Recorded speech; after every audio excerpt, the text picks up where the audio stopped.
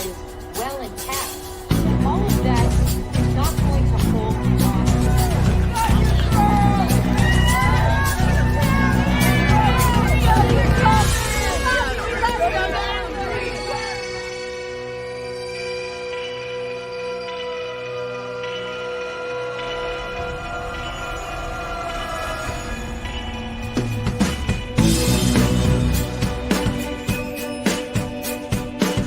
Elvis has left the building. It's done.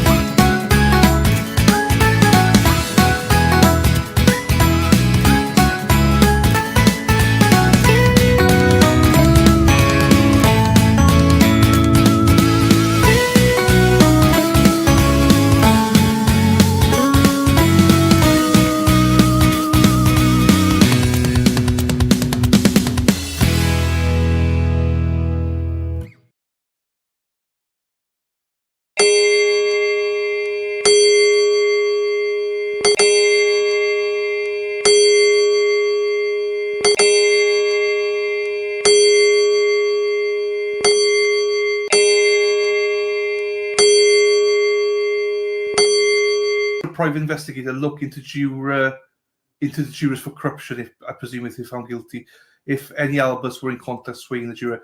I think the problem we got here is that everyone knows McAlbus all know that the FBI have probably tapped their phones. So Put it again, buddy. I will take you off. You're off screen, don't worry, you're off screen. Thank you so much, my darling, for the 10 gifted memberships. Again, thank you so much for that. Hey, also, hey, hang on. Oh my God. Oh, Jesus Christ. Oh my God. What the hell happened? I'll never get this back up. Oh. No, are you okay? Are you okay? Hold on. Jesus. All right, listen. You got me on the mic? Yes. All right. Give me 2 seconds. I'll be back. I don't know what the hell I did. It's all right. I'm like Turtle Boy. He had an accident too. Yeah, we all give me 2 seconds. I'll be back. No worries. Is Kimmy? You know something, Kimmy? I think you're right because Kimmy says I have early onset dementia. I maybe do, because I'm starting to redo my what do you call it? My shows, and I said, I have that diction. I have those words. Why can't I remember these damn words? I probably do.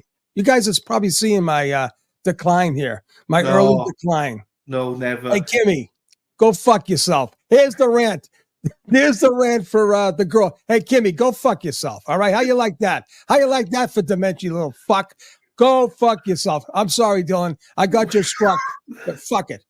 How you like that? Where's Alexa? Where's the birthday girl? That's right, Kimmy.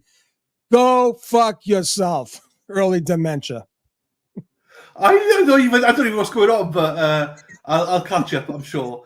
She's in there. Do you know her? No. Oh, she's trolling. Early onset of dementia. And I don't think she was kidding either. Oh, if you're not kidding, fuck off, Kimmy. Lou Barber says, baby, this, not the other side. Right. Derek says, me dog, Scooby, is barking again. Rot. Right. I like that. That is good. Oh, good boy, Scoob. Oh, Derek. I needed that. Thank you, Derek. Right,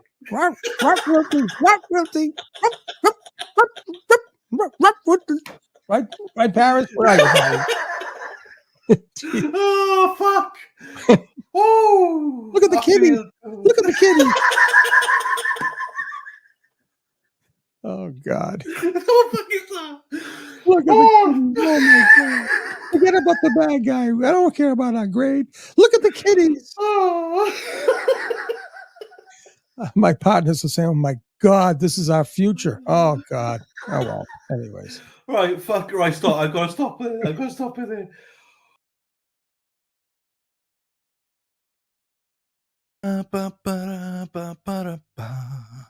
Press the like, please. Press the like and subscribe. It would mean the world to me if you liked and subscribe. Like and subscribe, everyone. Let's fucking go. People, it's over. Elvis has left the building. It's done. Over. Oh, sure. I'm crying. Whoa, buddy. I'm crying at you, man. I'm in the background. I got in seeing the replay of the disaster, and I said, oh, God, he's killing me. He's killing me today.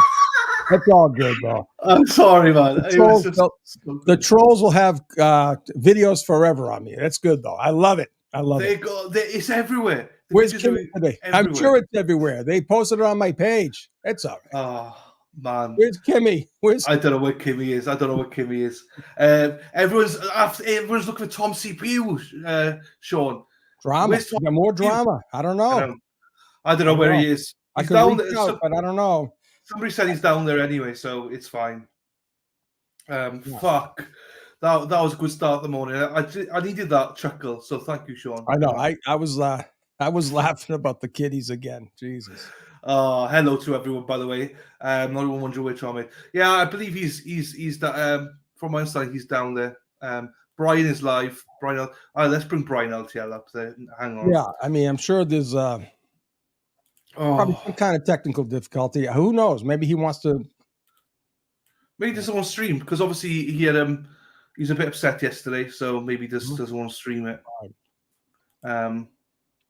Let's put that. So you see my green screen. Everybody Changed it. know who that person is over my shoulder here? Is it that one? There we go. There we go. There you go, John. That's John Combo, bodyguard extraordinaire. How is John? Is he down there every day or? No. He actually has to work for a living, to tell you the truth. No, Yeah. He sneaks down there right after he works very close to there. So when he gets down there when it's, he was very upset about that sham of a meeting. So at the town Tuesday. yeah, very upset. So wow, the townspeople will be back in force. Back. Guess who's back? Sean is back. We got it. We got it going on today, Sean. Back. Hey, listen, I got to tell you, people, I hit the wall. As soon as I hit the off button, I went. I said, Susie, come on, let's go lay down. I gotta just chill. And she was, Sean, it's early. I said, I don't care how early it is. Then I had a nap. I was out like a light, and then jumped in the pool. And I missed 1,000 calls. But yeah, I don't know what it is. It's just it's just we were both hit the wall yesterday, man. It was tiring. It's really hard sometimes to keep positive and get going. But we're both positive. Yes. We are, we're both the same. Nothing's changed for us. Nothing's changed, is it? Something coming in from the control room. Hold on. No worries. Oh yeah, I guess I got the shh from the control room. Oh, right. Better not kick this desk again. I don't know if my camera can take any more falls. Hey, it happens to the best of us, man. Honestly, I know. It does. Honestly, I know. I remember chat. Turtle Boy. He's so particular, right? That thing happened to him one time, and he went fucking ballistic. Son of a bitch! Hold on, I'll be back. Oh, it was fun. Way behind already in chat. So hello, everybody in chat. Hi to everyone. I'm gonna do something real quick. Say hi to everyone. I'll be right here. I'll be listening. Let's say hi. Joan, hello to you. 34 days, 34 Fairview Road. Happy days. Some people are saying the verdict would come in today because of the 34th and the 34 Fairview Road. I got an awful laugh. I know. I just can't help it. I literally sound like I don't know, but like a hyena. But I just, it's healthy to laugh, people. And if you can't laugh, I don't know what you can do. Hey, Dina's there. Hello, Dina. What are they saying? Hang on. You are, so say hi to everybody. It's going to be a day. It's going to be a not guilty. We're not guilty. We're positively thinking because, it's 4th of July week and it's Saturday to Saturday beach rental. So that's, Gary. Everybody will be away. I think it will. I think today's it's a beautiful day for truth, freedom, justice. I agree. Let's free Karen and then justice for Officer John O'Keefe, and then on to Sandra Birchmore. And then whatever else. This is Massachusetts. It's always crazy. It's always crazy. Hey, is Tom down here? I don't know. Yeah. I just texted about Tom. And I'm like, this is weird that I don't. I know his. He said that he had said. I think his father passed away on Saturday or Sunday or something like that. Okay. So I don't know what's going on. There might be something. He could be at church. Sure. He's usually here by now, but I know people are reaching out. So if someone doesn't hear in a while, maybe someone can, a lot of people asking me, and I said, you know what? I'm not going to say. I don't know, so I don't want to put false information out there. So maybe it's just overwhelming and stuff right now. So, but people are reaching out. Yeah, and we love Tom. We want Tom here. So of course. Everybody here, someone will hear from him, or we'll make sure. I guess people were saying he is here, and I don't see him. I mean, I don't know. He could be. Right. I don't know because I'm down this way. Right. But multiple people have tried contacting him and stuff, so it might have to do with maybe there's a service this morning. Sure. Or something for his dad. Sure. And he just didn't, let anybody know. So. Oh, there you go. I didn't realize that his father died. I did not know that Tom's father had died. So rest in peace to Tom's father. So maybe that's why as well. So this is why we're not speculating. It could be a number of things. I hope he's okay. He's in our thoughts. And he's in our thoughts for RIP to his father as well. I did not know that. Crap. Did you know that about Tom's father? I did not, and I feel horrible. I know he wants. like myself. But the thing is, people take death differently. It's his dad. I know how I felt. I had it. Well, what I did was I gave a brief message. I didn't really get into it, but just said I'd be off handling some business, because like I said, everyone's wondering, so we need to send love and prayers, definitely, because he was very, very good. With the passing of my brother a couple of weeks ago, and maybe let's do a moment of silence for his dad. Yeah, let's do a moment.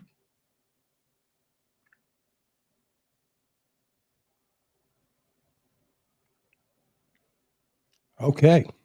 There you go. Thank you for that, Sean. I know he'll appreciate that coming from you as well. So thank you. Yeah, he did it for me. So that's nice. Very nice. So yeah. So as I say, there's lots of reasons why he might not be there. So right, let me remove that for a second. Sean, do you know what? We were so busy yesterday. I missed so many things yesterday. So I'm going to have to start off. One of the things I didn't do yesterday. We're going to start off. I didn't think you'd come back straight away. So thank you to Catherine Davis. Free Karen Reacher says, thank you for the PayPal, Catherine. You know what's coming now, Sean. Come on. I was going to do this before you came back on, but you came back on. So here we go. 3, 2, 1.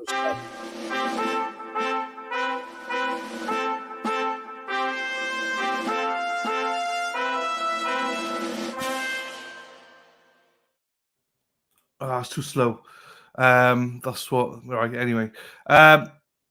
Thank you to Laurie Reed from yesterday. Hi, Dilly. Thanks for all you do. Thank you. Oh, sugar, spice, and all things nice. Hi, Dilly. Thank you for all you do. Thank you, Laurie Reed. These are from yesterday, by the way. So thank you, Laurie, for that. And then thank you to 6010 JMS. Oh, sugar and spice. I shouldn't put that up there. Love listening to you. You're doing a great job. Thank you for the 3 coffees, 60. I appreciate you as well, my friend. Those are from yesterday. So I just wanted to say thank you to them before we get going this morning. So let's fucking go, Sean. Today my friend. is the day. So where are we at? What do you think today? Are we getting a verdict today? Well, as you know, I'm very positive. I'm very I'm excited. It's Friday, right? It is Friday. It's the Friday before a major holiday, especially for people in Massachusetts, right? I know myself, even as a kid, we were always at our summer rental for the first 2 weeks in July. That's huge. And I think it's a Friday. All right. I believe they will be back today.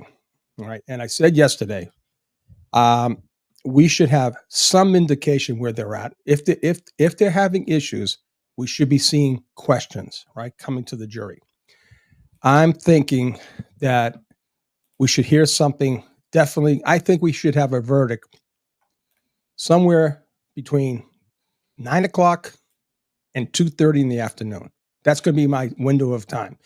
After 2:30, and they go into this long weekend, I don't know. Then I'm going to start cranking up the concern button a bit, because it's not unusual, right?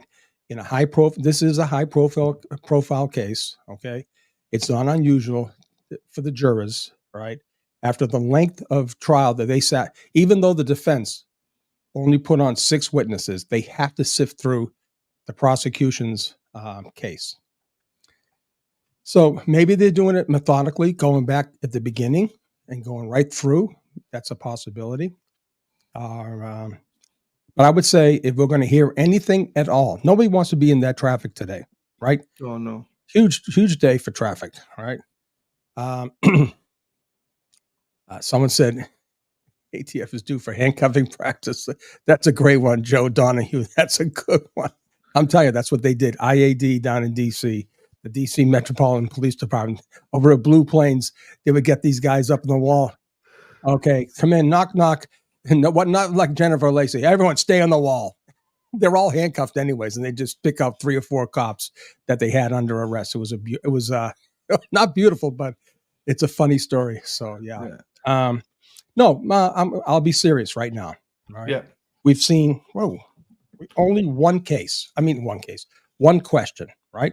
We've only had one question that dealt with the evidence, which is strange. It's strange, by the way. That it is. Now it's not It's not really complex like conspiracy. When you have conspiracy, people always, even the instruction for conspiracy is confusing, you know? Yeah. There's a lot of concepts, so they don't have to deal with that. They, as a jury, won't have to deal with that. Somewhere, some jury down the line eventually will deal with it, and it won't be live either. I love that for Karen, man. They give out, listen, they give out these nuggets. It's almost like, hey, maybe they're saying it to me so I can just broadcast it because no one picks up on it. Yeah. Yannetti, all kinds of nuggets. Jackson, my God. Anyway, so my window of time today will be nice and calm, nice and quiet, reserved. I believe between the time they get back to the room, they go over certain things, and I say it's that time frame up until 2:30. Okay, they may want to just get that last free lunch in, and then come out and say, "Okay, we're ready." I don't know. I don't know how they're thinking. No. And here's the thing. Like Mike Crawford said, you can't control what you can't control, right? No, true story. The first thing in the serenity prayer, God grant me the serenity to accept the things I can't control, right? True story. Right. True story. Well, I got something to show you. I cannot change either way. You can't change it. We cannot change anything in this thing, right? No, you're right. Right. Right, hang on. Definitely not guilty. No doubt, not guilty.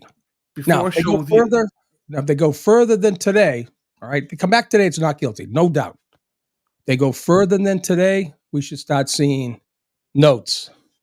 Your Honor, we need help. We're in charge or something. Right? Yeah. But if it's today, they come back, we have a verdict, it's not guilty, no doubt.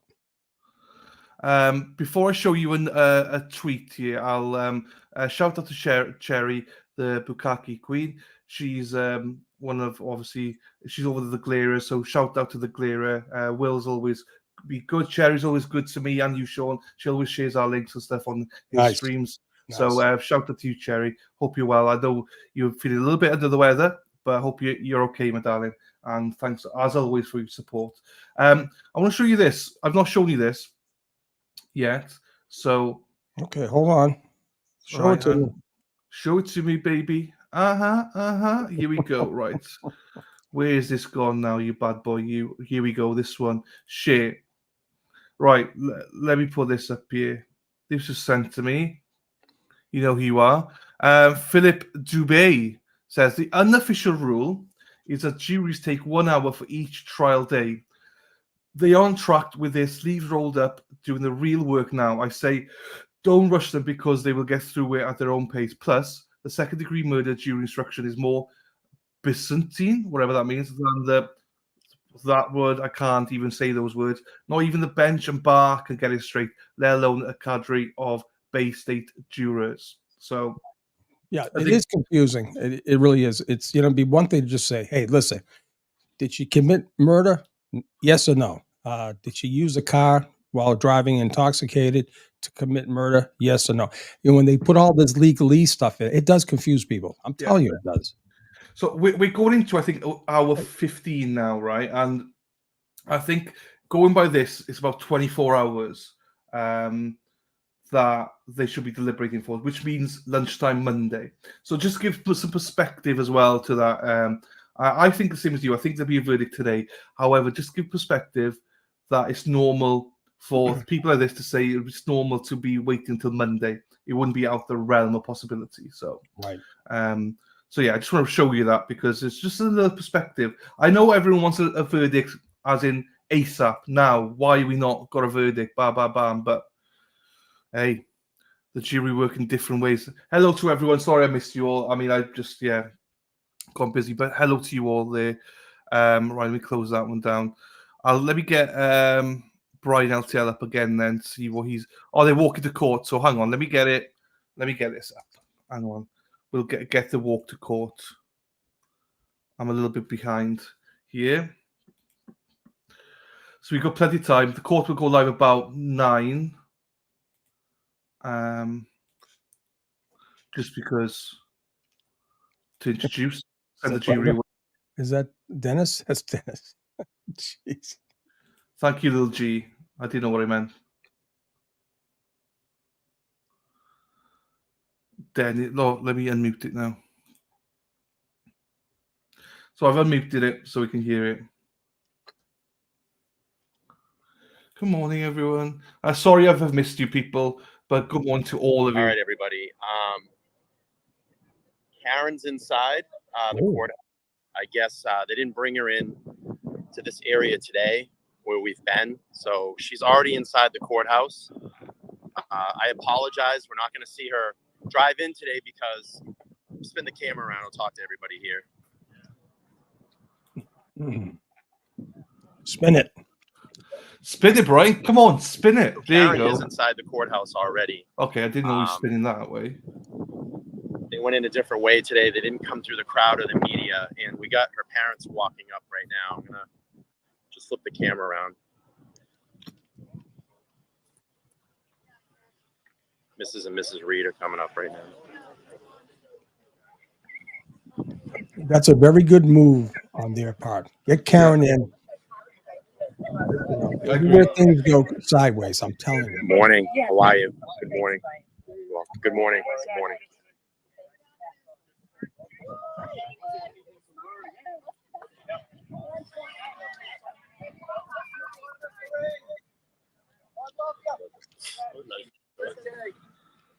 Yeah. I think like we have all this historical stuff.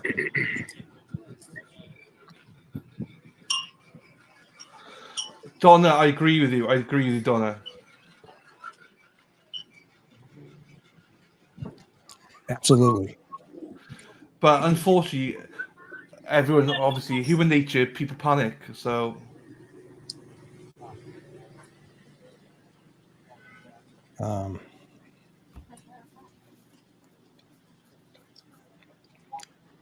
You know, Dylan, I do have a few thoughts of how we can break up the day today. Yeah.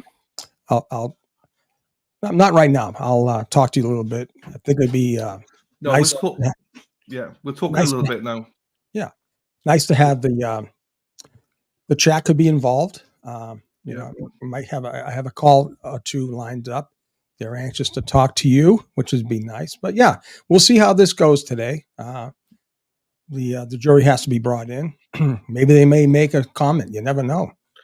They may say, "Yo, Your Honor, we're staying here right now. We have a verdict." Who knows? Yeah, we don't know. So we'll keep the suspense of my thoughts on what we should do just a little bit longer. You know, just a little bit. Just a little bit longer. We'll leave it for an hour because we need to break it down the day. Right. But Erin Hack, I'm about to send you a message, Erin Hack, and I'm asking you a favor. And you're beautiful, Erin Hack. You know I love you. You know you're the best.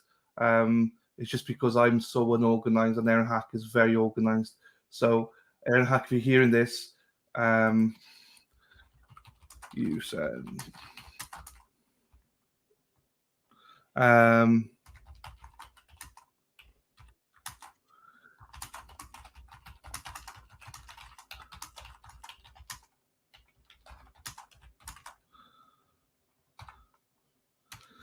there you go, Erin Hack. Thank you, my darling.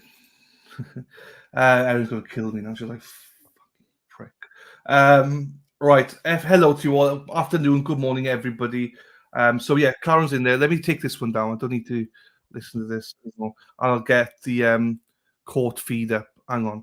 We'll get the court feed up, people, so that people can see. But, yeah, Donna, I totally agree with you.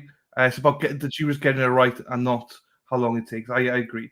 But I had to do a lot of typing just to say how much I loved you and, you know, all that malarkey. You know the score. I have to soften you up, don't I? Otherwise, if you've seen Cranky Erin Hack, jeepers, she shouts at me, Sean. She chucks things at me. So that's good. Just not good.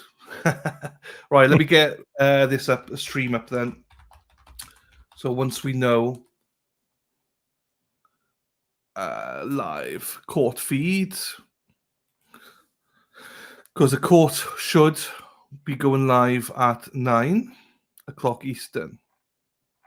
Oh, law crime, they're not ready yet. Okay, there's not a stream up ready, so I said darling. I did say darling to you. Right. So we are here now, Sean. Quarter past start. So just a reminder to everyone, Sean.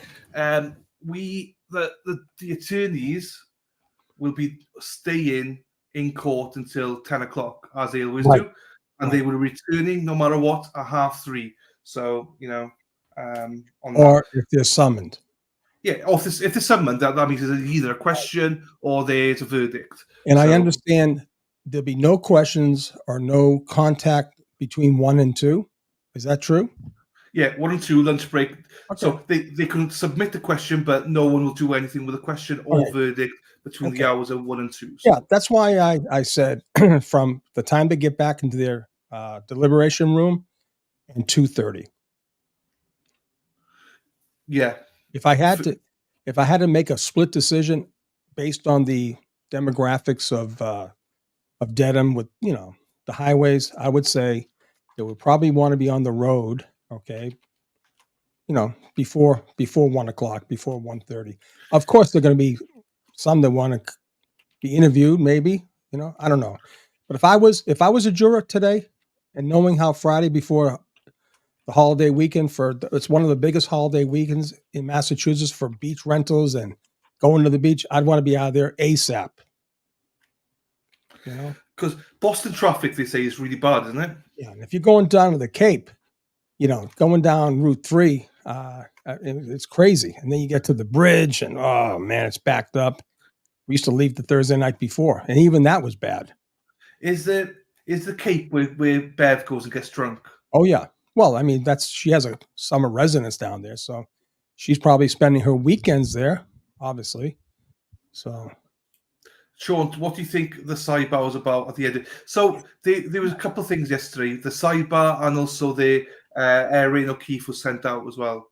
And the looks and the reactions. I don't know. I don't know. Obviously, there was something whispered by Eliza to Karen. Karen then went directly over to to David, right? And she had a reaction like this, wow. And then at the same time, someone comes in and motions to Erin. They look at each other, point, and then she leaves. And then Paul had this look of what the hell's going on? Like he was like amazed, some crazy thing. And I'm getting all kinds of, tweets and texts and whatever you call them about this Asian woman that was sitting next to the Reeds. Now, I don't know if she's in the box with the Reeds, because I know right next to the Reeds with that blue masking tape. Can you believe they're using blue painter's masking tape to separate? They couldn't get a nice velvet, rope type thing. Anyways, people are thinking that's who Brian Albert got a little jiggy with when he saw someone walk in. They're thinking it might be the new owner of 34 Fairview, which I think would be awesome. Because let me tell you something, those poor people, they've been extremely accessible, like to Turtle, like to the defense and maybe others. All right. We don't know. We know someone took a video inside that house. Okay. So all I'm saying is they've been very accessible. Sorry, I am listening. I know. I'm sending an email to myself. I am, because right out of the bat. Look at Kyle Morrissey, my friend. Look at I will get to that. Hang on. Before I get to that, Jody Lee sent me one. This is what I'm doing now. Jody sent me an email, so I've just gone to look for it. Bear with me, Jody. Opinions never bother me, but then I sent you a post about a mofo saying something in paying out. Right, okay, let me just get this up then. I've not seen it, so thank you for letting me know. Hang on, I know there's another one. I will get to that in a second. Crap, where the friggin'... Oh, here it is. It's come up. Hang on. Right, I need to download it in a second. Hey, Jenna, I'm not falling today. I'm not falling for that today, Jenna. What? Who's Jenna? Is that Jenna's not here? What? Who's that? Who's the mofo? It's not Jenna's not a mofo, is she? It's not Jenna with... Who's Jenna? See that Jenna right there? See her? No, hang Say on. it. I need to... Say it for me. Where's Jenna? Thanking me for the birthday wish. But she's not the one that we don't like, is it? No, she's funny. Oh, Jenna! Happy days. There you go, Jenna. Fuck. I thought, who's that bint that we told to fuck off? Who's that that's one? Kimmy. Fuck you, Kimmy. Don't not talk like that to my friend Sean McDonough. No, it was actually great. It got me fired up a little bit. Maybe it's too soon, I know. Good morning, Maureen Kelly. Here we go. Did they ever call you Mo? So right, hang on. So here we go. This is what it is. So Court TV messages agree. The supporters are treating her like she's a rock star, but Karen seems a little much. Had to figure out what is real and not real anymore. They are paid protesters at the majority of large. This again, paid protesters. Jodie Lee, here she is. I doubt that the protesters have been there way before this documentary was ever discussed. I think they would all be pretty upset by your comments. I actually am friends with several protesters. They spend their own money to fly there, so supporters. Yes, Jodie, absolutely spot on, Jodie. People keep saying, people have accused you of being paid. People have accused me of being paid, Sean. It's like, I became a millionaire. Did you know that? All the money I've got? Jesus. It's ridiculous. Thanks for sharing that, Jodie. I did not know that. But yeah, people on Court TV, Pam, is it Pam? No, Dawn, Tina, be better people. And look at Jodie sticking it. Now, this is not Jodie Peabody. No. So before you start, and this is not Joni before you start. This is the other Jodie. Right. I have to remind you who's who. That's true. There we go. Right, hang on. Let's get to the super chat. Hang on, we got it here. Hey, Nicola, how are you, my darling? My wee granny just passed away after a 7-year battle with Alzheimer's. Guys, enjoy your life. Choosworth. Oh my God, much love, Nicola. Even I'll use myself. I'm still processing the death of my dad, and then this with my brother. I just, I don't know what to say. It's just 2 in a row, and within 7 months. And like I said, I got to this weekend. I have to finalize everything before I get back to doing anything. So this is the weekend I have to do it. But she's right. Make those calls. If you get an urge to call someone, call them. You just never know if you get the chance again.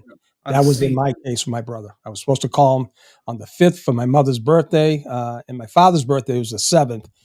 I had the urge, and looks like he probably died the 5th into the 6th. He wasn't found to the 8th, but anyways. Just make those calls. Make those calls because you never know. Never, ever going to know if you'll get that chance again. And also, take the living proof. Take the risks as well. Take some risks as well out there, people. Don't be scared. So you only live once. So Nicola, thank you for sharing, my darling, and hope you're okay. Fairy sent with this. We need a laugh. Thanks, guys. Yeah, we tried offer it. I mean, we're sensitive, but we're also we're here to try and entertain in some way. We're not entertainers. We're just normal people. So, right, hang on. So here we go. Kyla Morrissey, PhD, CMS. Look at that. Man. I feel inadequate already. Freaking Christ. Sean, I think I discovered a nugget. Jackson's first words in closing, look the other way, which I think BA or BH said to the girls of the house, so they didn't have to lie if they saw John or Scanlon's daughter reported it. They said it. Wow. Yeah, that's true. That's true, Sean. And Kyla, that's why you don't have to send that much, but thank you so much, my darling. We really appreciate you. That is fucking way too much for us. But yeah, and look at the credentials here. PhD. You should be on the stand as a witness, an expert with PhD, CMS, freaking Nora. We got the smartest and the brightest and the best in our group here, buddy. I'm telling you. I sometimes I feel so inadequate. I feel dumb. Do you know what I mean? I feel dumb just being like, oh, these people. There's some little G helped me out with a word earlier. I didn't know what the word meant.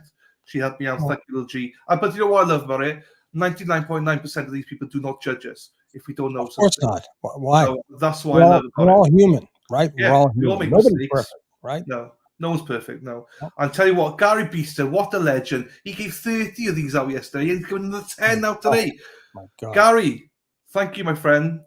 Gary's from the UK. Thank you, Gary Beeston. Thank you so much. I do appreciate you. Thank you so much. And again, Gary, everyone, lots of love to all of you. Keep the chat going.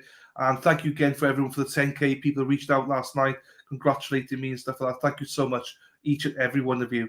It really does mean a lot. Peter Murphy's in the chat. I just caught it. Yes, so the judge, Cape House, has been tied to Macabra's rental receipts and the infamous threat to Turtle, we will bury a body on the property, and a family member represented Colin. Is it Colin Albert or Chris Albert? Chris Albert, yeah, for murder. And he pled guilty. Yeah, so, and for all that, he got 6 months. Yeah. Yeah, that's if you what's it? She's an outsider, isn't that what it says? Yeah, right.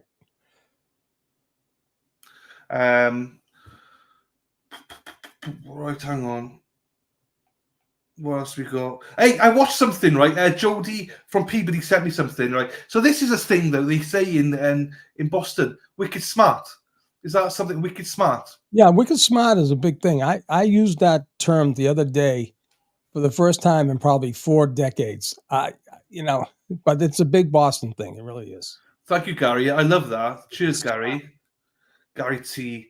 Gary Titus. There he is. Look at him. MJ Dylan's not dumb. I do mean I'm dumb. I'm not dumb. I've got a master's and everything. It's just the intelligence in the chat. I credit to all of you. That is more than anything. He's a fucking rock star. You have to call Maureen Kelly Momo. Momo, where's Momo? That's Maureen Kelly, St. Mark's Parish. Is she here? She is in the chat. I'm at 10.2k. Someone said let's get to 11k. No, let's just chill. It's fine. We'll. Hey, please subscribe. Please, and not just to me. Please subscribe to my good friend here, Mr. McDonough. Even though he's flying towards 30,000 at the minute, Mr. McDonough is. You are. Am I? I haven't. I don't check. You're over 25k, so that's all that matters. You're on the way. Wow. Christine, thank you for becoming a member for 10 months, my darling. Thank you for that. And yes, we love you for that. Hang on, there's more stuff coming through now. I'm trying to happy Freedom Friday. Thank you, Dylan Sean, for keeping us informed every day. Thank you, Alison. Oh, you changed your name back again, Alison. Remember Sean used to say "Hide the salami" all the time. Did you say that? I used to say that, yeah. And it was taken obviously not the way I wanted it to. Oh, wait a minute, hold on. We got John Como. What's he saying? Where is he? Is he at the bottom? You move a little more to the right. Yeah, I'll move a little. Hold on. There we go. Ah, yeah. Look at that. There's Big John right there. Look at that. Where's your? Oh, here he is. Yeah. Look at him. Look at the guy. He's a monster. I say, John, come on, send Sean a topless one, Sean, for the ladies, John. John, come on, send him a topless pic. The ladies want to see the topless version. He came on stream the other night, topless, and ladies were like, whoa. Did you see the ladies in chat yesterday? They were all thirsty as anything over for Naco Daddy. Yeah. Daddy. They'll be the same for John Coleman. You're going to say Knock Daddy, like Mac Daddy. Knock Daddy. Yeah. So, and they'd be the same for John. If they see a topless pic of John, they'd be all over the place here. Yeah. Right, hang on. And someone clipped the part about Kenny McGee talking about Coffin Daffer. I guess they got me saying, I didn't see the whole thing, but someone told me. They said, hey, Kenny, can I ask you a question? You ever remember having an FBI agent named Jennifer Coffin Daffer down there when you took down Pablo? And his whole response is on Facebook, and someone clipped it. I think it's on Twitter, and someone clipped it and sent it to her. She is going to be livid. She'd ignore it, but I'm going to tell you right now, I'm going to send it to Court TV. I'm going to send it all over the place. This fraud.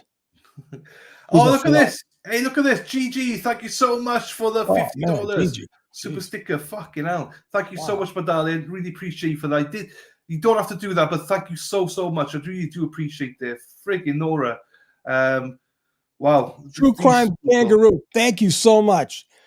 True Crime Kangaroo was the one that did it. And True, I have that information. Thank you. I got it. I just hit the wall. I couldn't make any phone calls. I missed a ton, but Don't worry, True Crime Kangaroo. There you go. I'll That's get Lily. True Crime is Lily. Shout out to Lily there. John as well. So I'm not on the other chat. I'm on the super chat. So I'm not seeing what you're seeing at the minute. John. Well, you have yes. different places. You have different Yes. places you can go. Wow. So you got the live chat. You've got the star chat. So yeah. When I see the star chat, that's so every super chat that comes up, they go in automatically. Oh, they do. They go to the star chat. Oh, wow. So I'm in the star. Can you not see the star chat there? I see it right there. Let me see. I usually put my.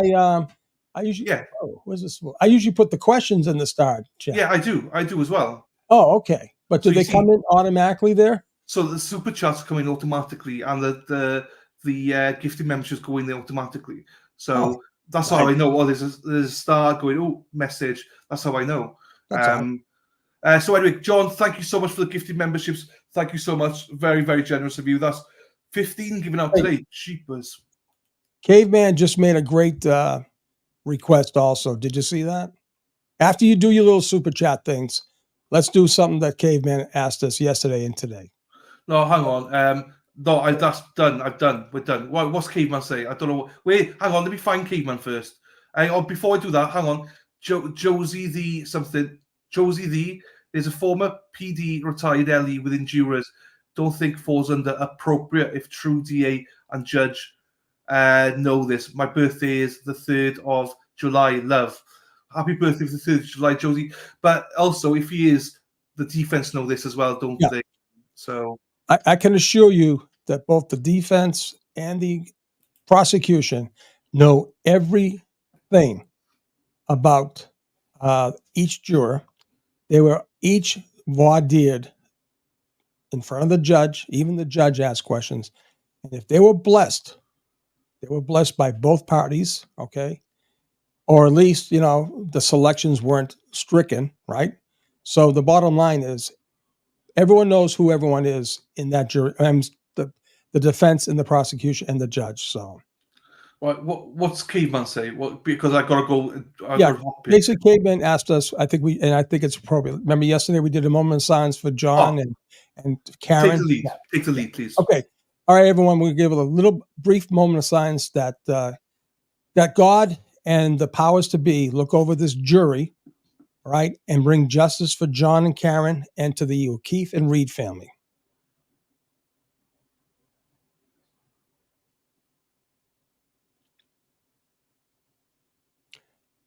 Amen. Amen. Thank you, Sean. Thank you, Keyman. Thank you, Sean. And that's more appropriate that you do that than me. So I appreciate you, Sean, for that. Right, Gary, I'm coming to you in a second. Before I put the stream up, let's do this again then. Then I can put the stream up because some people sent me some more coffee. So let's get going here, Sean. 2 seconds. Okay.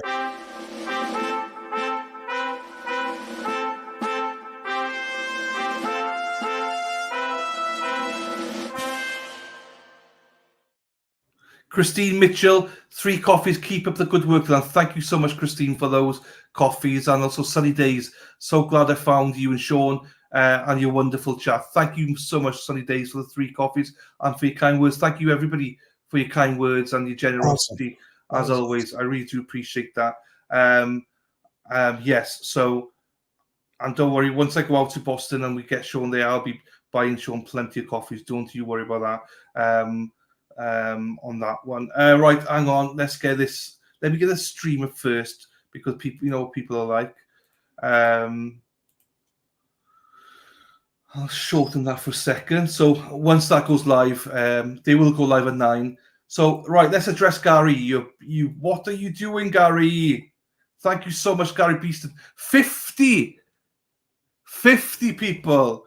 Alternate corner memberships. Do you know how that's just like Gary? Wow. Man, thank you. Donna Graves did this the other day as well. 50. Thank you so much, Gary. Wow. I mean, fuck. That's you gave 30 yesterday. You gave 10 so, Wednesday. And this. When he does that, so 50 random people get selected to be members. Is that what it is? Yes. Wow. Randoms. If you got your gifted memberships open, people, then you get one. That's the only thing is that there's lots of people in chat. I want them to get memberships. Yeah. But it's YouTube decides, not us. And how did they get notified? They'll get an email. Really? So if they're here now, they'll see the change on when they type. But otherwise, if they're not here, they'll YouTube will notify them. So By the way, Gary, again, you're way too generous, my friend. Thank you so much for that. I really appreciate it. Mm. And another one, Kathy as well. Kathy, so much for the Yes. gifted memberships, 5 gifted memberships. Freaking Nora. Oof. Thank you so much, everybody. I really do appreciate that. Stacey got one, she said. Oops, no, she missed that. Oh, I've lost. Yeah, that's actually a pretty decent thing, right? Yeah. It's a nice thing. It's like a twofer, right? Truthfully, yeah. Whatever the membership costs, right? And then the person gets to be a member, right? Yeah. That's a Yeah. twofer. Wow, that's Yeah. that's actually pretty smart. That's Yeah. wicked smart, man. Wicked smart. Wicked smart.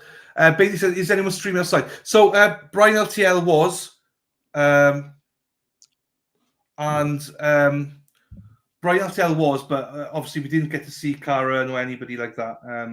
So yeah, if you want to see outside the court, go Bailey, Brian LTL. That's the one to follow today for that. I'm not sure if he's doing all morning or not. I don't know. So Aidan Carney just messaged. He just tweeted out, breaking news. I have asked court officers if I could take a selfie with the most famous individual involved in the Karen Reid murder case, the ceiling fan. Unlike Adam Lally, the ceiling fan does its job every day and is good use of taxpayers' money. They do not allow pictures to be taken inside the courthouse. The ceiling fan is not a person, so there may be some grey area. I am told they will get back to me, but I'm expecting bad news. Fingers crossed. Aidan, Sheepers. Hold on, say that again. He basically asked for what do you call to take a picture of the ceiling fan in court. Oh, okay. He's taking the piss. Like, yes. So to my friend who just gave me this little text, I think we are too. Yes. I think we'll be wrapped up before noon. I believe so, and I'll give it to 2:30. Okay, but yeah, I think they come in today. I think they have a pretty good idea. Okay, they probably have to dust up, a few people in there just to reaffirm that it's okay. It's okay. If that is the impetus, the impetus of what's holding on. So, yeah, I believe we're going to see something today. I really do. And since there hasn't been many questions, I don't know. Daijuru Borodar to you, fella. How you doing? Hope quiz night was good last night, my friend. Oh God. Hang on. Buddy. Yeah. You'd be stricken forever if I ever put this picture of John Como up. I can imagine. I don't think you could do that. Actually, John, buddy, I didn't need to see this early in the morning. Actually, never, ever. I don't need to see this ever in my life. Oh my God. Oh, I love it. Hey, hang on. I'll spare you the drama. Thank you. And the ladies want it. No, some of the ladies wanted some. Actually, some of the ladies would love it. I mean, I'll tell you. They were on heat yesterday. They were just. It's like a firehouse full of ladies yesterday. They were just on heat. Never seen anything like it. Hey, so I just got a PayPal here, right, from Paul McDonough. Paul McDonough. Yeah. PayPal. Paul McDonough sent me an incredible let's say TikTok, the Cash App thing. Paul, you're a great guy. Hey, Paul, thank you so much for that as well, Paul. Thank you for the PayPal, my friend. So the Paul and Catherine as well today, Paul, for the PayPals. Thank you so much to both of you and to everybody. Right, we'll see what the right. We got this. Yeah, they haven't introduced the jury yet, right? No, they haven't. Buzzing with truth. Let's see that Canadian flag fly. I'm telling you, there's a picture of the Canadian flag. There you go. Thank you, Buzzing for truth. Right. Dig up the floor, Linda says. Dig up the floor, the basement. Maureen Kelly says, I've seen some great photos of John winky face. Yeah. Oh God. Nikki, let's go. Not guilty, Nikki. Yeah. Hey, where's Dennis? Dennis in the house somewhere. Dana's in the house. Dennis, hey, Dana, where are you today? Are you at the courthouse or are you in work? Whereabouts are you? Hey, Shika Sheila from California. Where's Dennis? I missed Dennis here somewhere. But shout out to you, Dennis. Oh, hang on. I know what I'll do.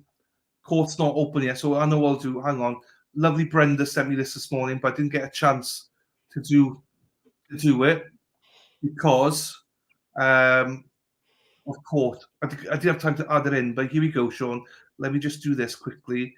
Shout out to Brenda for this, and shout out to Dennis, some of my favourite people. You know that.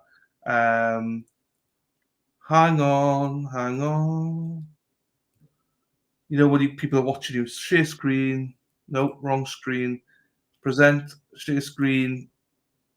Facebook. Look at this. Kelly Reed. How about Kelly Reed? Hey, Kel. Much love to you, my darling. Hope you're okay. We love you, Kelly. Love everyone. Love the Reed family. Let's fucking go, Kelly. And look, there's no one dedicated more towards a cause. Look at this guy. Dennis Sweeney, flat on his back here, people. He's spent out sleeping yesterday. Dennis, what a man you are. Thank you for everything. And some pictures. Look at the pictures here, Sean, of John O'Keefe, Officer John O'Keefe and Karen there. And then obviously anti-beverage, recuse your corrupt self, retire to your Cape House. There you go. And then Dennis again with a dog there. And then the faraway shot there. Here they go. And then this morning's crew, the morning crew are there today as well. So you go. Penelope Jones, if you're here, don't worry about it. All good, my darling. So there you go. Those are some photos from this morning for you guys. Morning, Lucy. Hello. Hello to you, everybody. Everyone. Right, let's get the stream back on then.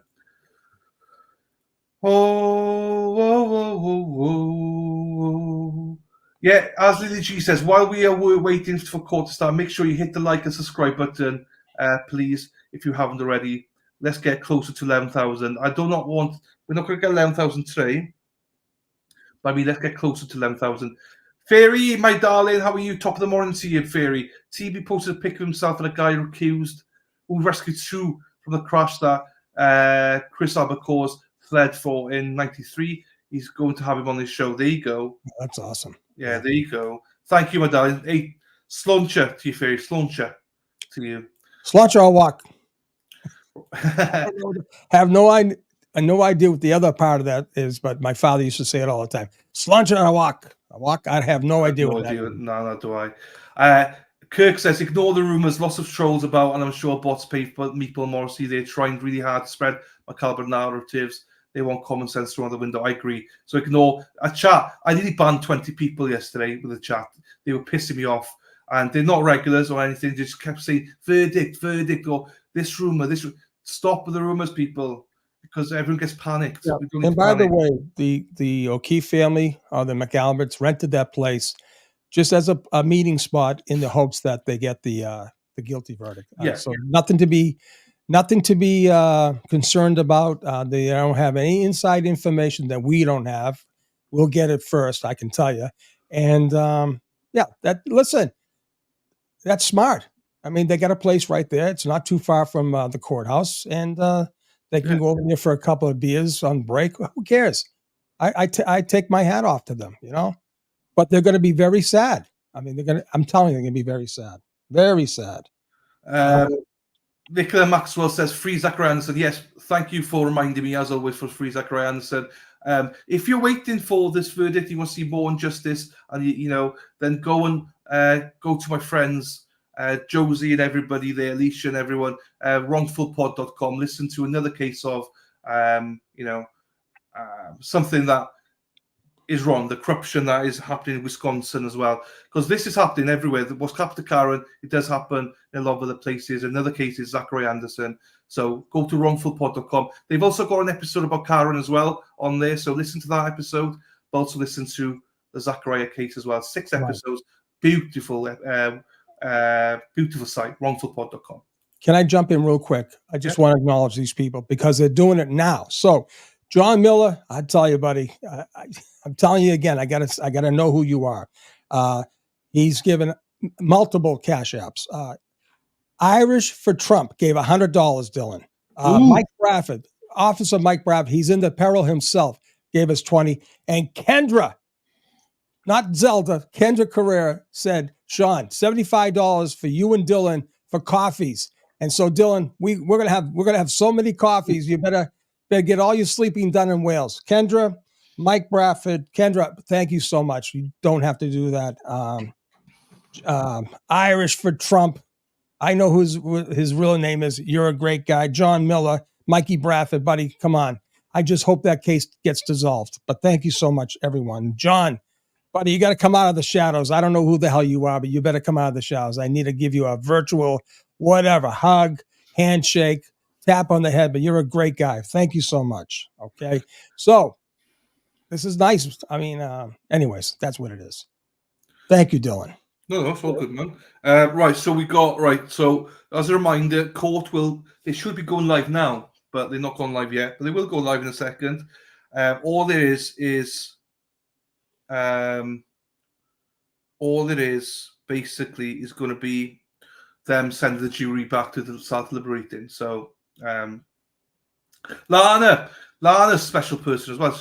I like Lana Del Turtle. She's one of your mods. She posts a lot on Twitter as well. Lana. She's talk about intelligent. She's very intelligent. Yeah. So thank you, Lana, for all you do, and the team. You all know who you are. Thank you so much. Hey, look at this. Lisa says, Sean, you used to date my aunt back in the day. There you go. Wait a minute. Hold on. Hold on now. Hold on. I didn't have many dates. Wait a minute. Hold the phone. Okay, Lisa. You're on. Okay. Sean's getting red now. I hope Suzanne is. Okay, give me a clue, Lisa. I'll bite. I can count on my hand how many people I've dated in my life. Trust me. If you say date, okay, that's good because I can count them.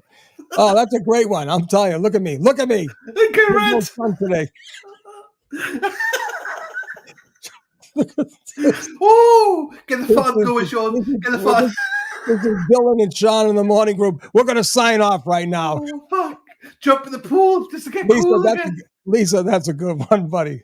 I gotta figure this one out, man. Oh God. Oh my God, look at him. Where is he? Knoxville. Look at that. Jesus. Oh fuck. Right, we've tried to keep an eye on Lisa. Oh, Lisa, you gotta come back. Give me a hint here, Lisa, please. Oh, give me a first name. Give me a first name. Oh God. Oh, damn. There's only a couple of things I'll react to, and that's one of them. Trust me, I can tell you right now, buddy. Oh God, that's a good one. I was thinking, do I put this up or not? No, don't do it. Don't do it. Jeez. Oh, of course, yeah. It'd probably be a good one. You see my face turning from white to red as I read the damn thing. Holy camole.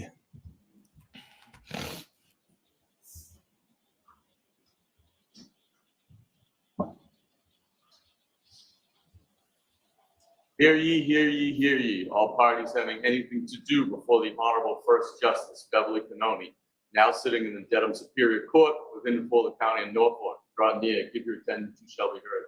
God save the Commonwealth and this good court. Thank you. You may be seated. Court now in session. Good morning, Your Honor. 22-117, the Commonwealth versus Karen Reed. Okay, good morning, counsel. Good morning, Ms. Reed. Good morning, James.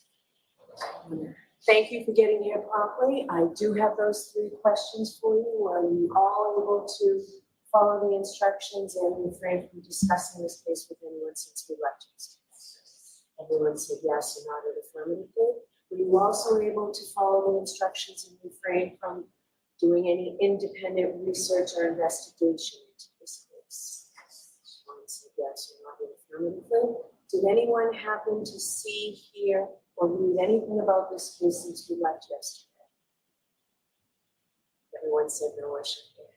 With that, Mr. Foreman, I'm going to send you all back out. All right, the court, please. There is all me.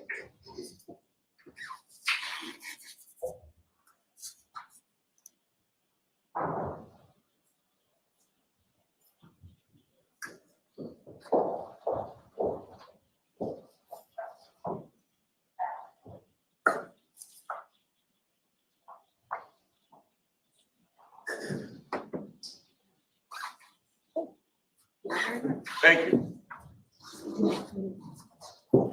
There you go. Let me put a timestamp in then. You are muted. I wanted to ask you that thing. So I see sometimes. So you're doing the timestamps for your YouTube, right? Yeah. And they do. Oh, okay. I didn't know how that happened. That's pretty good. I do it live, so at the end of the day, then it just all goes live. But I'm absolutely really bad at it because I forget. That's a lot of work. Yeah, it can be. But you do the chapters. That's the thing. The chapters on your replay, yeah, right? Yeah. Oh, so if awesome. I do it now, it's not too. Yeah. But I forget. That's my problem. So then I have to go through the whole thing again, then, and add them in afterwards. So, right, hang on. There's a couple of things here. Simply Sean instead of PayPal says, "Thank you for your coverage every day. You and Sean have the best morning show, and I appreciate you both. Thank you so much, Simply Sean, for that. I appreciate that, PayPal. Thank you so much." Then we got, hang on here, a couple of things came through. Lem, sending love from Canton. Thank you both for what you do and have done. Thank you, Lem, for that. I really appreciate that. And Anne sends Canadian something. Marie DeAndrea, Canadian super sticker. Thank you so much, Anne, for your kind generosity. I really appreciate that as well. Thank you so much. I'm not sure what's going on. Josie, we did speak about Josie. She says Karen looks worried. I didn't notice, if I'm being honest. Well, according to Ted Daniels and my mod, Audrey Presti, they had a very calm entrance today. They looked very calm when they came into the courthouse. So, okay. Josie, do me a favor. Can you post the link for wrongfulpod.com as well? I'm not sure if you did or not. We did give it a good shout out. Love how you make it. Thank you, LJ. It's actually shout out to Murph's Turf. She asked me to do it, and I started doing it. It's not perfect, people. I'm working on it. I know some of these verdict watch aren't perfect, but yeah, I do try my best. At least this is Wave. I always give it a wave in the morning, so there you go. Another one came through here. Moxirella. I know Karen Reid did not do this and will be found not guilty, but what about justice for Officer John O'Keefe? This is what's frustrating and saddening. Thank you, Dylan Sean. Thank you, Moxirella. That's true, though, Sean, isn't it? It's coming. It is coming. I'm telling you. The other side wants to say, yeah, Sean, you're full of, whatever. But it's coming. It's coming. Trust me. It's coming home. It's coming home. TB just posted that the jurors are more formally dressed today. Oh. That says something, doesn't it? That's a photo op. That says something. Okay, we got some. That's going to be the photo op. I have got tweets around here somewhere. So we go 15. Says 15 hours there. Okay. Now let me just look at Twitter then. Well, today's the day. I feel it right now. Today is the day. When to become one. Bam, bam, bam. Okay, so Forum Reporter also says there's been a change of clothing for some of the jurors. Yeah. One of the authors is in dress and heels. To my knowledge, he has never been dressed up before. Stuart Collins says female juror who usually wears sneakers or flats wearing dress shoes. One wearing a professional dress. Foreman wearing a collared shirt. Yeah. Okay. Trust me on this. On Fridays, especially in the summertime, on Fridays, what do they call it, people? Dress down Friday, right? Yeah. Well, they're dressing up for a reason. David B. and Nick says a couple of them smile at each other. They just keep their heads down and file out quickly. Yeah. And Eden says, as Jess Machado says, just pointed out to me, the jurors came in today more formally dressed as one would do on a serious day. Take from that what you will. So, yeah. Now, listen, another key too is, right, when I was on the prosecution table, I would always look at the jury. And if the jurors couldn't look at me and they put their head down, I said, oh, God, this is good. But I never had that experience. They all looked at us. So that's a good sign. If, well, I don't know who would be able to, Aiden would be able to see. If the jurors are looking straight ahead at Karen, if they look at Karen, then that's a good sign. There's all little tricks, when you're in the courtroom. But, yeah. And Forum Report says people who have served on juries in the past have told me that on verdict day they dress up a little bit more. And then true. She says that one of the young female juror who is usually dressed down in sneakers almost every day has flats on today and is dressed business casual. So yeah, I mean that is a sign that Yeah, these are signs that everything's full, everything's coming to place. It's a Friday, right before the big weekend, right? The big week. We've only had one question, right? No report. You got all the evidence, right? And that's it. That's it. Yeah, so all signs point towards it, Sean. So you're probably right on all of this. Because they may want to talk at the end, and it's their right as a group. That's a money shot for any reporter. Get them. They may, but some of these people are getting dressed up for a reason. It's not because they're going down Route 3 to go to Falmouth Heights, or like I used to go with my buddy Billy Berhaney and Bird Harding. We'll go down, take off Friday after work at C. Walsh Movers, and we'd head down to the Cape, go to the dance halls up there, Brothers 4 and I don't know, Puffer Belly, I don't know what the hell they called them back then. Dance all night. If we got lucky, we got lucky. Lisa, I hope you're not talking way back in those days, Lisa. I don't think I dated anyone back then. But listen, then we'd sleep in his car, take a shower at a sink in a gas station, go to the beach, and go do it again on a Saturday night. It was crazy. But they're not dressed up for that. I can tell you that. So, foreign reporter says demeanors of the jurors was stoic, no emotions, simple nodding of heads to the questions being asked. Okay. So they're quite stoic in demeanor. So, Brothers 4, that's right. And Wednesday night was drink and drown night at the Mad Hatter. I'm going way back to 25 Necco Street. That's right. There you go. I have no idea why. Drink and drown. On Wednesday nights, back in the 70s, there's a place called the Mad Hatter on Necco Street, right? Just on the cusp of South Boston, right? On the channel. And you pay $3 to get in. You drank all night for $3. They had the big disco floor like Travolta had in Saturday Night Fever. They had the thing that the lights was doing. Everyone's doing the line dance back and forth. Everyone's doing the line dance, and everyone was in a big brawl at the end of the night because everyone was so drunk. It was amazing. I can imagine back in the day, though. I mean, it was totally different, wasn't it, to what it is now? Right. Right.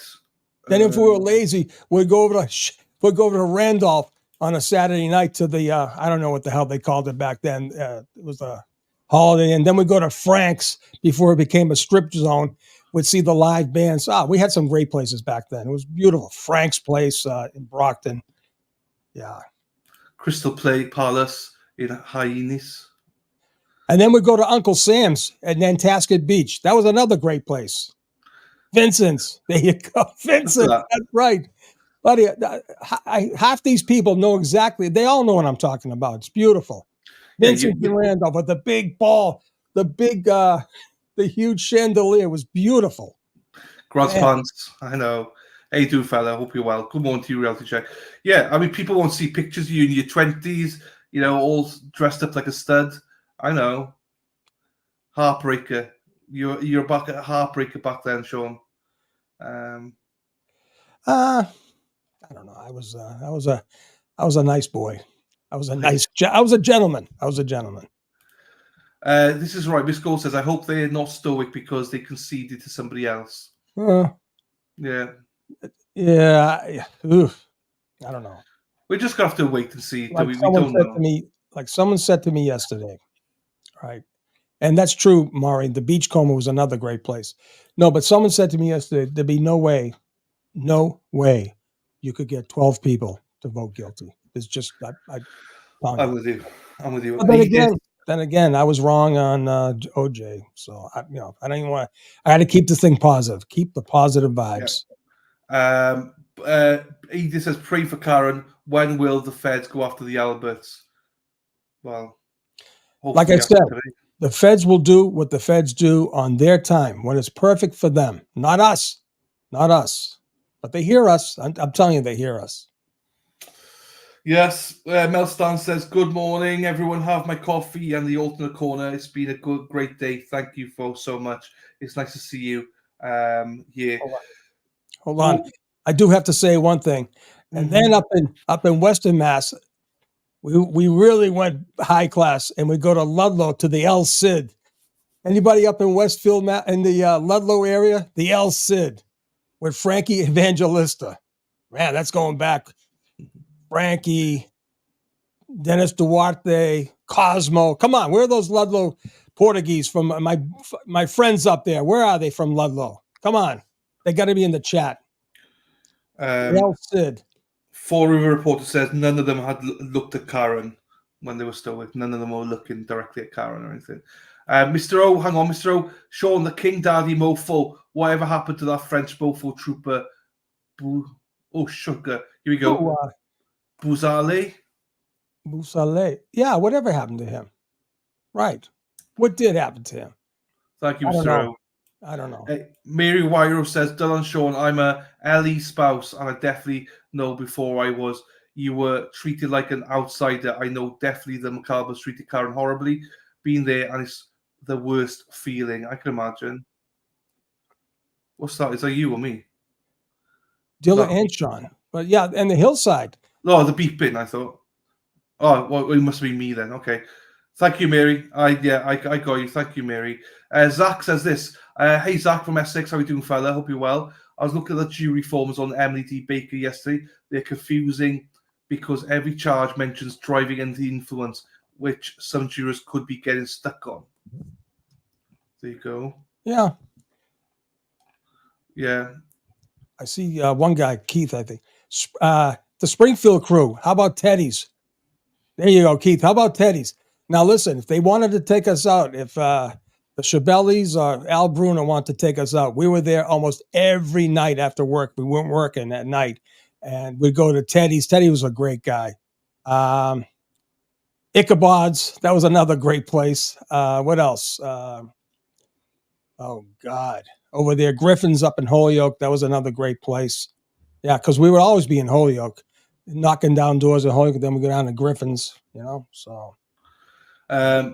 Dupes, thank you so much for the super sticker, or super chat, sorry. The Hillside, a.k.a. the Hilly, got a bad rep in this trial. Great pub food. Sean, let me tell you something. I'll tell you right now, the best food is at the Hillside. I'll tell you right now, when I go back, and I'm going back, the Hillside is where to be, right? I'm going in hard that time. I'm going in hard. I have a couple of buddies already ready there. You know who you are. Kurt, you'll be there, buddy. I know you will. Just tell me just give me that Irish brogue. I'll know where you're at. Anyways. Caveman says, next time I come down to Naples, we go to seat and table and celebrate park. Sean, that's for you. With Caveman, Sean will be loving that. I think everyone that goes to Naples will be hitting Sean up. I think you've got lots of free dinners ahead of you, Sean. No, I'm going to be buying dinners. I'm going to be buying a lot of. You don't need to put your hand in your pocket. I think the jury will say they reached the verdict around 9:30, and the verdict will be read just before 10. There you go, Lisa. Lisa Reed. Drew Gregg's in the house. How you doing, fella? Hope you're well. Hello to everybody. There's a lot of new names here. Can't reach you all.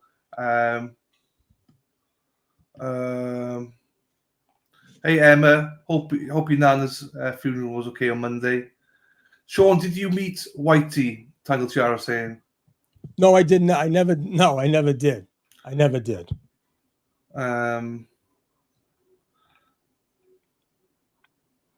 Nicola Maxwell, love line dancing. Just a witch. El Cid, Pal Joey's Backroom, Winter Hill, Somerville, Winter Hill Gang. You must know that because I haven't got a clue what that means. Well, the El Cid was up in Ludlow. I'm telling you, it's funny about Boston, right? If you're in the south of Boston, right, like Mattapan, Dorchester, right? I'm telling you, as a kid, I never went past the North End. Boston guy was as far as I. Well, I'm sorry, going to Suffolk Downs. That was like the furthest. I never went to Revere Beach. I never knew anything about that side of Boston or north, right? a couple of years ago, first time I went to Lynn to see my buddy. I couldn't believe how beautiful it is right on the water there, Swampscott. I thought Swampscott was up in New Hampshire somewhere, closer to the New Hampshire border. I couldn't believe how close to Logan Airport you guys are. That's the thing about Bostonians, right? Right in the middle, right in the city. You stay in your own hood. You stay in your neighborhood. And then I told you, I thought that going to Canton was like the other end of the world. And it was like 6 miles away from Mattapan. It was crazy. Yeah. The nice message here from Ken Wilkinson. Hey guys, I watch a few YouTube channels following Karen Reid trial. You guys are one of my favorites. I appreciate Sean's experience and stories. Keep it up and thank you from a disabled veteran. So thank you for your service, Ken. Hey, Ken Wilkinson. I salute you, my friend. I salute you. Sean Doherty says, I'll buy Dylan, you and Dylan 2 pints of black, Sean. The old G. Beautiful. Sean Doherty. Beautiful.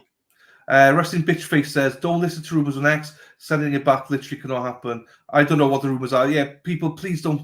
I hope the mods are on here. The mods are just either.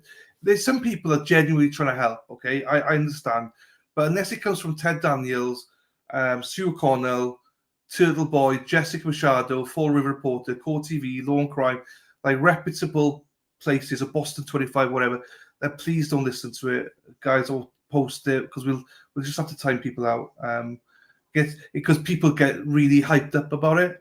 I don't like to see that. Carol Draper, just wanted to give a big thank you and shout out to the amazing mods on this channel. We appreciate it. Thank you, Carol. And yeah, shout out to the mods. They had a tough time yesterday. By the end of the day, it was a bit manic. So shout out to them. And thank you, Carol. As always, Carol, you're way too gracious and too generous for this channel. But thank you so much, Carol. You know I love you. The Disney Queen herself. Hang on. Oh, Derek made the cut, right? Derek made the cut this morning. I don't know if I can cope with this, right? Hang on. Who's Derek? Who's Derek? Oh, God. Jesus. I don't know if I can cope with it. Yeah. Derek, I love you. I cannot read it out because Ruby says, I love it. Yeah. Thank you so much, Derek, for your super chat. You made me laugh yesterday, Derek, with all those super chats and the comments. I loved it. Absolutely. And hopefully you saw the intro. You made the cut. You're a big part of that intro. Yeah, very nice. So thank you for that. Erin Hack is getting pissed off, people. She's writing. Do you know how I know she's getting pissed off? She's writing all big caps. She's 4'1", and she's writing in caps. So the caps are bigger than her. So beware, people. You've been warned. Well, you've been warned, people. Erin Hack is on the warpath right now. So yeah, there you go. And thank you, Erin. I got your message. Thank you, darling. Dylan, when you come to Boston, I'll buy you a Scully cap. Yeah, what they did explain last time. What, like a baseball hat? No, they wear them over in Ireland. You guys must know what they are. What is it? What's a That's not a Scully cap. That's a baseball cap. I got gifted this by. You know what, Dylan. You know what, Dennis, buddy Dennis. Flat cap, yeah. What do you call it? Flat cap, like a flat cap. Yeah, it's a flat with a little brim, right?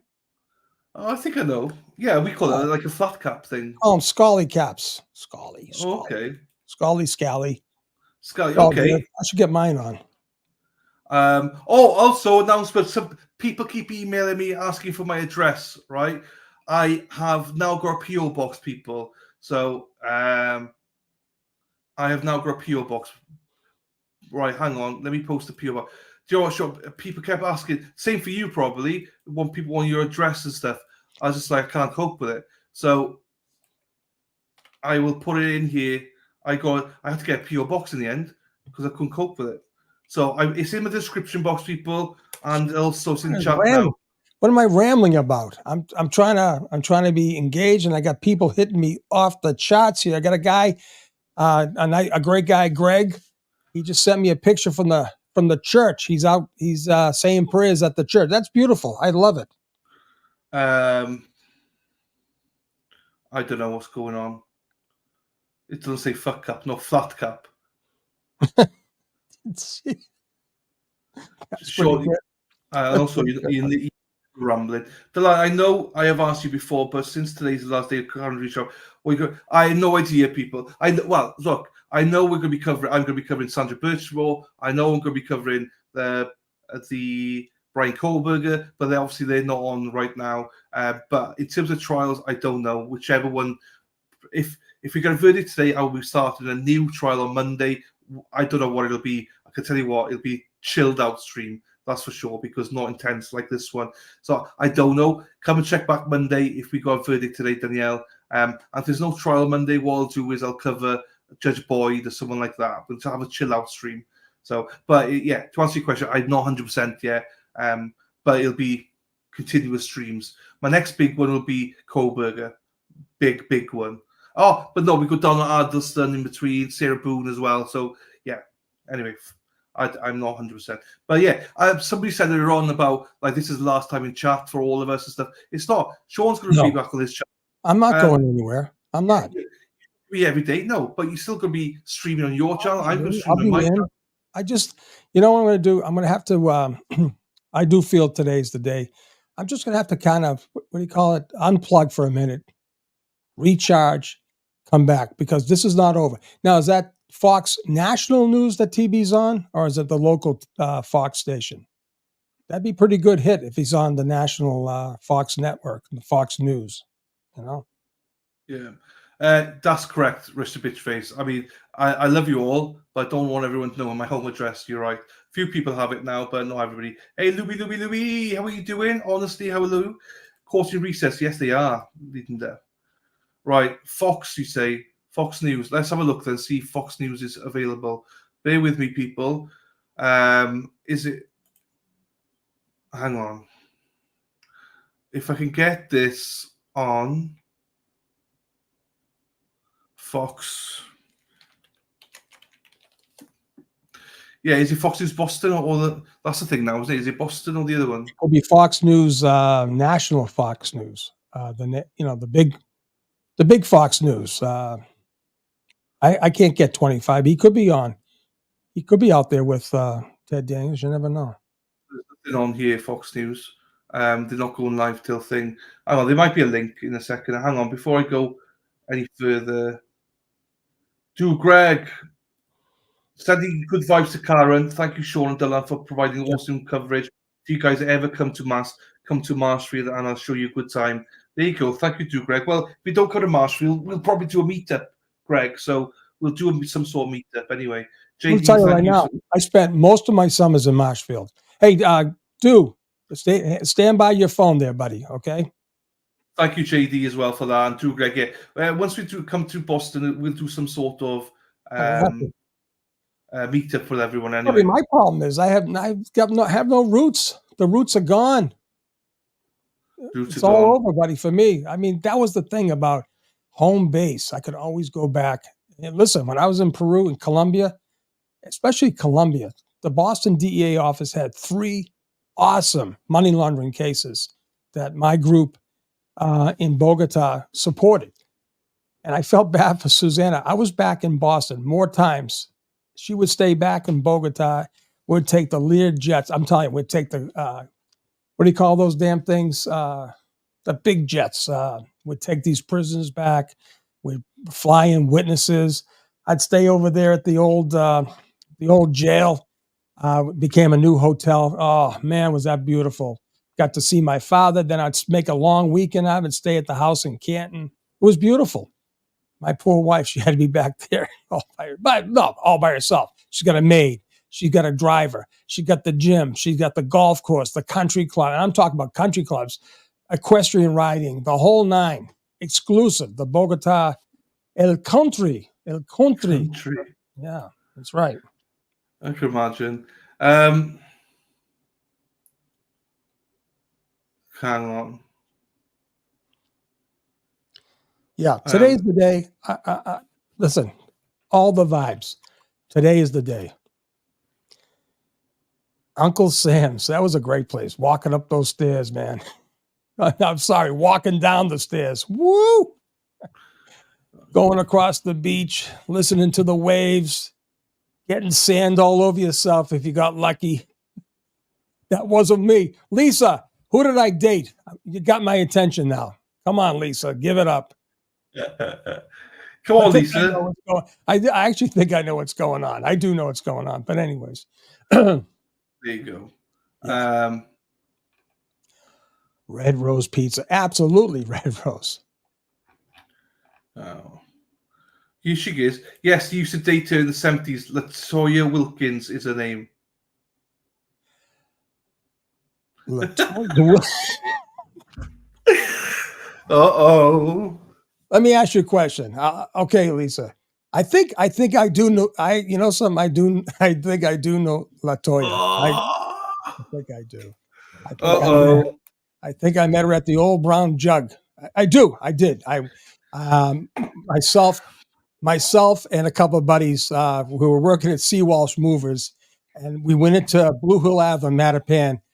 Up the road, we went to the Ye Old Brown Jug. Lisa, am I right? Is it Latoya? That Latoya?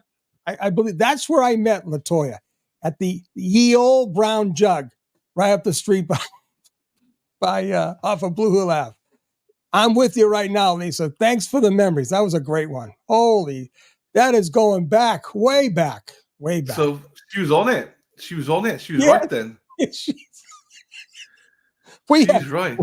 We had a great relationship. It was beautiful. It was awesome. But then I had to go to college, and we never saw each other again. But listen, say hello to Latoya for me, please. Oh, this is so good. I got to get back in my game here, you know? Jesus. Hold on. I missed something here. Hold on. Brown Jug. Susie Cap. Hold on. Susie. Let me see. Don't say that, Susie. Come on. Oh, Susie Cap was great. Thank you, Lisa. Thank you so much for that. That was great. Listen, you guys don't get the joke, but Lisa does. I finally caught on. I ain't got a clue, but yeah. Hold on. Oh, God. The comments are coming in now. That's beautiful. Laura says, plead the fifth, Sean. Plead the fifth. Oh, no. This was honest. This was honest. This is honest as they can be. Yeah. Right. I am looking for... His back is still...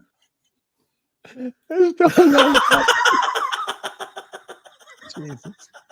Oh, you people are great. I love you. I got the eyes watering now. Susie, help me. Susie Cap, you got to help me, Susie. Talk about my disco days. Please, Susie, help me out. Mary Nisby, where are you, Mary? Please help me. You got to help me. Oh, God.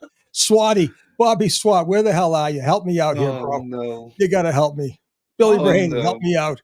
I'm getting destroyed here. Stories are surfacing. You know, it's funny, Lisa. The trolls couldn't figure that one out, man, but that's a great one. That is beautiful. The Mill Hill. There you go. The Mill Hill. That's true, Susie. Susie gave that up. I call her Susie. I think most people are just like, what's going on here? Like, Sean is blushing. Hey, Stony and Paul. What's going on? Amy. Oh, my days, Sean. Hey, listen.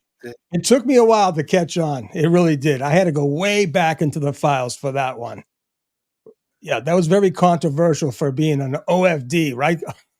my dot rats. But listen, I was not the fighter I was. I was a lover back then. I really was. I was a lover. I was a lover. Lover. I was. The Old Brown Jug. That was a great place.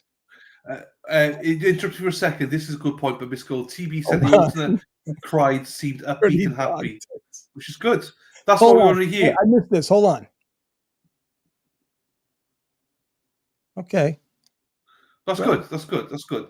Hello, Janice. Hello to you. Yeah, sorry, I want to interrupt that because I want people to see. Look, that's really good news. So, anyway, back to your. I had no idea what you're talking about. So, I'm just. You seem happy though. You seem enjoying yourself. You didn't catch on, Dylan. I didn't. Well, I'm trying to do two things at once here. That's why I'm a bit like. Okay, that's bit all slow. I'm as doing long as you got it. Listen, I love the two-step. Going down in Houston, I went full country down in Houston. Oh my God. Oh, Rogie Rogue is at the courthouse. DEA daddy. Rogie I Rogue. was a young kid back then. Oh God. Dixie Normus is in the house. Oh, Dixie Normus, you get out, Dixie Normus. No, he's the rodeo show. No, he used to go to the Houston Livestock Rodeo Show. I'm telling you, George Strait, Vince Gill. Oh, I'm telling you, man, it was beautiful. Billy Ray Cyrus. I had a mullet back then down in Houston. Oh God. Hey, Daddy, I'm dead. Jenny, I'm dead too. Dirty Dancing. Patrick Swayze's Lover Boy. You got. I'm lost. No, I'm gonna have to go offline and tell you the joke. This is beautiful. This is beautiful. Oh, God, thank you, boss. Thank you, boss, for the super chat. Thank you as well, Julio. Hi all. Long time no chat. Please, love of God, let been acquittal and all charges say just before Independence Day. Thank you so much to you, Julie. Nice to see you, my darling. Hope you're well. Yeah, I literally no clue what's going on. I think I missed something here. So, cheese and rice, Elisa says. Cheese and rice. Oh my God. So the control room is commenting. This is not good for Mac Daddy here. Oh God. The control room is going to get a little upset. Hold on. I want to see who Lollipop. Hold on. Lollipop. What if any? I was messages on Facebook when it was new from a dude saying, "Hi, sorry, don't know. We made a pick. We dated for 6 months." Cops. Lollipop. I'm getting accused of knowing you. Who are you, Lollipop? I don't even know what that means. Who is Lollipop? I was messaging on Facebook when it was new. From a dude say, "Hi." I'm like, sorry. He made his pick and said, "We dated for 6 months." Oh my God. So, yeah. Anyways. Also, can I just butt in for a second? Say, people keep saying about Tilboy. Tilboy's not live, people. Tilboy just announced he's just finished taping with the Fox News. They said it might air shortly, but if not, it'll definitely be aired during the 12 p.m. hour. Tilboy's going worldwide. So just so you know, it's not live. So he's not on live, people. So people keep asking for it. It's not live, people. So it's to tape. So it could be any time in the next couple of hours, So once we got it, we'll put it up. No issues. So if anyone down from the Fort Lauderdale area, or anywhere, we'd come in from all places, but there was a great country bar in Davie, Florida, which now Davie is like a big place, but we used to go to this place called Doodahs.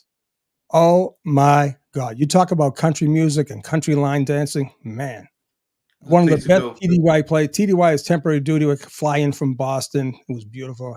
I get my sunburn at the 17th Street Causeway MVC Suites. I used to call that the Purple Pleasure Palace. It was beautiful. And hold on. Susie Cap knows me. I was introduced to Sean by Ephraim, which is my roommate, as the disco giant. Yeah, that was controversial days. But no, back to the Pleasure Palace. So we'd fly in. We had to do a job, but we'd spend our nights at Doodahs in Davie, Florida. Great, great country bar. And I'll tell you, it was awesome. Oh, are we back in the courthouse? Is that just the? I'm being hypnotized by the damn. No, we're not back. We're not back. It's all good. I'm not sure what's going on. Hey, what's occurring, Shade? What's occurring all the way over in Barry Town? How doing, fella? Right, hang on. What else is here? Chat's going well. We'll play Eden now once he comes on. Cheers, Zach. Push in the bush. Push in the bush. Jed Art say, "Don't take control. This is quickly becoming a dating site." I know what's going on. God, between Knock Daddy yesterday. Oh my God, Sean, hold on. I know. You Lollipop on on Latoya. No. It was a very respectful. We went out to Simcoe's for a couple of hot dogs. That was about it. Come on now, people. I was a kid. Well, you're coming out. Suzanne must be like bouncing in the back. She's going to give you. You think Lorena Bobbitt was bad? I don't know what to expect when I come off the air. This green screen might be coming down in 2 seconds. Oh God! Yeah, chat. I know. I just said it, people. We know. Aiden's tweeted. He's not live. It's a once we know it's up, we'll play it. It's fine. I think Lisa outdid Aiden today. Lisa. I don't know who you are, Lisa, but you are brilliant. You really are. That was funny. That was good. That was good for you. I'll give you the backstory. Oh my God. Yeah, I'm just watching. I'm trying to watch the chat, see Fox and everything. I'm just leaving you to it. I have no idea. I'm out the loop. I feel like I'm the odd one out. I'm the odd one out. Everyone knows what's going on except for me. Latoya wants to come on Latoya wants to rekindle our 50-year past relationship. People ask as well, what do you call it? Are you going live tonight? Yo? Me? Yeah. Look at that. I'm going to Spanish here, Latoya. Hold on. If we have a verdict? Yeah, of course I am. We're gonna finish out the celebration here, and I will be back on. I gotta go for my celebratory live, right? Cool. Anyone know how long it's in the? If you look at the fan next to the fan, it's there, LJ. So 15 hours, 34 minutes. Oh, look at that! Oh, they do have that there. Beautiful. Yeah. Hey, let me ask you a question, Dylan. If I just hit, okay, so I have to create the thing in. I have to create my page in StreamYard, right? But if I just say I want to go on, boom, right then and there, it will take me on. It will take me to my platform. Say that again. Okay, so I'm going to create a stream, right, in StreamYard, right? And I'm going to give it a time, like right now. Can I go live right then and there? Yeah. Good. All right. That's how it will be. So there'll be no warning, people. Trust me. If there is a, if it's a guilty, I mean, Jesus, not guilty verdict, right? We're going live. Just be prepared. Yeah. So no, you can go live whenever you want. So whether it's StreamYard, YouTube, whatever. So that's fine. I know. Poor Susie. Caveman says as well. Sean, you should have a dance companion. Boo cocky. Boo cocky. Oh yes, Bukaki. Yeah, you know. Yeah. I hope I probably am the only one here that doesn't have a clue what's going on. I literally have zero clue what's going on at the minute. Yeah, it's whoosh over my head. We'll have a break. Yeah, I'm getting all nervous, and the person did it the right way, and I'm getting all nervous, and boom, it hit me. So that's beautiful. Fuck. But anyway, we'll carry on. Hey, as long as you're happy, my friend. I'm happy. When you're happy. You know, like that scene in Training Day with Denzel Washington. You guys comfortable? Oh yeah, Oh yeah, I'm happy. I'm happy. I am. Yeah, happy. Yes, gotta be happy.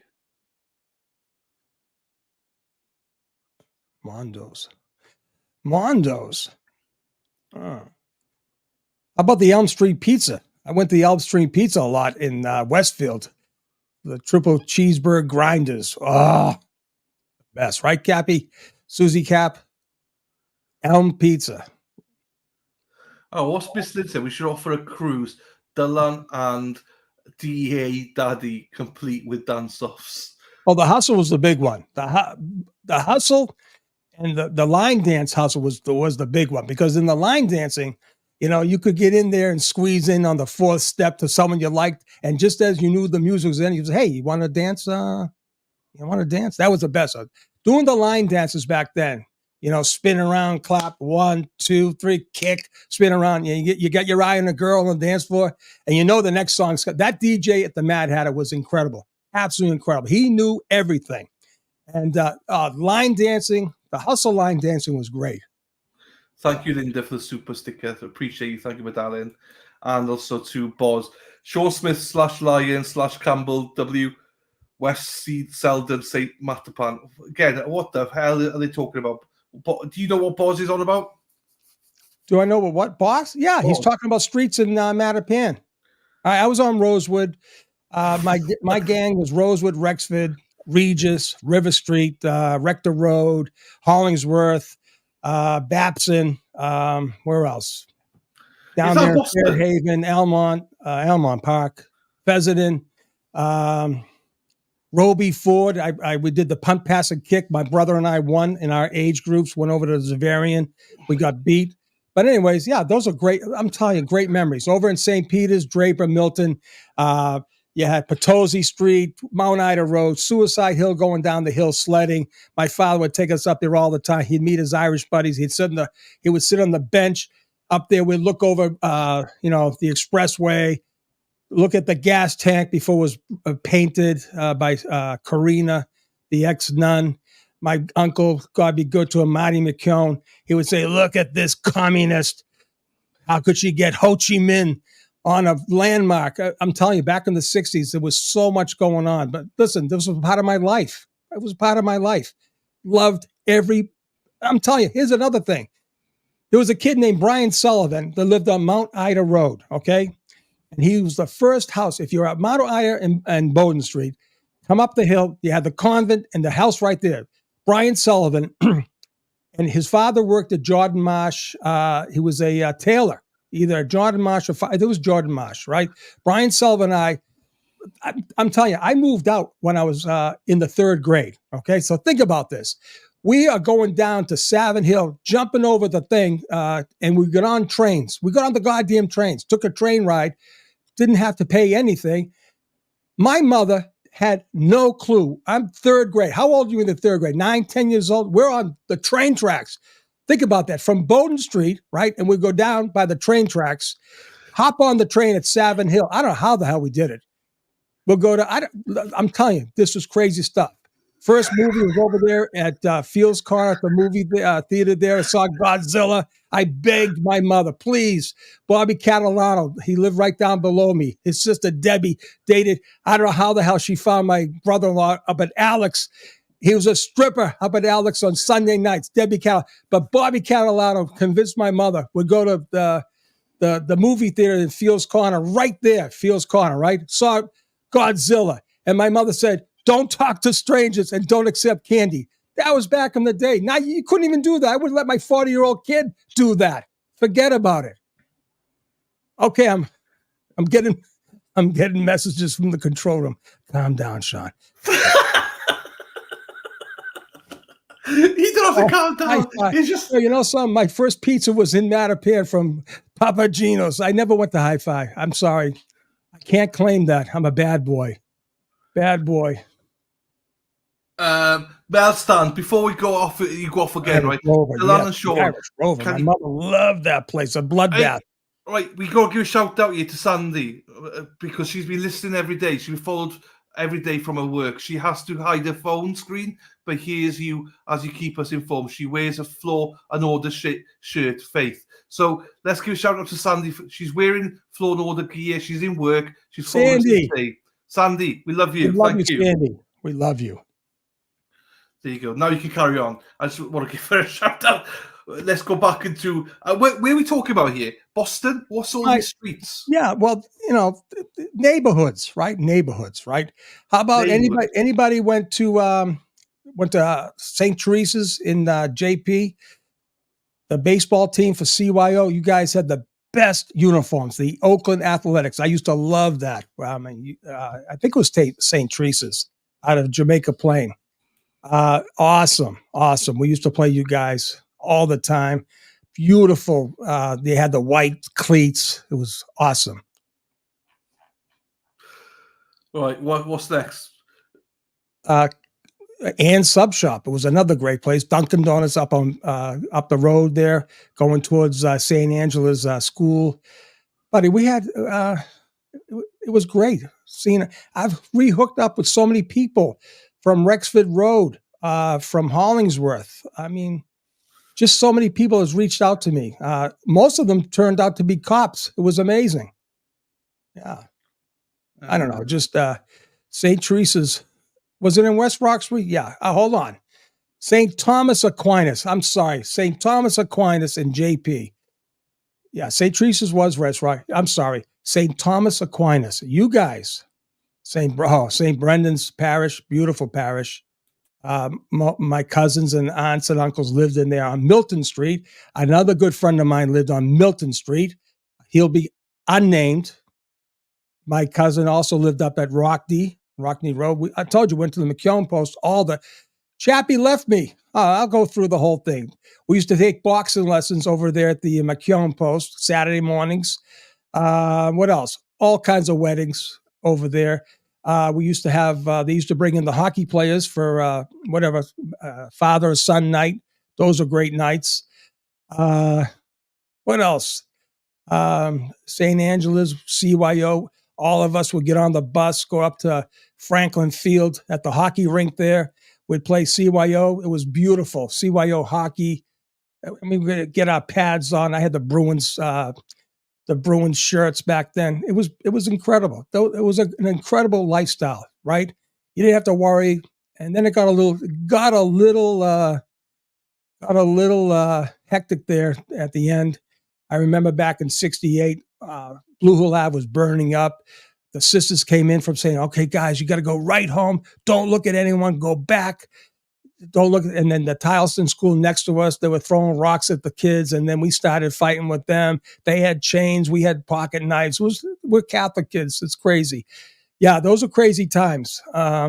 Anyways, what else? Tom English's, Dante's hair shop up in the second floor there in Mattapan Square. Go up there, get a whiffle. Remember? Dave, I'm telling you, I have not finished the octopus murder yet. I have to do that. Anyways,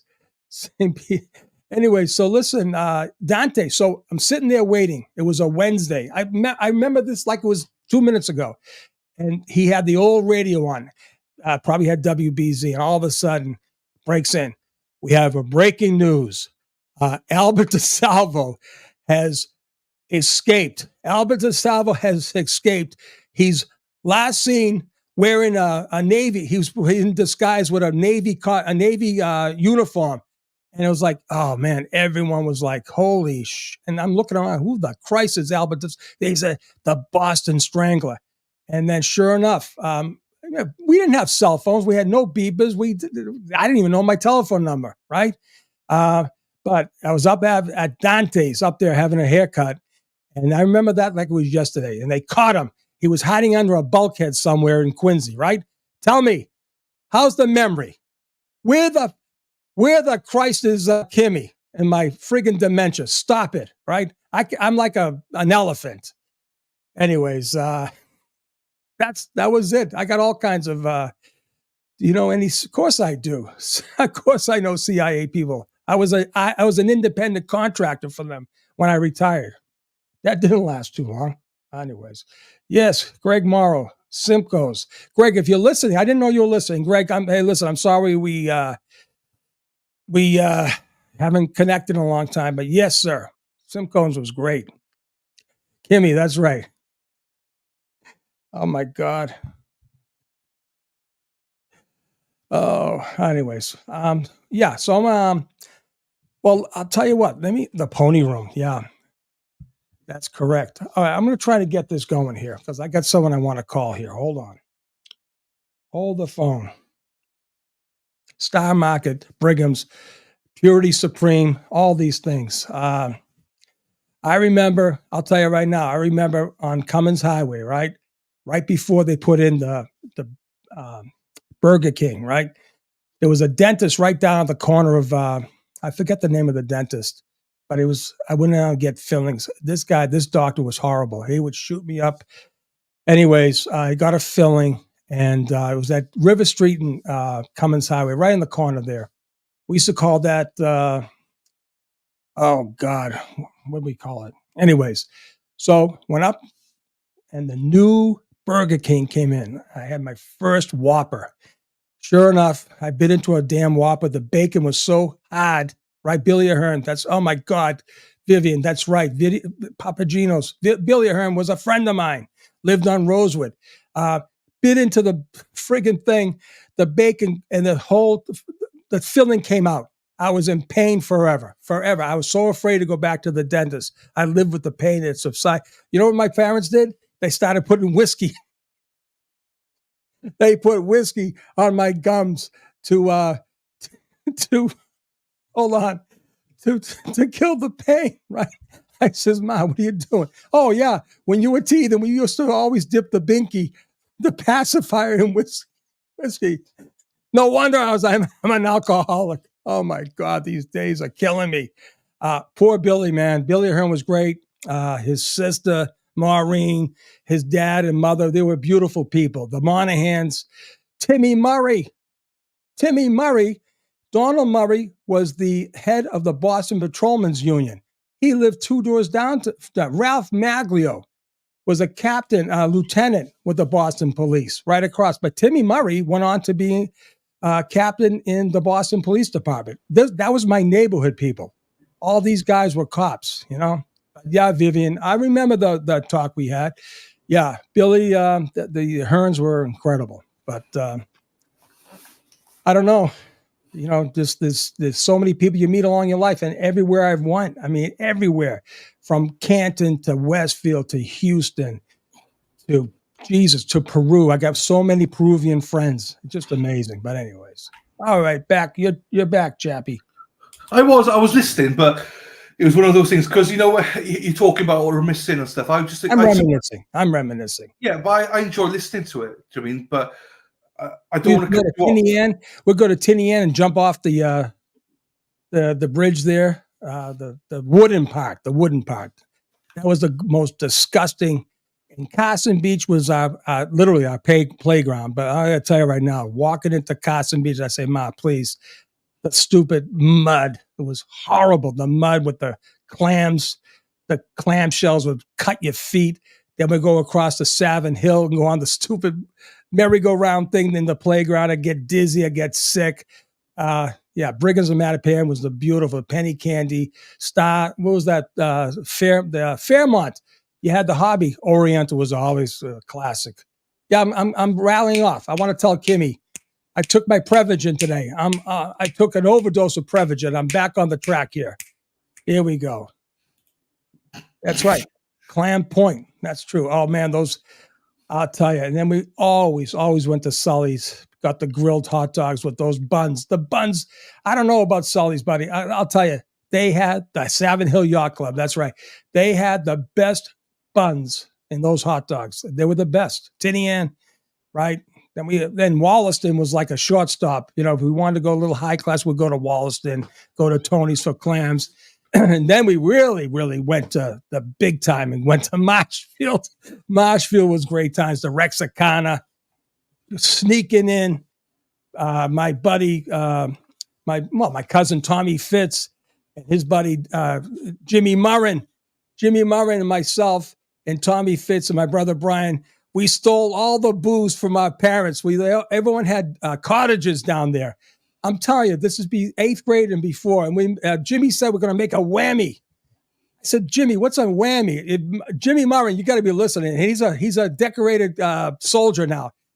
I see him on Facebook, right? Jimmy Murray said, "Yeah, I'm going to make a whammy." I said, "What's a whammy?" He says, "Don't worry." So we go down to Marshfield, right? The rocks were all over the place. It's nighttime. All our parents are drinking, singing Irish songs. I think it was at my Uncle Max on Hartford Road, right? So we went up the street in Hartford. Jimmy's got this big-ass bottle, right? And I stole some Schlitz from my father. I'm telling you, they had cases lined up for the whole week. They never missed it, ever. So anyway, we go up there, and Jimmy made this thing. I said, "What is it?" He said, "Taste it." I said, "Oh, God, this is awful." He said, "Yeah, I put everything in there." I said, "What did you put?" He said, "I put gin, vodka, whiskey, bourbon." I said, "Are you trying to kill us?" I didn't even know what half these words meant. He says, "Yeah, but try it." In like 3 gulps, we were gonzo. So the story is we got caught he got caught because Tommy Fitz had to go back to my uncle's house and he was shit-faced and he got caught and he gave us all, I don't think he gave us up. It was easy because we're all together. Oh my God, that was awful. It was awful. We drank the holy water. I always remember that was the whammy. Jimmy Murrin, you son of a gun. He was a St. Brendan's boy too. Oh, the Marshfield Fair too. Jesus God. Does this Amy says my dad went to school with Al DeSalvo in Chelsea? Oh my God, Albert DeSalvo. Well, he was the Boston Strangler. He's the guy. Oh, I'll tell you a story about the Boston Strangler. My parents, when they first got married, lived on Columbia Road in an apartment, right? And they were up, and my mother was really, she was Linda, if you're in the thing, you know my mother, she was a nervous Nilly sometimes, right? Oh, anyways, the Salvo strangled, I shouldn't laugh, just strangled a woman on Columbia Road, not too far from my parents. My mother had a butcher knife in her. My father was saying, Mary, what are you doing? She's, that bastard's not going to get me. And she carried a fucking butcher knife with her all the time. Oh my God, in bed. Oh, God almighty. George's Island. How about George's Island? Paragon Park. Yeah, Jesus. Carl, we just on Super Chat. Why didn't defense make Chief Berkowitz testify? Listen. Don't need him. Because you know why? The defense didn't need any of those mofos. Nothing. Dixie Norris. What's that? Dum-dum. What's dum-dum? Always one dum-dum that gets you. Oh, it's a stupid person. Are you friends? Well, he wasn't that bad. Tommy is a good kid. I know he's got to be listening somewhere, right? Oh, here's a thing that happened yesterday. I got a call from a guy for a blast in the past. I'm not going to give him up, but his name he's Vincent. I'm going to call him Vincenti. He gave me a call. And he said, Sean, I can't believe this. You're on a friggin' podcast. I used to work with him back in the day. He's another good guy. What are you laughing at now? I just say, I'm not going to give him up. But his name's Vincent. Vincente. I lock with him. Oh, fuck. Hey, shout out to the UK. Sean, shout out to the UK. Oh, the UK. Denise Gardner. Yes. Shout out to you, my darling. Oh, beautiful. This is awesome. Oh, jeepers, creepers. I'm enjoying myself listening to you, Sean. Keith was saying this is what we Boston people do. We just talk all day long. So tell you, if you go to a restaurant and you haven't been with a guy or a girl that you haven't seen in years, right? I feel so sad for the waitresses because all we do is talk. Yeah. And you never get to eat. It's amazing. Oh, 1 minute. Yeah, come back in 5 minutes. We're still talking. We forget about ordering. It's crazy. DA says, Sean, was Miles Corner involved in the Gardner Museum heist? There's a whole story about Miles. And something? It's funny. He lived in Milton, right? That's the kid that lived in Milton. Yeah, there's a whole story. And actually, somebody did reach out to me who was a family member. And, like I said, that was a little bit before my time. And then my time took me away for a while. So I'm not going to. No, don't worry. It's fine.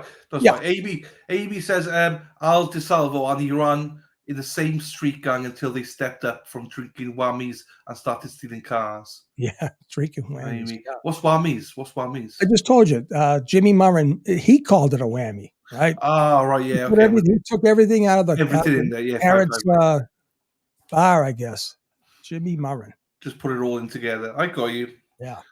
Question from Sean: does the jury deliberate on the Brady law or charge? No.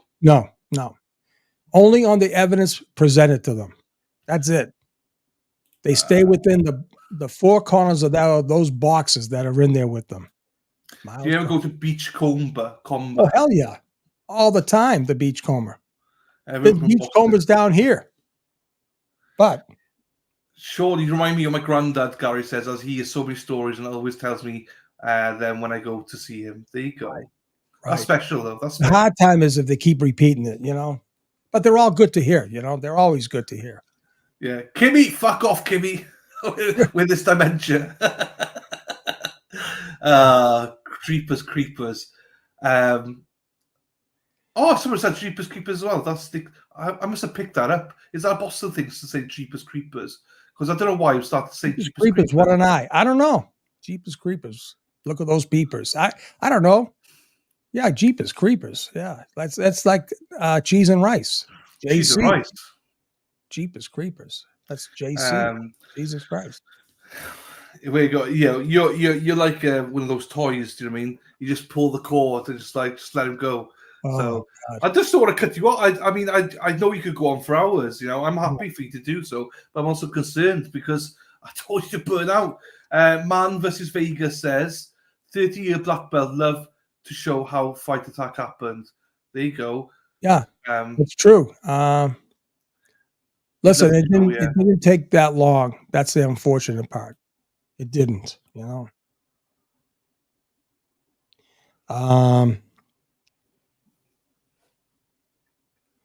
Wow. Okay, there's that. Fine. What even time are we on? What time is it in? 10:09. 10:09 for you. Okay, 15:09 for me. 3:09. Shit. All right, fine. Bit of tea here now.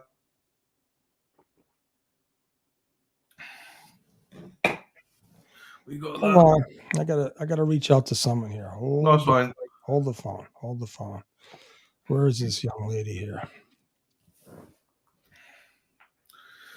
Cheese and rice. Yes, I know. Hey, Sheila, whereabouts are you from in the UK? I love to know where people are from. I love that. Especially we've got a ton of UK people here. I'm so happy for that, Dylan. Yeah. We've obviously got loads of US people, but we got a lot more UK people now. So get Latoya on the show. Who is it? Oh, Latoya. She wants to call in. Call in, Latoya.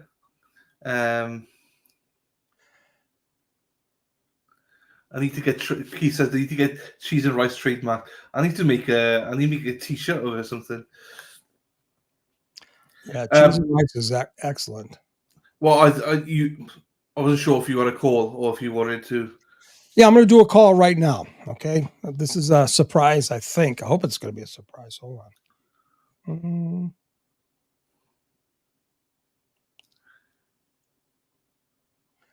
Is it coming in? Wait a minute now. Hey, Pixie. Hold on. Liverpool. How you doing, Laura? Hold on 1 second. I'm having technical difficulties. I'll call you right back. All right, what the hell's going on with this foolish thing now? Wait a minute. Hey, I got Technic's tea bag, cup of tea, and I got a coffee as well. Jill. Hold on now. Let me work this out here. This happens every time, and I have no idea. Let me see something here. Cheers, let me see, because technically speaking, hold on. I know you want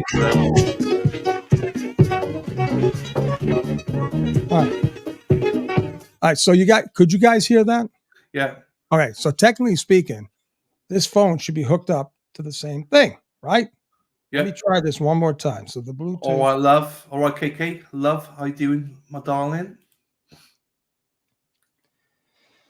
Thank you, my darling. Thank you, Let me do a test call. Don't answer, Dylan. I'm going to do a test call. Yeah.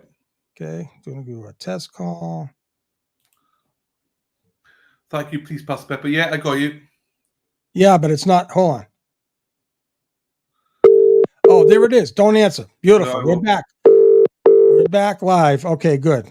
Okay, good. All right, let's try this call one more time. All right. There you go, Para. I was in Glasgow. Maybe I need some music. I don't know. Here we go. Here we go. Here we go. We'll try, Caveman. Liverpool. Hello. Good morning. This is Sean from Dylan and Sean's Road Crew. How you doing today? I'm good. How are you guys? Good. Who are you and where are you sitting right now? My name is Paula and I'm sitting here in Stoughton. Oh. I'm working from home. Well, Paula, can you hear me okay? Yes. Turn your TV or however you're listening to us down, because we got a little background. Well, Okay, is that better? let's hear. Yes, excellent. Is that better? That's Okay, beautiful. perfect. Beautiful. Yeah, I had you on speaker. So Okay, Paula. how are you guys? We're doing great. Say hi to Dylan, Paula. I know you want to talk to Dylan. Hey, oh my gosh, Dylan, I could listen to you talk all day with that accent of yours. I absolutely love it. Thank you, Paul. It's lovely to hear from you. People normally don't like my accent, so I appreciate that. People. Oh my gosh, I love it. I'll teach you the Boston accent, and you can teach me that. Pat the cat. I'll speak. Yeah, I'm trying to teach Sean some words, but he's got a few of them. I mean, hey, Yeah. Paula, hold on. Do you remember Kimmy, this nuthead that said I had early dementia yesterday? Who, me? No, did you remember this woman who said that to me? Oh, I remember. All right. I remember. Do you remember what I said? I have something to say. Do you remember I have something to say. Hold on. Do you remember what I said to her? Hey, Kimmy, go fuck yourself. Yay! Because you know why? She just came on again. Say it one more time, nice and loud. Who is she? I will. Hey, Kimmy, go fuck yourself. She just came on. Kimmy. Again. Thank you, Paula. You're the best. That's no great. Problem. No problem. Like you were saying, how Boston girls talk. I'm like the epitome of that. My friends always have to apologize to me out in public. No, but you know something. That's endearing. Also, people don't understand that. They really are. Yeah, and I'll tell you, the hardest thing was me coming back down here in the South to work in the South. Like we're down South here. These Collier County guys, they still wear the gray suits. The only county in all of the United States, usually sheriff's offices wear green, right? These people still have gray suits on. And I said to one of the guys, I said, hey, why do you have these gray uniforms? She said, oh, we're still fighting the war. Oh my God. So when I came into the group, oh man, I was accused of a hostile work environment, which it probably was anyways. Anyway, Paul, I'm so happy. Amazing. So Paul, give us some feel here. Give us some vibes. What are you thinking? Yeah, what are we thinking, Paul? I'm thinking today is a perfect day up here, and today is the perfect day to get a not guilty verdict for this poor girl. I feel for her. I feel for her family. I feel for and let's not forget, John O'Keefe lost his life, and we need to find justice for that man. Absolutely. I grew up Canton. It's very, very difficult for us that my dad was in Canton. He's been there for 78 years. This is the first time I'm speaking publicly about it because I'm extremely nervous. I can hear it in your voice. I can hear the passion too. Yeah, it's just it's just surreal. It doesn't even seem real. Like it could not have happened in my hometown. And just like you, Sean, I have the best memories growing up.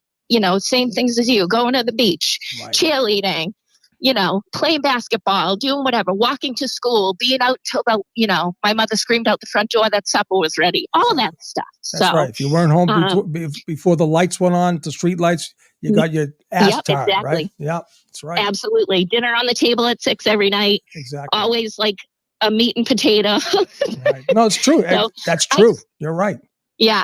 I sit here and listen to you guys, and I'm like, I feel like I'm sitting around a table somewhere just having a chat. So I figured I would give you a call. And this was a very, I'll tell you, Paula, like I tell this to Dylan, this was a very organic meet on the part of me and Dylan. Who would ever think a guy from Wales, right? Podcast guy from Wales and a salty DEA agent would ever hook up and have such a great thing, Yeah. I know. Yeah, I know. I think it's great. I think you guys are doing such tremendous work. It's just such a difficult case.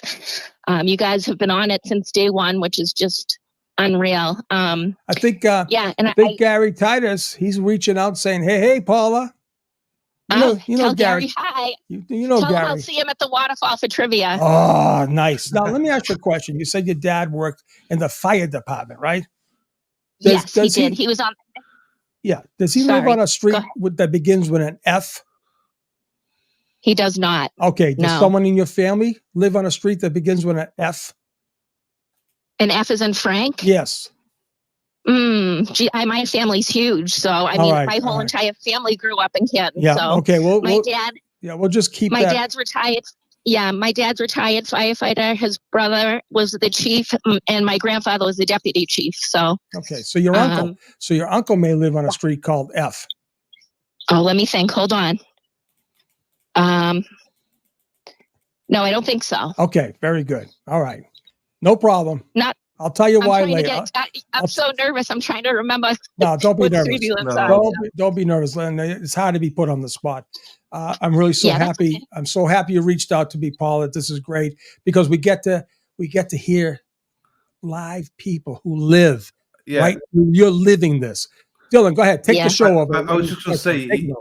what we do with Paula is super easy, and everything. And it's because of people like you. The fact that you phoned in, you're speaking to us right now. Your passion, you say you're nervous and stuff. The passion that you're showing in your voice and how hard this is on you. It's why we do it. It's why we want to help and stuff. So, I can't even imagine what you're going through over there and stuff. All I'll tell you is that everyone I've met from that area has been very kind. They've been great. Your Denny Sweeney's, your Dana's, yourself, Paula. You should all be. I know. Okay. I know it's hell for you, and I don't want to take that away, but you're all beautiful. Yeah, no, people. it's not hell for me. I'm completely fine. This is not hell for me. This is hell for a lot of people. It's just a really weird situation to be in. Yeah. Oh God, and I'm probably going to lose half of my friends from calling in, but if you guys can stand up for what's right, then so can I. Hey, Paul, that's the message right there. Listen, we're not calling anyone out. We're not saying there, if you want to logically support one side or the other, right? That's fine. But listen, Right, we're not going to battle people out. The bottom line is this is like Canton Stoughton. You live now in Stoughton. Who do you root for at Thanksgiving? I bet you're still all green at Stoughton football games on Thanksgiving, right? Yeah, I get so much shit for it from the Stoughton people and the Canton people. But the thing is, here's the thing, Paul. You're not going to get crucified, right? What the hell? What have we evolved? No, I mean, look at the stupid town meetings, the select board. Right. We're adults here, and everyone's entitled to their own opinion. And if you don't respect mine, that's fine. We don't have to be friends. We don't have to ever talk again. But I respect everybody's opinions and everybody's, point of view, and that's just part of my human nature. So you don't have to agree with me. You don't have to disagree with me. I don't care at this point. I really do not care. Well, I can tell you right now, Paul, if you saw this chat, you probably will. Everyone's giving their love to you for standing up. And I got to tell you right now, I give you and another person here in this chat, Gary Titus. You know Gary. A lot of people know Gary, and look at him. He's standing tall. Yeah. He stands for the truth. And that's all this is. Yeah. You don't have to be a rocket scientist. Hey, if they just done a proper investigation, we wouldn't be talking right now, That's exactly what it comes down to. That's it. Yeah. That's it. And, putting someone like Adam Lally in to prosecute this case, like, what an absolute joke. An absolute joke. I mean, Jackson and Yannetti make him look like he's like a fifth grader. No, it's true. And, I think he was selected for this because his background is in motor vehicle, cases. Yeah. This is a murder corruption case. He's the wrong guy. And listen, I don't want to kill Lally. I believe Lally was sabotaged. No. I really do. I believe he was sabotaged. And I believe when the story fully comes out and is finally told, I believe he will say, I was forced. But guess what, pal? I don't care. Resign. If you think you're being forced to, just resign. He can't believe in this evidence. He can't. Right. And do you honestly think he'll ever step foot in a courtroom again after this? I don't think he'll get his license back. I think his license is in question to begin with, but that's another story. Oh, goodness. So, yeah. Oh, my gosh. That's scary to think of. Right. Can I do a couple of shout outs? Absolutely. Paul. Yes. The floor is yours. Okay, and Dylan wants to talk to you more after this. So go ahead, Paula. Okay. I want to say hi to my boys.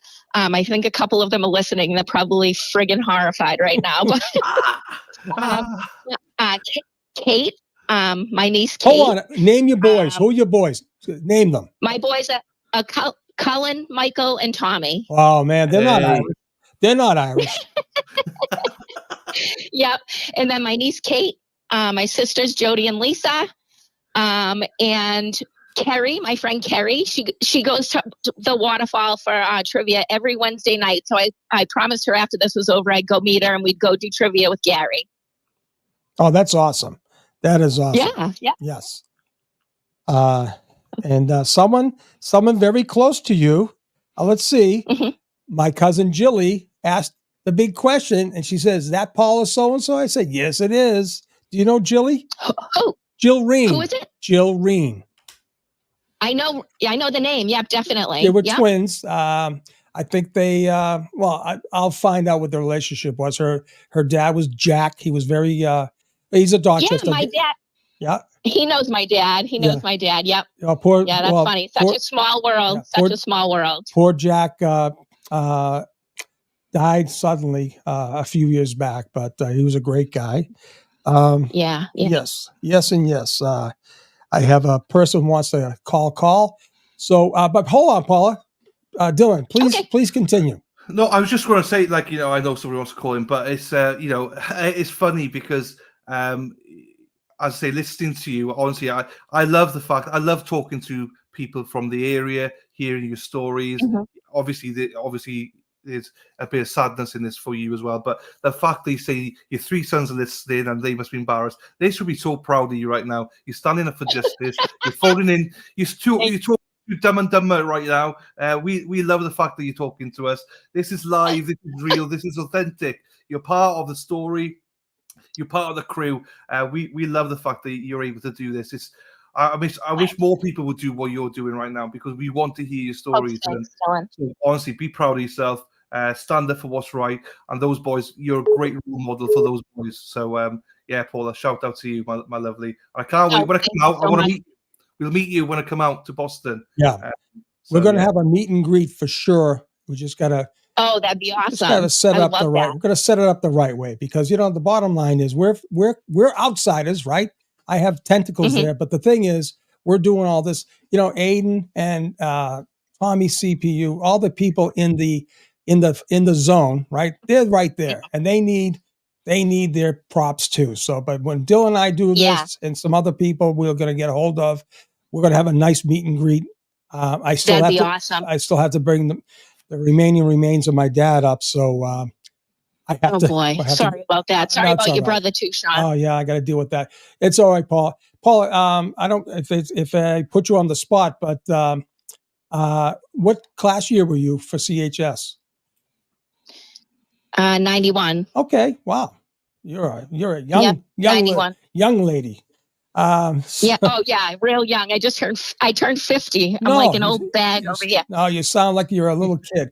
Anyways, well, Paula, thank you so much for reaching out to me first. You were one of the first to reach out to me, and I'm so happy you could come up and stand up tall for justice. This is what you're doing, Paula. You're not taking any side. You're standing up for justice. That's what you're doing. That's what we're all doing here. I appreciate that. This has been a real pleasure for me and a real honor. And I wanted to mention too, Mike Crawford, Mazza, and Attorney Betterow, how phenomenal they are. I'll tell you. They are so entertaining together, and Betterow is like so insightful and funny and intelligent, and it's a real breath of fresh air, honestly. And quick question, besides the news, when's the last time you actually watched regular TV?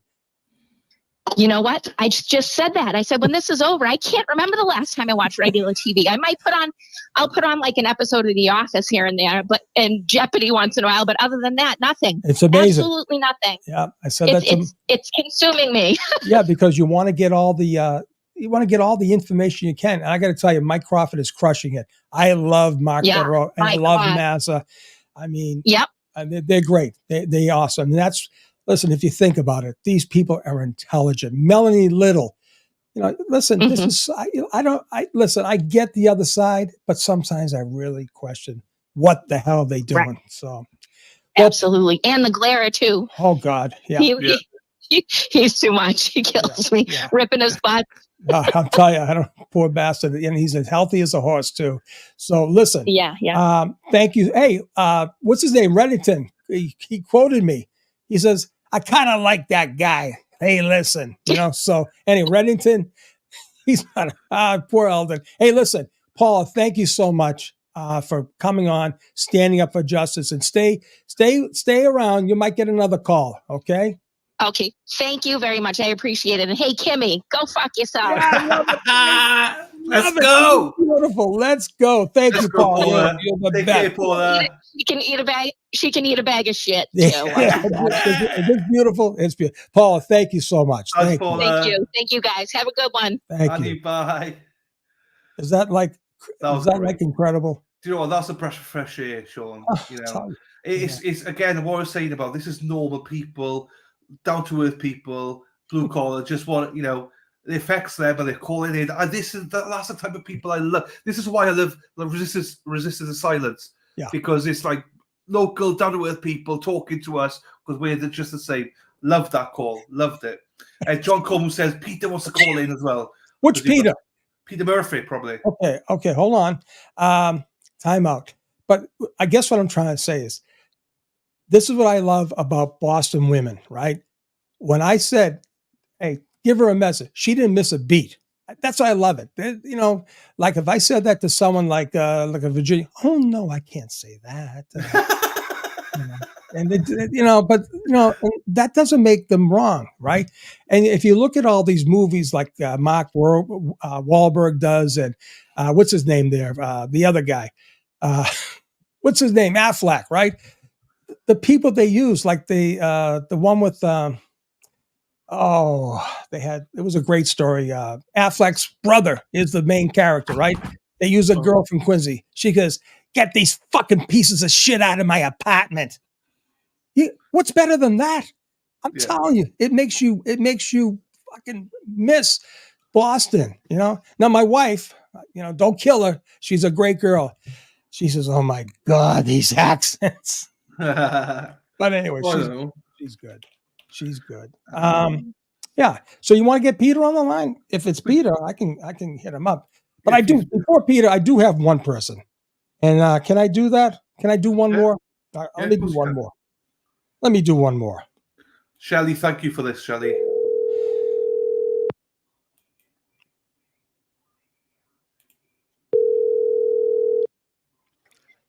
Hello. Good morning. You're on the air live with Sean and Dylan from the Dylan and Sean Road podcast. How you doing today? Who are you and where are you calling from? I'm Liz, and I am in Dedham. You're in standing out with my pom-pom in the air.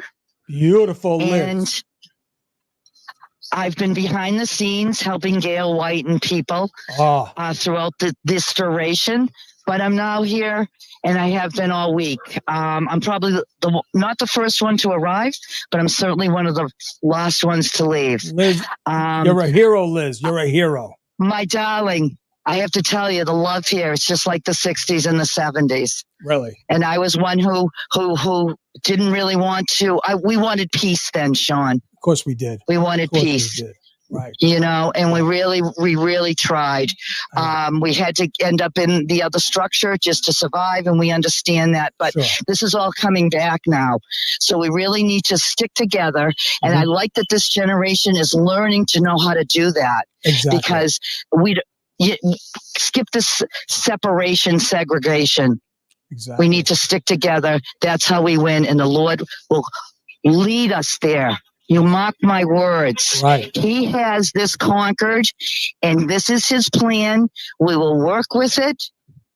We will agree with it, and you will see amazing things that he will do at the end of this. Amazing. It's already amazing throughout this. Yes, it's been up and down, but read the word. That's up and down as well. That's right. So we're here. We love one another. God is all about love. We spread it. And you know what? Some people don't know about it. We have hugged people all week long here, Sean. I wish so much both of you were here. Dylan, you're already on a plane whenever you need to be. So please, we understand life is what it is.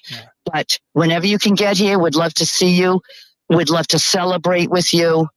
Either way, we're going to continue this. If we have to end up in Washington, D.C., of which I've spoken with Mr. Reed a year ago about, Nice. we will do it. The bus is ready. Right. Okay? I'll drive it myself, Sean. I swear know to you you, would. I will. Now, Liz, say hi to I Liz. really would. Say hi to my great co-host here, Dylan. Hi, Liz. Dylan, God bless you. I love you so much. I cannot wait till September because it's my birthday and I'm going to ask you to to sing in Wales for me. I love it so much. I do. I get such a kick out of it and I love your voice as well. Never mind. I want to give you a big, big, big, big hug. Yeah. Thank you. I really do. Both of you. Sean, quickly, my brother was a running back at Canton High School and he loves you dearly because he was in back of you and throughout his entire career. Okay. You covered him throughout. Yep. It's Charlie. I know Charlie. Well, okay. I'm going to give you a little tidbit. All right. Tell me, Mama. Do you like Mick Jagger as much as Charlie does?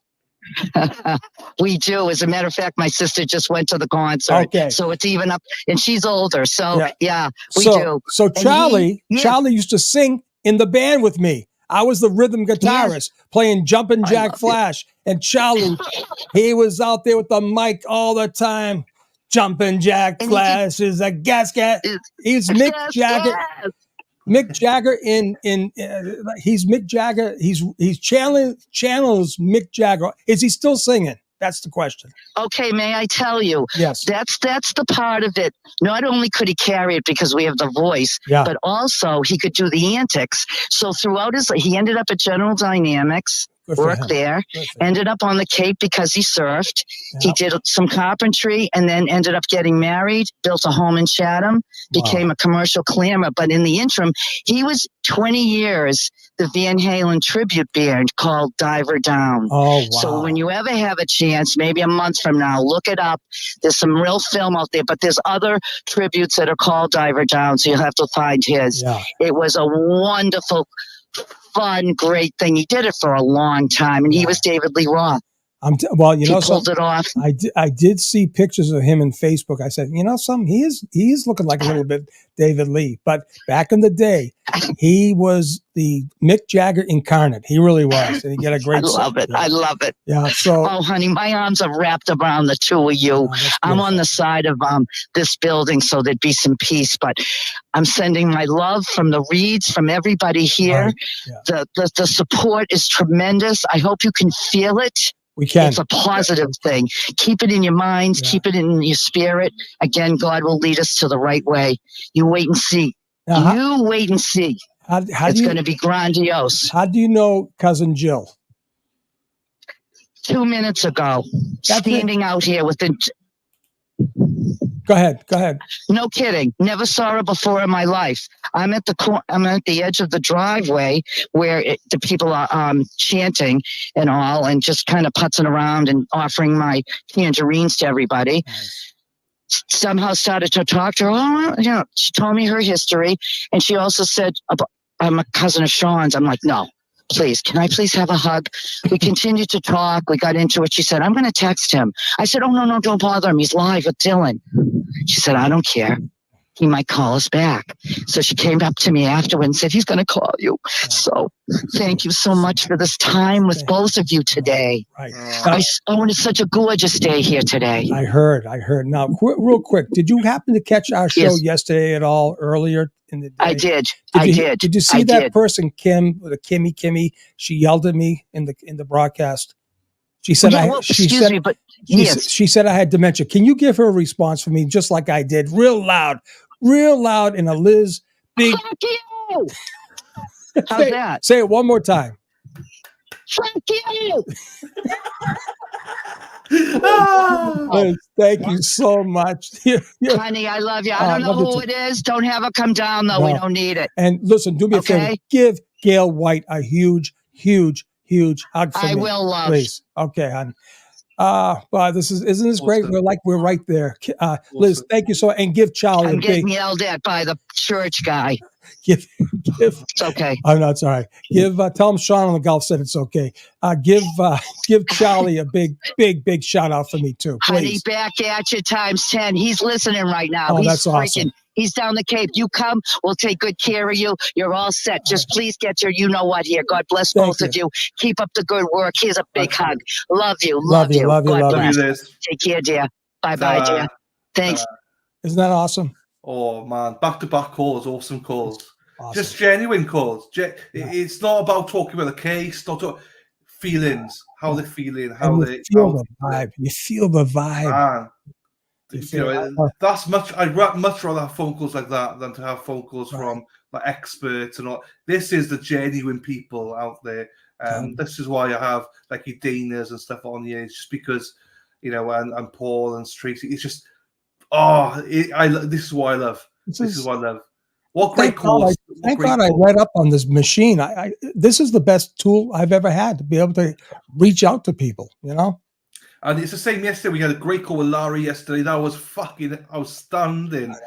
It's because the Boston language. Like, sure, I understand a lot of streamers, a lot of people don't like swearing and stuff like that. I get it, right? Fine. But you got to be natural. And the Boston way is natural. The F-bombs come out and stuff like that. And you got to let it flow. And I love these people. Go fuck yourself, Kimmy. Now, let me ask you a question. Oh, yeah. No, what I want to say, the thing is, right? The Boston accent is gruff.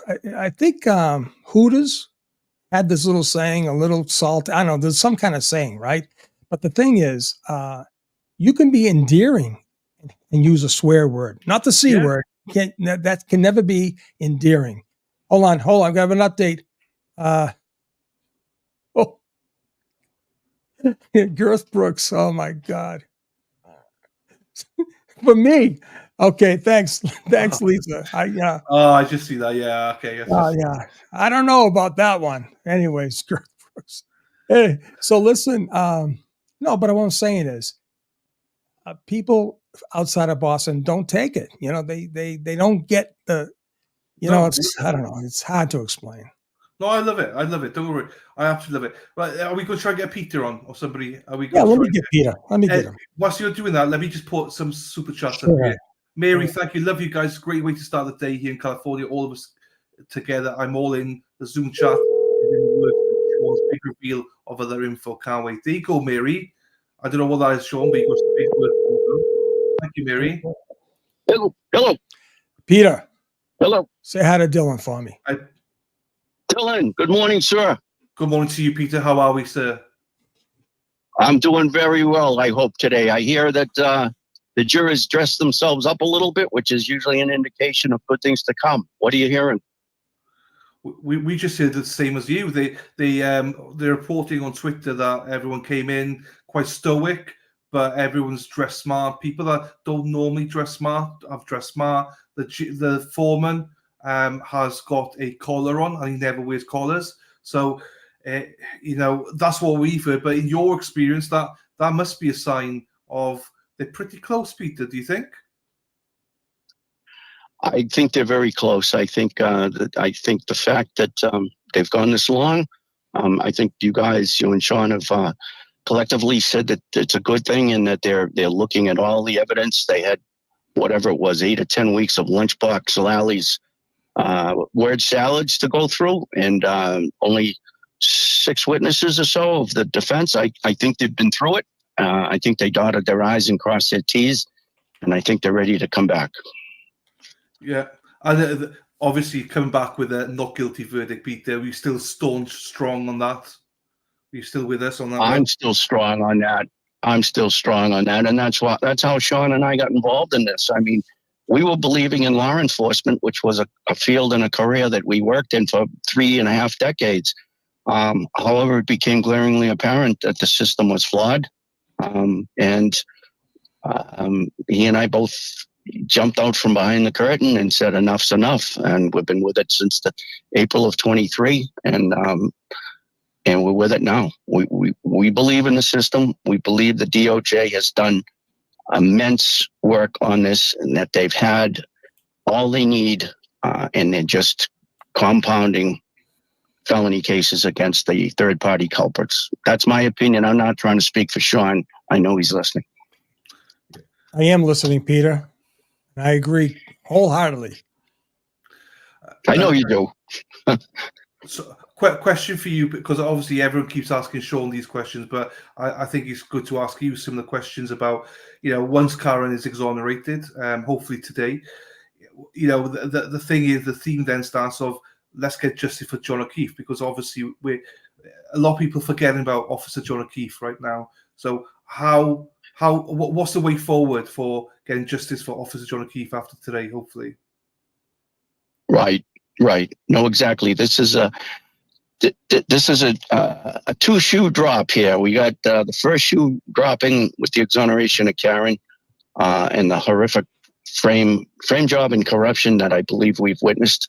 And then we have the justice for a fallen police officer who certainly didn't deserve what he got and didn't and has yet to get his recognition and justice. But there's a lot of us sitting back waiting for phase 2, the sequel to this Karen Reed exoneration, and the movement is stronger now than it was a week ago, and we're there.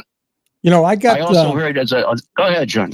I have Wallace's number. I wonder if I could call him and just reach out, a little olive branch to him, see if he would talk to us.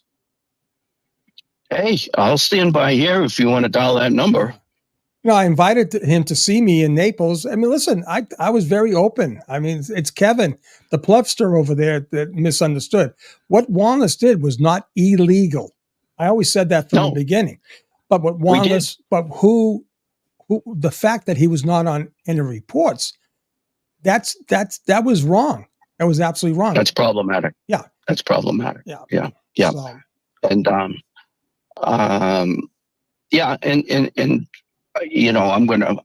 don't sugarcoat it. I'm too far along in years to sugarcoat it and worry about hurting people's feelings. I gave him multiple opportunities to do the right thing. I hope he did it. With that said, he's got about a 5x5 sign in his window that says, if you don't support the police and the select board, I don't want your business. Yeah. Well, unless he's taken that down recently, I don't know how to comment on that other than I have some strong feelings. I'll give him the benefit of the doubt. He was brought in after the fact. When he was brought in, that taillight was already smashed. The taillight is clearly manipulated the night it came in to the Sally Port. By the time he got there, it was either February 1st or February 3rd. I'm not sure which time it was. He's on video, but that taillight was already smashed. It's funny. They got the video working for him, but they don't have the video when it first comes in, which is very troubling. Listen, we know Berkowitz is the master of having not only videos disappear, but bodies, they disappear for 24 hours and then get found. You had a body found up in by the quarries, not the quarries, but by the river over there by the viaduct. Did you find a body one time? The police department did, and then you got Casey's body on the motor vehicle accident on Pleasant Street. That's right. So well, as Higgins eloquently put it in his 8-minute congratulatory retirement speech in front of many third-party culprits. If you wanna hide a body, just call Kenny. Right. That's right. And of course, the chief of police that's sitting right now expunged that video. Yeah, and I understand there's a saved text message. I understand. Could be. Yeah. I don't know. You want to elaborate on what you hear on that one? I just heard that the person she put the arm on to edit out that part of the video still has that text, a to from. Well, isn't that special? You keep to froms, don't you? I do. Do you keep to froms? I keep to froms. I keep I was the Segis control sergeant, meaning I entered stolen items, including stolen firearms from certain addresses, including municipal addresses. Do I need to elaborate on that? Are you dialing this in? Maybe this is a story for another time, buddy. We got to keep this focused on Karen. You got to tell Dylan what that means. We'll do that another time. We'll do it another time. We'll do that another time. Yeah, we got bigger fish to fry today. Yeah. Speaking of fish, my understanding is from a good source that I think was just chatting with you gentlemen. I had a mirror-to-mirror contact the other day behind the courthouse and behind the standout crew. What was that? You familiar? You know who I'm talking about? No. Big John? Big John? Our Big John. The monster. Yeah, the guy over my shoulder. The guy over your shoulder. Oh, you can't see it. The Big John from Canton. The guy that everybody kids about taking their shirt off. Oh yeah, that guy. What do you know? Tell us. Give us some dirt, buddy. Spill the tea. I just had a conversation with him. You did? And yes, I did. And he indicated he saw one of the three-party culprits. Wow. Mirror to mirror. Wow. Passed them mirror to mirror so that they both had to slow down and glare at each other so they wouldn't rip the mirrors off their trucks. Wow. How about that? And that was over at the Dedham standout site. Okay. I got you. So I guess the point I'm making is that evidently there's some reconnaissance going on by the third-party culprits, and I wouldn't be surprised that it is also involving the bus that's transporting the jurors. Well, I mean, here, like I said, there was an incident yesterday that got, quashed. But the thing is, both sides know about this jury. Both sides, and we're in agreement putting this jury on the jury, selecting the jury. So we'll just see how this thing plays out, Peter. Yep. We have. I mean, you and I know you don't go to a gunfight with a slingshot. And we're looking at all the angles. You and I are looking at all the angles on this. And Dylan is fast catching up to, our mindset and how we think. You didn't go into the jungle without a plan, and we never went into a mission without a plan. And I think what you've said eloquently all along, Sean, is the Feds got this and have had this since February of 22. Absolutely. No doubt about it. The story was told February 3rd. And you can't discount that story. So that's the bottom line. Right. There you go. Yep. There's a question here for you, Peter. Obviously, the chat all love you here. And there's a question from Mel here for you, okay? Because obviously we saw a lot of antics yesterday. So is there any word on increased PD presence at court today and all hands on deck from Dedham PD at court at all? I'm going to protect the law enforcement for the obvious reasons, but I understand there's a special unit of the state police motorcycle response team staged in the backdrop within a minute away from the courthouse. I understand there's a lot of undercover. I understand there's multiple agencies visibly there with transport vans. Yeah, I heard there's a huge presence of extra police personnel available and on site. Why? Does somebody really think that the Free Karen Reed movement standouters are gonna, do something violent? Not at all. I've been with them for a year. There's nothing that's going to happen. Of the group that's there now, I've heard there's a lot of people coming in hot. That the year-long standouters that have been following this case over in Dedham are unfamiliar with. Like they're known entities. Infiltrators. Yeah, right. Correct. Right. Correct. Right.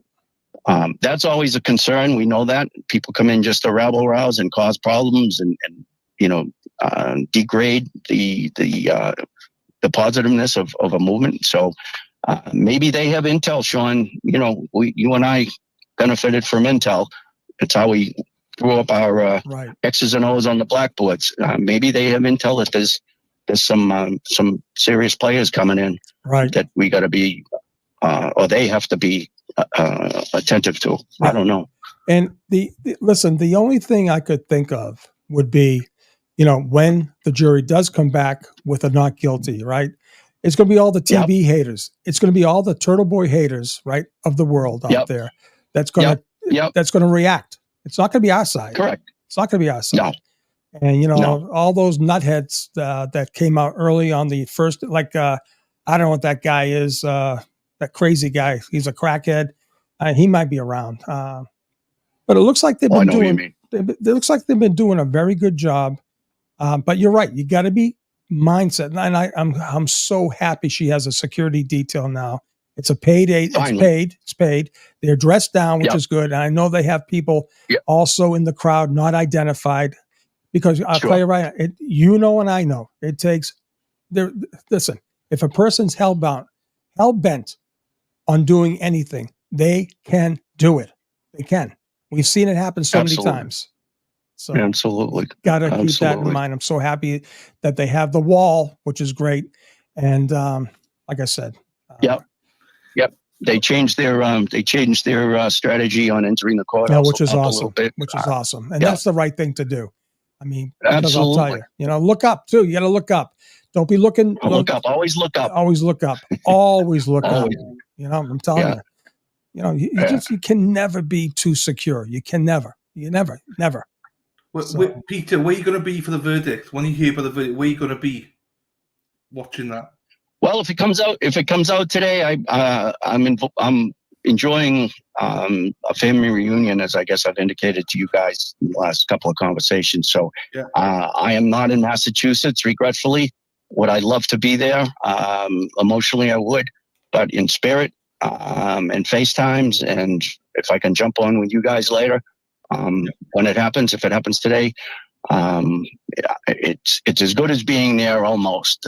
But we're going to get Sean and Dylan over the pond, and get Dylan over the pond here. We're gonna revisit this. And as Karen says, how is it she says it? It's not going to happen live, but it's going to happen. There's going to be a sequel to this. No. A sequel. Oh, yeah, absolutely. And it's going to be down in South Boston. That's the inference. That was the inference. That's the inference. Correctamundo. Yeah. That's right. Yeah.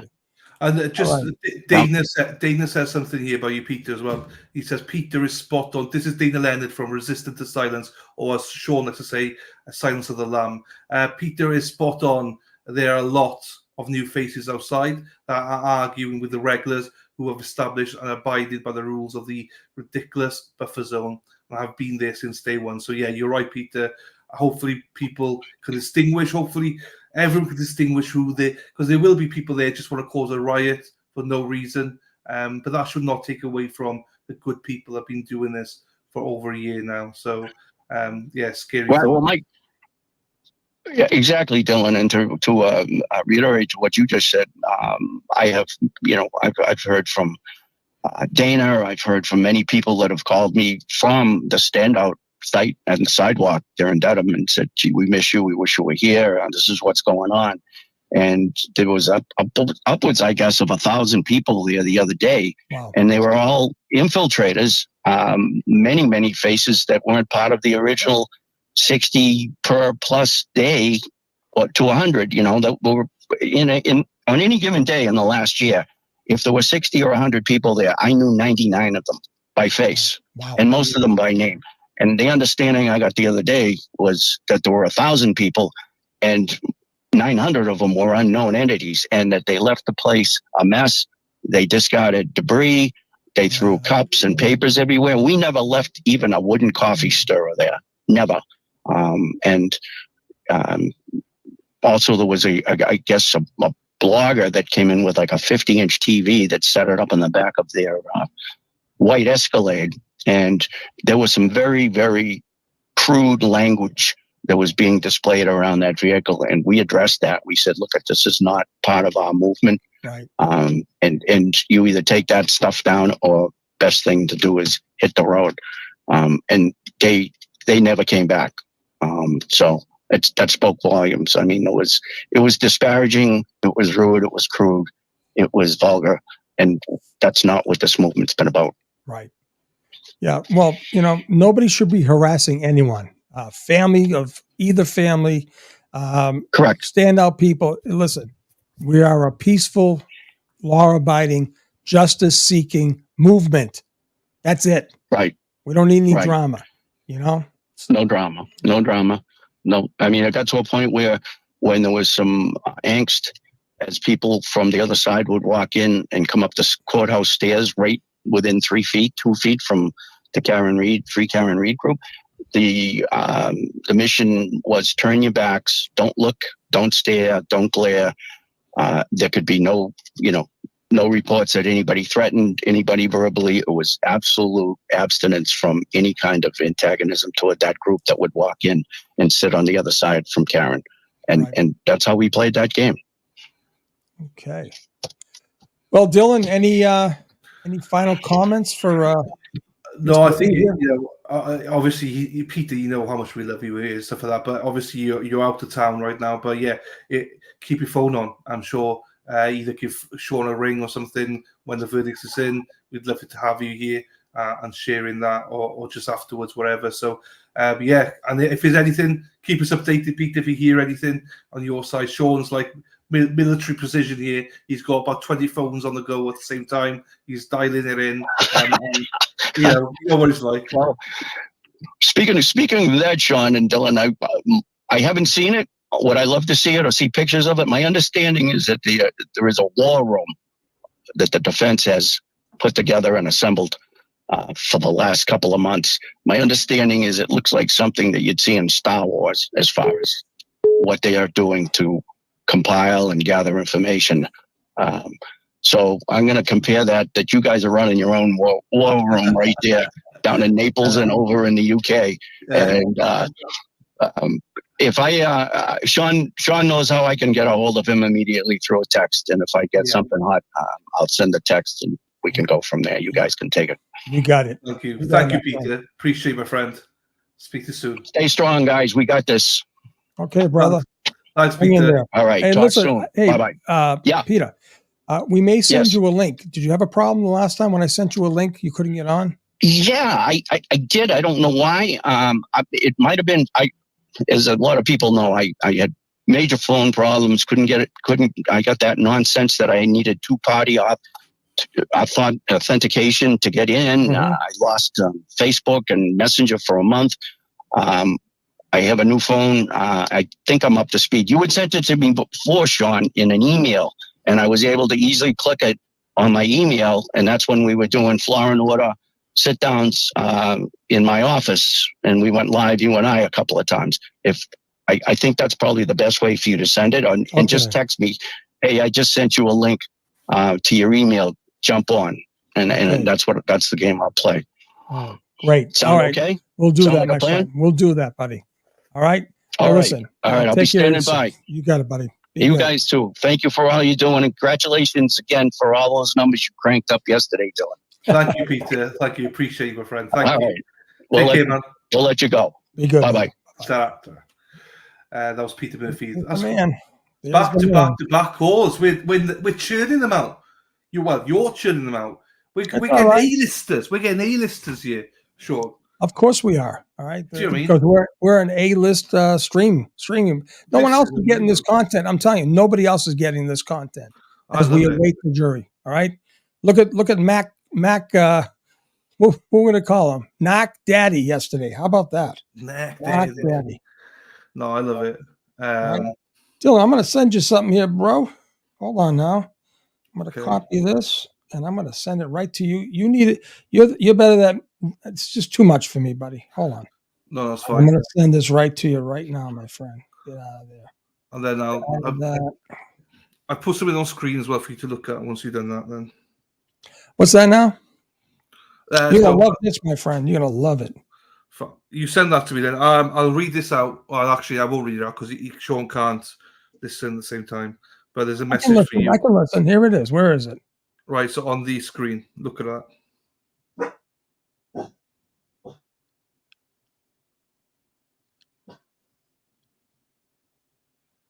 Oh, my God. Look at this. Oh, man. Linda, what a man. About $30 to trying to chat. Don't try to chat. Linda, you were right down there. Pat and Mary lived right across the street from you guys on Surf Ave. Absolutely, Linda. My God. Hold on now, Linda. How'd you get to, where'd you spend the $30? I'll give it back to you. What do you mean? I don't think she was doing the 99-cent sticker things. Oh, really? Oh, man. Where are they? Want to give Linda somehow There you go. Like that, 199. Oh man! All right, Linda Melville. Oh my God, we'll have to reconnect with her. Did you get that photo I sent you? Yeah, I did. I'm just doing it now. Did you see the comment? The comment. I saw the not the comment on the placard. Yeah. I'll get up now. That's great. I'm just going to send it to myself, and then I will get it up. Get this picture up now. Lisa, I don't know. Hold on, let me respond. Lisa, hold on. Hold that thought, Lisa. Lisa Tolver. Linda, that's awesome. Surf Ave. Well, let's bring it back. I had a huge crush on a girl in my class. She lived on Hartford Road too. Tina McCarthy. She was in my class at St. Angela's, man. Everyone had a crush on Tina. Man. Tina McCarthy. Bobby Lang.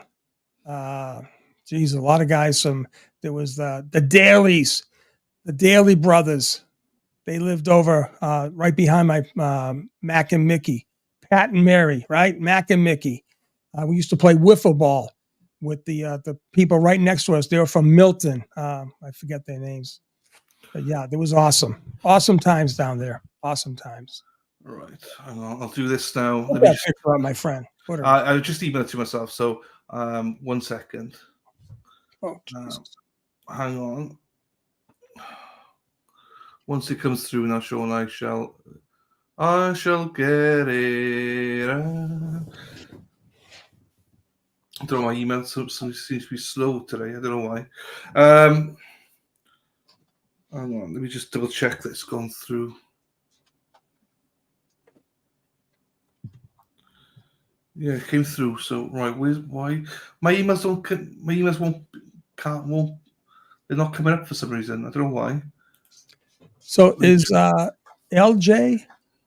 Is LJ Linda Melvin? No, LJ Surf Ave Marshfield. Linda Melvin. Here we go. My emails are all right. I have to reopen them. That's why. Right, 2 seconds then.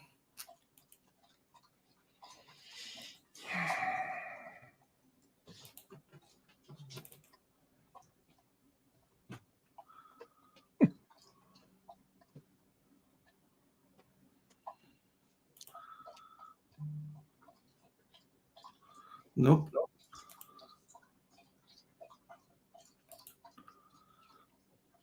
Save image.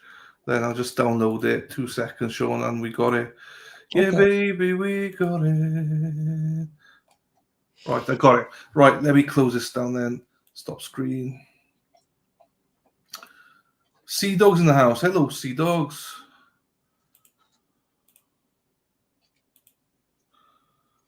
Oops, wrong one. Fuck.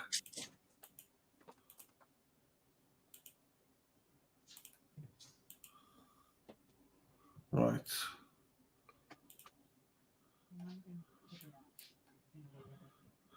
Get ready, mofo. Not guilty is coming. Do you see it? Yeah, but do you see the corner? Hi, Sean and Dylan. Oh, no, I didn't see that. That's what I was talking about, my friend. Right there. There you Isn't go. that No, amazing? I didn't even see that. Ah. Ah, that's amazing. Yeah. Oh, wow. Yeah, no, I didn't know. It's Freddie Mofos. I love it. I just saw that. I didn't see it until I zoomed in now. Hi, Sean and Dylan. Wow. All right, LJ Duxbury. Nice. Do you know who these people are then? I do not. I don't know, but they must be listeners. Get ready, mofos. That is awesome. That is awesome. That is awesome. No, I didn't even notice it, to be quite honest with you. Because when I got it from you, it was like that. Do you know what I mean? So I can't see it. Then now I've got it bigger. It's like there it is. Wow. That's awesome. Wow, I knew you would love that, right? I do. I need to keep that. I'll have to put that somehow, highlight it, because that's amazing. Yeah. Things like that. Our names are in the books and everything. It's beautiful. Dylan, hold on. I got to help one of my doggies here. Hold on one second. I got coffees to do, so hang on. I'll do coffees now. So bear with me. Let's do some coffees, shall we?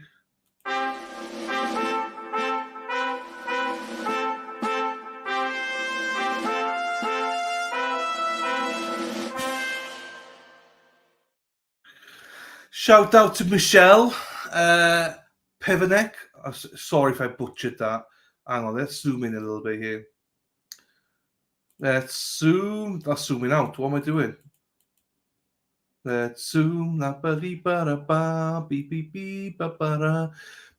Pevanek bought you 5 coffees. Cheers to the both of you for all your hard work and for making me smile each day. Oh, thank you, Michelle. I really thank you so much for that. Michelle and Rob bought you 5 coffees. Thank you, Michelle and Rob. Thanks for streaming. My wife and I have watched you every day and loved your content with Sean. Thank you very much. Is anyone else still wondering what Trooper Paul heard from the...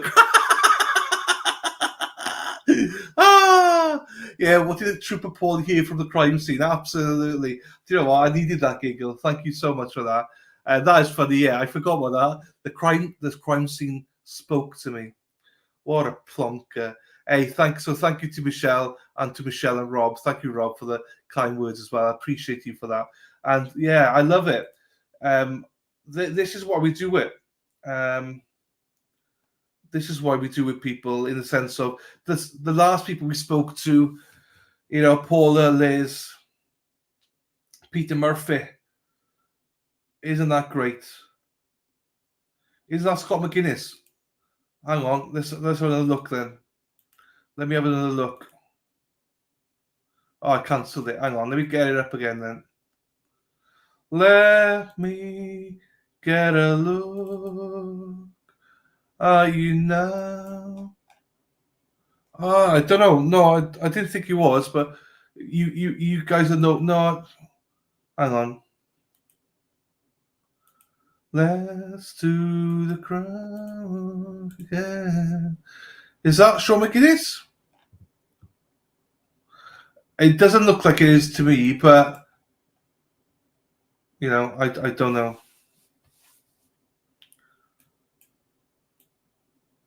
I don't know. No, Sean would know him. Charles L. Hang on, where the fuck are you, Charles? Yes, Charles. Yes, Charles. Look at that. Hey, buddy, how are you doing? Oh, we love it.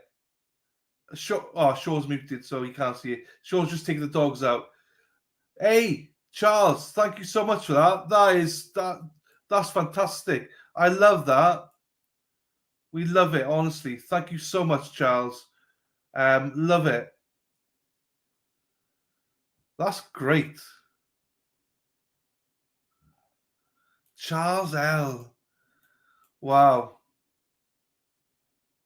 Oh, I'll pinpoint that because I have to show Sean that as well. Remind me to show that to Sean as well. Thank you, Charles. That's a great sign. Happy days. I love that. Let me put this up here now. Get ready, mofo. Not guilty. Love it. Right, we got a new member here. Hang on, I've got to put this in. Lynn Rollins, new member. Hey, Lynn, thank you so much for becoming a member. I really appreciate that. There's a few things here that came through. Zach was saying, let's believe in the evidence and what we watched over 10 weeks. It's very easy to get stuck in the moment. The facts don't lie. Not guilty across the board. Thank you, Zach. Absolutely, I agree with you. Lou Barber, no, I pinned the wrong one, Lou. Sorry, you made a mistake. Lou was saying, I'm sticking with, not without, with or without you, with Dylan and Sean, but my days are going to feel so weird once the verdict comes back. I think we'll all feel the same. It's going to feel weird for all of us.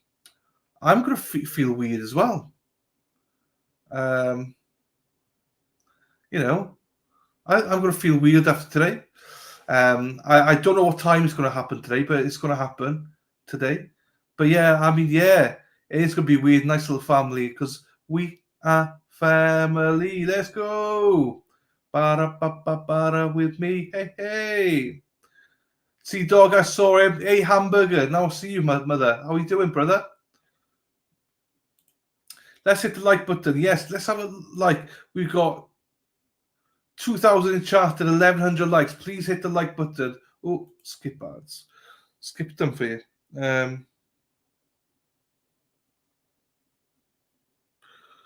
Okay, fine. So yeah, thank you everyone. You buggers. I never look at chat, but people told me look at chat before you put them up. Charles, representing Sean Dunn, you guys are the best. Oh, thank you, Charles. Really appreciate that. Thank you, my friend. That means the world to us. That means more to us than most things. It's the little things like that. I absolutely fucking love that. And our names are also in the book down there. Whoever put in the book, I think it was Dennis Sweeney or Brenda. Thank you so much for that as well. Little small touches like that. It means the world. We feel like we're part of it. Right, let me get this up. Let me get it. Now, Sean's done to me what I did to him earlier on and just disappeared. But it's all good. It's all gravy, baby. All right, hang on. I need to get the right stream now. Which one is it? It's not that one. It's not that one. I got it. It's there. Sorry, people. Had to get another cup of coffee and take care of some. Right, you're both full. We got it. It's Charles L. representing Sean Dillon. You guys are the best. It was him with the sign. Oh, that's awesome. We found out who's. Oh, that's awesome. Yeah. That's great. So he said representing Sean Dillon. So he said he had a sign that said representing Sean Dillon. Awesome. Did you know Charles L before? No clue. I mean, as in maybe you've seen his name and stuff, but like, this is amazing. I think I've seen the name, but yeah, this is amazing. Hi, Dillon. There you go, Charles. Thank you, my friend. All right, Charles. Thank you, buddy. You got us on the. I don't know where that picture came from, but it was posted somewhere. I know what you meant to do. Don't worry, my darling. Hang on, there was something here. Oh, I missed it. Oh yeah, there you go. Charles saying that's me, boys, with a sign. There you go. Excellent. Right, here we go. Right.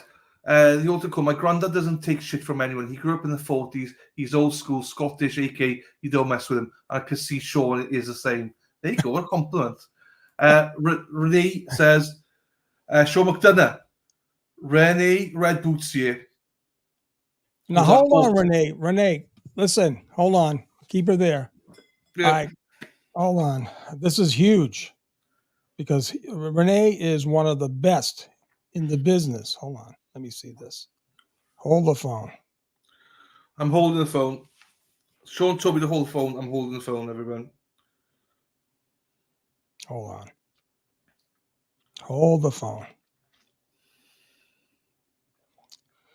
Renee has a great story. I'm trying to look for it right now. Hold on.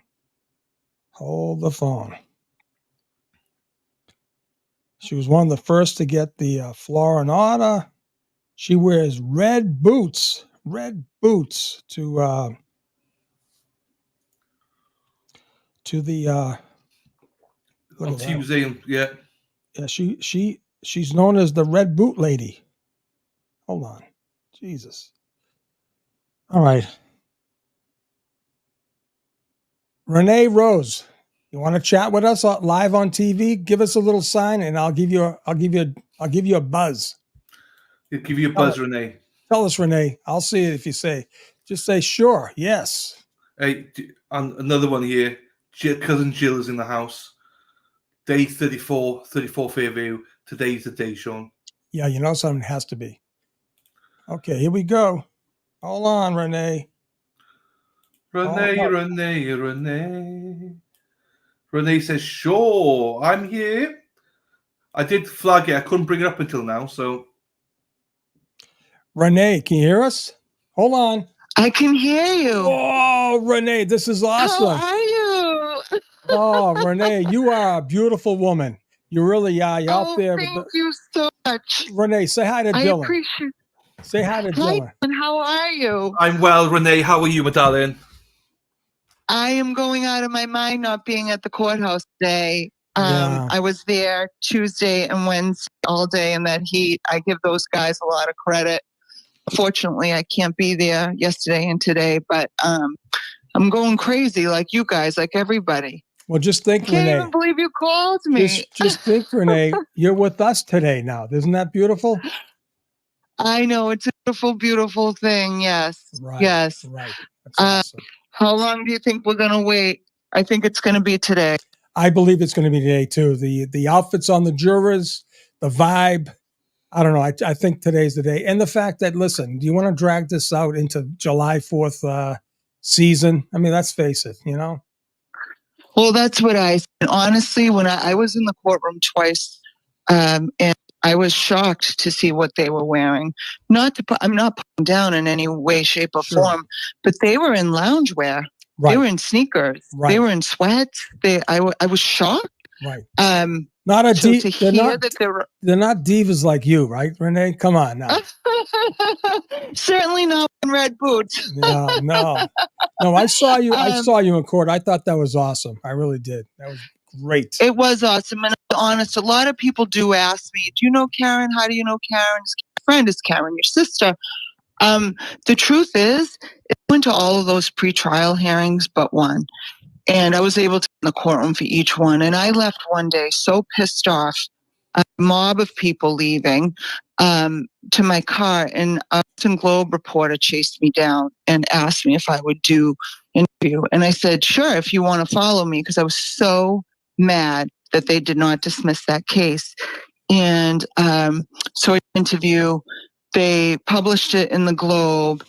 And days later, Karen reached out to me. She found me, reached out to me and thanked me. Awesome? And that, I mean, I'm just a small speck in all this. You know, I was just a girl who myself was a victim of police corruption.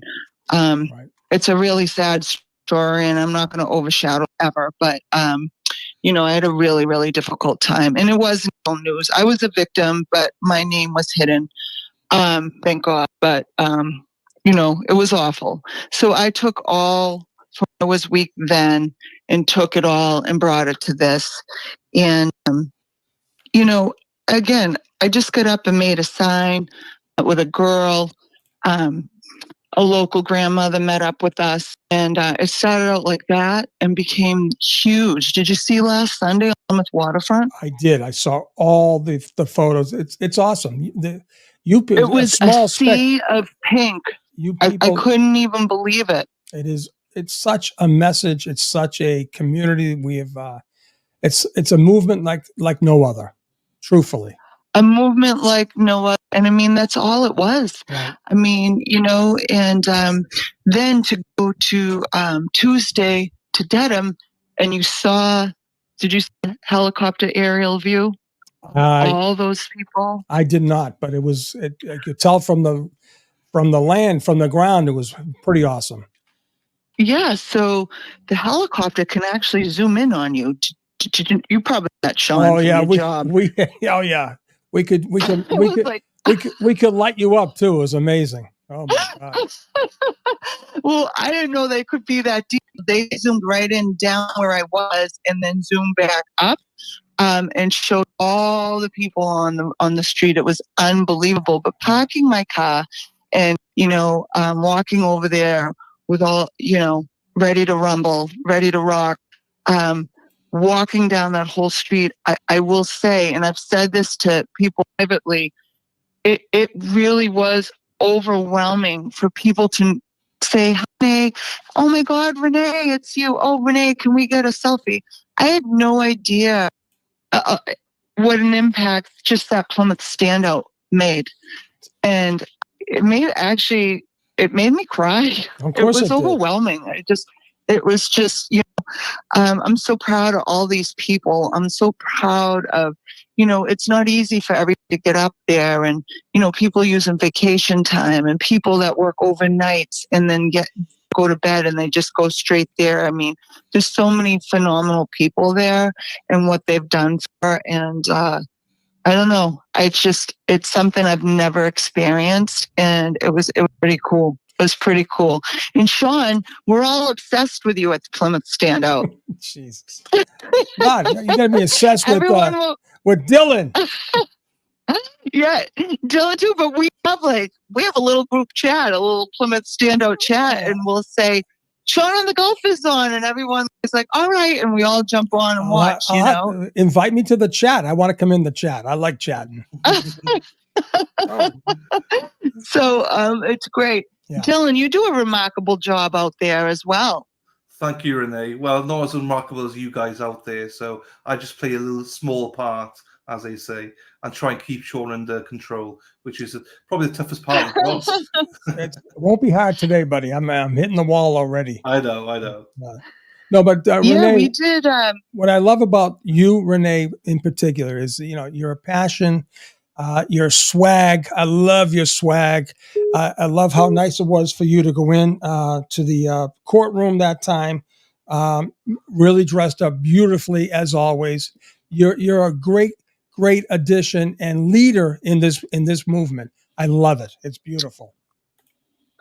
And that's the thing. I never even did it.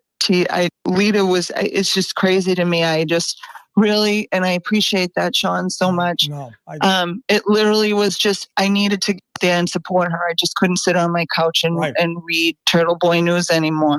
I just had to jump up and do something. It was crazy. You give a lot to him. I know people have different opinions of him, but no matter what, this guy did time. He did time for this. That's crazy. Yeah, and horrific. And he needs to be careful because those people still have salt in their wounds. And my only advice as a father to Turtle, he could be my son. He's old. I mean, I have a daughter his age. Just be calm. Let this happen. But they're not going to stop on him. But no, Aiden absolutely broke this story. Why I wouldn't be here if it wasn't for Aiden. No one else would. And the mainstream media would never be here. So my biggest... Yeah, go ahead, Renee. No, I'm agreeing with you. And, 25 standouts later every weekend. This past Sunday was 25 standouts. Amazing. Every weekend. In the beginning, people were asking us all the time, who's Karen Reed? Because it wasn't mainstream media. Yeah. It's amazing. Then we started passing out business cards with the QR code to get more and more people to know. Beautiful. Pretty insane. Yeah. And then it eventually became free Karen Reed from other people, Isn't it amazing? And then it's amazing. It really is. And the response that we got Sunday, we were on fire.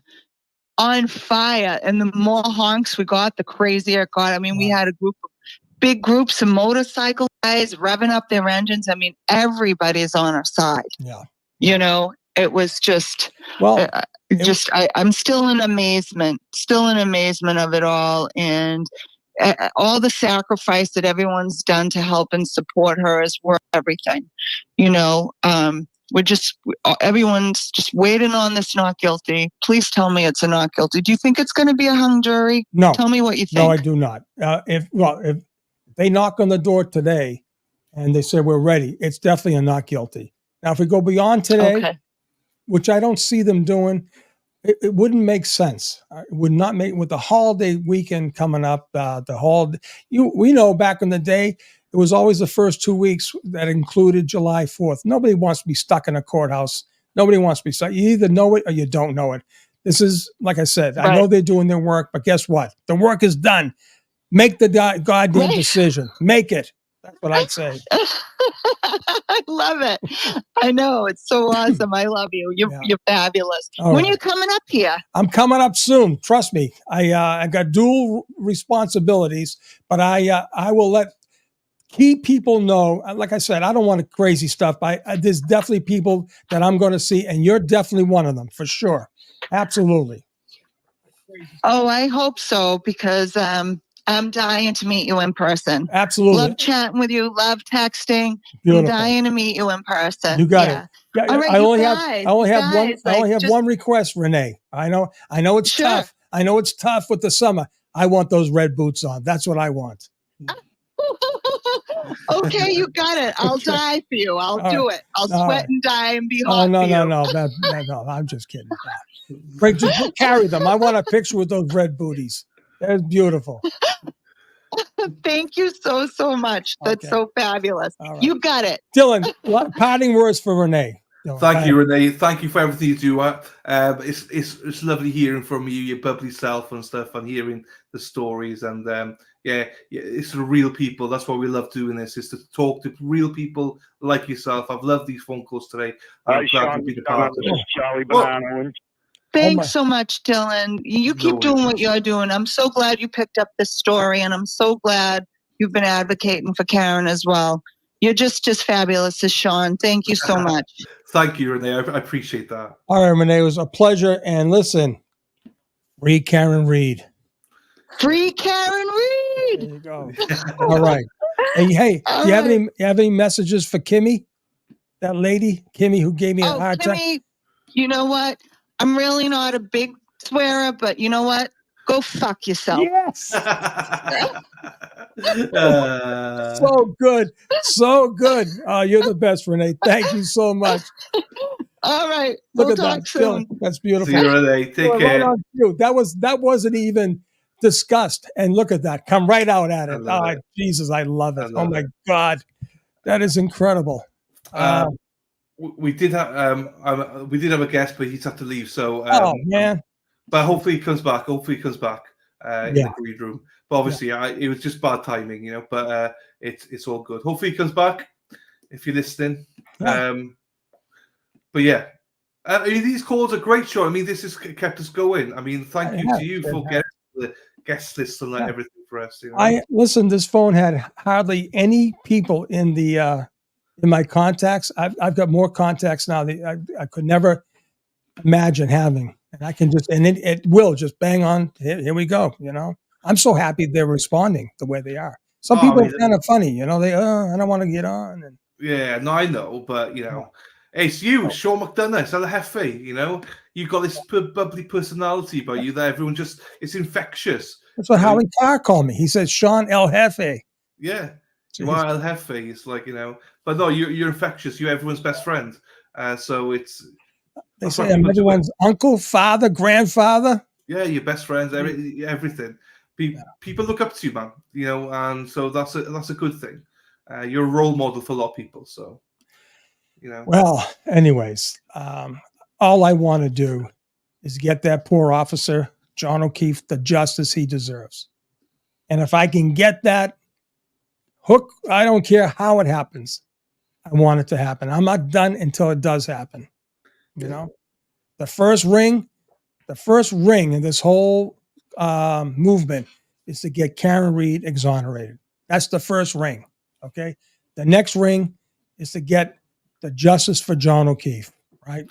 Yeah. And I think that's what it is. Third ring is to get those bastards behind bars. And that's it. That's it. Because I'll tell you, when those arrests are made, that will be the time that John can rest easy. It's not over for John until those arrests are made. No.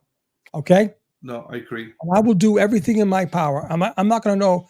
I can't tell you now because I'm totally involved right now with the with this trial. I don't know. Hold on. Who the hell is this? I don't know what they're talking about, but I don't know how I'm going to do it, but I am going to do it. I will repeat everything I know to date about any thoughts I have on the federal investigation. And I will keep banging that bell till it makes sense to everyone out there. All right. Because you'll have to learn, you'll have to know exactly why I feel the way I do. And it starts February 3rd, 2022. That's where it starts federally. Okay. And, you know, we all of us forgot that it was ongoing way before Aiden ever took the stage. Okay. You've got to keep that in mind. Please keep that in mind.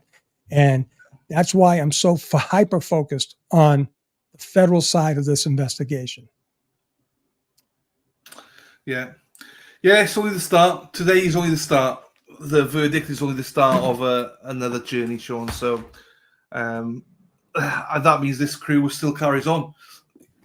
You and me, brother, will still be streaming to get this corruption to light. So yeah, Right.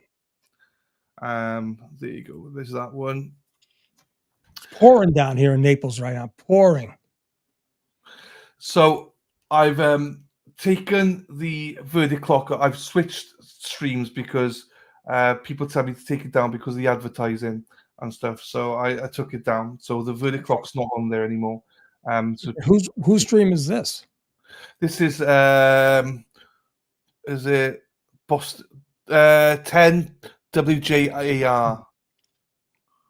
You know, where's Emma D? I don't care about them. I don't. You think I care about? They don't know what I know. That's the problem with Plevin and the other fool there. The other fool. I mean, think about that. They have no idea what I know. No idea. And she's supposed to be an FBI agent, a former FBI agent. How embarrassing that they won't even tell her.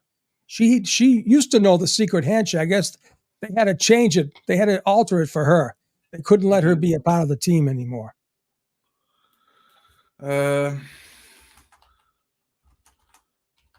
I'll just put this in here.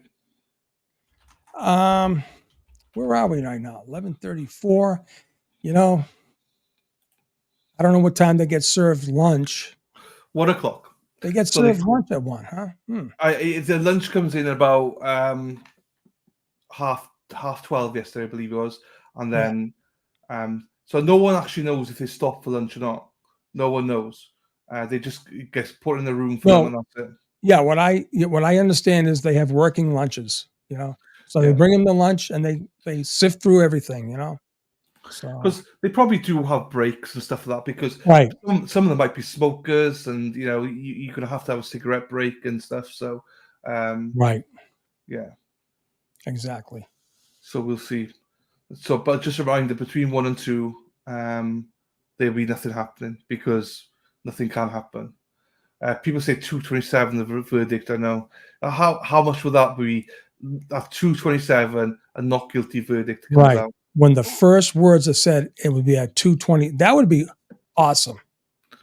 Yeah, absolutely awesome. By the time they get back, so they give a message saying, "Okay, we're ready." Okay, and so they get back at 2 o'clock. So by the time everyone gets back, everyone's seated. She asked for the verdict. All right. And the first words, if they could put out, "We find the defendant not guilty," and the clock is 2:27, that would be that would be miraculous. And I listen, people, I do believe in signs, from religious signs, and I do believe every time those sirens were sounding off during critical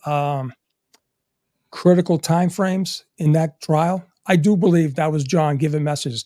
I do believe that John had everything to do with that foolish phone being dropped in the back seat when Karen jumped out. I mean, imagine if we didn't have that insight.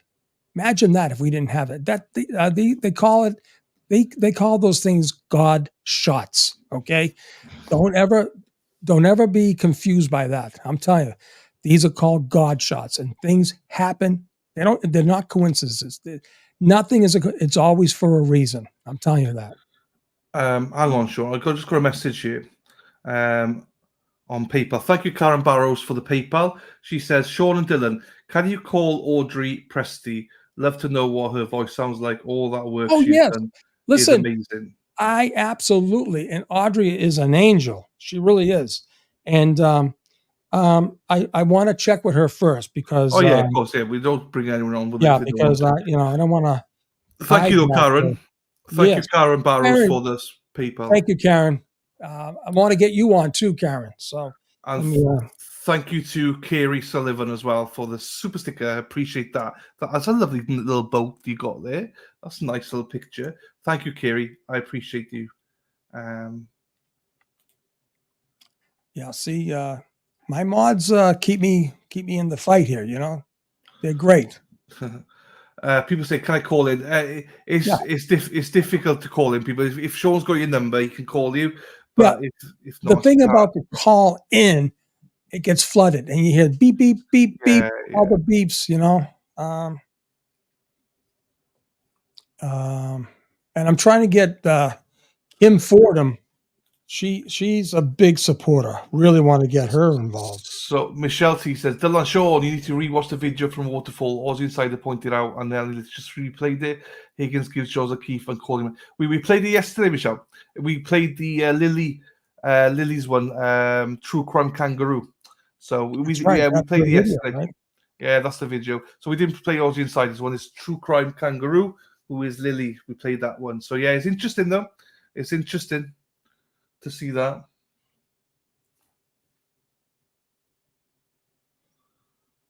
Everyone said call Rita. We love Rita. Yeah, so my guest who was in the green room, he's had to leave probably because of work. He's going to come back, I hope. I hope he comes back because I'd love to have his insight. But I don't know. He is also a very busy guy. He's an attorney, so he might be busy. I also obviously he hasn't got the time to hang around, so he maybe only had like 5-10 minutes. Sure. It was just bad timing. We didn't know we were going to be calling people at the same time as he came in. So that's the problem sometimes. People like Mark Bedrow dropped in the other day. We didn't know what time he's coming in. Just they drop in. Do you know what I mean? Because we had a good cast of friends. We had you, me, Sean, Boston Sully, and Mark Bedrow. Where ideal world, we probably spread that out. If we could have. True. That's true.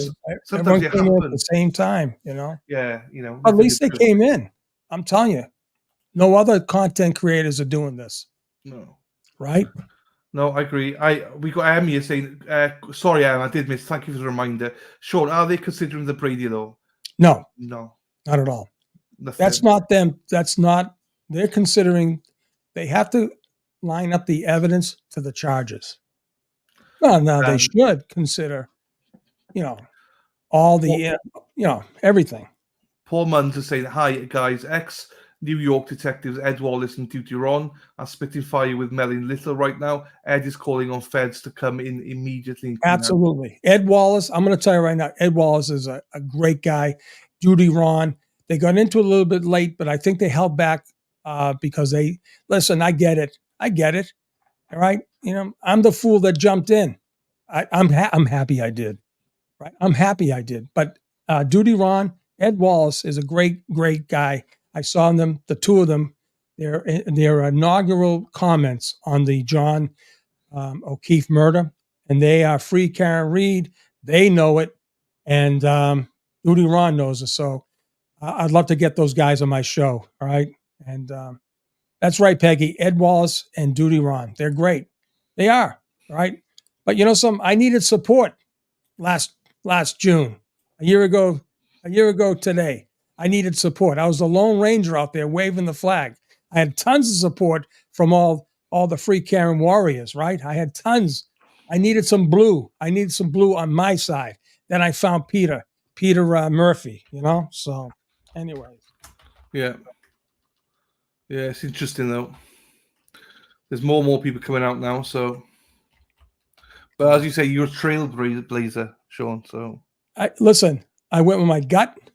I went with my common sense, and I went with my experience. And that's it. Now, would I be able to have done that with less experience? No, not at all. I put it all together. And then the beautiful part came, and when I got vindicated, when what's her name there? Natalie reached out. And that was a beautiful thing. I told Howard the other day, come to Papa, Natalie. You don't talk to a guy who worked high-level informants and did all these black operations and hang out that carrot and say, I've got the file. Do you want it? And I go, I don't know. I don't feel too good about that. But if you want to send it, oh yes, I will send it to you, Sean. She would always text me beforehand. May I call you? And I talked to a friend of mine about this. It's funny. And she was very polite. But I would always get this text. May I call you, Sean? He said, yes, Natalie, you can call me. And we would talk. And we had great talks. We really did. And I try to babysit her. I try to say, Natalie, just calm down. Calm down, for Christ's sake. The world's not going to go away. Karen will come to her senses, but she's up against it. You don't get it. She doesn't need pressure. And you know something? She wouldn't listen to me. She went around the corner. She went to Mikey Gagliano. She went to the Roccos. She went everywhere. And guess what? The Roccos slammed her. And then, you know, poor Aiden had already done it. And then she went dark on me. Next thing I know, I don't know, Shawnee, but I'm against. Thank you for Super Sticker Debbie as well. Thank you so much for that. Very generous of you. Hey, bear with me for a couple of minutes. Hold on, we have someone very special. Oh.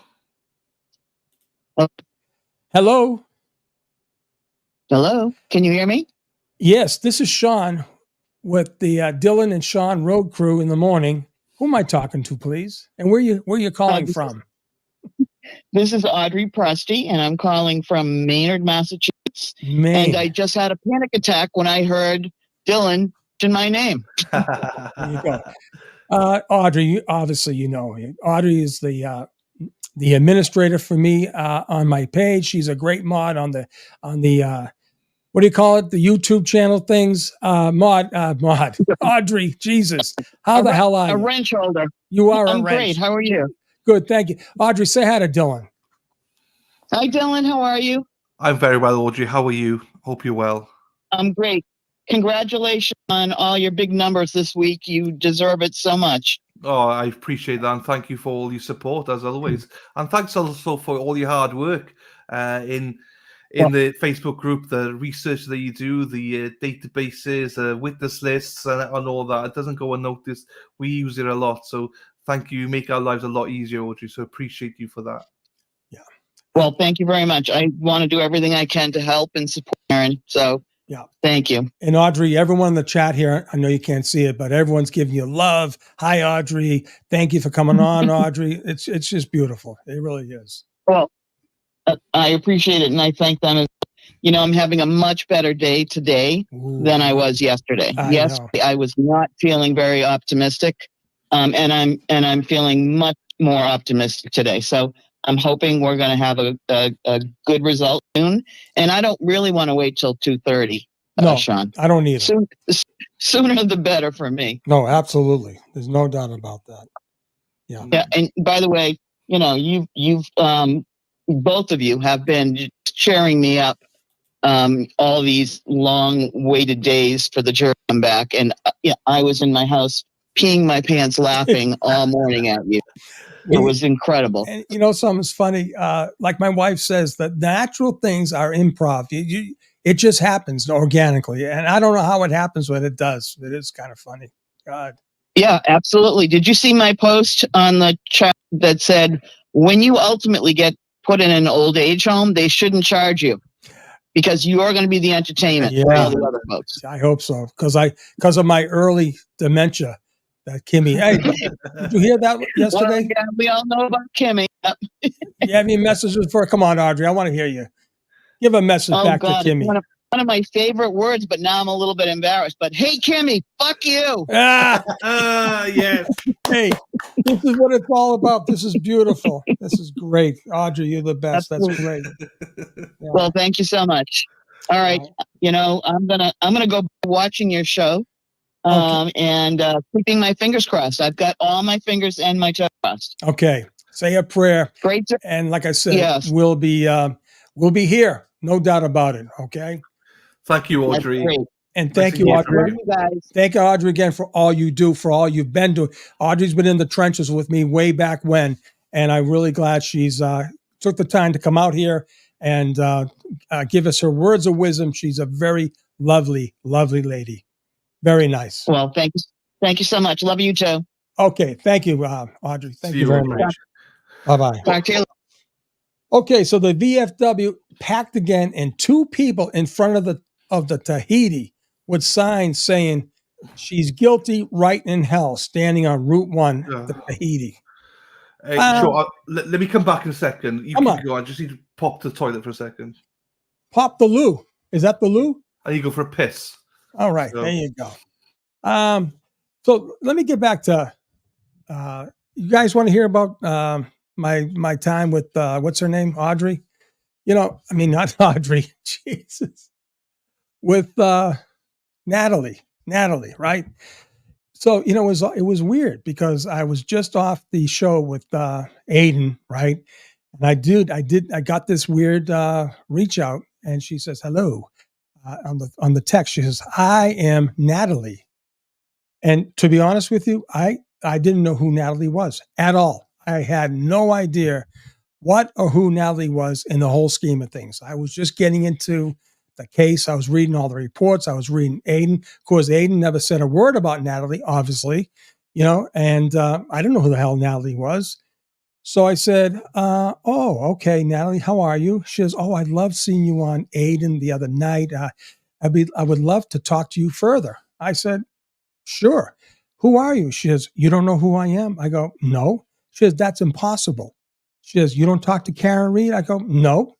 How the hell would I talk to Karen Reed? She says, oh, I just thought you would because, anybody that goes on Aiden's show, especially with this, all this information, I would think you'd be talking to Karen Reed. I said, no, I got an invitation from Aiden. I went on because I wrote a letter to Chief Rafferty. I put my name on it, all this shit. And that's how it was. And so one thing led to another, and she gave me her telephone number and we started talking. And she told me who she was. And I was really skeptical. I said, wait a minute, this doesn't make sense at all. But when she started going back and forth on all this stuff and she'd give tidbits to me, she said, well, wait a minute, Sean, if you don't believe this, look at this. And I looked at it, I said, holy Christ. So I said, so you are the intermediary between Karen and Aiden? She says, yeah. I said, so you're like the goose that laid the golden egg? She says, yes, I am. See, the thing about certain people, you got to massage their egos, okay?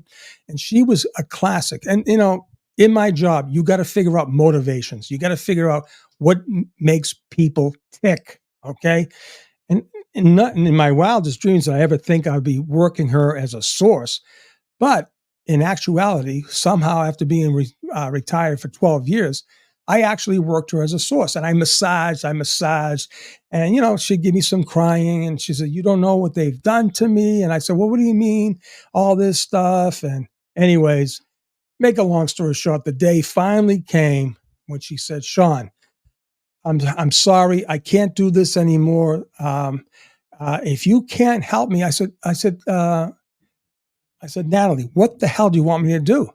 And she says, Sean, I want you to hook me up with Karen and tell her how sorry I am. I didn't mean to disturb her late at night. I said, first of all, Natalie, I can't because I don't know how to connect with Karen. I said, I gave a donation. I got 2 generated emails from Karen and Alan Jackson. Thank you for my donation. I said, I know Turtle Boy. She said, no, don't go to Turtle Boy. I said, why? She goes, he's worse. He called me the C word. He did this, he did that. I said, okay, well then I'll tell you what, you just stay with me. We'll keep things down. I said, send me the file. And it was in minutes, she sent me the file. And stupid me, I kept that file hidden because I was doing all the things on the Facebook. I'm doing this stuff. I'm talking to Kevin Lenahan on his show and Dave McGrath. And all of a sudden I had time and I said, here we go. Let me find out. And all of a sudden I looked into things and I said, oh my God, look at all this stuff. And I kept reading and reading. They said the jury has a question. Okay. Yeah, so it's on screen. So Jess Machado says, Fall River Reporter, we are heading back unofficially that the jurors have a question. So the court's live, people. You can see the fun. So court's live.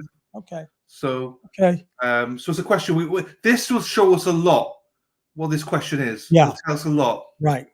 Yes. And I hope it's something very simple and not complicated.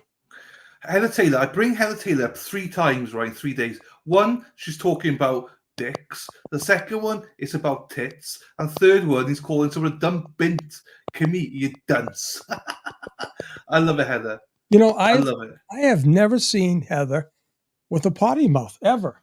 Ever? Well, she's the worst. Yeah. But we love her for it.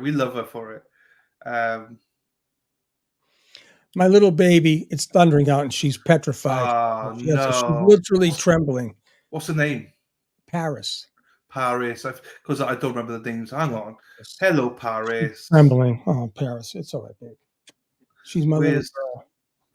Oh, thank She's you. literally trembling in my. We're having a huge storm right now. But hey, listen, Dylan, if I do get knocked off, I will come right back on. Oh yeah, no, I know. Well, That's usually the thing here. We get knocked, the big lightning bolt hits, and then we're down for about 10 minutes. So that's fine. The Jewer says, Freedom Friday, let's fucking go. Thank you, Dylan and Sean. Yeah. You guys are great. And hey, Kimmy, go fuck yourself. Sean, us Rhode Island girls have a mouth too. Oh, yeah, no doubt. Thank no you, Jewer. doubt. Wait, you want to see people? Want to see the people? Want to see the people? Hello, Paris. Oh, here she is. Hello. Look at the people. I can't do it. No, but she can't hear. She can't hear you. Oh, yeah, because the thing. Yeah. So come here. Yeah, I'd have to. You know.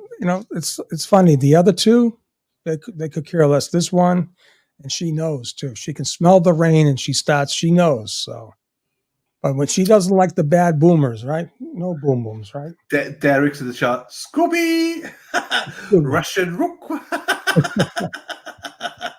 I was wondering what Derek would be.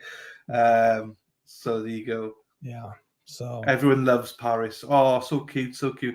Oh, for a minute, I thought they talk about you and me. Then I saw Paris. It's like, well, obviously talk about Paris. So she is the half sister of Princeton, who is a full Shih Tzu, but the mother hooked up with a poodle. So now she's a Shih Poo. She's a Shih Poo, and she's the smartest of all three. She's amazing. She got the poodle brains. There you go. So Emma D. So getting back to Natalie. Well, after all the things she went, I mean, even Mikey Gaglio can tell us that. MJ, boom, boom, MJ. She disappeared. She went black, right? So, and there was, okay, I'll tell you why she went black. Towards the end of the summer, a really weird, a really weird Facebook page was developed. It said, something about justice for John O'Keefe, right? And they started putting stuff out, evidence, pictures of evidence. And I said, what the hell is this? Well, I accused her right off the bat. I said, hey, Natalie, I don't know what you're doing. And we thought right off the bat, it was her and Rogie Rogue, right? And she didn't like that. And she took exception to that. And I tried to massage her again. But at that stage, I didn't really care. I had all the goods, had it all.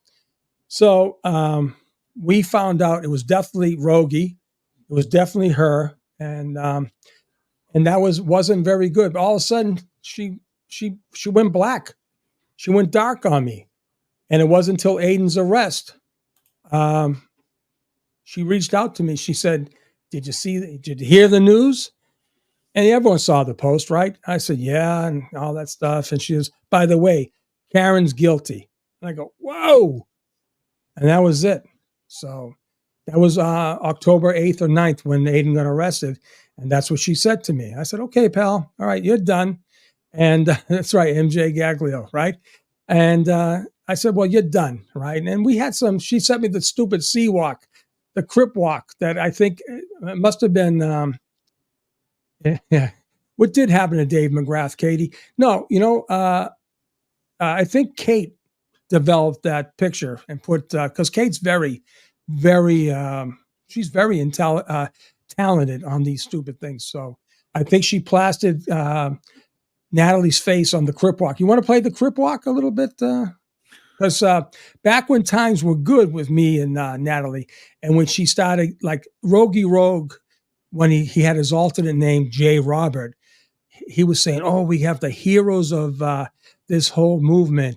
We have the intelligence source from California." He started blasting that out. And then she started going crazy, and she went on the Canton Confidential with John Camone. She said, yes, my name is Natalie. You'll know all about me before too long. And I'm going to come to Canton, Mass. And teach Sean on the Gulf how to do the sea walk. And I'm saying to myself, what is this woman doing? Stay in hiding. And I went out, I said, Natalie, what are you doing? Stop this. the bottom line is she was just, Audrey, I'm so sorry. I didn't mean to confuse you. You were the last person on my mind. No, I said to myself, what is she doing? And it turns out she wanted the attention. She wanted attention. But it came with a price, though. It came with a price. She gave up everything. She gave it all up. So the thing is, she may have had a deal with Aiden or Karen or whatever, but there was no deal with me, right? And the bottom line is that's why I have the information. That was my source, right? So the thing is, there are things embedded in that that file I have, and that's why I put out. If you guys were on with me over on Facebook and Twitter when I knew in October that that Lieutenant Slaughter there, the Grand Wizard, whatever his name is, Tully, took a trip to California to interview Natalie. I knew he was going to get the surprise of his life. I knew that he was going to find out from Natalie that his boss, the DA, was being wiretapped by the feds. And that's what I said. I said, hey, Tully, you may have gone out and saw Natalie, but you're going to have the worst flight of your life coming back to Boston. And you're going to tell your boss the little secret that we all know about, you son of a bitch. That's right. They died. That's why he didn't go to the FBI. He didn't go to the FBI for the 227 search or any other stuff because he knew he was being investigated by the FBI. That's how it happens, Rebecca. Just like that. That's how it happened. So, she jumped ship, but she dropped a bomb on the DA's office. She dropped a literal bomb. And I made him know it too. And I loved every bit of it. So in that sense, and now she's saying, oh, I'm writing a book. I'm going to name it The Goose That Laid the Golden Egg. I said, I'm going to charge you because that's my saying, you mofo, right? That's the story. That's the story, Dylan. I love it, though. You got to love all these stories. Yeah. All right. There's still the court's not there yet. Whilst we're waiting, hang on. I'll play this for a second. Hang on. Oh, come on. Come here. Where are we going? Yeah, hang on. Keep her there. Because someone wants to say hello to her. Oh, look at that nice doggy. Come here. Rolo. Look at the doggy. Oh. Now it's funny. That's Rolo, everyone. Star, my rescue star, right? Every time I show her a doggy or this doggy films, right? On the commercials, like she loves the commercial, I'll say, look at the doggy. And she'll start, ooh, ooh, ooh, ooh. She'll start whining. It's amazing. People said they can't see. Of course they can see stuff, right? They can see the animals on commercials. I play all the YouTube things, the songs, and they see the dogs going through the fields, running after rabbits and all that stuff. She starts barking at the rabbits. Oh, Paris, you're a good girl. All right, you want to go over here? You want to go on the nice bed over here? Go see Star. Go see Star. Come on. It's okay now. The big boomers are gone. There you go. Ready? There you go. Okay? Lay down now. Lay down. Daddy's right here. All right. Daddy's right here. Right, Paris? You want to come back? Here, come on. Come back. No? Okay, lay down. So where the hell's the jury? Yeah, they're on the way. Well, they've walked in, so they must be getting the jury and stuff now. So, yeah. Oh, there's movement. They're moving the camera. So okay, here we go. Coming in. What's that? Is that you? That's me, buddy. I took care of it. Thank you, my friend.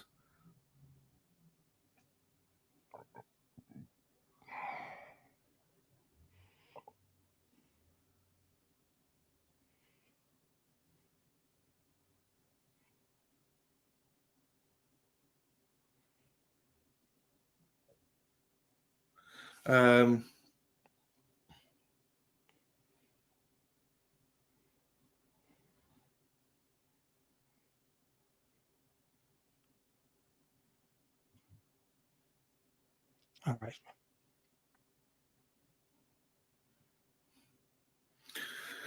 Oh, come on. It did.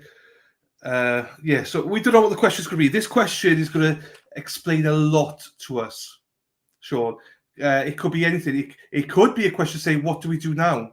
Right. We're deadlocked. Or it could be I a want to question, hear that. we want more info. Or They it could could say, question. well, if we're done by 1:00, do we just wait for you guys to get back? Can you imagine? Right. So defense team and Karen have just arrived All right. into the court. So Sarah P's in the house. Don't fuck about people. Sarah's about. Please hit the like and subscribe and notification bell. It's free to do what I want any old time. Patty McDonough says, we love dogs. More doggo cams. There you go. There you go. Emma D says, maybe the question is, can we quit? Ooh. We'll see now. Oh, so nervous Josie is. I know. Vanessa, hello, my darling. Van Gerven. What a name. I love that. Sarah O's in the chat. Hello. I watched them. Duty Ron and Ed weren't always free can read. Oh, weren't they not? They are. I can imagine. Spencer's all the way from LA. I love that. So she's saying that they were probably, well, which most people were. They were anti-Karen Reid and law enforcement. But they changed their minds after watching all the evidence. So yeah, which is all you can ask for. Spencer, as you know, right? It's very rare that a cop, someone in law enforcement, is going to go against another cop. I'm just letting you know. Yeah. The problem is for those people, they didn't have the access that I did. I told everyone. I told Howie. I said it was. I felt like it was cheating, and I was a little bit. I was kind of cheating. You know, I had the answers for the test. That's it. I mean, those guys. I mean, I even told Melanie at the beginning. I said, "Listen, I can't tell you up front." She said, "I don't want to know." I said, "Very good." She says, "If you can't tell me that we can't put her," I said, "You know, Melanie, I do respect you. But I did do a taillight project that I can talk all about and give you all the pictures." So that was a good thing. But no, I understand it. I understand it, right? But I made a decision, right out of the bat, after knowing all that I knew. I didn't know anything about Natalie and that pot of gold, but I stuck with it. But then when I read that file, I said, wow, my jaw dropped on one piece of information. I'm going to keep that behind. And that dropped. And I said, well, that's it. I'm never, ever changing my mind. All the wafflers, they all jump ship. Rogie Rogue, Natalie, Kevin, the wine lady, they all jump ship. They were all free Karen readers. All of them. Every one of them, right? I'm not sure where Dave is. I think Dave's smart. I think Dave is waiting, staying out, and he's going to wait until there's a jury. And Dave's a good guy. And like I said, I think he's the smartest one of the bunch, right? So it's all gravy, baby. It's the waiting game, though, isn't it? This is the worst part. It's just the waiting game now. So we know people. And Spencer's right. You know, like I said, we're a little bit early right now because of we'll know. But like Dylan's right. We'll know by this question, but I think we're a little early because she will force them to go back and hammer things out. Maybe 2, maybe 3 times. But if they come back. Hang on. There's an update here. Hang on. The court clerk hands a folded paper to the defense, then to the prosecution. No judge yet. Oh, that must be the question. The question they're asking. Right. That must be the question they're asking. Yeah, okay. Beep, beep, beep, beep. Yeah. Rock your body. Yeah. Driving Karen guilty, Raul. Back in the day, what was driving Karen guilty, right, was the comments she allegedly made at the scene. Okay? Oh, yeah. And that's what kind of everyone focused on. And then the fake evidence was all coming out. The fake, she checked her taillight at the Picoside Farms. She went back and she found John's body. She turned her GPS off so she couldn't be tracked. Turns out she had her location things off forever. We all do. I do. I only let like the radar for the weather, maybe some golf stuff. But you can control where your location is at. She just probably said, fuck it, I don't want any location. It was done for months, maybe years, who knows? But that was all the big lies that were going around. Yeah, baby. Shaking their ass. Yeah, there was a lot. A lot of people still though get hung up about the I hit him. Do you know what I mean? I just don't feel. How could anyone pronounce someone's guilty on three, or not three, but like saying those words? I mean, that's still not beyond reasonable doubt. You know, so I don't know what's going on. So everyone's there except for Judge Bev. Okay. She's finishing off a little gin. I'm not sure if Jim is there. If Jim is there with her or not, I don't know. Beep, beep, beep, beep. Yeah, Maxi Taxi. Yeah. So Maxi Taxi, here she is. She does my intros and outros. Shout out to her, special Maxi. How we doing, Maxi? Shaking that ass. Thank you for that appreciation. Thank you very much, my darling.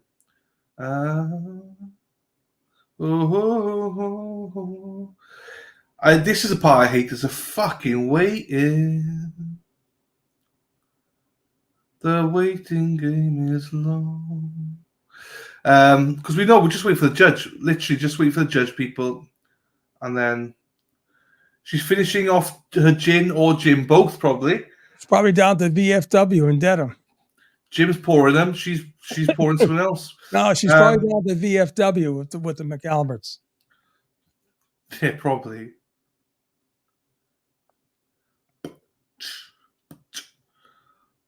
Come on, Judge. We're all waiting for you, Judge. The judge said anytime there's a question, 5 minutes you got. Hey, what about yourself, Bev?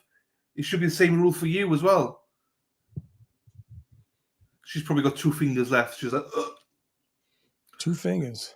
2 fingers. Oi. Rebecca says, have you seen the new theory from the other side that Crash Daddy lied and that Officer John O'Keefe's shoe could have gotten caught between the curb? Idiot didn't realize there's no curb, it's always flat. I mean, just don't listen to the people. Well, there is judges in. Okay, there you go. Oh, no, carry on. Sorry. I just say judges in. So, here we go. Fuck. Sorry, Sean, I cut you off there.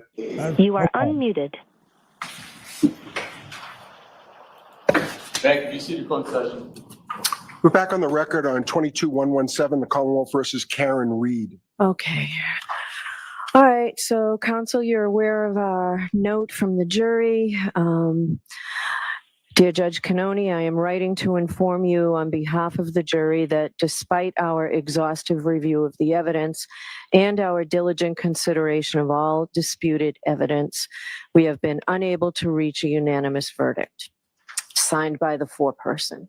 So I want to hear from counsel your view on whether there has been due and thorough deliberation. So let's start with the Commonwealth. My answer would be no, Your Honor. This simply hasn't been sufficient time yet. And what does the defense say? We believe that there has been sufficient. All right, so I'll hear from both of you in more detail. Mr. Lally, I will hear you. Your Honor, the jury received this case just earlier this week. They've had slightly shortened days, and I'm not in any way, shape, or form suggesting that they haven't conducted their due diligence in regard to their deliberative process, but I would submit that it is far, far, far too early in their deliberative process to even consider giving them any kind of Tui Rodriguez instruction or anything close to that. Furthermore, what the note doesn't really indicate affirmatively that they can't come to a conclusion. It just says that they haven't come to a conclusion through their deliberative process at this time. So they're not even asking for one, is what I would say. All right, thank you. Ms. Gianetti, I'll hear you. Your Honor, I would disagree with Mr. Lally's characterization of the note.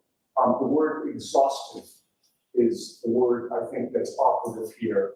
They're communicating to the court that they've exhausted all manner of compromise, all manner of persuasion, and they're at an impasse. This is a case where the jury has the legal instructions. They've only really asked one question, which was to try to get a report that they were not allowed to get And I think the message has been received that the evidence is closed. They won't get anything more. They've been working essentially nonstop over the last 3-4 days. We're approaching a weekend. They didn't come back with this at 3 o'clock or 4 o'clock. They're at 12 o'clock and they have nowhere to turn. So our position is the jury should be read the Tui Rodriguez model instruction and go from there. Okay. All right. So you all know that it is within my discretion. I decide. So a case that has been, it's a long case. This is our 4th day of deliberations, but Tuesday was a short afternoon, maybe 2.5 hours. Wednesday, they left early because of an appointment.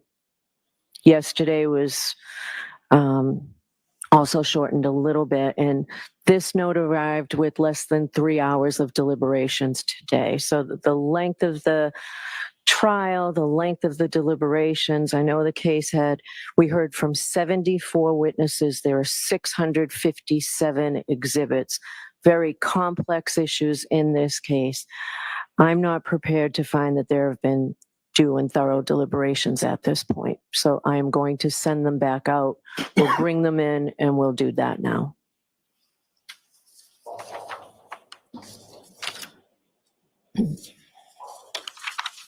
There you go, Sean. Oh, that's a surprise. Yeah. Hung. So the reason the defense is saying this, because they realize they are up against it, that the prosecution's up against it. They don't want this case. But I do agree with the prosecution. They need to be forced, not forced, but have at it. But I guarantee it's probably 1 to 2 jurors. Who said that? Aaron Hack. It's got to be 1 to 2 jurors that are hanging this whole thing up. And they're never going to change their mind. Yeah, it's just we'll see now. What they got to look at is when the jury comes in, look at the ones that don't look at you, and those are the ones that are holdouts. All right, here we go.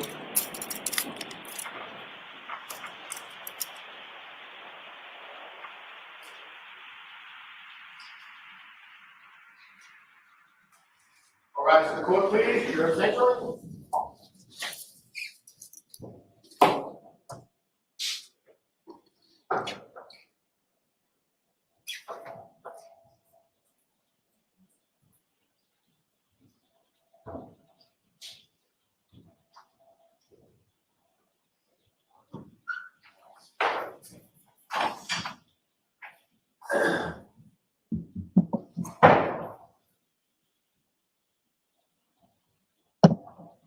We're back in session. You may be seated.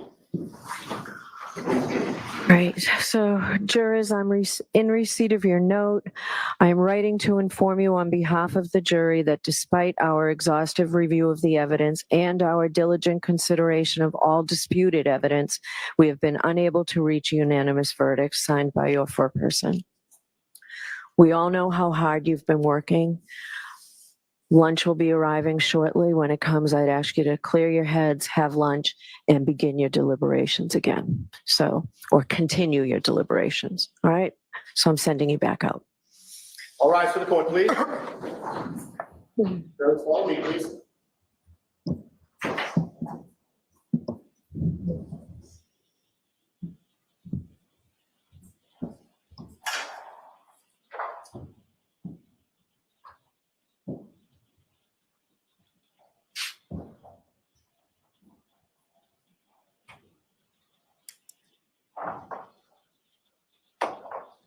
Thank you. Be seated. Put us still in session. All right, so the note has been marked for identification, and we'll see you all either at 3:30 or when you get a phone call.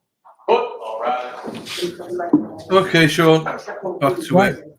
Triple V. Right. I mean, sorry, Sean. Let me move you for a second, just because. Sure. Right, there you go, sir. No. Yeah, to me that was a surprise in a way. I can definitely understand why either side took the position they did. And I will have to say, I agree with our friend Lally, all right?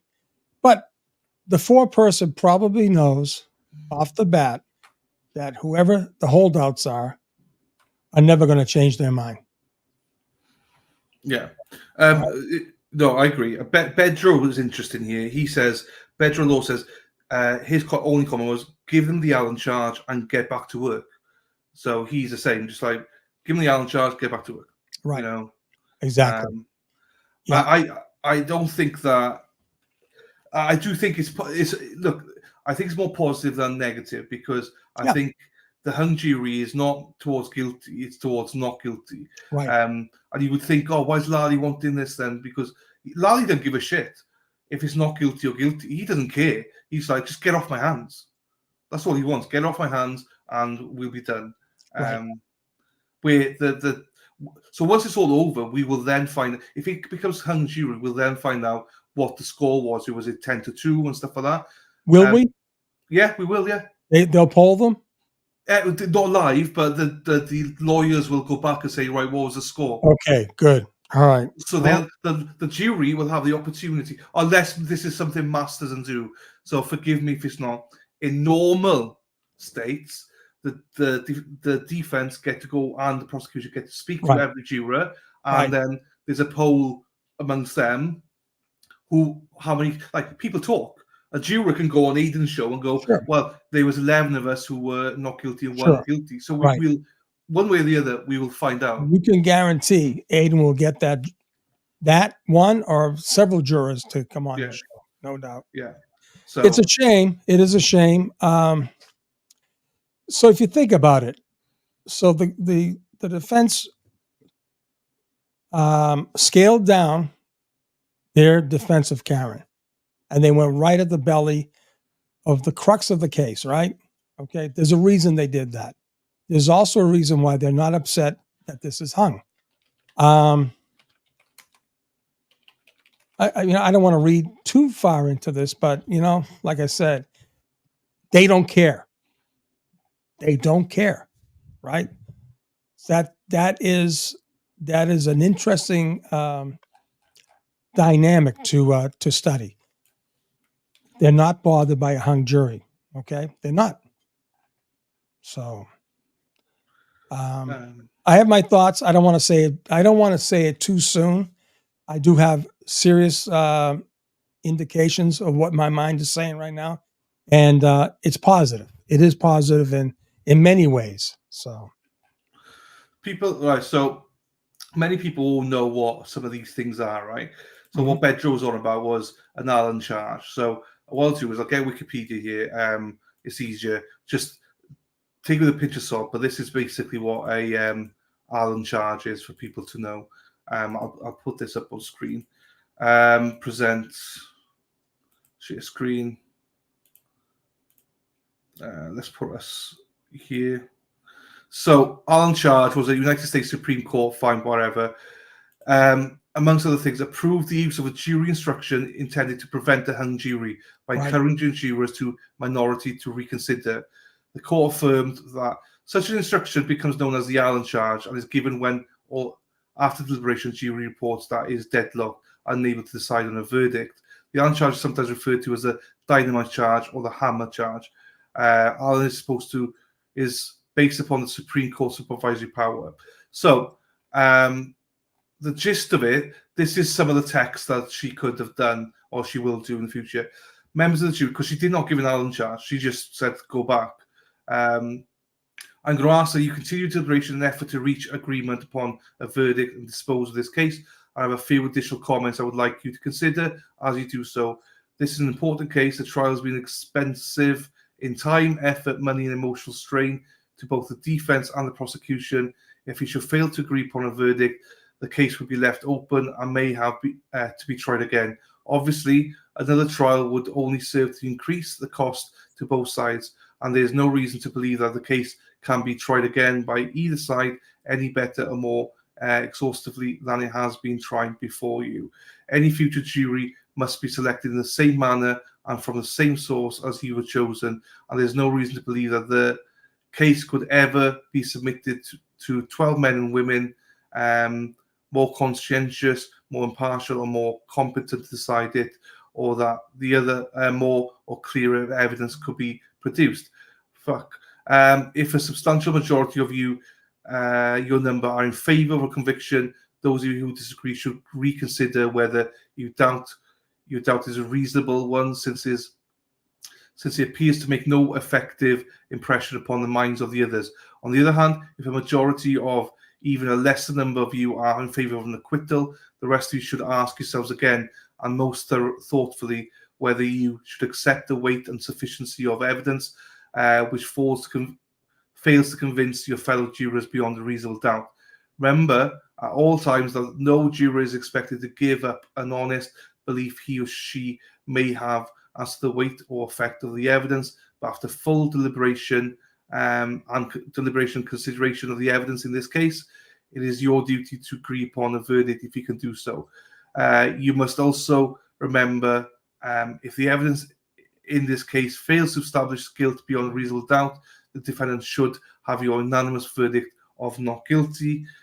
You may be as leisurely in your deliberations as the occasion may require, and should take all the time which you may feel is necessary. I will ask now that you retire once again and continue your deliberations with these additional comments in mind to be applied, of course, in conjunction with all the other instructions I've previously given to you. So that's what would be read out to them as an Allen charge, essentially. So that's still to come, essentially. She could read all that out as well. How the hell did I get frozen? You got frozen, yeah, you did. How the hell did I get frozen again? I don't know. I can't see what you did, actually. Yeah, I know what happened. You can hear me, right? No, so listen, here's the thing. The defense doesn't care. They know they have another alternative already waiting, right? And basically, I do believe that that the Commonwealth, what am I going to say? Look at this. Yeah, you need to go over. There. Hey, sure. No, hang on. Just sort yourself out. I think I'm sorted, right? No, you're not. You've gone black. Okay. Let me sort myself here. Yeah, buddy. I'll take you off screen for a second if he sorts himself out. And your camera. Sort your camera out. I can see everything behind you. So the purpose of the Allen charge is to say what Aaron Hack says, is to basically get the minority to cave and change their minds. So, but we're not even there yet. I'm even too scared to even look at chat if people are overreacting now. But let me put this. Lorraine, no, I doubt it, Lorraine. I think that would make it. I think if you sequester them, you would have done it before now, in my opinion. It'll be interesting to see if they will do, if they will work this weekend. That'll be interesting. Because in some places they might make them work on Saturday. I doubt she will, because she won't want to work on Saturday. Hey, Sean. So, what was I saying? I have no idea. You started and we finished. Yeah. So bottom line is, I believe, listen, the prosecution knows what they know. I mean, I'm sorry, the defense knows what they know. They know there's an alternative that doesn't involve them. They don't care. Okay.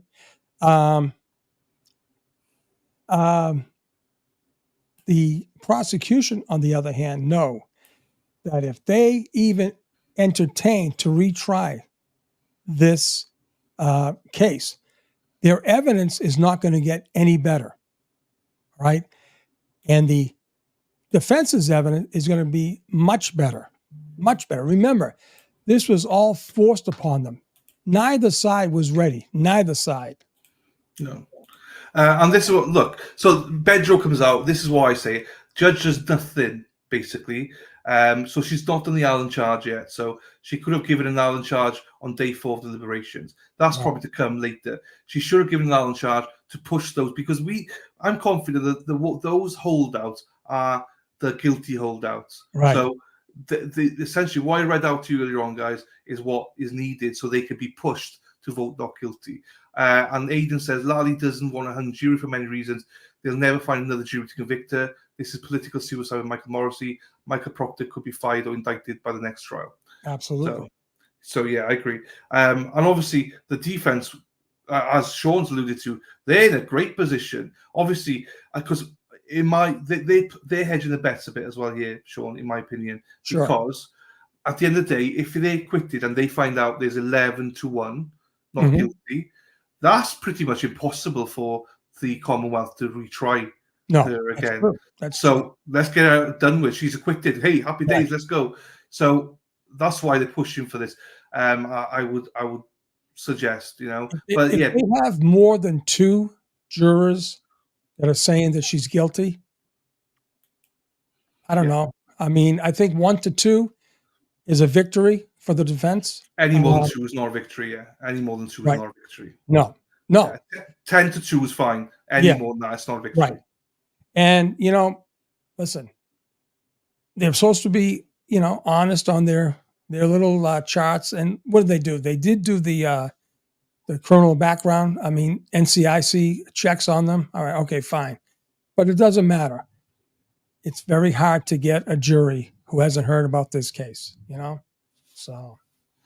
Yeah. So, ideal situation, if it's hung jury and it's 10-2, then the Commonwealth will not retry it, and it's a win for Karen. But if they don't want, also Lally does not want it to be 9-3 or 8-4, Sean, because that means he'll have to retry it, and he doesn't want that. No, he does not want that. Yeah, I'll be interested to see now. Will the family push harder? Will the family push harder? Who knows, right? This has nothing to do with the McAlberts now. Does Mrs. and Mr. O'Keefe put the hammer on Mike Morrissey if they elect not to retry this case? Yeah, that's true. Yeah, they probably will. They probably will want it, but as I say, if it's 11-1, he can then turn around and be like, "Hey, come on." Basically, the jury spoke. Right. Because you're always going to get that one stubborn git that is just old school, doesn't know. No. You might get that person that's like, no. Right. I can't believe that cops will be involved in this, even though it was not the defense that pushed. They didn't push anything on their case, right? They just went at the car accident. They went in, they put everything up on that car accident. So anyway. Right, Aidan. No, I thought Aidan was going live. He's not. I thought if he's going live, we could put him on, but hang on. Let me just check. Is Aidan in the courtroom today, or is he outside? Yeah, he's in the courtroom. Okay. That's why I thought it'd be interesting if he is. No, he's not. He did go live for like 22 seconds. Oh, okay. Well, a lot can be said in 22 seconds, right? Hang on. Yeah, you're right. That was a good line. Let me just put it up anyway, just in case he does go live. Because it says live on it, but he's not.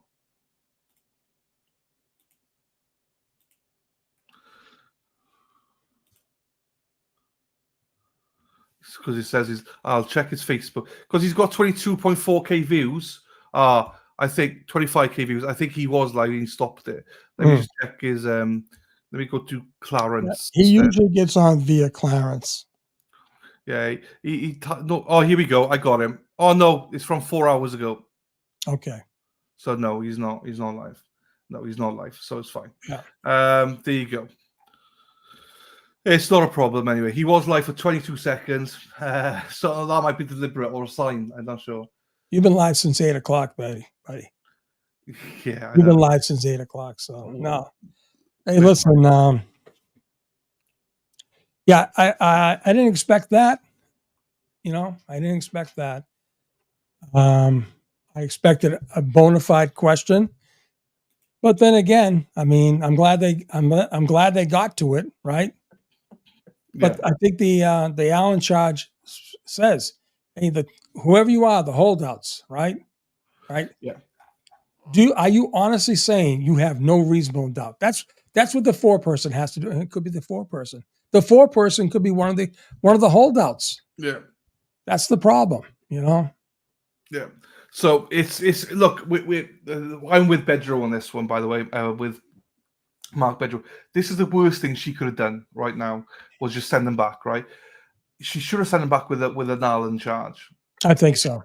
If she'd have done that, they're Right. still deliberating, but they got that in mind. Okay, well, actually, yeah, the cost of this, what are the juries going to do this? We got a duty, because if it's 10-2, then it's like the two the holdouts.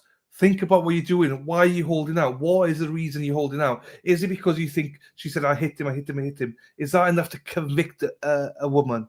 No, it's not. But yeah, I don't know. It's bizarre to me.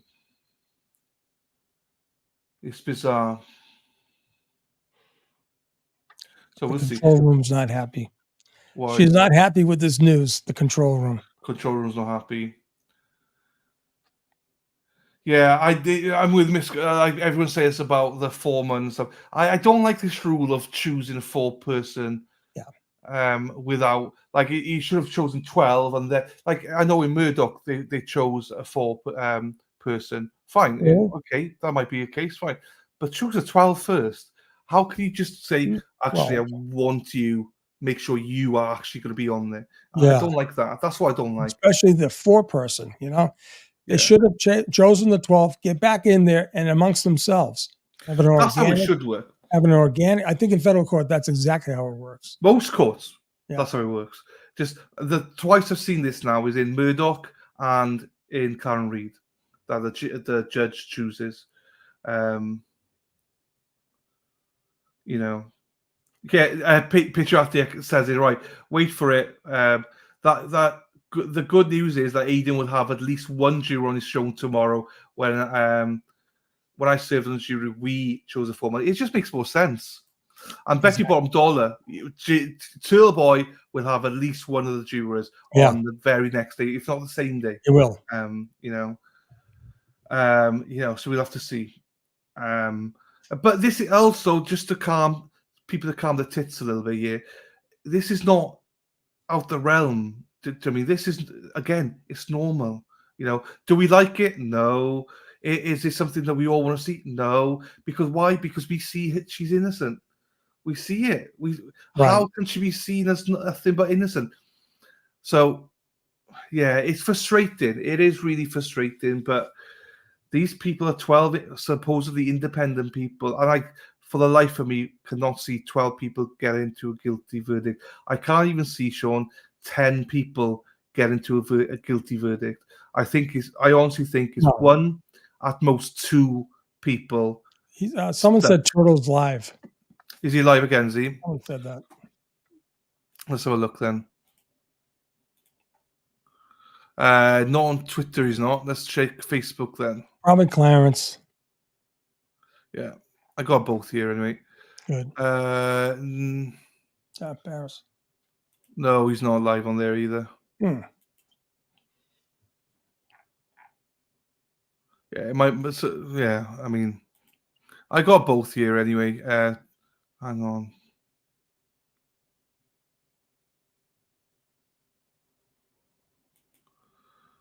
No, nothing. I got my notifications on for his Twitter if he was there. I'm just refreshing his Facebook. On the Clarence one, there's nothing, unless it's on the Turtle Boy one, which I can go and check. Turtle Boy. Frosty, where is he live at? What channel is he live on? YouTube? Maybe YouTube. I got him. Hang on, I got him. I'm not sure if this is right. Hang on, stop screen. Present. Getting my training from you, buddy. All right. Do we have everyone back? It's outrageous. We'll wait for you to come in. Good. Yeah, good. All right. So now the crowd's picking up again. So here's the deal. If you guys have not heard yet, the jury came back with the question. That question is, what do we do if we can't reach a verdict, like we're hung. That they're trying to hang themselves. So it's outrageous. Let me just start off by saying it's absolutely outrageous that anyone could possibly even consider voting Karen Reed guilty. It's just absolutely outrageous. But my thoughts on it, real quick, if you missed it, Adam Lally and the prosecution, they opposed the hung jury. They rejected it. They're like, we don't want to accept it. Whereas the defense, David Dinetti, was okay with it. He said, that's fine. We accept it. They've been doing it long enough. And that tells me everything I need to know about their thinking with this. Karen Reed actually looked at me in court. She seemed like that kind of face. The best, like, did not happy, not upset, just like typical, like, you know. But in my opinion, that the reason that the Commonwealth is okay with this, or is not okay with this, is three main reasons. Number one, they know they will never find a jury to convict Karen Reed. If they do this again, then it will be like, it's going to end in, I don't know, like this, I don't know. They know that this jury, I don't know, is their best. If they can find a jury with anyone on it that's willing to convict her, they're going to take it. They're like, well, we got one person. That's good enough for me. That's good enough for me. So that's a start, because they know the next jury isn't going to be this stupid. So that's their hope, right? Number two, they can't afford to have a hung jury because it's political suicide for Michael Morrissey. He's an elected official. He's the district attorney of Norfolk County. If this jury comes back hung, that's going to be a reflection on him. Like, that's going to be, you couldn't get a cop. A cop was killed in your town, and the police fucked it up so badly that your police, by the way, Michael Morrissey, like these cops have, like, they work for you. They don't even work out of a specific barracks. They report every day to Canton, on Shawmut Street, to the district attorney's office. They work directly out of there, and they couldn't convict a woman charged with killing a cop. That's political suicide. They can't afford to have that, right? And number three, they don't want it because a retrial would be, I don't know, 6 months to a year. Do you understand what could happen in 6 months, a year to Michael Proctor? Like, Michael Proctor, 6 months to a year, from the odds that Michael Proctor is still employed by the Massachusetts State Police within a year from now is slim to none, like very small. So they are going to be dealing next time around with a detective who has most likely been fired. And yeah, so that's obviously like madness. Like, they can't let that happen. So on top of that, Michael Proctor could be indicted by then, or somebody else could be indicted, or Brian Tully, or you take your pick. Time is not on their side. Time is on the side of the defense. Time is not on the side of the Commonwealth. So it is in their best interest that they do this now. Again, the fact that Adam Lally has found a jury where a single person, even, we don't know how many, a single person is willing to convict Karen Reed is the greatest thing he's ever heard in his life. He was not expecting that. And he's just like, no, we're not giving up this jury. The defense is like, sure, whatever. Okay. That's basically their position in this. So I saw the jury when they came in, and I put up the whole jury list, and I'll share it with you guys one more time, right? Let me see. Let me show you this. My jury list, I kind of gave you the breakdown of the demographics of them. And I do, again, this is just speculation time, but I saw what they looked like when they came in. Okay. And I think this is the hold. I think that's the woman. I just think this, just by looking at them, I think juror 7 is the holdup. The white woman around 30 who wears glasses. Okay. She looked pissed and annoyed, and I don't know, there's just something about her. Like, again, this is judgmental. It's just looking at somebody and judging them. I think it's her. That's just my guess. But again, your guess is as good as mine. Again, I think the most two solid jurors for not guilty now are 5 and 6. The bald guy with the glasses who looks smart, and the Asian guy with the glasses who looks smart. Those, I think, two are because the smarter you are, the better in this case. Again, it's all speculative, but looking at them when they came in, that's my guess. So again, this is, if you're just getting here, the jury has asked to hang itself. I'm not sure if that's the right terminology that you're supposed to use. They're trying to hang themselves, and the judge has rejected it. Now, Auntie Bev The same thing happened in the Chestnut trial. The first Chestnut trial, they attempted to hang themselves, and that's a little different though, because in that case, one particular juror, who I ended up writing a story about, refused to talk, refused to deliberate. That is not what's happening here. No one's refusing anything. They just can't reach a standstill. So we know that they've gone through everything. All the evidence has been accounted for. They've gone through everything, and they just can't. Somebody's being stubborn here. And you know how these anti-Karen Read people are. They are extremely stubborn and whatever. So, you know, it's interesting with the system about who got picked and who was picked as an alternate and who was dismissed and who wasn't dismissed. That's very interesting. So the jury has a decision to make here. These one or two alternates have a decision to make here. And it's like, how long do they want, how committed are they to what they're doing? They'll never convince, they're a minority. They'll never convince the majority to come to their side. So how long are they willing? I'm glad that Auntie Bev sent them back. I'm glad she rejected their thing. And we'll see how long that they are willing to continue this. Like, do you want to lose your whole weekend? Like, you want to come back Monday?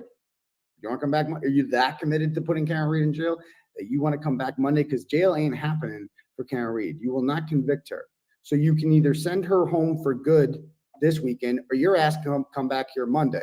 Whatever you want to do, it's going to end up with Karen Read not in jail. So how committed are you to this bullshit? How committed are you to doing this? Like, you're going to lose. Like, you're never going to convince these people. So if I were them, I don't know, I would just be like, fuck it, not guilty. I want to get the hell out of here. But apparently, because it's got the same effect on Karen Read. She gets to go home at the end of the day. That's just me. I would not give a fuck that much about putting an innocent woman in jail. But apparently this person's like, I want to vote guilty. I don't care what all you people say. You all say he's not guilty. And I just don't care about that. Because even though Karen Read did it, Karen Read guilty. And I'm telling you, I think it's juror 7. Just by looking at him, that's just my guess. I don't know that it's a fact. You got to be really stupid. And she just looked, no offense, she looks like the dumbest one of all. I think she looks the dumbest. I'm just saying, because you got to be stupid. This is a stupid test. Like, if you're stupid, you might think that. If you're not stupid, you can't possibly come to the conclusion that Karen Read's guilty. It's just that simple. You got to be really, really, really, really stupid. Those ARCA guys are wicked smart. They have PhDs. They said it didn't happen. She wasn't hit by a car. And you're like, geez, maybe they're stupid and I'm smarter than them. Joe Paul, he was really convincing. That guy was wicked smart. I'm going to believe him rather than these ARCA dudes. Like, are you kidding me? Come on. You got to be really stupid. Juror 7 looks stupid. I'm just saying. I'm just throwing it out there. I don't know. So that's just my take on it.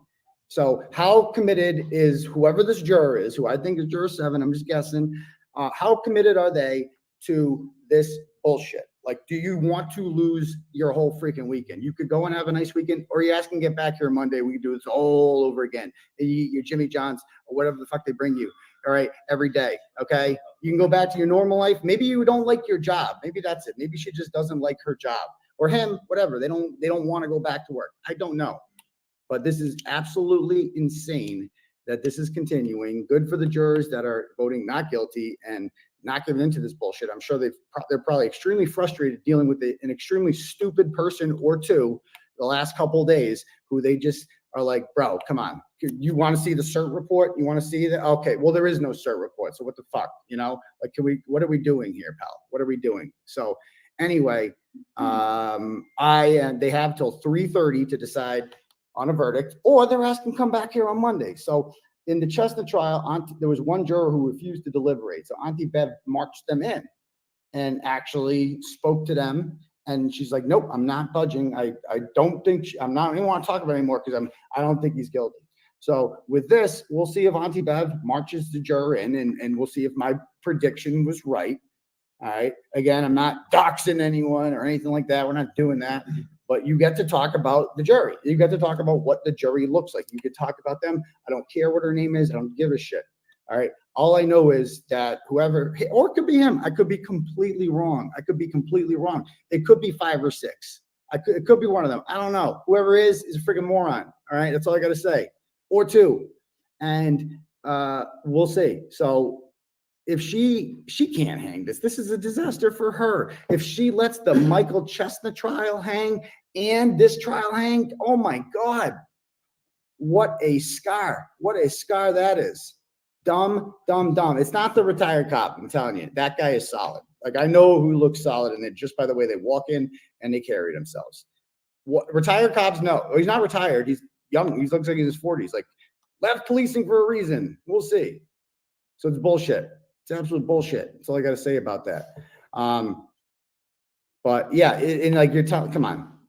I just don't get it. But again, and then in the second Chestnut trial, the jury tried to hang itself twice, and she kept sending them back. And finally, they were like, fine. That means there was one person on the second Chestnut trial who was like, I want to vote not guilty. And then Auntie Bev was like, send them back. And they're like, well, how bad do you want to vote not guilty? And they're like, not that bad. Not that bad that I want to give up. And she had this, it's easier to switch from guilty to not guilty than it is to switch from not guilty to guilty. Because when you switch from not guilty to guilty, you're putting someone in jail the rest of their lives, and you got to live with that, right? Whereas sending someone from like guilty to not guilty, it's like, what the fuck does it matter? She's going home anyway. It's the same end result. So that's what I would do if I was them. I'd say, fuck it. I'd enjoy my 4th of July weekend and I'd move on with my life. But apparently, I don't know. We'll see by the end of today. If we don't have a verdict by 3:30, we're going to see how committed this juror is to being a douchebag. So that's it. What? Me too. Okay. So signs everywhere that says no loitering. She says people work in this building, and which is what I'm doing. I'm working here. So, and anyway, apparently that might be in McAlbert. I don't know. She's very upset. But I don't know. Anyway, guys, you guys have any questions or anything? I can be brief, and then I got to get out there. Bev was mad, you know. I mean, that's bad for her. But it's at least something happened. At least something happened today. Like, there's something to talk about. It's freaking boring as shit. Like, I'm like, everybody's asking, what's going on? Bro, I don't know. Like, I'm just walking around taking pictures with babies and shit. I don't know.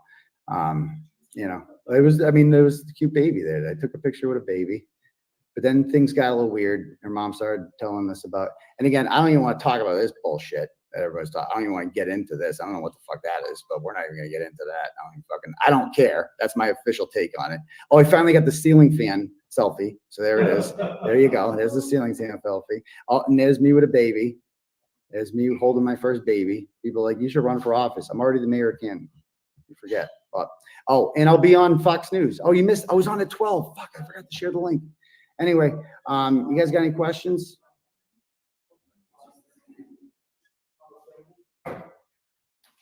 Thanks for the update. Yeah. How did they look when they were told? I don't know. Like, that's what I'm saying. Like, Juror 7 looked best. I'm just saying. The rest of them were like, yeah, whatever. Just went back in. All right, cool. Anyway, guys, I'm going to scrap it now.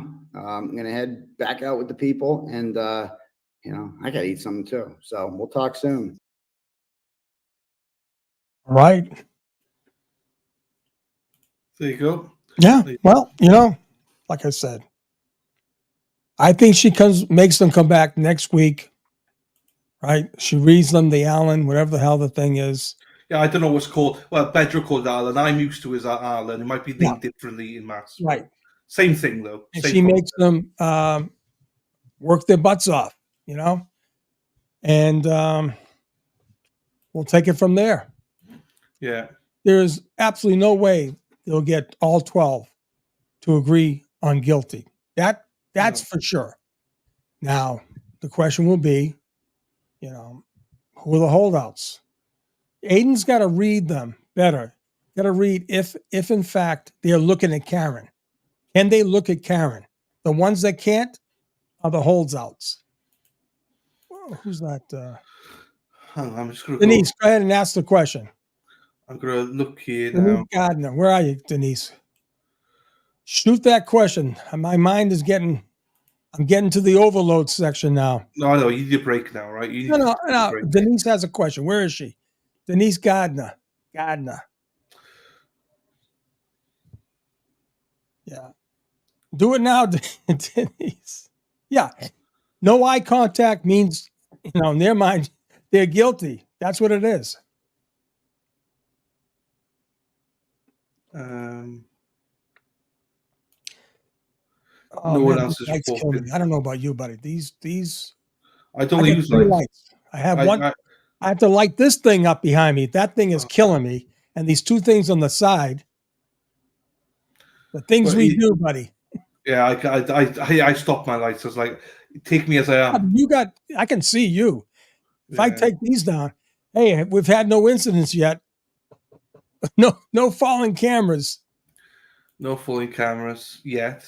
Yeah. You know, this is, let's face it. I can hear it in your voice, Dylan. It's a little setback, right? I didn't think Yeah. we'd hear this. I did not think we would hear this soon.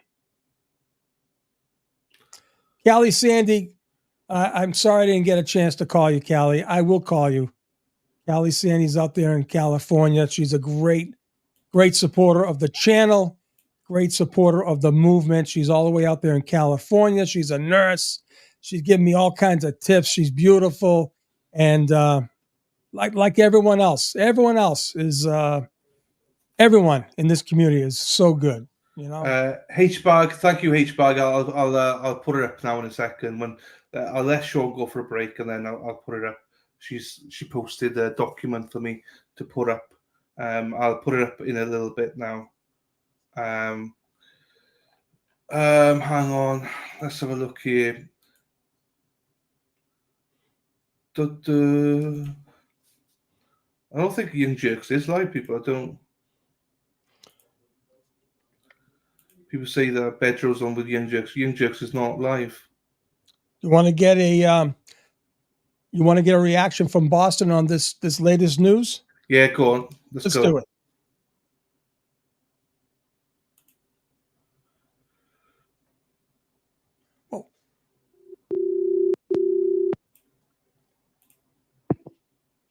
Sean. Is this Buttercup from Southie? It is. It is. What's going on? Hey, buddy, I'm getting crazy sounds here. Must be the storm here. How you doing, my friend? I'm doing good. How about you? Jesus, you sound like you're in a. It's Boston, it's not you. Is it you? Yeah, it's. All right. Hey, Buttercup, let me disconnect and I'll call you right back. All right, we're getting crazy things here. I'll call you right back. Okay. Oh my God, he's kicking off in Dedham. What's that? There's a protest on. Karen Reid is guilty. Karen Reid is guilty. I mean, you got it live there? Yeah, hang on, I'll put it up now. Share screen. I have got it live here. What the hell is going on with this thing? This has never happened. How do you feel about the whole gun thing? I'm glad it's just not you. Rocked in jail. And you can say with confidence. Let's go with books and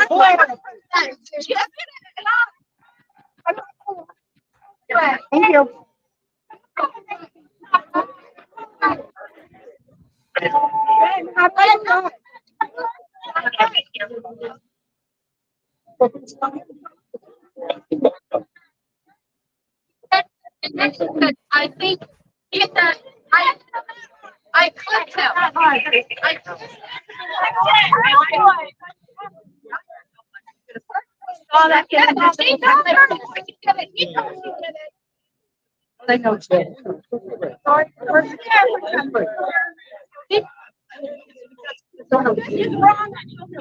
Family has been harassed relentlessly yesterday. Even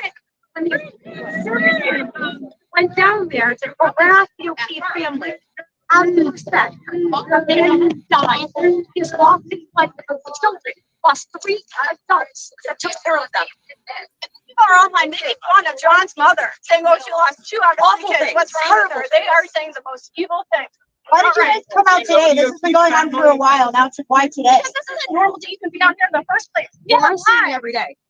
I stream it every day, but it really bothers me that they don't have any. That's why we're here. They harassed the elected to agree. When we are telling the majority win. You stand for the right thing. You stand for even if you stand for stand for John Hufford, an abomination.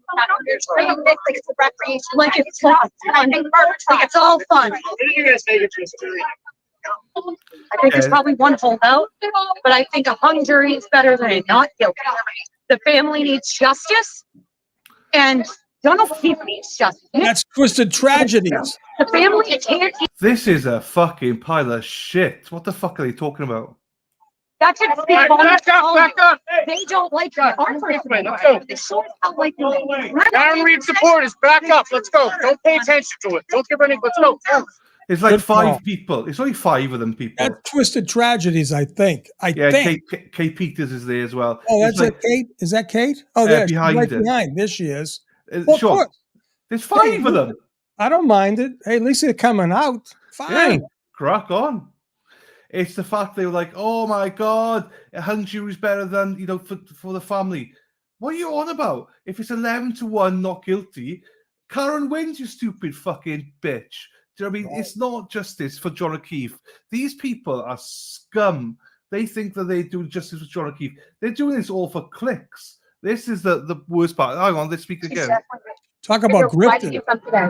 I did so this support the family who's been relentlessly mobbed and harassed. Like internet rumors and lies, and a greedy blogger who can't tell the truth if you paid him to. I'd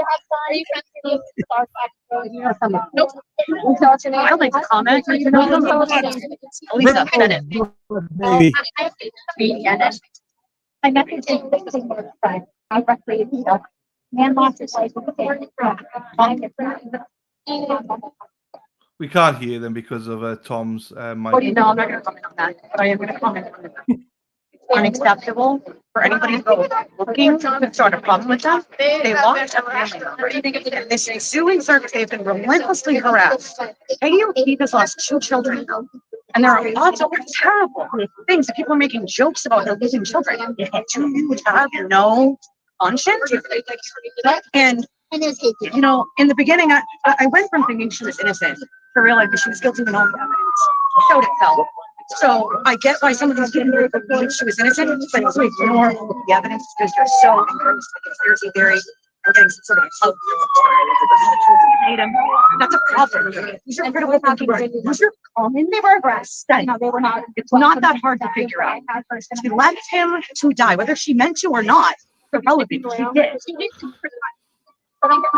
That's not what the evidence says there, No.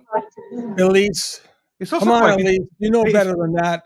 Hey, it's That's also not what good. the evidence says. It's good to hear what they're saying. I mean, this is Well, the sometimes they have nothing to say. because they Anybody, didn't- right? Whether I've been relentlessly harassed myself on a daily basis.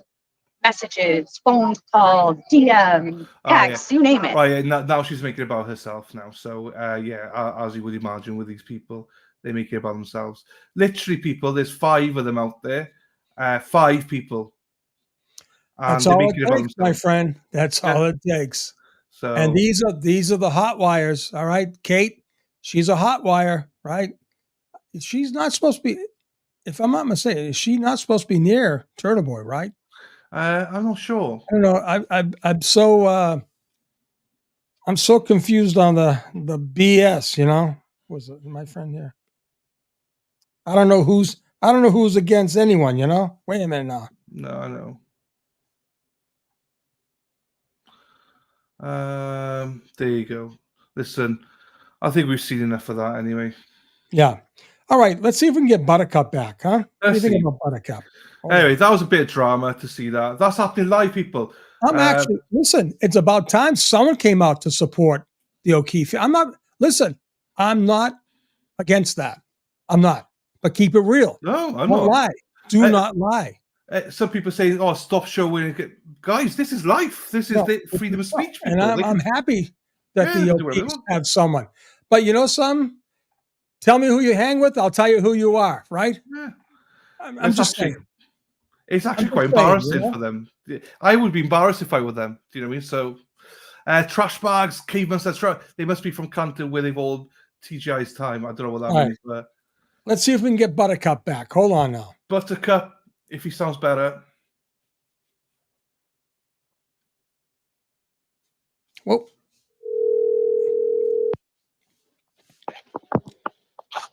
Hello. Hello. Hi, Sean. Is this Buttercup? It is. Can you hear me good? Now, wait a minute. Hold on for a minute. I'm Ian Barrett, Jody Barrett's sister. Oh, I was going to say, yes, Police. I know, but you sounded like a guy. My right-handed. I know. You know. What happened? Did It's you have more.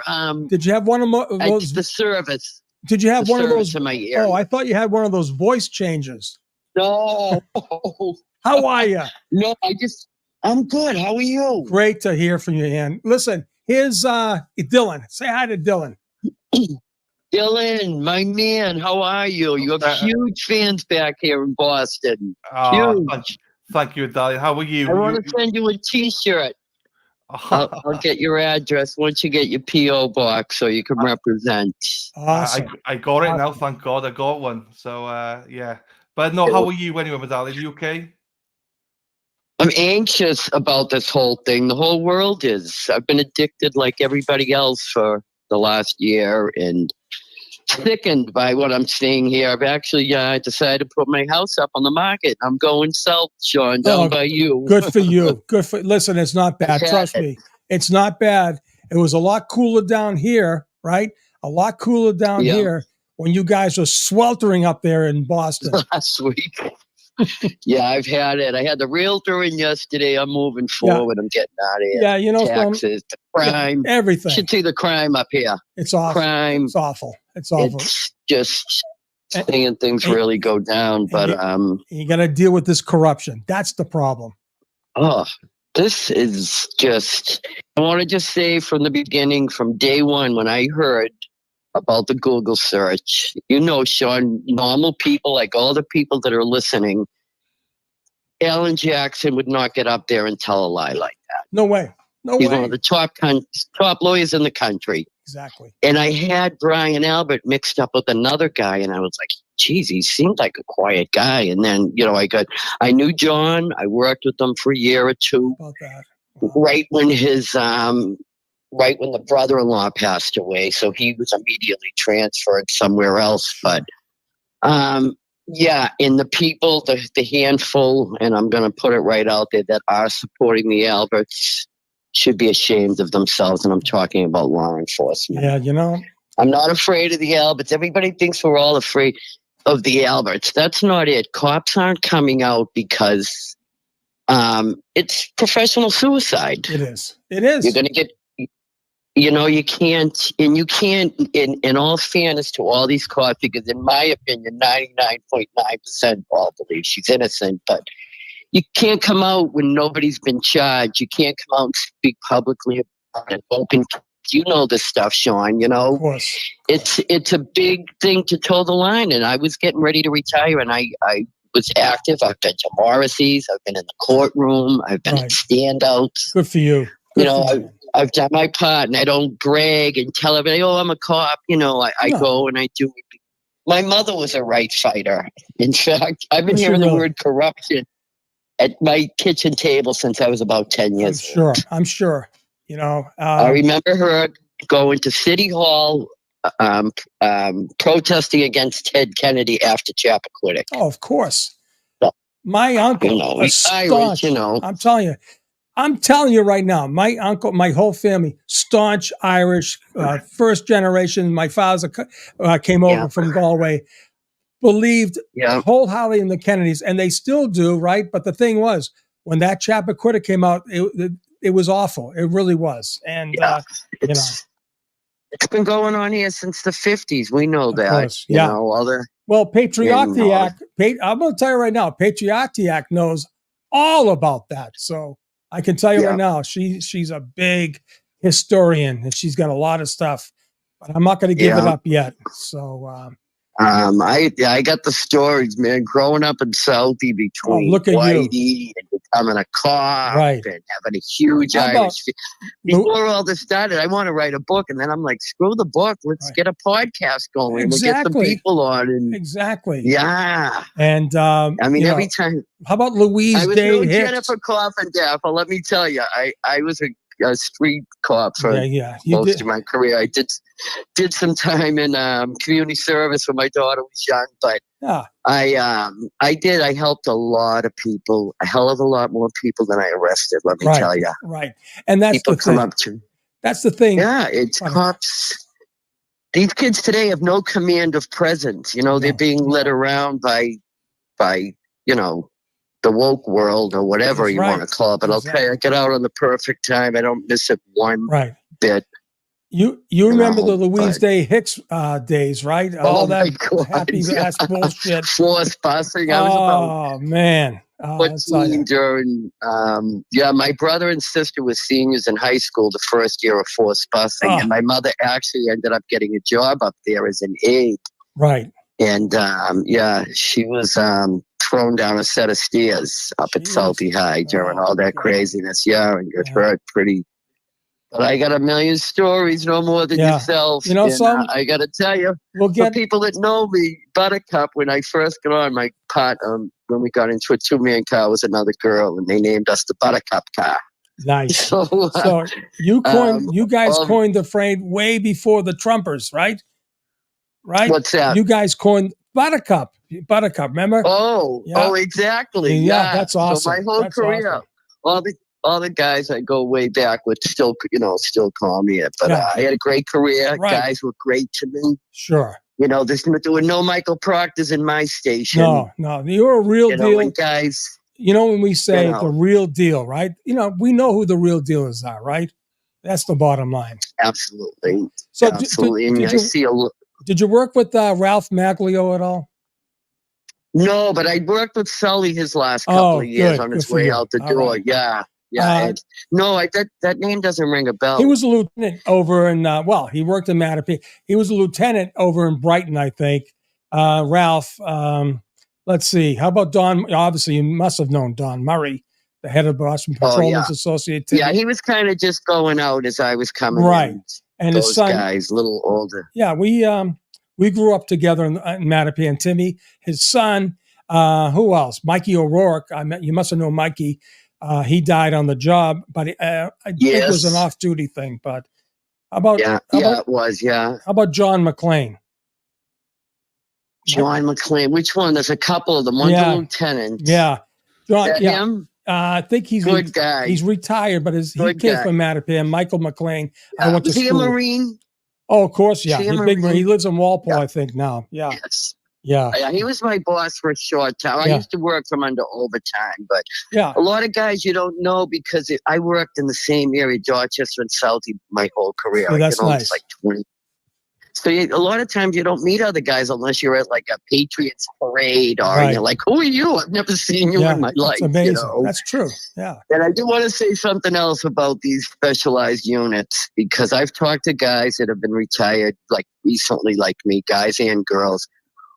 Us foot soldiers don't know any of that stuff that's going on. Right. You know why? Because we're out there doing 90% of the work, getting ordered every weekend. All these special unit guys, they get in their cars and they're going down to the Cape. Yeah. And we fight with the union and we fight with our bosses because they never get ordered.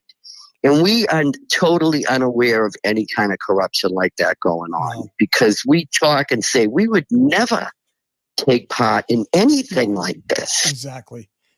I wouldn't risk my pension for anyone, you know? I mean, and when I first became a cop, I said, I will never be on the front page of the Herald. I will never embarrass my family, you know? No, you're right.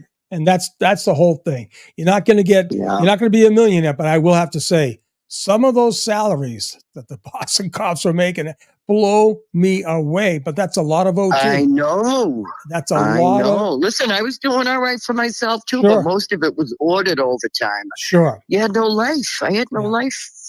You know, you can't even get the laundry done. You're working 4 doubles in a row. And they just, but I can't believe that we have a holdout. I mean, I just can't believe it.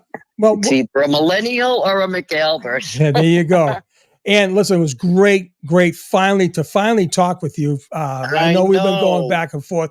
I love your position here. It's so good to have the blue come forward. It doesn't matter what time it is. It doesn't matter. The fact that you're there, you're in the trenches with us, and I'm so happy we finally got you on the air. Thank you for coming forward. Dylan, any parting words? We're going to do a podcast down the road. Absolutely. We had some great speakers on yesterday. Yesterday was fascinating. Wasn't it great? It is. It's with Kenny McGee. People love that I know. stuff. They want to hear the Let's stories, do even it. the regular stories, not the Exactly. crazy No, stories like you in the jungles. no, and- but I put my finger up I to a have a guy's million- head. I put my finger up to a fugitive's head from Interpol. I said, "Don't fucking move! I'll blow your head off." He thought I had a gun it was in your his head. finger? It was my finger, index finger. Oh, it's crazy. Anyway, Yeah.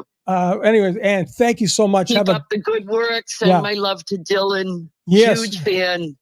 Thank you. Beautiful. And we'll Hey, chat real soon. Free quick. Karen Reed. No, We're gonna do it. Ann, Yeah. real quick. Were you listening yesterday to our show? Yes, All right, all did, day. Did you know that there was a lady named Kimmy that called and said I had dementia? Or Yes. something? Oh Hey, yeah. Fuck you, Kimmy. Yeah, tell her, give her a message for me in your best Boston accent. Go ahead. Go fuck yourself, Kimmy. Love it. Irish girls are the best. Oh, the I'm Boston telling- Irish girls are the best. I'm telling you. Well, that's beautiful. We are the best. I And- don't care what anyone says about us. No, you are the best. Well, listen, thank you so much again, Ann, and we will be talking for sure. God bless you, and have a great July 4th weekend for sure. You too, guys. Thanks, Dylan, for everything. You're the best. Thank you, Okay, Ann. beautiful. Appreciate you. Thank you. Oh, Right, God. I got this clip. I got to play this clip. Oh, yeah, absolutely. This No is doubt. Rita. This is Rita. Well, we're not live anymore, but this That's was fine. Rita. That's fine. No, it's fine.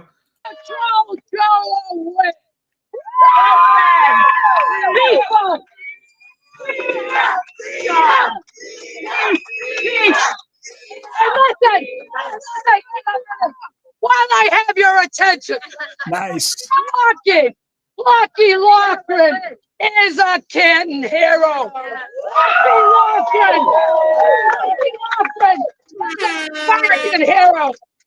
Lucky Lachlan is a hero to everybody who stands for truth and justice in the free world. And Lucky Lachlan, like everybody else from the town of Canton, who has spoken the truth, who has dared to go against the McGalvins, have paid a sacrifice. Freedom isn't free unless you fight for it. And Lucky Lachlan, like the rest of the people in the town of Canton, have sacrificed.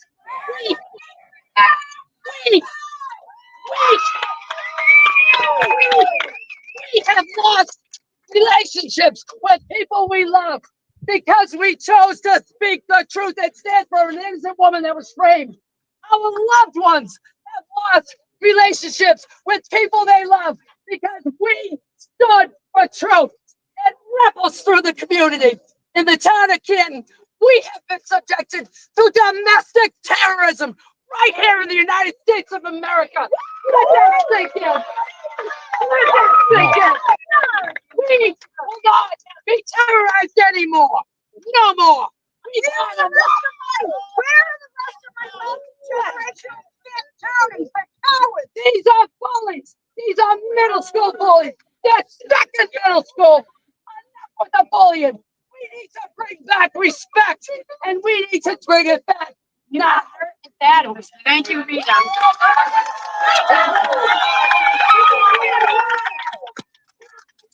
Rita. That's awesome, huh? Wow.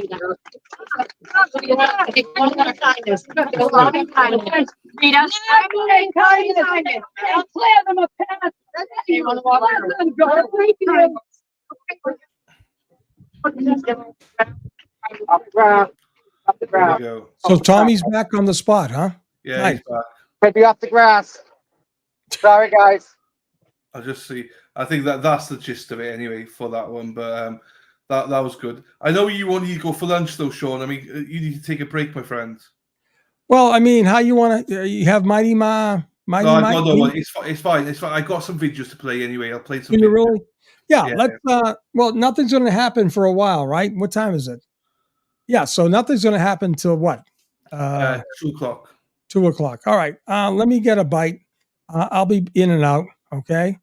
No, that's fine. And when you come back, I'll take 5. Just guess. Yeah, absolutely. Yeah. So they got the riot helmets on, huh? Or is that those are motor cops? Jesus, come on! This is let's see what's happening here with these idiots. This is Kate Peters and company, probably, right?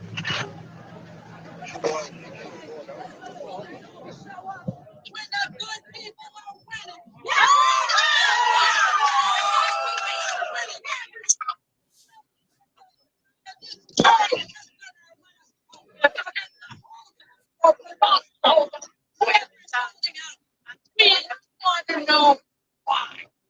Why? That's me. I couldn't talk. That killed her boyfriend, Officer John O'Keefe. He was not a guy, a man passed out in the snow. And Jennifer McCabe knew. Officer John O'Keefe. Oh, he was. She knew. Grizel the children in rehab. Trust in the body.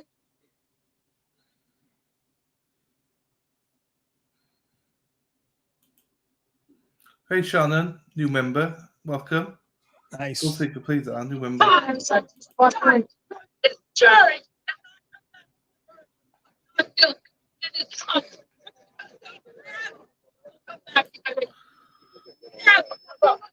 Thanks, Jennifer. Derek, no.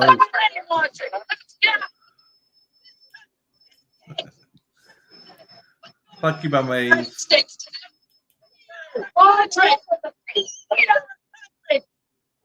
Country that off with truth. We need to bring truth back and make it cool again. Yeah, we can make people just make up stuff. Take horses and take Karen Reed did not say, I hit him, I hit him, I hit him. Karen Reed dropped him. And Jen McCabe said he never went in. Stop the corruption. Karen Reed on that information, Karen Reed said, could I have been there? Could I have been there? Okay, that's what she said. But what was the photo of you? And she said, I hit him, I hit him. And she did not say that. That is not what she said. See, the Commonwealth be the one that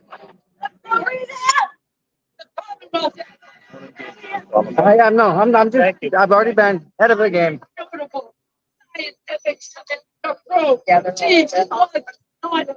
They're literally like that. There you go. I think that's enough. We can't really hear that, so right. That's fine. Hang on.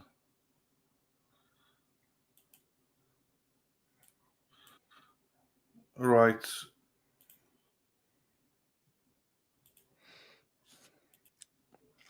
Right. Yeah, so you're going to head off for a second, yeah? Okay. Yes, I am. And then I'll be back in. I'll be listening though. Okay. Yeah, no, that's fine, mate. That's fine. Okay. You go enjoy your lunch, buddy, and got the dogs. On that note, then, people, what I'll do is I'll play a video here from, if I got it here, Jessica Machado. Hang on, bear with me 2 seconds. Here we go.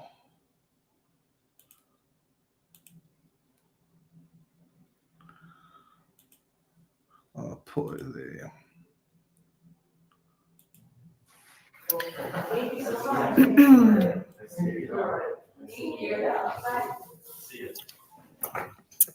All right, hey everybody, it's Jess Machado. We are in Denham at the Norfolk Superior Court. Actually, we're across the street at the Registry of Deeds downstairs. As we've already reported, over to Judge Cannoni and indicated that the jury has been unable to come to a decision in the Karen Reed murder trial.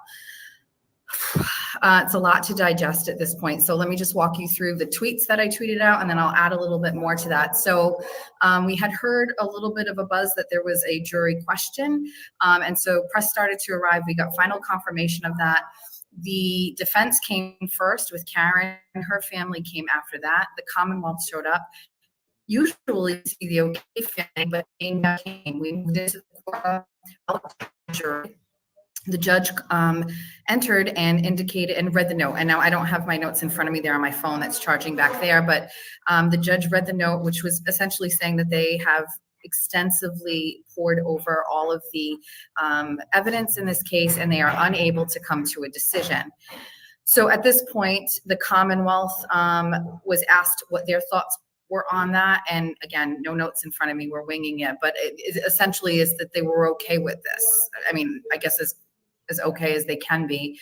The defense was asked the same, and they indicated that they were not finding this acceptable. Once each one of them had made their, verbal announcement of that, then the judge asked for them to make an argument on why she should consider their take on this, which they did. The Commonwealth made their case, the defense made their case. And then the judge said, essentially, it's my decision, and she felt that they needed to get back to work. So that's exactly what they did. She said, it's almost lunchtime. Your lunch will be here shortly, and I'm going to, suggest that you get back in there and try again. Not uncommon for Judge Cannoni. She did this in the Chesna trial. It actually happened 2 times, from my understanding, that the judge received letters from the and she sent them back again.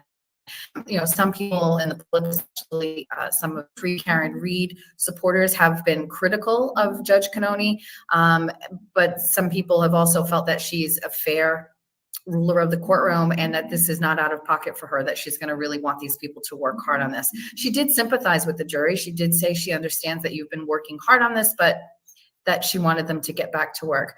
A lot of people are talking about the day. It's a Friday. It's the holiday week coming up.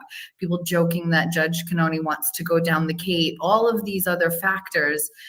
But I just wanted to elaborate on that. The jurors seem dejected. I mentioned yesterday, either in our Spaces event or in a tweet, that one of the jurors looked sad. And this is a juror who I found isn't often, showing much expression, but really seemed sad. This morning, there was zero emotion. So either way, I couldn't really see anything. But here in the courtroom now, this time around, I feel I'm seeing, examples of people feeling dejected, frustrated, sad, tired, and also looking for help. So I thought one juror was really just kind of earnestly looking at the judge for what was the next step. They're very isolated in there. And also, by the way, your alternate jurors are not in there either. So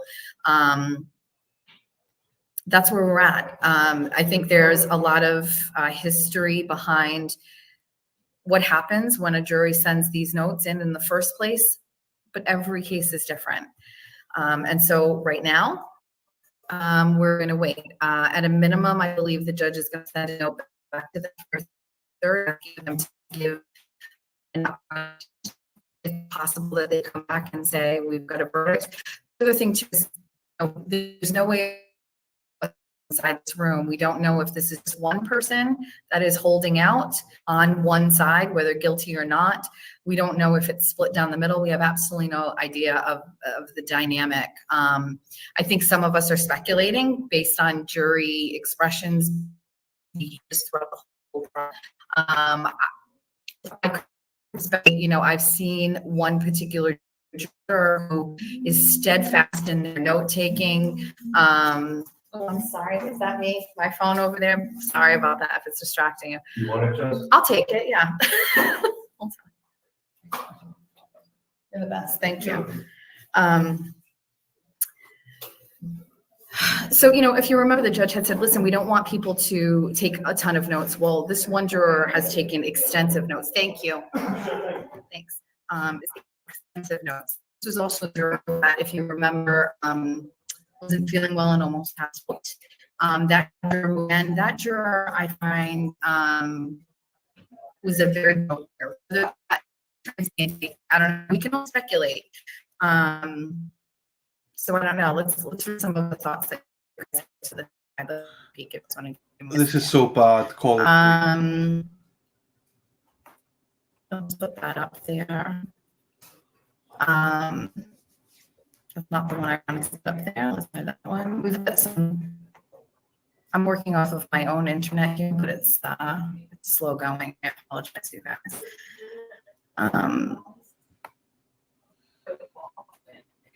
The defense said, okay, the jury was not correcting me, got things backwards. Thank you. I've shown the jury nice. To finish. There's Amy, thanks for that. Yeah, we were all struggling with internet over here, so I apologize for that, you guys. There's a lot of people working off of all of the same internet, plus the guys out here as well. So I'm going to end it with that, and you can continue to follow. I'll end it there as well for her because their internet's just so bad. But we get the gist of it. We get the gist of it, don't we? Yeah, we have watched Little Boy, so don't worry. Yeah, Two Boy thinks it's 1, number 7, potentially. Right, I'm going to read out this. Thanks to H-Bag. I did get a H-Bag. Hang on. Let me get this bad boy up here. 2 seconds. Thank you as well to Denise and Rob for the kind messages. Jeepers creepers. Right. So, this is what... So, I'm used to calling it the Allen charge, but it's a 2E charge.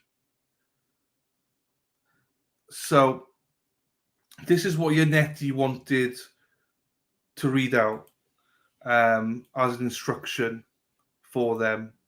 Let me just get this up. So this is the 2E. Hang on.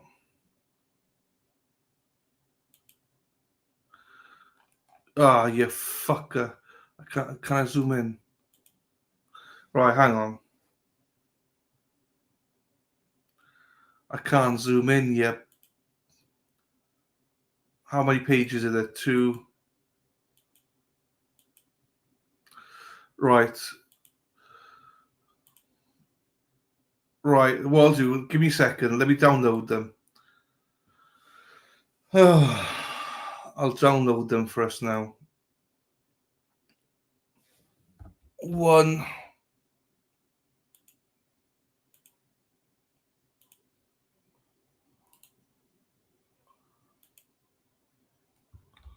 2.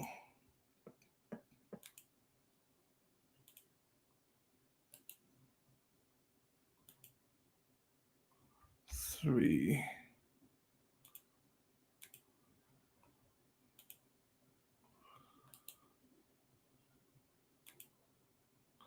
'Crap, wrong one. Save image as 4.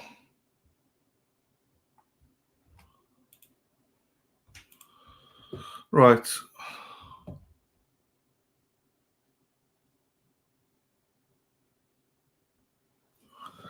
Okay. Right. Bear with me 2 seconds. I just got to do this then. Let me download it and then I'll get them up for you guys. This is a 2E. So this is what the defense wanted them to read out. And that bitch did not read it out. But she's going to have to read this out at one point or another. So she's got no choice in the matter. So, present.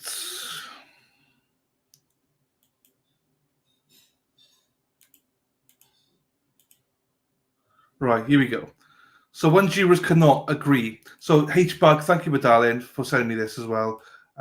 I showed us the Allen charge, but it's different in mass. So here you go. So this is what will be read out to the jurors when they come back again. So if the jurors come back and say we cannot come to an agreement, this will be read out. Hang on 2 seconds. Let me just... 2 seconds.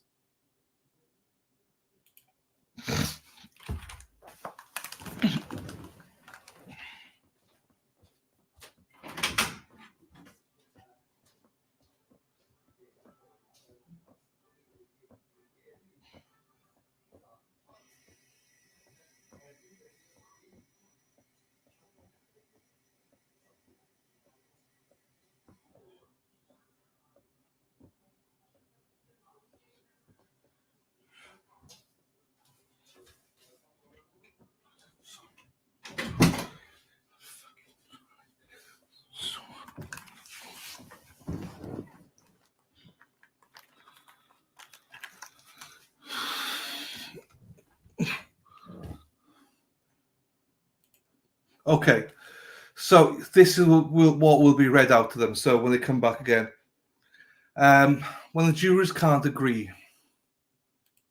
Can I do this? Hang on, bear with me 2 seconds again.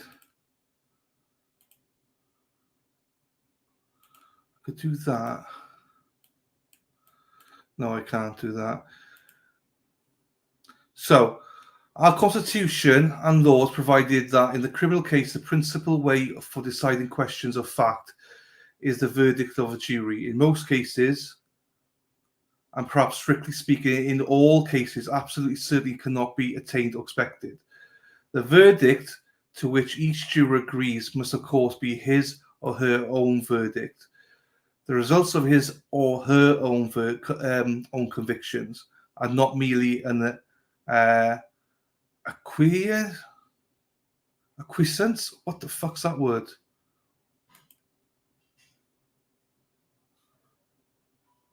I don't know what that means. I don't know what acquiescence means. This is the word. What's that mean? Acquiescence.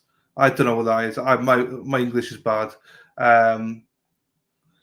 In the conclusion of the other jurors, still, in order to bring 6 minds to an unanimous result, agreement. Thank you. Agreement. Thank you. You must examine the issues you have, decide with candor and with a. Thank you, everyone. I got you. Thank you very much. With proper regard and respect for each other's opinions, you should consider that it is desirable that the cases be decided. Now, ignore the 6 bit, right? It's 12, but same thing. Thank you, everyone. I got you. Thank you so much. You should consider that you have been selected in the same manner and from the same source as any future jury would be. There's no reason to suppose that the case will ever be submitted to 12 persons who are more intelligent, more impartial, or more competent to decide it than you are, or that more or clearer evidence will be produced on one side or the other. With all this in mind, it is your duty to decide this case if you can do so conscientiously.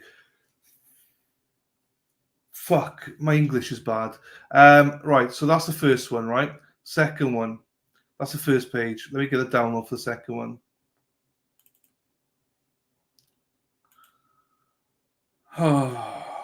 Hey, H-Bag. Thank you, my darling, for these.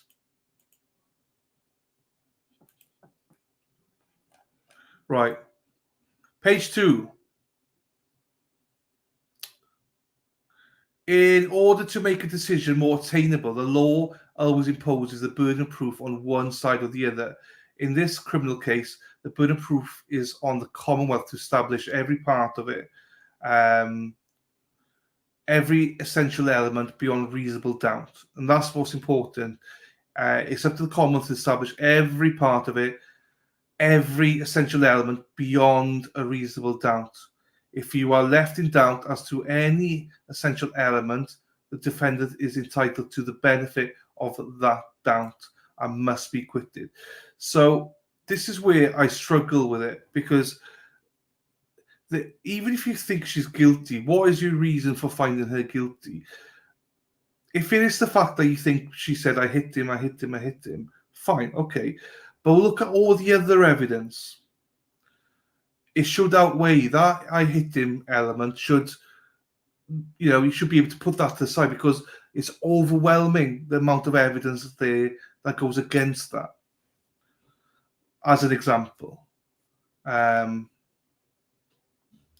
in the conferring together, you ought to give proper respect to each other's opinions and listen with an open mind to each other's arguments. When there is disagreement, those jurors who are for acquittal should consider whether a doubt in their own minds is a reasonable one. If it makes no impression on the minds of the other jurors, who are equally honest, equally intelligent, and who have heard the same evidence with the same attention, with an equal desire to arrive at the truth and who have taken the same oath as jurors. On the other hand, those jurors who are for conviction ought seriously to ask themselves whether that they may not reasonably doubt the correctness of the judgment if it is not shared by other members of the jury. So essentially, if it's obviously 10 people,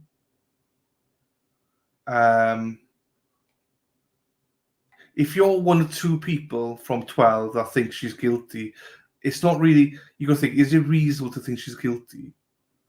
Considering there's 10 people who've listed the same information and they think she's not guilty. So they should ask themselves whether they should distrust the weight or adequacy of the evidence if it has failed to convince the minds of their fellow jurors.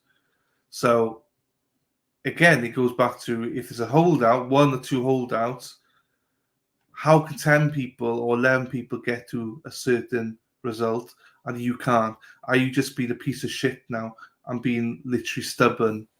You know, every one of us could be stubborn. Every one of us could be stubborn. Do you know what I mean? We all are stubborn. We all childish at times. But this, when you look at it, 10, 11 people, she's not guilty. Are you going to be that much of a knobhead to just sit there and go, well, fuck it. For this reason, I think she's guilty. It's got to be reasonable. And it's not reasonable for you alone to think she's guilty when all your peers who have listened to the same evidence, think the same. Rachel, it's split. It's not 10 and 2. Rachel, you don't know what it is. I don't know what it is. None of us know what it is. 10 and 2 is a split. 11 and 1 is a split. 6 and 6 is a split. None of us know what the split is. We don't know. They just can't come to an agreement. I can guarantee you it's probably 10 to 2 or 11 to 1. I will put money on it. I put a lot of money on it. So that's a split. It has to be 12. So a split is 11 to 1. That's a split. Yeah, and also it can be split either way. I'm speaking, I believe that it's not guilty. So it can be split either way. You're right. But I believe truly that it's 11 to 1 or 10 to 2 that way. I'm only giving an example here. So is this page 3? Page 3. I would ask you to now return to your deliberation with these thoughts in mind. The model instruction above and the alternate instruction below are adapted for the two alternative models set out in the Commonwealth. Fine, okay. It's appropriate for the judge to give out such a charge when the jury is deadlocked, but because it has a certain sting to it, it should not be given the. So here we go. So this is the alternate instruction. The verdict must represent the considered judgment of each juror in order to return a verdict. It is necessary that each juror agree to that verdict. Your verdict must therefore be unanimous.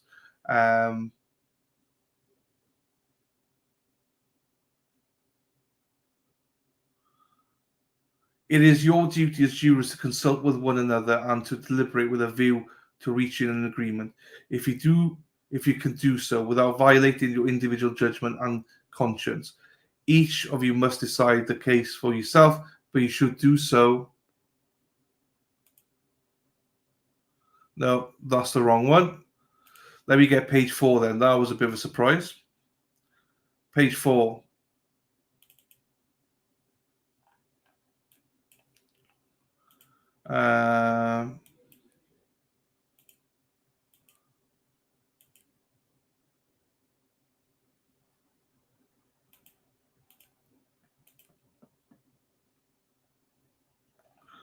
Only after considering the evidence impartially with your fellow jurors. In the course of your deliberations, do not hesitate to re-examine your own views and change your opinion if you become convinced that is erroneous. But do not surrender your honest conviction as to the weight of or effect of the evidence solely because of the opinion your fellow jurors, or for the more purpose of returning a verdict. Yes, that's true. Don't lose your sight. Have your own opinions, but also look at your fucking other jurors. You know, don't be a dick. Basically, you're not partisans for one side or the other. You are judges, the judges of the facts. Your sole interest is to ascertain the truth for the evidence in this case. I would ask you now to return to your deliberations with these thoughts in mind. So there you go. I mean, I can't continue to go into that. So that will be what's going to be read out to them in. So that last section there is going to be what's read out to them when they come back next. They should have technically been read that already. I agree with Mark Bedrow. He thinks they should be read that already. But Angel says, can the lawyers go and ask what they're stuck on or don't understand? No, there's no contact. The judge can't even ask. It's all based on them. They can ask questions, and the judge and the lawyers, attorneys can only answer stuff based on that, essentially. So yeah, no, they can't. Just to clarify as well, when I say I believe, my personal belief is that they're stuck on like 10-2 or 11-1. That's just my personal speculation. That they're stuck. I think there's at least 10 not guilties, and there's one, maybe two that are guilty for Karen. We don't know what stage they're stuck at. There's potentially one or two people who are like guilty for murder. We don't know. So we don't know what stage. Is it a manslaughter, murder? What?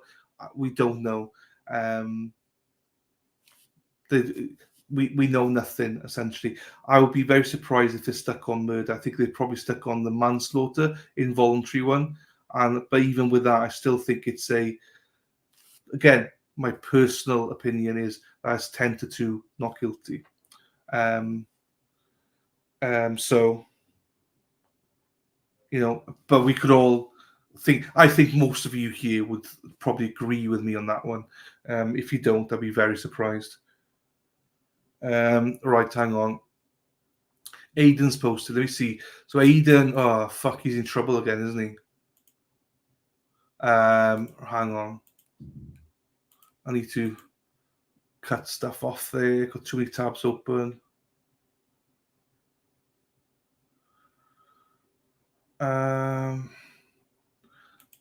Hack, is that towards me, or is that Hack? If Hack, if you're talking to me, you could just message me directly. I don't think that is for me because Hack would have messaged me by now. So, okay, so I don't need to worry about that.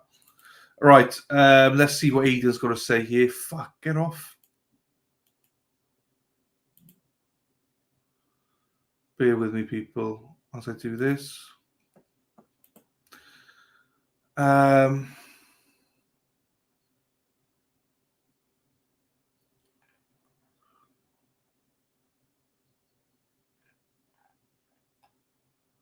Okay, I got it here. Let me just prep this for you. Let me get it up here. Oops, wrong one.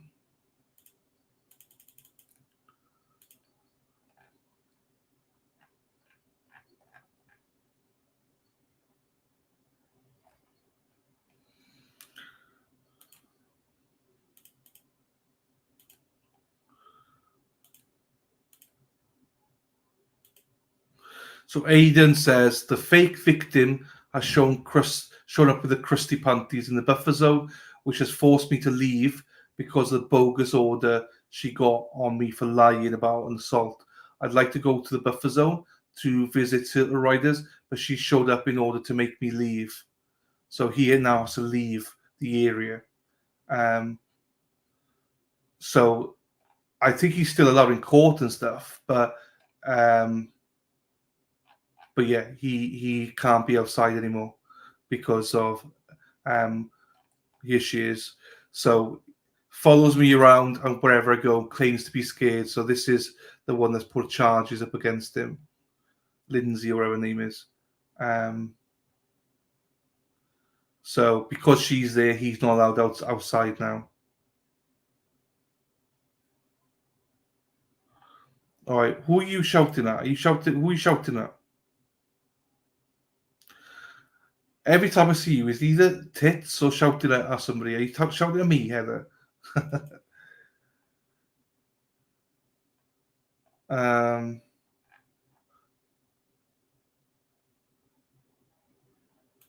Oh, you're fine.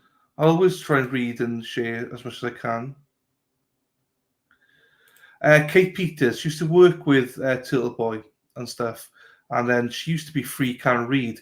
Then I think Turtle Boy exposed her for something, and then she turned over the other side. Then Laura myself was shouting at me and autocorrect. We're a deadly duo. Fucking hell! It's a restraining order face off. Yes, it is, Sea Dog. You're right. Hey, darling, how are you? Super Proctor, are you the Taylorite Whisperer? Oh, thank fuck for that, if it is you, because I'm following you. Hey! Super Proctor. Oh, unfollow. No, follow. Unfollow. Follow. I'm following you. There you go, Super Proctor. I didn't know that. Hey, Super, we've had conversations. You do some great work. You do great work. Hey, trust me, people. The Taylor Whisperer is definitely worth a follow. I follow them. The Taillight Whisper, definitely worth a follow, people. Fucking cracks me up. Some of the here we are. Here we are. You see? I can't play because of the music, but go and watch it, honestly. Honestly, go and watch it. They are hilarious. So honestly, go there. Honestly, please do. They're hilarious. Fuck. I didn't know that was you. Didn't know that was you. Big D Dog. My darling. Oh, my darling. My wonder for your touch.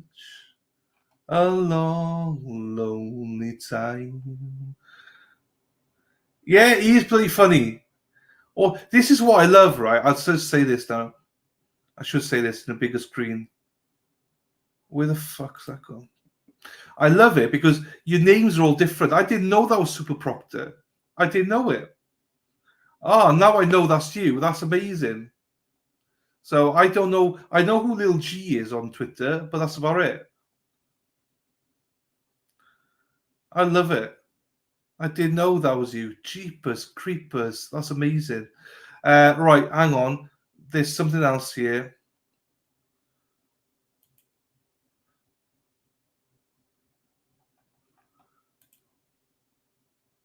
Right, so I got something here, right?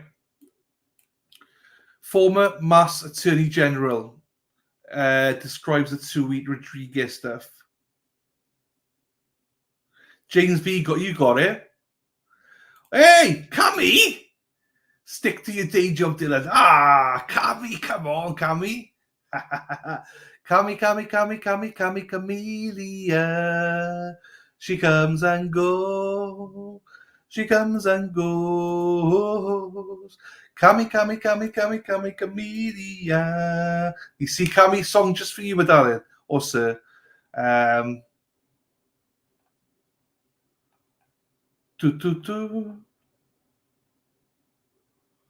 Right.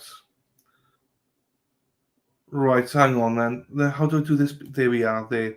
Right, so listen to this then. You see, so former Massachusetts Attorney General describes the Tui Rodriguez instruction as the blast charge because after the judge gives it, if the jury comes back again and says they're stuck, she must release them. So this is important, people. Listen to this woman. 1 minute. Carmi, I'll call you anything you want, my darling.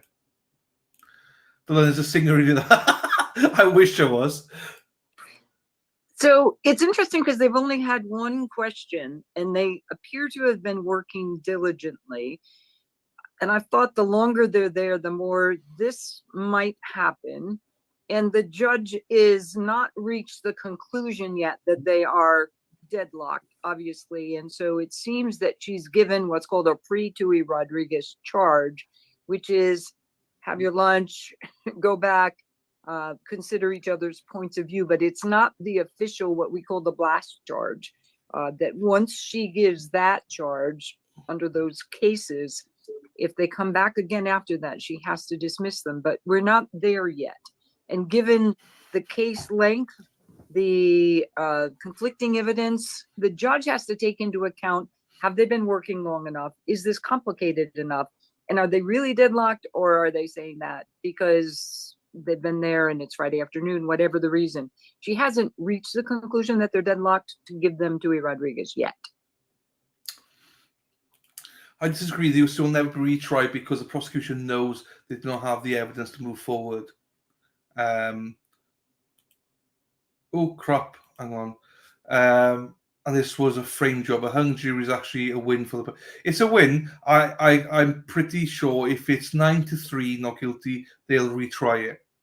I think the family and stuff will push for a retrial. If it's 10-2 or 11-1, I totally agree with you. I think there would be an officer's life being taken. I think there would be a lot of issues here. I don't disagree with you, by the way, that's a win. I don't. But the problem we got here is, right, if they dismiss it, so as an example for you, right, in Arizona, there was a case recently where the jury were deadlocked, and in the end, it was a mistrial, hung jury. And I think it was only 6 jurors, I think, on there, and it was 5-1. 5 not guilty, 1 guilty. Or if he was 12, he's 11 not guilty, 1 guilty, whichever way. The prosecution had the weekend to come back, or the week to come back then to decide whether they're going to retry it or not. And if they actually came back and said, we're not retrying it. So that guy can never be retried ever again on that, because with prejudice, without prejudice. So they could do as you just said, Spencer, and say, we're not going to retry it, but we hold the right to, in the future, retry it. If that happens, that's not a win for Karen, because this will be hanging over her head for, forever, for years and years, because that means in 5 years, they could retry her again on this bogus shit. If the hung jury happens and the Commonwealth come back and say, yeah, we're not going to retry you with prejudice, we're not going to retry you, that's a win for Karen, because then she can get on with her life. The only problem is you're still going to get people like those fuckers, Krusty Panties, all those knobheads, Plevin and everybody insisting she's guilty. So forever. But I suppose on the other hand, these people, these morons, are going to say that anyway. Whether she's found not guilty, they're always going to say she's a cop killer and stuff like that. So she can't win anyway. Linda Gurtin, I'm not sure if I said your name right, Linda. Linda, thank you so much for the for the PayPal. I really appreciate you. Thank you so much, my darling. I appreciate that. I do not want to butcher your surname, but Gurtin or Gertin, I'm not sure. But Linda, thank you, my darling, for that. I appreciate you. It's 11-1. The verdict should stand or be thrown out. So it won't stand, I don't believe, but it'll be up to the Commonwealth to throw it out, and they have to throw it out without that threat to Karen to be like, well, this was Jackson and Yannetti come in. Then they will argue. Then again, I don't know if this is the same in Mass as there is in other states. It could be different. So take what I say with a pinch of salt. In other states, they would normally come back in a week or 2 weeks. With the decision whether they're going to retry again. There has to be a window for Karen and her team to know if they're going to retry or not. So we'll know pretty soon if they're going to do it.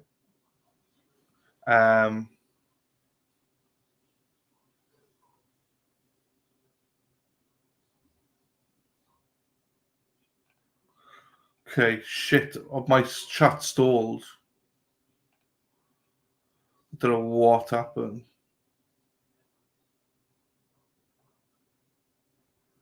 Now, this is also an interesting point by C-Dog.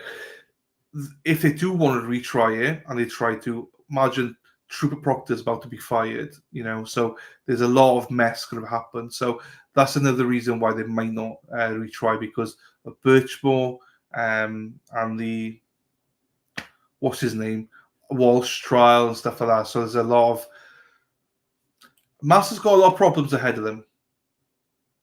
They're going to have a lot of problems ahead of them. Let me go back.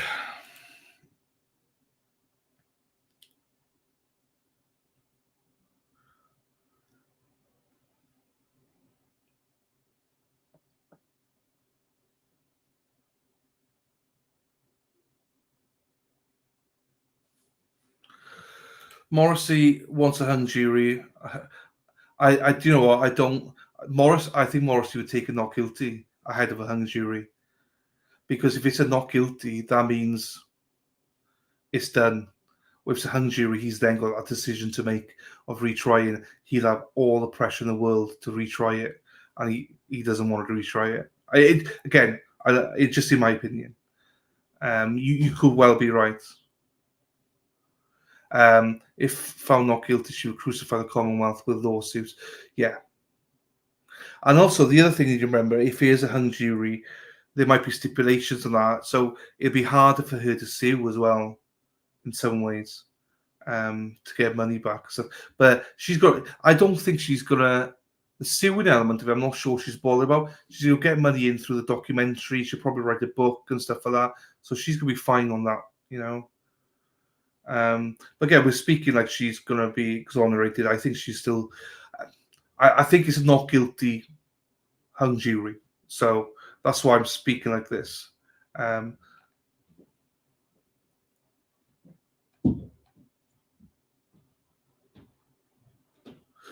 Judge needs a clear verdict. Commonwealth needs guilty. I think Commonwealth, the only thing I'd say, Commonwealth need guilty or not guilty. Obviously, the preference is guilty, but if it's a not guilty, they can just go, oh, well, we tried it. The cops did a shit job of it. We tried it, though. Defense is fine.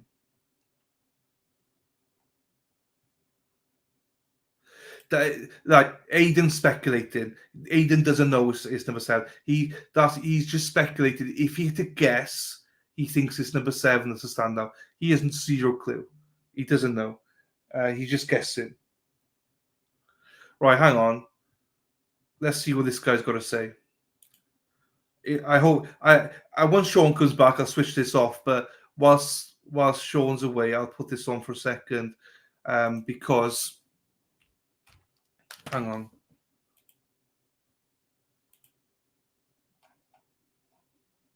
Hey, Jenny. Jenny found me. Here you go, Jenny. You deserve a follow. There you go. Followed you. Ladies, are we? Oh, you missed it. Jenny, I followed you back. Here we go, ladies. Happen before the discretion in this state. Oh, you're back. Do they allow jurors to come back and say, we've done our due diligence, we're hung, it's an impasse, it's not going to happen before the out of the judge's hands and out of the lawyer's hands? All that and more. Of course, we're going to get to your questions. Make sure you guys hit the like button and make sure you're subscribed to our page. Let's get into it. So we'll give it a 5-10 minute listen, then we'll come back. Sean, are you happy for us to just listen to this for about? Sure, absolutely. Just because he's a really good lawyer. We don't need to go in depth with him, but let's listen a little That's bit. fine. That's good. Look at a couple things, and we don't have to talk about it. And we are going to watch what happened in court, discuss what the judges and the lawyers say, some surprising comments that really let us know where each side is. And whether that is where you guys were or not, I was a little surprised at it. I'll tell you why I think they are where they are. And then there's only a couple options for what can happen now, right? And if court goes live again, you guys let me know in the comments, and we're going to go ahead and pop over there and watch exactly what's happening live. This is their lunch hour here that's just ending, so we should be okay. All right, let's listen to what happened in court this morning. You are unmuted. Thank you. You see the closed session. We're back on the record on 22-117, the Commonwealth versus Karen Reed. Okay. All right, so counsel, you're aware of our note from the jury. Dear Judge Cannoni, I am writing to inform you on behalf of the jury that despite our exhaustive review of the evidence and our diligent consideration of all disputed evidence, we have been unable to reach a unanimous verdict. So a couple words are really important there. Our exhaustive review of the evidence, exhaustive, right? And I already forgot the other word that they used. Let's do it again because these words are important. And when they talk about their discussion, let's listen. Our exhaustive review of the evidence and our diligent consideration of all disputed evidence, we have been unable to reach a unanimous verdict. And our diligent review of all the disputed evidence. All of that is important. Exhaustive and diligent are really important when we look to what the case law says and when we look to what this instruction says and when this instruction or charge can and can't or should and shouldn't be given by the judge. So then, as always, anytime a jury comment or question comes in, the judge is going to ask the lawyers where they are, what do they think, what do they want to do?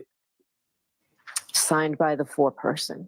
So I want to hear from counsel your view on whether there has been due and thorough deliberation. So let's start. So the judge uses the words due and thorough deliberations. We're going to talk about why later. With the Commonwealth. My answer would be no, Your Honor. This simply hasn't been sufficient time yet. And what does the defense say? We believe that there has been sufficient. All right, so I'll hear from both of you in more detail. Mr. Lally, I will hear you. So if they both agreed, if both of them agree there had been sufficient time, the judge is more likely to say it's a hung jury, declare a mistrial. If they both say it has not been sufficient time, the judge will almost always send them back and it takes the decision out of her hands. Well, guess what? Like basically everything else in this case, they don't agree.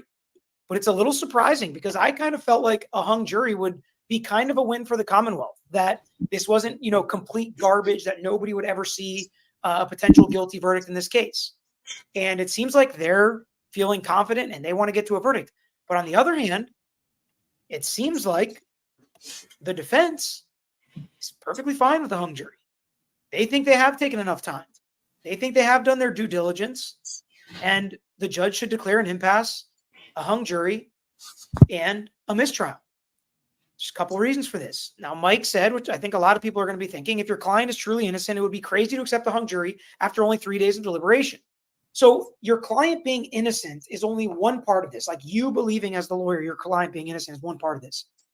If you get the feeling that it's not a good jury for you, or that the 3 people that were taken off or multiple people throughout that became alternates or were struck or were sent home were your best jurors, and now you're left with kind of a mid jury, you don't want to get a conviction there. And a hung jury is not a conviction. Additionally, I don't know what the standard practice is in this jurisdiction, but some jurisdictions don't retry or re-prosecute hung jury cases. Sometimes they won't retry the most serious charges. So another trial with lesser charges, maybe they feel like that's better for Karen Reed. Maybe they're going to spin a hung jury and make it seem like a win. A lot of times when we've had hung juries, especially in a criminal case, we'll say, and when we talk to supervisors, talk about resolving it or dropping the charges, we'll say, clearly, if you're seeking truth and justice, there's not enough here to convict beyond a reasonable doubt unanimously by a jury. And if you don't have that, and you don't have that at this point, just drop the charges or give us a, some kind of citation that our client can plead to and move on. So it's not unusual for criminal defense attorneys to want a hung jury. On the other hand, I do agree with you. Their confidence, their theory, and the way that they've argued this case made me think they think they're going to win. They want to win. They want to end this now. They don't want to delay it. They don't want to take another second bite at the apple and give Lally another chance to cross-examine those witnesses. It can't really go worse than it did with the experts this time. So I thought they'd be more confident. But hey, Lally wants them to keep pushing. Now, to be fair, there's never as much riding on a verdict for the state attorney's office. And I'll just tell you, I know that trying cases on both sides, I was a lot less nervous to lose as a state attorney. If I knew I did my best and we lost, okay, that's fine. That's the jury. But if I had a client over here that I thought was innocent, much, much bigger deal much bigger difference. Not that I didn't care if I lost as a state attorney. It's just a different feel. And anybody that tells you differently, I just don't agree with them. And I'll tell you, JD and my dad, who are both prosecutors as well, say the same thing. Janet, someone refusing to budge, side against the law enforcement and side with a woman. I don't know about siding with a woman, but I do agree with you. And I was talking to some people today who also said they think it's really, really hard for people to go against the cops in such a blatant way and say that they covered it up and framed somebody or actually committed the crime like they're accusing some of the cops. So let's hear the arguments back and forth from the lawyers as to why Lally wants to push forward and why Yannetti wants it to be done, and then what the judge decides. Hear you. Your Honor, the jury received this case just earlier this week. They've had slightly shortened days, and I'm not in any way, shape, or form suggesting that they haven't conducted their due diligence in regard to their deliberative process, but I would submit that it is far, far, far too early in their deliberative process to even consider giving them any kind of Tui Rodriguez instruction or anything close to that. Furthermore, what the note doesn't really indicate affirmatively that they can't come to a conclusion. It just says that they haven't come to a conclusion through their delivery. It says they were thorough and diligent. It says they went through all the disputed evidence and they couldn't come to unanimous verdict. What do you guys think? Do you think that is decisive and definitive, or do you think that's vague and leaves stuff open to interpretation? So Francis, this is a good point too. Maybe the defense wants a mistrial because they want more time, because they think they know how the federal investigation is going to end and they're going to win because of that. That's a good point as well. Could be true. Deliberative process at this time. They're not even asking for one, is what I would say. All right. Thank you. Ms. Giannetti, I'll hear you. Your Honor, I would disagree with Mr. Lowell's characterization of the note. The word exhaustive is the word I think that's operative here. They're communicating to the court that they've exhausted all manner of compromise, all manner of persuasion, and they're at the end. This is a case where the jury has the legal instructions. They've only really asked one question, which was to try to get a report that they were not allowed to get. And I think the message has been received that the evidence is closed. They won't get anything more. They've been working essentially nonstop over the last 3-4 days. We're approaching a weekend. They didn't come back with this at 3 o'clock or 4 o'clock. They're at 12 o'clock and they have nowhere to turn. So our position is the jury should be read the Tui Rodriguez model instruction and go from there. Okay. So we're going to read the Tui Rodriguez model instruction. BRRK said Yannetti asked for Allen charge, not for a hung jury. We'll explain why. We'll explain why he asked for that instruction. Okay. And why it's more likely to lead to a hung jury than not. So we'll talk about that. Okay. And I'll just tell you, the only 2 trials I've had that ended in hung juries were also the only 2 trials where jurors came back with this kind of a comment before they ended up hanging. So I've never had a trial where they come back, they say they're at an impasse, they say it's a hung jury, whatever it may be, and then they're given a charge or an instruction or they're sent back, and then they eventually come to a verdict. It does happen, but it's a very small percentage. And that's why in the last video yesterday, I said, we got to wait. Hold your horses. Don't jump the gun. Wait until we have a comment like this one. Then we can start saying, okay, now it's looking like a hung jury. Now it's looking like a hung jury. Because everybody automatically thinks it's going to be a hung jury. I mean, I think half the trials we've talked about, people thought was going to end in a hung jury. And this is only the second one that has had a comment like this that I can remember. The other was YNW Melly. And how did that one end? In a hung jury. So now that we've gotten this, it's a lot more likely that it ends up in a hung jury. Can they dismiss less than no prosecution so they can go again? It's unlikely. If they do dismiss it after this, it'll probably be with prejudice. Lucia, perhaps a hung jury could have been avoided if the judge granted the continuance for both parties. Thoughts? Could be, but I think it comes down to somebody asked the question,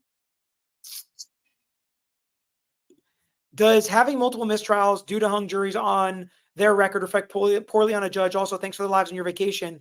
So I don't think it reflects poorly on a judge necessarily. If anything, if a judge really pushed me on jury selection, I may go back and say, Judge, we don't want a hung jury. And maybe that's all you need to say for them to know, like, it's already happened to them a couple times. Maybe they're not letting the lawyers dig in enough in jury selection to get out the biased jurors, to get out the jurors that regardless of what the evidence is on either side, they already know what they're doing when they start. And that's not what we want, because that's how you get to hung juries sometimes. All right, let's hear what Lally has to say. All right, so you all know that it is within my discretion, I decide. So a case that has been, We heard what Lally had to say. Sorry, he said there's a lot of stuff going on. They haven't been working that long, and now we're going to hear the judge's decision. it's a long case. This is our 4th day of deliberations, but Tuesday was a short afternoon, maybe 2.5 hours. Wednesday, they left early because of an appointment. Yesterday was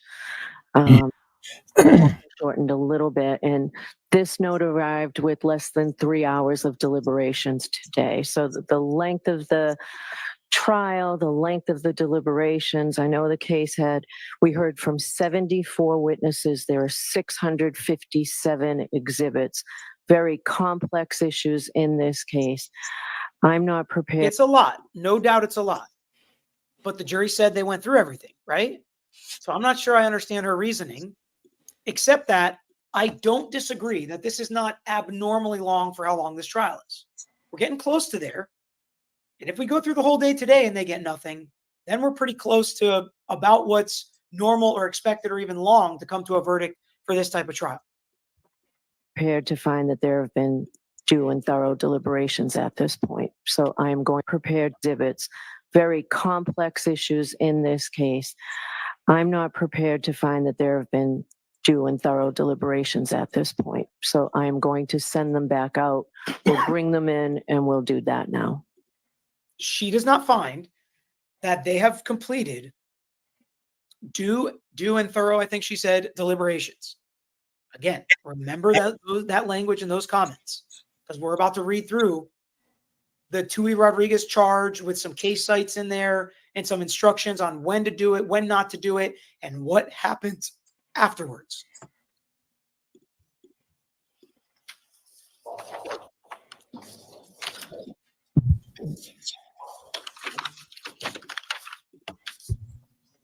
So now they're bringing the jury in.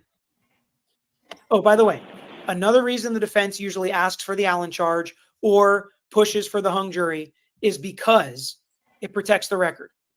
And if it's a hung jury and it ends up being guilty, and later some juror comes out that they were coerced or pressured or felt like they had to change their mind because of what the judge said or because of what the prosecutor said or because it was dealing with the cops or something, then they have that on the record that they wanted the Allen charge or Tui Rodriguez charge. They wanted the judge to push them and eventually get to a hung jury. They wanted the hung jury because it's not fair to push a jury or coerce a jury or force them into making a decision if they feel resolute in where they believe. After 4 days, come on, Court of Appeals, this should not have been a conviction. They like to keep that on the record as well. That's why most of the time criminal defense attorneys object to this and want to let the jury get to an impasse if that's where they're at.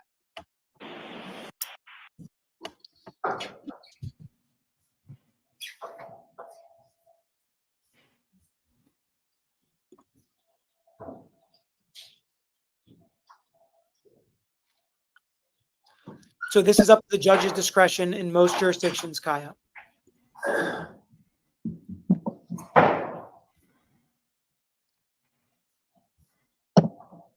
We're back in session. You may be seated. Right. So, jurors, I'm in receipt of your note. I am writing to inform you on behalf of the jury that despite our exhaustive review of the evidence and our diligent consideration of all disputed evidence, we have been unable to reach a unanimous verdict signed by your foreperson. We all know how hard you've been working. Lunch will be arriving shortly. When it comes, I'd ask you to clear your heads, have lunch, and begin your deliberations again. So, or continue your deliberations. All right. So I'm sending you back out. All rise for the court, please. Follow me, please. Any thoughts on that, Sean? Not really. No, I didn't listen to half of it. I was trying to dinner. No. You know what? Not really at all. I got caught listening to our friend Plevin. This guy is so moronic. There evidently is some kind of video, some kind of slash photo alleging that it's Jackson and Karen. It is so photoshopped, so poorly photoshopped. There is absolutely no way that is Karen and John. I mean, Jesus, Jackson. No way, right? Then he has the audacity to mention me and you and all these other people, saying that he's the one that will correct the record. He says, someone said to him, well, if you really don't know if it's true, Kevin, why are you putting it on your video, right? Yeah. Your stream. He says, well, the difference between me and, Sean, Dylan, he went down the whole thing, right? He says that I will correct it. Sean won't. Then he says, this is what he says, this Bobo, this clown, he says, in fact, I know for a fact that Sean talks to Karen every day. All right. So here's me, right? He says I'm wrong about every prediction, yet I talk to Karen every day, right? I talk to Karen, right? I'm with you every day. So he says, I know for a fact Sean disappeared for a few days because I know for a fact he was lied to by Karen. I'm sitting in my couch listening to this fool like an idiot, right? And he's saying, I know for a fact, but he's the guy that's professing, I'm the honest guy. He says, me, Plevin, I'm the honest guy. And he's spewing this bullshit, right? Where's the birthday girl? I'm about ready to give a rant. I've had some chocolate. I'm all set. I'm alive again. This fool, I mean, he is mofo. He is truly a mofo. But no, listen, the kid here, this foolish, this attorney to be, I will say, whoever wrote, I listened this time now, whoever wrote that note to Beverly is a very educated person. You listen to those words again. They weren't written by no schmo, okay? No, I wouldn't be able to write it that eloquently. This person who wrote to that judge, whoever the foreman, woman, I don't know who it is, but that person wrote an incredible, intelligent, very well-worded note to the judge, okay? Yeah, it was. And I also watched The Twisted Tragedy, Elise, listen, I don't know. I mean, they're coming out. Okay, fine. Where have you been, though? You should have been out there the whole time. I guess there's some, I don't know. There's some restraining order problems. Who knows? I mean, everyone's got restraining orders against everyone. But, it just shows who they are, right? Yeah. Well, Aiden posted Aiden can't be outside anymore today because of the restraining order. He has to stay. I believe he has to stay in court. He can't be outside. Yeah. So because obviously he was out there with the fans and everything, enjoying. And I think that fool is out there too, the one that has a so. Yeah, Lindsay, she's there. Yeah, she is. All right. That's how we can't be outside because she's there. So Right. So yeah, I mean, yeah, it's just ridiculous. I mean, 5 of them, they're just looking for 30 seconds of fame. They know the end is near. And it's like, well, let's get out there. Where have you been? I mean, I'd have respect for them if they were there day one. Right. Be like, but the court, it's done. They now know. Sean, listen to this, right? They now know, right? There's maybe 100, but there's so many cameras there. It's nationwide, international. That's why they're there for attention. They don't give a fuck about Officer John O'Keefe. Sure. If he did, you're there day one. And if he did, you're there even before this trial happens. Hey. You're here before then. I have Elise on speed dial. We were buddies. We're still, I kind of talked to her, right? She was all pro Karen. All pro Karen, right? Again, the thing happened with her and the thing happened between her and Turtle Boy on the Halloween party, right? She was defending Turtle's ex girlfriend. I don't even want to mention names, right? And since Turtle had the new girlfriend, LG, right? She went crazy. The other girlfriend was crying because she said, hey, he told me not to come, blah, blah, blah. And then all of a sudden, TB turned on her. I mean, listen, it's crazy, but it seems that the root of this issue is about Turtle. And I'm telling you right now, if Turtle thought that Karen was guilty, everybody over there would be saying she was innocent, right? Yeah. And I think it's the Turtle effect, and it's wrong. It's wrong.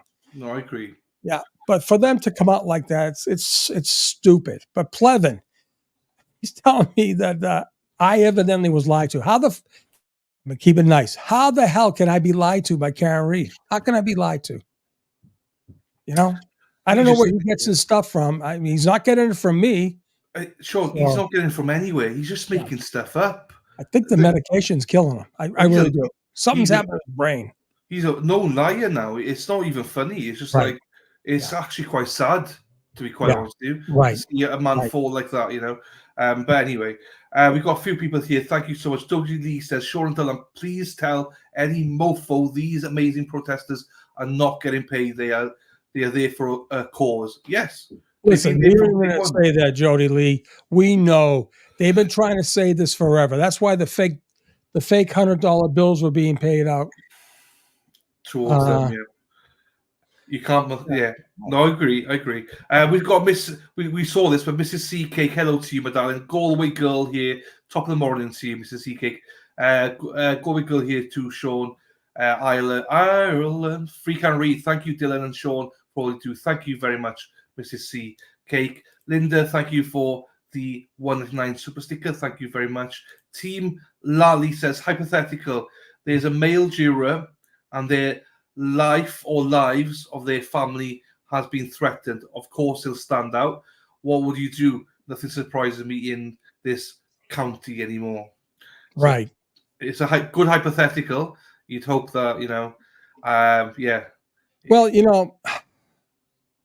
I got to be delicate. Listen, there was a lot of smoke being thrown around yesterday early morning that a verdict had come out. Crazy stuff. Jen McCabe was putting shit out, right? And it concerned people, right?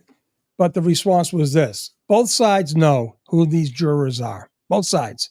Both sides were present in front of the judge when, okay, randomly selected, come on up, they got their backgrounds, they know who they are, may have been a retired cop, whatever, doesn't matter.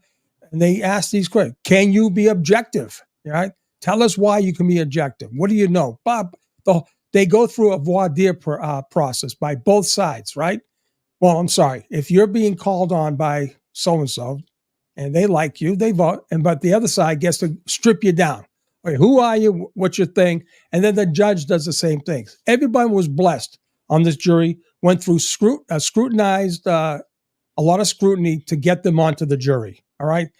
So if they were going to have a sneak verdict in that getting out to Jen McCabe, it would be a bunch of bullshit. And that's all they're doing.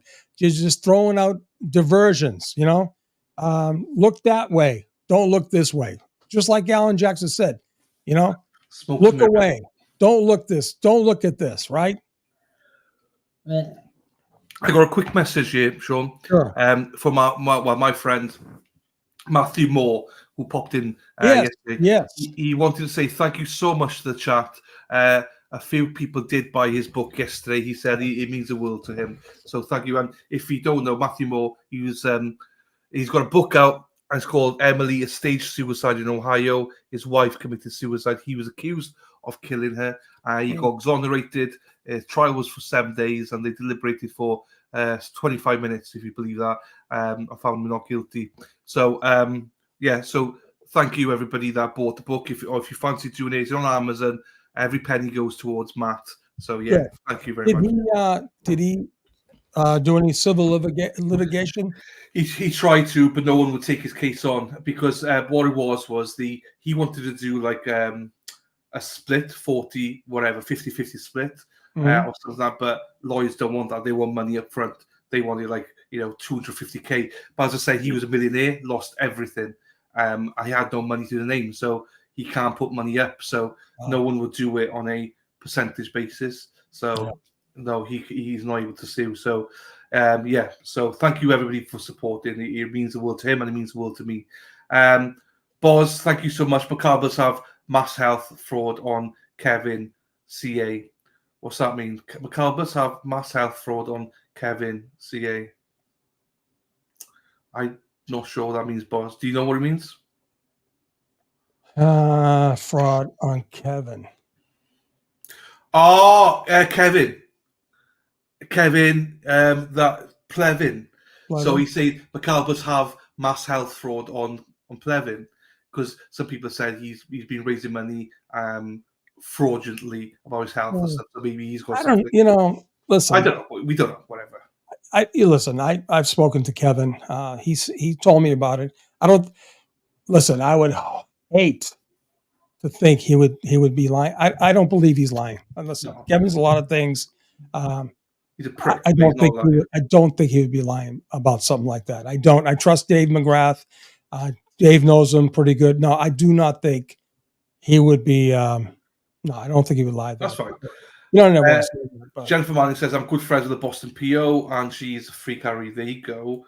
And Derek did come back with a shaggy Scooby-Doo, where are you? Writing ready, raw, not roasted. I love Derek. Right, I was there. Jeez, but over 100 chats there. I don't know what's going on. Okay, 2:27. We've just gone past it. So yeah. That's right. Well, it's going to look like this. Unless they did some miracle working. Yeah, there's no verdict today. No, there won't be no verdict. And I think the right thing to do is send them home, have them clear their heads. The problem is now, this is a very social weekend coming up, the weekend before the 4th. This is a huge, in the States there, Dylan. And they're going to be out and about. There's more potential for, oh shit things to happen with the jury. That's the problem you're running into now. Can you explain? Sorry, I don't mean to cut you off there for a second. But can you explain to maybe people like myself, though, about the relevance of next week? Obviously, we know the 4th. Yeah, so it's our Independence Day, right? Yeah. And so most normal people have their jobs, right? They have 2 weeks off a year, right? 2, 3. My father's case, he always had 2 weeks off for vacation, right? So we always planned it to have the first 2 weeks that included July 4th off, right? It's a big vacation time. And so this is a big weekend. Everyone's packing up now. They're going down to the Cape, or they're going down to Marshfield, or they're going somewhere north, New Hampshire, whatever. And they hang out for a week or 2 weeks, sometimes a month, because this is prime time for vacation, for the beach, and for the weather, right? Like, for instance, down here in Naples, you can't go anywhere from say late November through April, May, right? Now I can walk into the best restaurant anywhere in Naples, flip-flops, a shirt, a t-shirt, shorts on, and no reservation, and get seated just like that. Just like in Falmouth or Martha's Vineyard. You can't do that in July or August, but in December and February you can, because it's, everything's barren, right? Everything now, who wants to come down here now because it's beautiful weather up north, Yeah, so that's the significance. Why would a jury want to box themselves in? And I bet you right now they're going to be saying, oh, geez, I had travel plans. I had this. That's going to be the next thing they're going to have a problem with.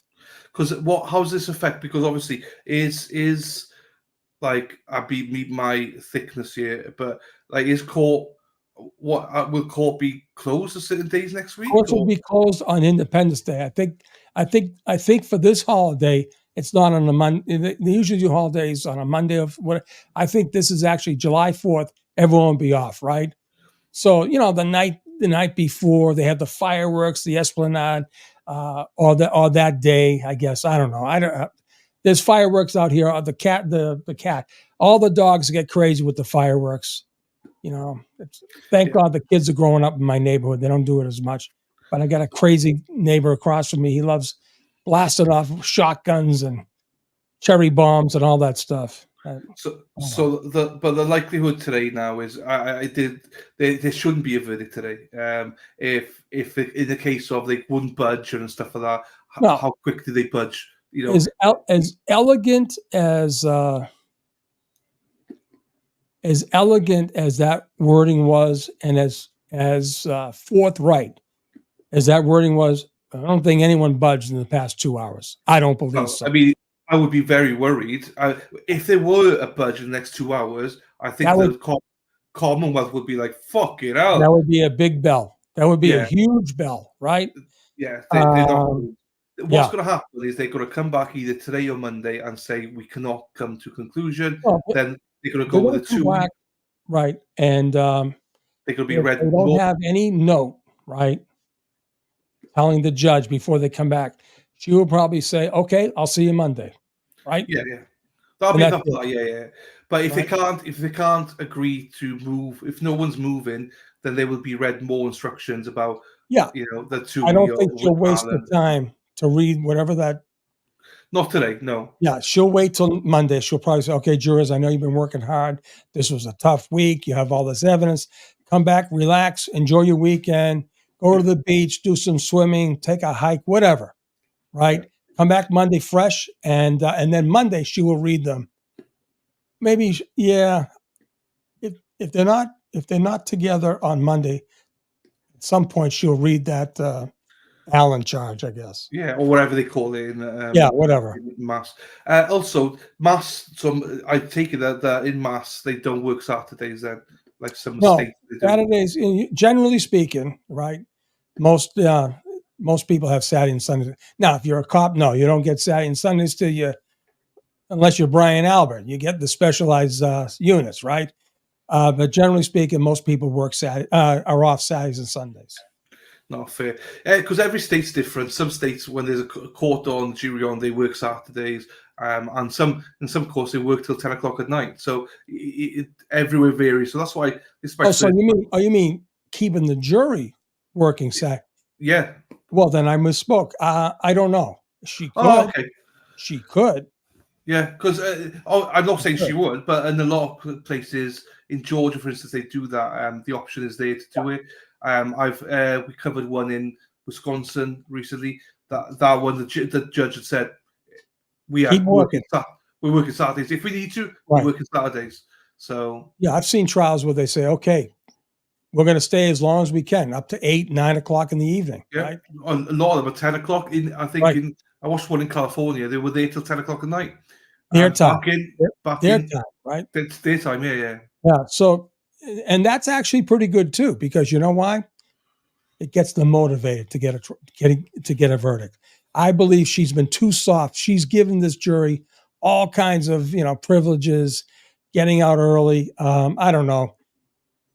She needs to crank it up a little bit for this jury, right? It'll come to a stage. As I say, I'm on a little bit on the other side in the sense of, I don't want to push it too far. But when it comes to knowing it's so close, I think you can crank it up a little bit then and be like, right, don't fuck it about now. If you don't have a decision, we come back tomorrow on Saturday. I agree with Caveman. Get them back.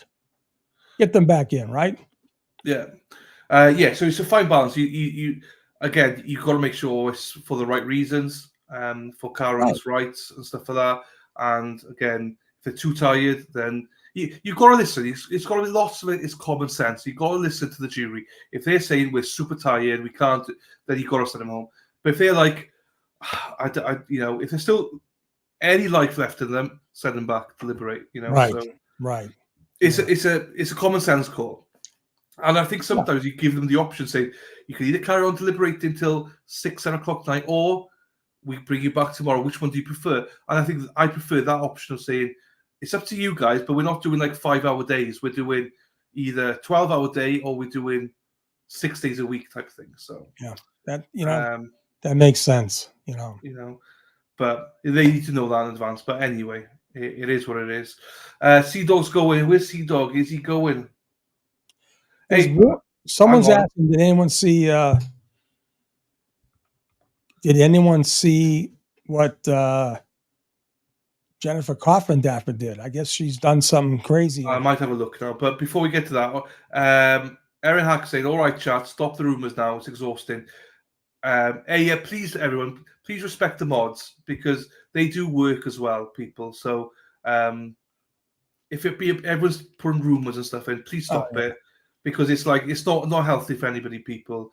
We'll know ahead of most people, so please stop. Yeah. And mods, if they do it, just time them everyone out because it's not fair on the mods. They do this from the goodness of their heart and they're working as well. So especially if it's deliberate as well. Yeah, so I guess he's commenting about the Crash Daddy's family joining Karen Reed or some crazy. Listen, they're parody accounts. They're fake accounts. That's an old trick. That's an old trick by the McAlberts. That's so worn out. It's just like them. But she's a fool. She falls right into the trap. I'll have a look now, see what rubbish. Yeah, I remember the photo. She said, look at this. No wonder, they gave a favorable testimony for the government for Jackson. His wife is on Karen Reed's side or some stupid thing. And she's an idiot. Let me look her up. She is an idiot, that's for sure. Oh. Duffer. What's she saying? Hang on. Right, so what's she got here? Well, she's not actually. I'll show it here then. Oh, what the hell's happening here? The cameras. I don't know. They must have been. I'll stop for a sec. They must be losing space or something. Yeah. Here we go. Coffin Duffer. She's taken up. Oh, the O'Keefe family. She is a phony. Hungry Bev says, "Go back." Sadly, my prediction. I hope no one caves. Justice for John O'Keefe. I mean, we all want justice. Rob Z. I've not seen Rob Z. For comes in now and again. How do we know which way he sways? Hi, Jen. Well, we are assuming that the not guilties are in the majority, right? Well, she thinks it's 9-3, one way or the other. Oh, yeah. 9-3, not guilty? Well, who knows what she thinks? Do you know what I mean? Is there anything else that she's written? Let me just check here. I don't like going on her page. Oh, hang on. I'm not playing that. She's accused people of harassing people. Fuck off, Jen. Oh, again, I'm not. Not even close. That was so photoshopped. I mean, come on. I have no interest. Right, Josie, go girl, Josie, you go for it. I mean, people, please behave in chat, otherwise, fuck me. Do you know what I mean? Just stop the rumors. It's not exactly hard. Do you know what I mean? Right. So I feel sorry for the mods. I could never be a mod. I feel sorry for them. I wish I could. You know what? They deserve a shit ton of money for what they do. It's a thankless task. Right. Let me look for a stream here that will hopefully show us. Here we go. It's back. The fan is back. Here we go.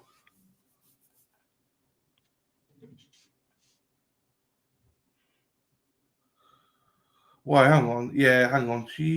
Let me just check something here. Yeah, I'm also no politics, people. Otherwise, again, I'm not interested. That's one thing I don't tolerate in my chat is politics, people. Please respect that because it causes damage. There's other places you can go and talk politics. Exactly. Right. Right. Hey, Dunya, you're always behaved, Dunya. You always behave. Also, hey, it's not about behavior. It's about people just spreading misinformation constantly. Motherfuckers. It's just, just everyone calm your tits. Like, it's fine. And also, the majority, 99% of people in this chat show, they're fantastic. It's just the odd one or two. Well, everyone needs, they need an outlet, I guess. I don't know. Yeah, but find another outlet if you're going to be abusive or spread rumors or whatever. Right. I don't tolerate. Oh, here we go. Let's see what this is about then. This is them coming in, I think, this morning. If I understand the sunlight. I think you're right. Yeah, I think you're right. How are you feeling this morning? Yeah. This the day you're gonna get a verdict? Karen, how are you feeling this morning? Karen, what will you do if you're found guilty? What a fucking stupid question, you prick. I didn't like that question. Yeah. I'll chat to you. We love We're all you. gonna need like 10 to ladder.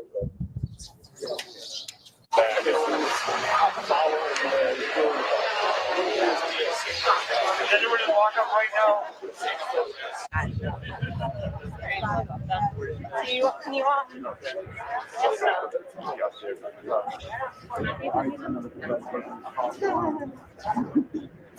Sorry, Corey.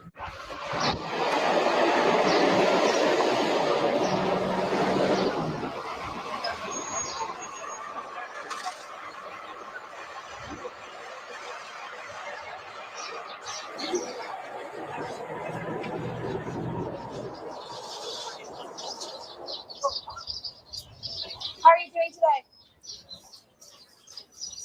How are we feeling? Do you think there's gonna be a verdict? Again, stupid questions, right?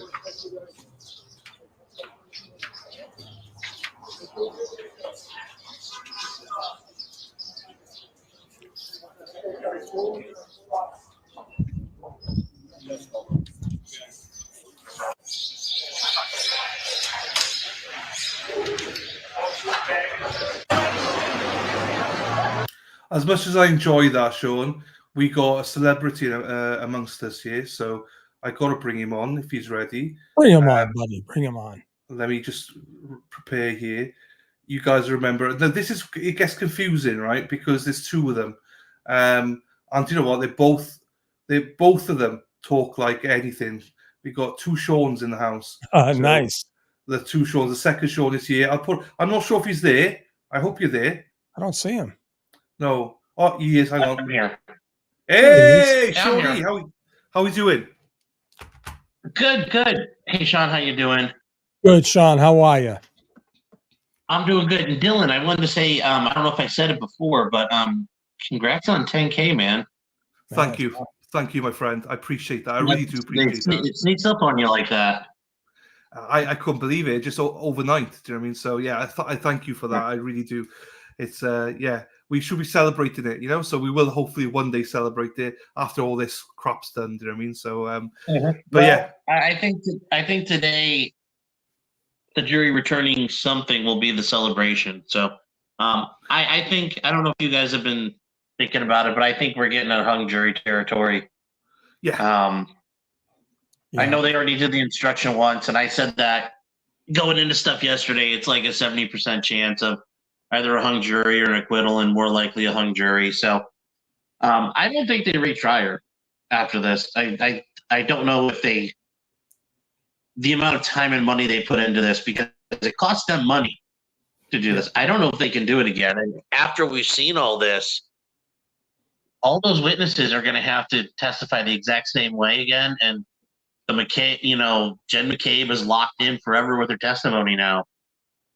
Colin's locked in his testimony now forever. That's true. Do you think it matters then, Sean? Just for people that don't know, this is Sean, potentially criminal. He's an attorney out of Ohio, and I love Sean. I love Sean because I was speaking to people the other day of explaining these two Seans are very similar. They've got no filter. They say what they think. So, and that's what I love and appreciate. So, what do you think, Sean, about if it comes, say, what do you think the split needs to be for them not to retry again? Do you think if it was like 8? God, sorry. I mean, it really depends. I mean, even if it's 10-2 to convict, that's still a lot of work to. I mean, remember, they have to. It costs them money to retry a case. Yeah. To do all that, so budgetary considerations are, even though it's the government, they generally have an unlimited checkbook. At some point, that's going to be an issue, and then I have the feeling though I bet it's probably closer to a 50-50 split or more likely to acquit right now. Yeah. So it could be like 6-6 or something like that. And if it's something like that, you're probably not going to retry. But you never know. I mean, I had a hung jury last summer that was was an 8-person jury, and it was 5-3 not guilty, and they retried it and they got a conviction. So it all depends. It really depends on what they're willing to put up. How did they retry the case that are not guilty? Well, it was 8-3. It was a hung jury, and they were hung. 8 people. Okay, hung. Yeah, sorry. Okay, five hung. of them agreed my girl didn't do it. Okay. And 3 of them were like, yes, she did, and they retried it. Gotcha. Okay. Gotcha. I mentioned earlier on about a case that you covered in Arizona recently. I think it was Arizona, at least the shooting one. I don't remember his name. Yes. So that was a hung George jury. Kelly. That's the one. That was hung, and it was like, I don't remember if it was a 6 or 12-man jury, but it was like, I think it was one holdout for guilty or something, and they did not retry it in the end, did they? No, it was 11-1. It was 11-1. Yeah, and the one would not convict. The one was dead set on conviction from the start.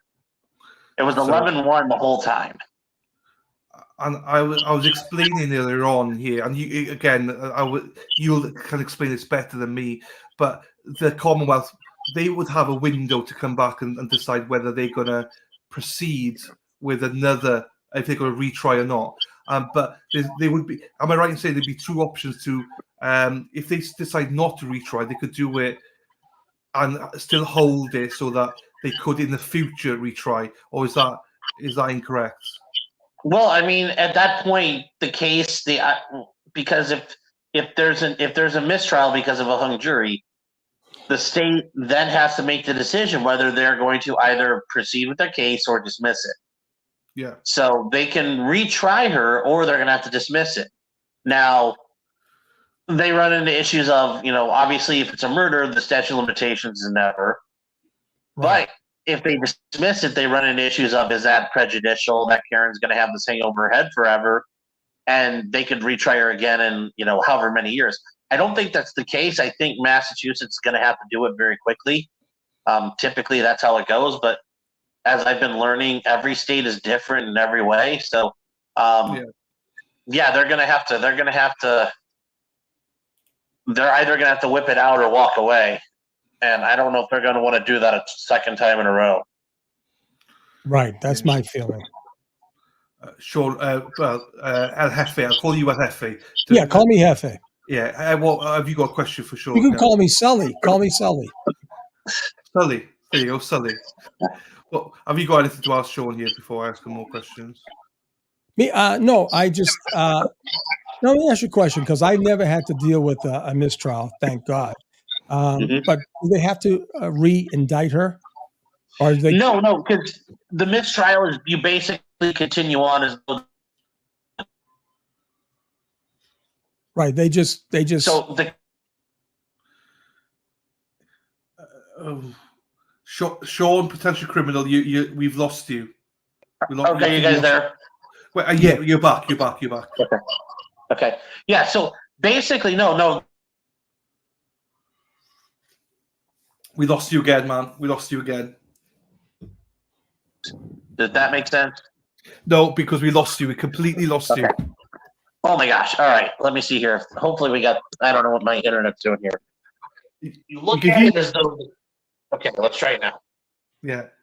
You treat it as though the trial never happened. Like the case is still proceeding, because now you're back in a pretrial situation. So no, they don't have to re-indict her.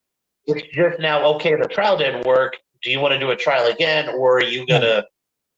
Yeah. Right, and like you said, and I said before too, the Commonwealth's case probably is not going to get any stronger. They got all their witnesses' statements locked in. However, Karen's case could get much stronger. The evidence for Karen could get very much. I mean, they could get another dump from the TUI and put things really into some turmoil for them. So. Well, there's that, but there's also now more and more information that, like the crowdsourcing and some of these things, people have put together. I'm sure new things have been revealed to Alan Jackson and David Yannetti that they Absolutely. didn't know before or couldn't explain better. But now they're, the ammo is being, more things are being generated, more information is being gleaned. So yes, this is one of the situations where Karen can develop a stronger case. Yeah, and just for the record, we all don't forget they only put 6 witnesses on for her defense. So that's another thing. What are they holding back? What did they leave on the table? That's the interesting part for me. Yes, and they can ask these jurors after the trial's over and say, "Hey, what did you like? What did you not like?" And absolutely, that's you right. can take. I've done that before. You take notes and say, "Oh, I like this. I like that." And you're like, "Oh, right." Well, I can guarantee. I don't think they'll put Trooper Paul back on again. They'll have to get a stand-in. Yeah. Well, at that point, I assume the defense can call Trooper Paul. That's or true. they have to say, or you would critique him and say, "Well, before you guys said this, now there's conflicting testimony. Would you say that guy was wrong?" Yeah, they are. I mean, they threw everything in that they could, and that's all they had. And that's it. That's all they had. Their case is never going to get better. Never. No. You, Sean, are you up to date with some of the like FBI stuff that's behind going on and stuff? Because I know you came into this trial very late, very new and stuff like that. So I'm not sure how in depth you know about some of the external stuff that's happened around this case. Well, I think I said this on earlier in the week. The feds love nothing more than nailing the scalps of a local police or prosecutors to their door frame. So they're very much looking into this. And yeah, I think that's if Karen gets convicted, I assume the feds will very quickly roll into this situation. So they did a complete. And then again, though, I always have my reservations because it is the FBI you're dealing with. So No, that's true. But they did do a complete investigation behind the backs of the state police and the DA's office. And once that investigation was completed, they then brought all the witnesses, the state troopers, into the federal grand jury. So that's a problem for the district attorney right now. Huge. I think so. I think it's a very big problem. And especially if they get indicted, well, yeah, that'll cause problems because, well, I want Trooper Proctor to testify. Well, he's unavailable because he's under indictment. Right. He might assert his Fifth Amendment right. Well, if that's the case, I'm Alan Jackson. I'm bringing Trooper Proctor in, and I make him plead the Fifth the entire time. Right. Yes. Have everyone in the world mention his name. Right. He was the lead investigator, and then bring him in. Absolutely, you're right. Exactly. And don't forget, the federal government paid for the crash daddies. That's the thing. That's the most bizarre thing in my life. I've never ever seen this before. It's amazing. And those guys, I guarantee you, was probably at least $100,000 worth. Oh, easily. And their per diem to travel. Karen got free expert testimony done, and their work still stands. So they'll stand behind that work. So in the future, if Karen has to go to trial again, thankfully, she would only have to pay for their transportation and being there on a daily call, which is helpful. So that's true. I mean, it's well, I think, and I wasn't surprised with Yannetti getting them. Say, hey, listen, we're fine with the hung jury. They did everything they could, and that person, that four-man or four-person, whatever it is, was very articulate on that note, talking about. I didn't get to hear the note. How in depth was it? Well, articulate. We've exhausted all hope, all measures, and some other. I don't know what the language was, but I heard it again, and it was awesome. You might have it right there. I got it. I'll play it for you now. Hang on. I'll play Very it for you good. now. Very good. Hang on. In their deliberative. Hang on. Let me go back a second. Oh, you're on. Our diligent. Here we go. All right. So, counsel, you're aware of our note from the jury. Dear Judge Cannoni, I am writing to inform you on behalf of the jury that despite our exhaustive review of the evidence and our diligent consideration of all disputed evidence, we have been unable to reach a unanimous verdict. Signed by the foreperson. So I want to hear from.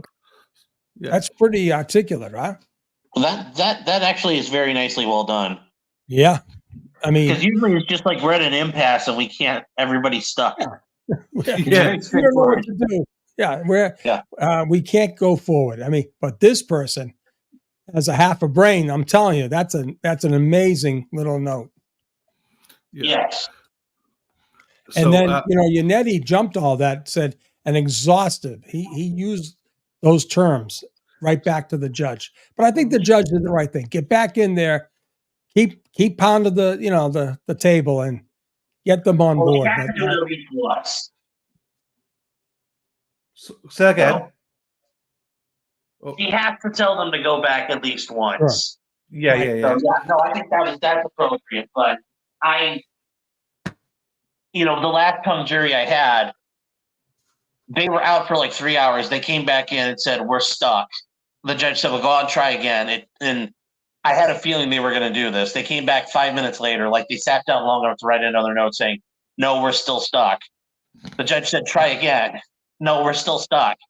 And within 15 minutes, the judge is like, "Okay, hung jury, go home." Like, right. I kind of have the feeling they're going to be very quick this afternoon, and because they want to go home and be done. So fingers crossed in that regard. I think the next option now is obviously what Yannetti wanted earlier on was the special instructions, just be like, you got to whatever. I don't remember what it's called here now. The Allen charge. Yeah, I still call differently in Mass, but it's the they same actually concept. use a person's name. Must be Commonwealth state law or some stupid thing. Yeah. It's just you're the best jury that's going to figure this out. No other jury is going to be in a better position than you. Right. We believe in you. You're the special snowflakes. Please get it done. So in terms of that, if they come back this afternoon now with that instruction, do you think then she will just say, "Look, this is the instruction, but I want you to come back Monday," or do you think she's just push it through? I really hope she doesn't do that, but I guess the more I think about how Judge Cannoni does stuff, she just like the George Kelly trial. The George Kelly trial, they came back within like 2 hours of going to deliberation and said, "We're stuck and we're in an impasse." And the judge said, "No, we have done way too much for you to only spend 2 hours on this." I think she's looking at this as I think she's looking at this. I've had to put up with this crap for this long. No, you're actually gonna. Now she can't keep sending him back forever, but I have a feeling that the more I think about it, I think that's probably where she's at. But it's funny because the jury's been sitting there the whole time too. Yeah, they've had enough, obviously. Our best guess for you, and this is obviously best guess for you. Where would you think that they're sitting right now? I ask you because one, you've got the knowledge of a lawyer. You've obviously been on that side of things. You've had jury trials and stuff like that, but also you're new to this case. You came in with a fresh mind as well, and you came in with a bit of I wasn't going to cover this case. For various reasons. Now, but I honestly thought this was going to be a bunch of BS. Yeah. And so that's why I think your insight into this is important. I mean, I'd like to think that they're realizing stuff isn't adding up and this is garbage. I'm hoping it's at least 7.5 at a minimum. But I'm a professional worrier, and I'm very I worry for a living, so it could be less, but I'm 8.4 minimum is like really where I think they probably are at least. I mean, I don't know if it's 11-1. I mean, what we'll be able to find out is, and you can tell this when it happens, when there's a single holdout, usually like everybody looks livid, and then there's one person who's like, in the I don't care mode. So. Yeah. When they come back in at the end of the day, I think we'll see what's happening. Right. Okay. People need to really study the body language and their facial. Whoever's looking down, that's usually a telltale, right? Yeah. Yeah. Now the problem is what's the holdout? Because is it a guilty or a not guilty? That's the part that gets tough. Yeah. True. What's your opinion as well, Sean, on in terms of because again your experience in court, like obviously everyone's frustrated that the judge is allowing them to go home early and stuff and whatever, but what's your opinion on all that? I mean, a lot of times the jury gets a lot of leeway. What time are we going to start deliberating? You heard the judge before, like, can we do this? Can we do that? I mean, the jury has a lot of well, yeah, we'd like to start at deliberations at 9 instead of 8:30, or we need to make sure we're out by a certain time. That's not abnormal at all.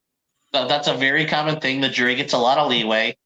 Remember, I mean, the big thing is these are people jury is press ganging people into doing stuff. You pull people off the street at basically gunpoint because it's a court order.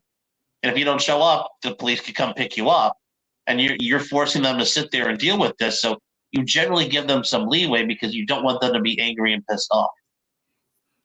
True. I have a question, Sean. Let's say, hypothetical speaking here, right? Sure. I love hypotheticals. She tells the jury, okay, guys, we're going to let you go. Have a great weekend. Relax, clear your minds. Don't talk about the case, blah, blah, blah. We'll come back again on Monday, right? And somehow the feds come in, start making arrests of witnesses and state troopers. How would that impact this trial? I mean, at that point, it doesn't change. Like, if I'm Lally, given what he's done so far, I assume Lally's going to say, well, whatever, we're not at the point where we need those witnesses again. So he'll still continue on. Right. I would see him continuing the case. It wouldn't faze him because it's already happened. If the indictment was released saying that these witnesses and cops were charged in the conspiracy to murder John O'Keefe. Oh, well, at that point, I mean, I'd like to think Lally would dump it, but he hasn't quit. And if I was in this position, I would have quit if I were him. He might get locked up himself. Well, yeah, well, that's fine too. But I mean, if you were, let's say Sean, let's say you were my boss, you were the DA, right? And you came to me and said, Sean, you're trying this case. I would have looked at it and said, hey, boss, this isn't a winner. I don't want it. And you tell me, well, too bad, you're trying it. And I'd say, do I have any way out of this? No. Okay, well then I quit. I would not take this to trial. That's what I'm saying. I don't think, and Lally hasn't done that. So I would like to think he would do the right thing, but he hasn't done the right thing so far. No, he hasn't. And I said this, I think with you, he had, he was a believer in the beginning. We all are. However, as this case developed, a bell had to be ringing in his head saying, hey, wait a minute, guys, are you serious? You did this and this happened? Too many things he missed or he refused to accept. Yes. Sean, whilst you're here, very quickly for you, we got a mutual friend in the chat called Matthew Moore. Oh, very nice. Look at that. Hi, Matt. So just for people that don't know, obviously I had interviews with Matt, but actually the guy underneath me here, Sean, he actually covered it live, the trial. And he was the first one to get the interview with Matt and Connie and stuff like that. Yeah, so, Matt, I hope you're out there doing well, Matt. So keep fighting the good fight, man. Yeah, he went through his wife committed his wife took her own life. Right. In the woods, and they believe they tried to blame him for the murder of her. And yeah, he had a really good attorney on that one. And yeah, it was another one of those where it came down to, well, they got an expert, and the defense expert was amazing in her ability to tell the story and her, credentials. So yeah, I'm not sure if you've heard about the other case in Boston about Sandra Birchmore, Sean. I've heard Trooper Gorino is involved with that one too, and he said, "I can't get stuff off the phone." Shucks. Yeah. Shucks. So that's a very similar one to Matt's story, but the opposite in the sense they said that she took her own life, but in fact now they've changed it that she was murdered. So that's the difference. So it's a case that I'll probably be covering. I'm sure once it comes out, you'll be covering, and Sully here will be covering as well. So it's a case to keep an eye out for. I definitely will. No, I know you will. I know. We need to collab on some stuff as well. I don't show your time constraints, Sean. I don't know how much time you've got. So I am working on resealing I'm priming the floor in my shower so I can re-tile it tomorrow. So I am yours. Oh, fine. Awesome. Oh, fine. That's even better. I didn't know. That's why I was like a little bit. My apologies. No, it's absolutely fine. I didn't realize. So, yeah, that's great. So we don't have to rush it. And I was like, oh, I don't want to keep him for too long. That's the trouble you have guests. Sometimes you're like, oh, I'm not sure how long I got him for. So I appreciate the concern, but it's Friday, so. There you go. Hey, you're like Judge Bev then. Judge Bev likes a Friday. She wants to be in wherever she goes on the weekends. I like that TikTok with the person pretending to be laying in bed. Yeah. Oh, yeah. I've seen that one. That was a god. There's some good ones out there. There's some good ones. Right, let's have a look here, see if there's any updates on Twitter then whilst I can look that up now. I'm not sure if you saw it, Sean. There was a bit of chaos. There's 5 protesters out there as well today saying that Karen was guilty. So obviously they waited till today when there's massive amount of media around, and they came out with their sign saying Karen is guilty. I was like, well, where have you been until now? And literally it's just 5 of them out there. So I'm not sure if you saw that or not. But that doesn't surprise me. I mean, it's some of that's trolling, but at the end of the day, they know the jurors are watching, and this is a PR battle. This is psychological warfare. And that all applies. And the funny thing is, Sean, the 5 that are out there have such a hatred towards Turtle Boy that that is the driving force behind their antics. I don't believe they could care less about the O'Keefe family. It's just something that they can take up on to further their hatred towards Turtle Boy. So, it wouldn't surprise me at all. Right. Yeah, because one of the 5 is the person that he's got that's got restraining orders. So he's been out with a crowd. Wait, which was one of the people? Which is one of the 5? Lindsay, whatever her name is. I know. And then you had Kate Peters. They call him Krusty Panties. I know.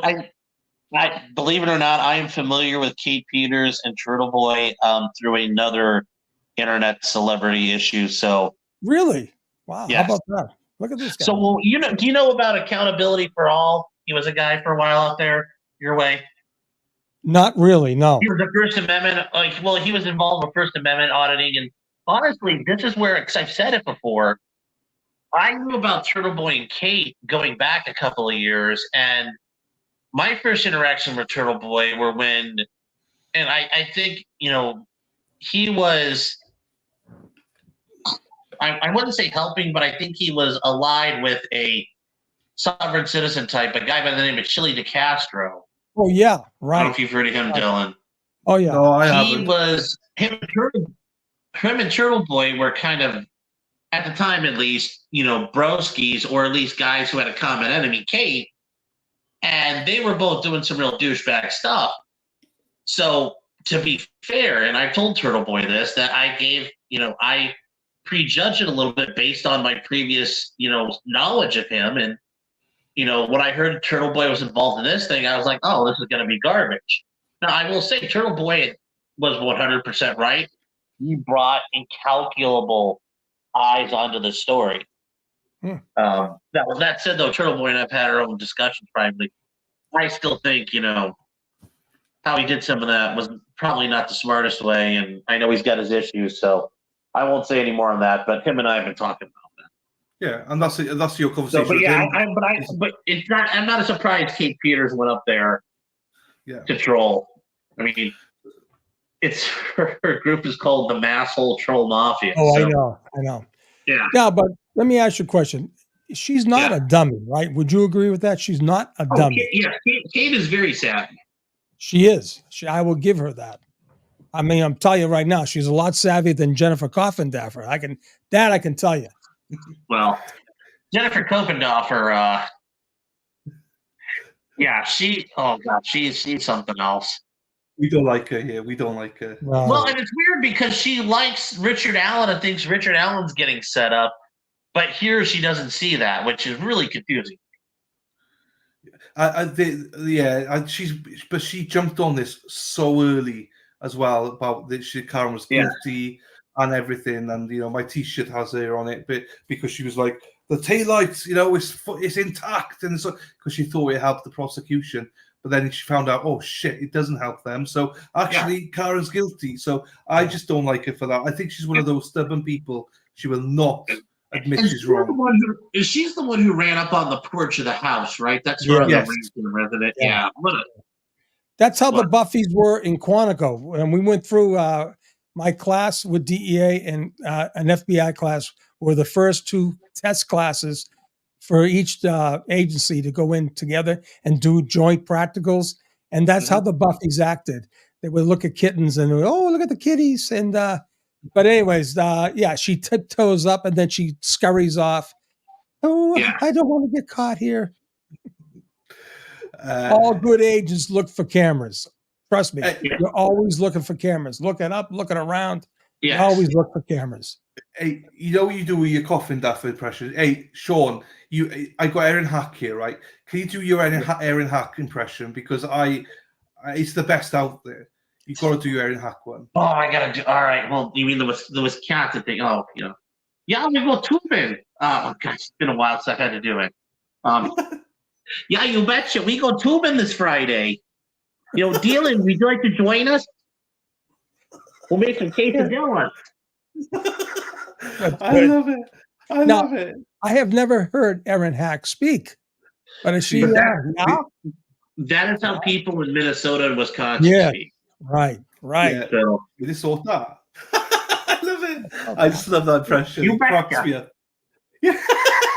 It cracks me up every time. Every time I watch it. There was that movie that was great. The female sheriff or the chief of Fargo. police. Yes. Oh, that was a great movie. Great movie. Yeah. Everyone's like laughing about Erin Hack impression. I love it. It's one of these things. We don't know anything there's nothing on Twitter about them going home early today or anything. So well, I don't think she'll let him go home early. She's going to make him do work. So right. Yeah. So they want the defense in place at 3:30. So we'll have a movement. So they'll be back. I've just seen a post about the five of them are in the guilty Karen people rot in jail. So they're all inside the buffer zone and they're allowing them in the buffer zone, which is crazy. Hey, listen. That's probably more of a crowd control issue, that if they can corral them, it's easier to control 5 people than it is 500. Yeah. You betcha. You betcha. She's in there. You betcha. Erin Hack says. Yes. The one thing I'm curious to know, because I saw bits of it on Twitter this morning, but I didn't have a chance to really look into it. I'm assuming it's all bullshit. That video supposedly of Alan Jackson and Karen Reed, is that real or is that fake? That is so photoshopped. Someone with AI or some crazy. Because there's no way. It's almost like they planted Karen's head on that bar. And listen, I'm telling you right now, and the people are passing that around bullshit. It's like a 2-3.5 second video clip. Yeah. Well, the bigger thing is too, though, and just so you guys are aware, stealing money is like one of the most dangerous things you can do as an attorney. The other one is fooling around with your clients. Like, that is a big one. No, it would never. No, that's exactly it. Yeah. Yeah, that one. That's one of the ones where, you might not lose your ticket, but you will. Yeah, it is not worth. No. Yeah. So when I saw it, I'm like, it smelled like bullshit to me, but I didn't know somebody was able to figure out what it was from, because obviously, obviously I think people are pretty good on the internet figuring out where these things are generated out of. So I didn't know if that had been found out yet. Yeah. But the fact that Kevin Lenahan from Yellow College Tales would actually, he posted that. And he said, I don't know if it's fake. Oh, come on, Kevin. But, he wants to come off as this, holier than thou and all this other bullshit. He says, but unlike Sean and Dylan, if I'm wrong, I'll correct it. What a spaz. Yeah, I mean, Spaz. I don't know if you're the F word. He's a spaz. I don't know if Sean knows Yellow College Tales or not, but yeah, he's not. I've seen all those names. I've seen there's the guy with the big Bill Belichick avatar on Twitter. There's like Machine Gun Belly. Yeah. I've seen a couple of them. Like I said, I want to see the coping and molding just from them alone. Yeah, and this Kevin guy, he was actually a pro Karen Reed, and he was there one day, and I think, Sean, you were there. I wasn't there, but I think that Turtle Boy dunked on him, and then instantly he changed his mind and said Karen's guilty or something like that. Sean? Yeah, I was doing a live with him. He and I we're friends. We were friends. I mean, he wasn't fully on board, but he wasn't like he is now. And I'm sitting there and he's interviewing me. We're talking back and forth. And I didn't know you could actually see the chat. I kept myself on private chat. I didn't know a thing about this platform. Next thing, I'm sitting in the chair and he's going, oh yeah. And he starts going off and he says, and that's right. You're a grifter. You're doing this. You're taking money. You're only telling half the story. I go, if you see my face, it's like, what? I'm thinking, am I getting berated here? But I didn't realize he's reading all the things. Turtle's in there saying you're two-siding this, and then the riders just kept riding him. He went off big time to the point that the other two partners he had asked him to leave his own show because he got that upset. And from that moment, he was completely against Karen Reed and against Aiden Carney. That's how bad that was. Yeah. So anyway, that's the backstory of that with Kevin. I think Sean's muted himself, so he must be slightly busy there. So yeah, and somebody said as well, let's never forget I got no affiliation to Kevin. I don't care what he says, or whatever. But the day he lost me was when he told you to go fuck yourself, Sean. That was the day that I was like, okay, nah, there's no coming back from this one. And I don't mind people having different opinions. I listen to different opinions, as stupid as they are. But yeah, he was out of order that day. What happened this morning?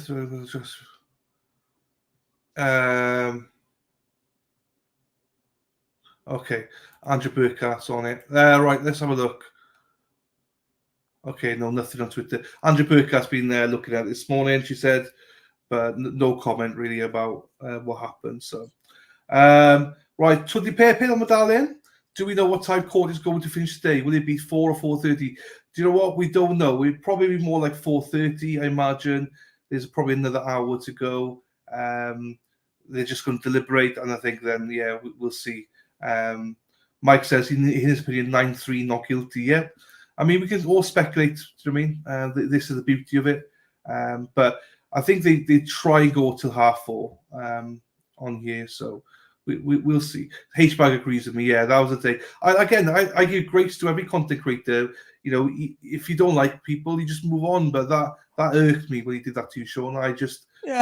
That's unforgivable. I don't, No, what was unforgivable is what he did to me on his show later on when I was on the phone, accusing me of drinking, accusing me of whatever the fuck he did. You know what I'm saying? Yeah, that wasn't nice either. Sean's back though. Sean, Potential Criminal's back. You're mute. I'm not sure if you. I think you knew you were muted, Sean. Yeah. Yes, I knew it was muted. Yes. No, it's chat like, well, Sean doesn't know he's muted. I'm pretty sure he knows because I did mute him, so he must have done it himself. So yeah. Right, what else is here then? Oh, trying to look. These verdict days, they take a lot out of you when you do these things. So I'm grateful for you joining us, Sean, because it gives our Sean El Jefe a bit of a break as well, being here. Yeah. And it's nice to get your insight on it as well. Jeepers. Okay, there's another one here. There's more videos coming on Twitter, but whatever. You can see it's all fake as well, but whatever. So I also took a real quick second. I read through, somebody quoted Judge Bev's charging instruction. That's like the weirdest jury instruction I've ever heard. Well, you guys have a sandwich and maybe you'll feel better and think about it and come to your senses. That's basically what she said. That is the weirdest thing I've ever heard a judge say. Oh, you hadn't heard that? Oh shit! I could have played it all for you. I didn't. No, I was. I'd answer an email real quick, but I pulled up the actual. Somebody had transcribed it. That is garbage. Like, I don't know what her deal is, but she does a lot of stuff by the back of an envelope, and that's not. There are set jury instructions. They're set. They're written out. Courts, the Massachusetts Supreme Court probably has they're like, this is what you should say, and she just kind of like treat them like they were, kindergartners. Like, oh, honey, well, here, have some lunch and a nappy, and you'll feel better. Well, I will do now. So I'll play it for you, and so you can get the tone of her voice as well. Of doing it. I'll just get to the spot now. She's pissed. You can see from her, she's pissed. Oh yeah, she's not happy. She wants us to be done. Yes, she is. Right. So, jurors, I'm in receipt of your note. I am writing to inform you on behalf of the jury that despite our exhaustive review of the evidence and our diligent consideration of all disputed evidence, we have been unable to reach a unanimous verdict signed by your foreperson. We all know how hard you've been working. Lunch will be arriving shortly. When it comes, I'd ask you to clear your heads, have lunch, and begin your deliberations again. Or continue your deliberations. All right? So I'm sending you back out. All rise for the court, please. Yeah, it was very matter of fact. Yeah, I would have. That's not the way you should have done that. Like I said, that's where you use whatever their equivalent of an Allen instruction is. You guys are the best situated jury. We won't be able to find a jury in a better situation or more appropriate than you guys. You're no different than anybody else. We believe you guys can reach a resolution. Reevaluate your thoughts and positions. And if you're voting for guilt, sit and reconsider yourself. If you're voting to acquit, sit and consider your position. Are you doing it out of principle or are you doing it out of spite? If you change your mind, nobody's looking to hold it against you. I mean, there's an entire language for these charges, and her just saying like, "Oh, have a sandwich and think about it," is not. Yeah. But I mean, here's the problem, though. I mean, Jackson and Yannetti have already had to deal with her doing her own thing when it came to the jury form, so I think they're trying to be careful about not torquing her off anymore, if possible. True. I believe that. Yeah. So but she always likes this line. I've not heard any other judge say this before. She always likes to say the line of, "I am within my own right to do this." Yeah. Or whatever she says, she always says, "I'm It's in my charge." discretion. I have the discretion, right? It's like, why do you have to say that? Yeah, Exactly. it's your call, but you do realize I can do what I want in the situation, right? And she did that earlier on as well. It's like, why do you have to say that? Just shut the fuck up and just tell us what's up then. Because judges like to remind you of that they have that authority. Yeah, she's she's a judge being a judge. That is not abnormal. Yes, I have inherent authority and inherent power. And if they get to exercise it, they a lot of times will make sure you know that they're exercising their duly constituted powers. What would you ever consider becoming a judge, Sean? I don't know if I'd ever be. I don't know if people would elect me as a judge. That's a bigger issue. So, well, Judge Canone, she's not elected. She's appointed, I believe. So, but in Ohio, you have to be elected. Yeah. Well, Yeah, but well, here's the thing. Even if it was an appointment system, I don't know if I would ever get a governor to want to appoint me, or a legislative committee to want to appoint me. So they would just. I mean, and the other part about being a judge is you're now stuck. There was a judge I used to practice in front of, and he had been a career prosecutor, and he said that there are times he likes being judged, but he says a lot of times though he now feels like he's a child in front of mom and dad, and he says he knows when we're not talking about certain things, like he probably knows what's going on because of his experience, but he's basically only being told what the defense and the plaintiff will tell him, and that's in a criminal setting or in a civil setting. Mm-hmm. And he's stuck with that. And he says that a lot of times it's like being a little kid, that what your mom and dad it's what they tell you is all you know. And he does miss knowing all the stuff, being involved in it. He says at times it's tough. He says some people take to it really well, and he's a phenomenal writer. He's a very intellectual guy. So that part worked out for him. But yeah, he says it's tough sitting there knowing that you know there's more to the story, and you probably know what it is, but nobody's willing to tell it to you. And you can't operate off of that knowledge. You have to only operate on what you've been told. So I don't know if I'd like being a judge in that regard. I don't know if I'd like being kind of on the sidelines like that. There's a comment here. Just address this very quickly. Donna Edwards, they enter the court. Yes. So at 3:30 every day, the judges insisted that they're all back at 3:30 every single day. So please don't read into it. So please leave it as it is. Yeah, again, people, it's normal. Every day they've been told they have to be back at 3:30, people. I do this. So please, it's all good. Aaron Hack says, in quotes, just because you did it doesn't mean you're guilty. Yeah, well, yes, I wouldn't be able to use that word anymore. I wouldn't be able to use that phrase if I was a judge. Aaron Hack's on you. I will say to the people in charge of cleaning that courtroom, they did a good job of making sure they got all the dust off that fan, which I'm sure before they started televising this was just covered in fuzz and dust. Yeah, it's an antique. But you said you'd like to be in that courtroom kind of setting. Well, some of those courtrooms are really cool when you're in an old style courtroom now, and when you need to use the technology. Yes, working in a courtroom like that will make you want to jump out the window. But if you're just doing normal stuff where you don't have necessarily all those kind of AV exhibits, yes, courtrooms like that are pretty neat. So, and it's in the bigger cities, it's harder and harder to find because they rebuild courthouses. But you go to rural communities and you can still find, the old school stuff. Yeah. For those saying I think it's that idea of a little bit of character. Yeah, no, I can imagine why you would like that. I can imagine the Murdoch trial. That looked like a really nice building setting. Yes, it is. Everybody, chill your tits, people. Fuck, it's Karen's back at 3:30 because ice your titties, ice them down. Hey, no, I got titties as well, so don't worry. But calm your tits, everyone. We're fine. Yeah, everybody. Calming tits. We're calming tits. Ice your tits. Ice your tits or take a Xanax. It'll be all right. Yes, it'll be fine. It'll be fine, everyone. We all know Karen's back in court. We know. No, she didn't say that. She didn't say that, Hoslong. She just said she has not given the instruction yet for the Allen charge. That's the next stage to do that.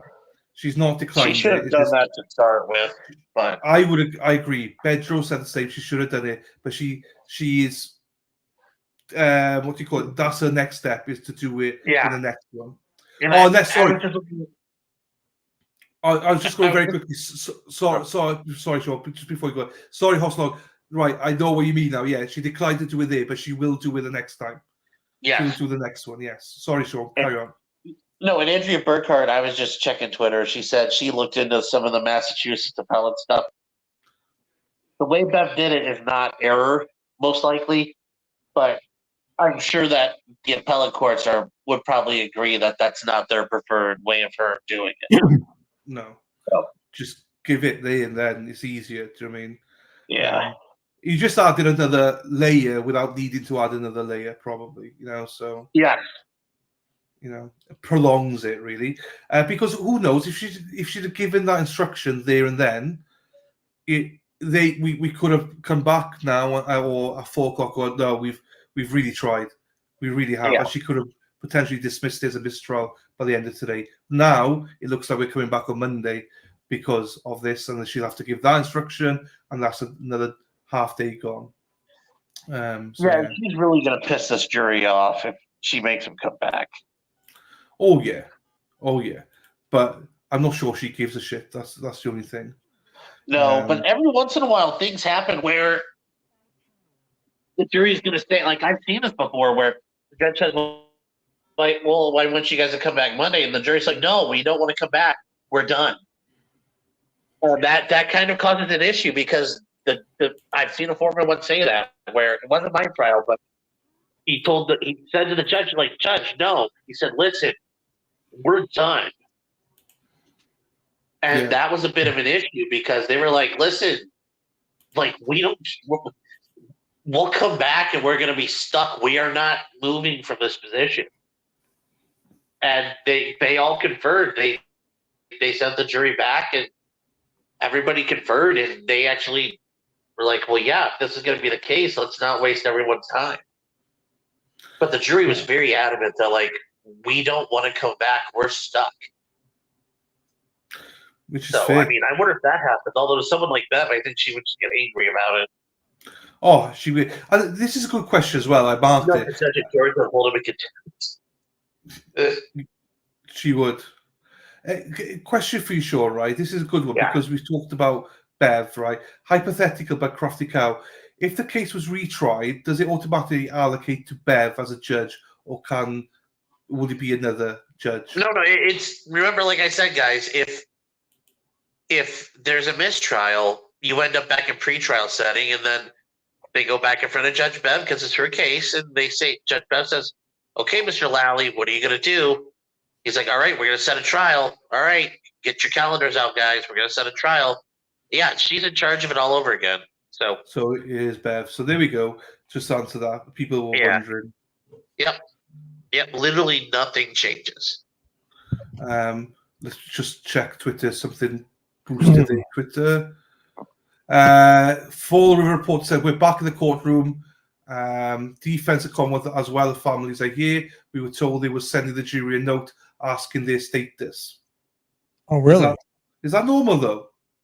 To do that, Sean? What was the jury asking? So no. What did they do? The court reporter tells the reporters that they were going to send a note to the jury asking what the status was. That's not abnormal. Just saying, hey guys, where you at? What are you thinking? Because let's say they're really close, and let's say it's 4:30, and they say, like, we're almost there. The judge may give them another half hour. Let's hope. Yeah. Asking them what their status is right now, that's not abnormal to contact them and say, hey, what are you guys doing? What's the situation? And I'd say in a case like this, especially, it's Friday. If this was like Wednesday, who cares? Thursday, who cares? But it's the end of the week. If they're like, look, we all want to go home and think about it, or just kind of getting an idea of where they're at. Mm-hmm. So no, that's not abnormal. That's not improper either. There's nothing wrong with asking them their situation. No, that's I wasn't used to that. So that's a good insight. That's good insight. I didn't know that. Normally the judge won't ask about that till they come out, but doing it with a note doesn't change anything. No, that's fair. That's fair. But the question here for one of you, anyway, Sully, maybe, if it's retried and the FBI gave the defense more discovery, could that be used in a new trial? Yes, if it's protected under TUI, absolutely. Yeah, the defense has the ability to find more and more. The same thing with the prosecution. If they find more evidence, they can use it. You are not limited to only what you did before, but for that testimony for witnesses is really limited to what they've done before, unless something new comes up. Right. I remembered this thing from before. You know, they aren't able to change all, like for Jen McCabe, she can't come in and change all the stuff she got burned on and look like an idiot about. But if she's like, oh, I remember this other thing that happened, okay, that would probably be okay to come in. True. So yes, any new discovery is great, but you know, you're stuck with what you've already done so far as well. That'll be interesting. Hang on. So Makeup Monarchy says, if she's found not guilty, will/can the state further this investigation to find who was responsible? Would the case still be open, in your opinion, guys? Did she say about the state finding more evidence? So, no. So if Karen was found not guilty now, Yeah. right? Do you think that the Commonwealth would go out and find more evidence to who killed John O'Keefe? Yeah, no, I mean, even if they wanted to, and let's say they finally put honest and good men on the case. Yeah. You know, like they call Sean up and they say, hey, can you come in? We'll pay you to lead the investigation. Right. Even if he figured out who did it, the problem is the Commonwealth put so much on saying Karen Reed did this, full stop. We're putting all of our chips in the middle of the table. You can't convince us nobody else did it. At this point, for them to turn around and say, actually, I guess we were wrong. Sorry. For 2 years, they've gone too far at this point in saying Karen did it. Because now, if that happens, you know, whoever that is, you know, you're defending Colin. You know, guess what? You point out how sloppy and effective and wrong they were before. Are we sure they're not wrong again? Right. Good point. Yeah, there's so many issues if they try that they're. You know, they've it's too late. It's too late for that. It is. Donna Gray says, question, if it comes back a hung jury, could the AG step in to take the case over and dismiss the charge? I don't know Massachusetts law, but I highly doubt it because it's the Norfolk County DA's case, or is it? Yeah, whatever county DA's case it is. Yes, Norfolk County. Okay, Yeah. it's Norfolk. Okay, it's his case. So now the DA could pawn it off to the Attorney General and say, "Hey, we'd rather you guys try it." Sure, but I don't think there's a mechanism necessarily they can take the jurisdiction like that in this situation. Right. Exactly. Well, so just another, me and El Jefe were talking about earlier on about this with the chat, Sean. In your experience, like I know it varies from state to state, right? But say these guys come back now and say, look, yeah, we've hit the wall today. We literally can't get anywhere. Could she say to them, look, there's a whole weekend coming up, as in obviously 4th of July coming up. Could she make them or work on Saturdays, or do you have to say that in advance to people? That they might have to work, the jury might have to come back on Saturdays. It would be very making the jury deliberate on this. It's one trial on a Saturday because you know you're running short on time. I think we've seen a couple of these trials where there wasn't enough time left. There were time constraints, so they ran on Saturdays. But to force a jury to deliberate over a weekend, I don't think that would go very well because there's no necessity. Like time is not of the essence. The jury is supposed to take all due time that they require. So for her to force them in on a Saturday to deliberate, I would hope at that point one of the jury's contacts an attorney and they file a writ of prohibition in a court preventing Bev from doing that. Yeah. Because that would just be awful to try to force a jury to do it that way. Yeah, I originally asked because recently we just watched some the David Swift trial. That jury were deliberating on Saturday and stuff like that. They were? Yeah, there's been a few trials recently they've done on Saturdays. Yeah, it's very rare. Don't get me wrong, very rare. But there's been a couple recently, and even the Nikolai Mew one. they actually, I could be incorrect here because the judge did say they will definitely have trials on Saturdays if they need to, but he didn't say anything about the jury. Yeah, So- I remember Nikolai knew because I watched that one. They would Yeah. they would do the presentation of evidence. They would take testimony. They would hold the trial itself on the weekend if they had to. But not the that's fair. I don't typically think they'd make the jurors come in and do like 6 days a week of jury deliberation. But God, she'll No, get that's- dog shit on her front porch if she did that. She gets that anyway. I'm pretty sure. Do you know what I mean? We'll wish Well, his hand on maybe, this. yeah. So we'll see. Because I think they put the heat on the people in this case to get bigger fish. The feds are not going to save this, in my opinion.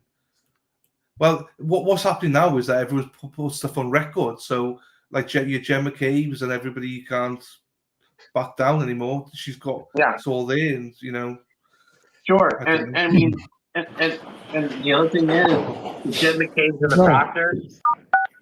You are It's, unmuted. The feds don't leak like they do, so. We'll get back to you in a second, Sean. We'll just come back. All right. So I sent the note in at 3:30, like I've done each day, asking if they want to go home or continue. They indicated that they want to continue until 4:15. So we will continue Okay. until 4:15. Madam Court Reporter, thank you. Okay. All right. So I'll see you at 4:15. All rise. Court stands. Okay, so there you go. 4:15. They're back. Maybe they're close. You never know. You are muted. That is interesting. So 4:15. Center now for once. Thank God. Said that there. Just as very quickly, just to was it gone? Oh, Hey there, motherfucker! Karen Reed, trial. I hate that guy. There was something here by Wendy. Okay, they brought everyone in for that. Yeah, Wendy, they have to be there anyway. They have to be there 3:30, so that the defense and Commonwealth will stay there now. They'll be in the building. They won't be allowed to leave. So from 3:30 until the finish, they have to stay there all day. So Right. So it made no difference to them at all that they're there. They won't leave the building now. So that's what are we thinking, gentlemen. LFA, we'll start with you. What do you think about that? They will stay till 4:15. I think it's a great sign. They're making progress, I believe. Let's face it. At what was it, 11:30? They were saying we were, exhaustive measures, blah blah blah blah blah. They were ready to go home then, right? It to me means they're making progress, right, Sean? Yeah, something's happening. They're not ready to kill each other yet. That's right. So That's right. Would that indicate to you then, both of you then, that maybe when we're talking earlier on that the split is probably closer to like a 10-2 then than it is to a 6-6 or 7-5 kind of split? Yeah, I would be very surprised if it was more than 2. I would, based on the evidence. And right now, I'm just based on that note, I would tend to agree. I think they must be. It must be getting close.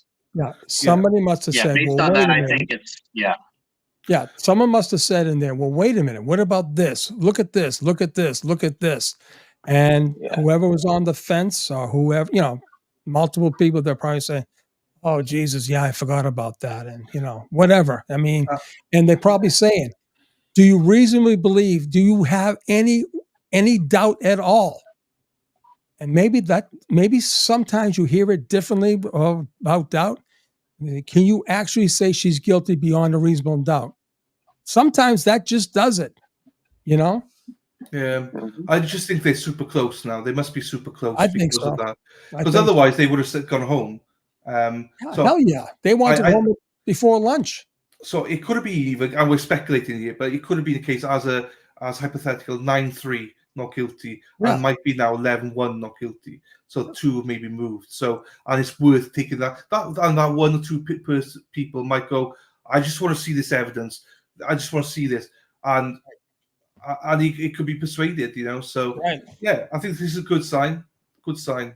Yeah, I do. So we'll see. We'll see. Let's go on Twitter to see what Jessica Machado says, if anything. Hang on. Caveman says it's heavily weighted to one side, not guilty. Let's ho. I think he's saying let's go, but let's ho as well. If you can. Ho away, Caveman. Well, nothing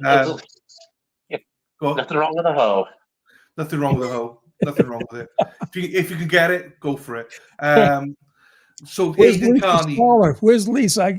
Lisa, I need to know. Give me some more information, Lisa. Aidan Carney says Judge Canone gave the jury the option to go home, but they have apparently asked to stay until 4:15. Why would they do that if they weren't planning on reaching a decision? Question mark. Why would they want to come back here next week when it's blatantly obvious Karen Reid is innocent? So yeah. Hold on. Have you seen a new filing indicates that Ashley Benfield? Oh, that's different. That's the other trial I might cover. That I thought was Ashley Benfield, as in Benfield, that you go on, Sean. That's what. No, that's the Black Swan trial. Okay, I'll mark that because I need to watch that. I need to look at that. So yeah, we'll be back. Well, it's what 25 minutes. 25 minutes. Just about, yeah. Yeah, so you know, as we say, calm your tits, everyone. We're here for long. You got me and you got the two Seans going for it. Hey, do you know what, El Jefe? It's good to have Sean here. We both actually spoke offline and said, "Oh, we hope Sean can make it. It's good to get intelligent people, and it gives us a break as well." So we're thankful for you, Sean. Well, no, trust me, I've done. You know, haven't done these by myself before. Doing it by yourself is rough. Having somebody there helps. Having 3 people there helps even more. Trust me. Absolutely. Oh, I know. I'm very grateful. I'm grateful to you, Jefe, as you know. But normally I cover trials and it's like they're quick verdicts, so it's not bad. But when you go into day 3, day 4, it's like fuck. I know. Yes. You run out of material to talk about. Yeah. And well, no, and after a while, you can only talk about so many things. But I think, oh gosh, who was it? Somebody else I know who does some legal stuff on YouTube was saying, verdict watches are the most algorithm-defying content out there. Literally, people just sitting around talking and staring at a fan, or staring at some seal on a wall, and it's like or an exit sign. And it's very true. It's very true in that regard. Yeah. So with that, the dead air. The dead air. No white noise. Sorry, I was muted. I'm sorry. No, I am sorry. I was just joking. Like, yeah, then we're talking and that's not what we talk about. I love it. Yeah, he was like, yeah. Then silence. So here we go. That was funny. Any questions from the chat? I mean, put them in now. I'm not going back up. So any quick questions? We got 2 legends in the house. Here we go. Ex-DEA Supervisory Special Agent, retired Sean A. McDonough, better known as El Jefe, better known as our hero, better known as the fucking GOAT himself. And we also got attorney from Ohio, potential criminal. And potential criminal is famous because Nick Rokita called him like something like the fat lawyer or something. So really, yeah, it was something like that. Sean, you can go. You can tell the story, but yeah, it's something like that. Sean, a negative way. Well, I mean, I think they stream together and stuff like that. And I think I don't know the backstory, to be quite honest with you, in full. But I remember something Sean being called something like the fat attorney or something like that. I hope I'm right in that because otherwise I've just insulted him. But yeah, Sean, what was the story of that? What's the story about? What now? I was just saying that you're famous for I was introducing you just in case people didn't know, and said you're famous for Nick Rokita calling you like the fat attorney or something like that. What was it? No. See, that's not it. That's not it. So no, that's why I asked you. Yeah, that's why I wanted to ask you. Yeah. No. Okay. So why I call myself the fat guy Nick Rokita yelled at? So back in November, Nick Rokita and I were on a stream. I was hanging out on a stream, and hold on, let me get to my computer. So I'm done working in my No, that's fine. So give me a minute. I'll be right there. Yeah, he'll be back. So this is why we have Sean on to tell us Because story. I'll tell you why. Because I was a big fan of Nick. I mean, I still am, because that was my first introduction to this type of platform where lawyers and they're following the cases. I loved it. Guys drinking scotch. Some guys in Japan, it's 2:00 his time, and he's drinking scotch, but it's like 8:30 over here. But I like that. And that's how I said, one day I want to be like that. Just before Sean comes back on, a few people have asked for a moment of silence. Sandy Piv, has asked for a moment of silence before, in case there's a verdict coming through. So, Sure. Sean, do you want to lead this for a moment of silence? Should I lead? As in, you lead. You tell us when it's over. No, I just think let's all be cognitive of how important this is to a lot of people, and this give us a little moment of silence here.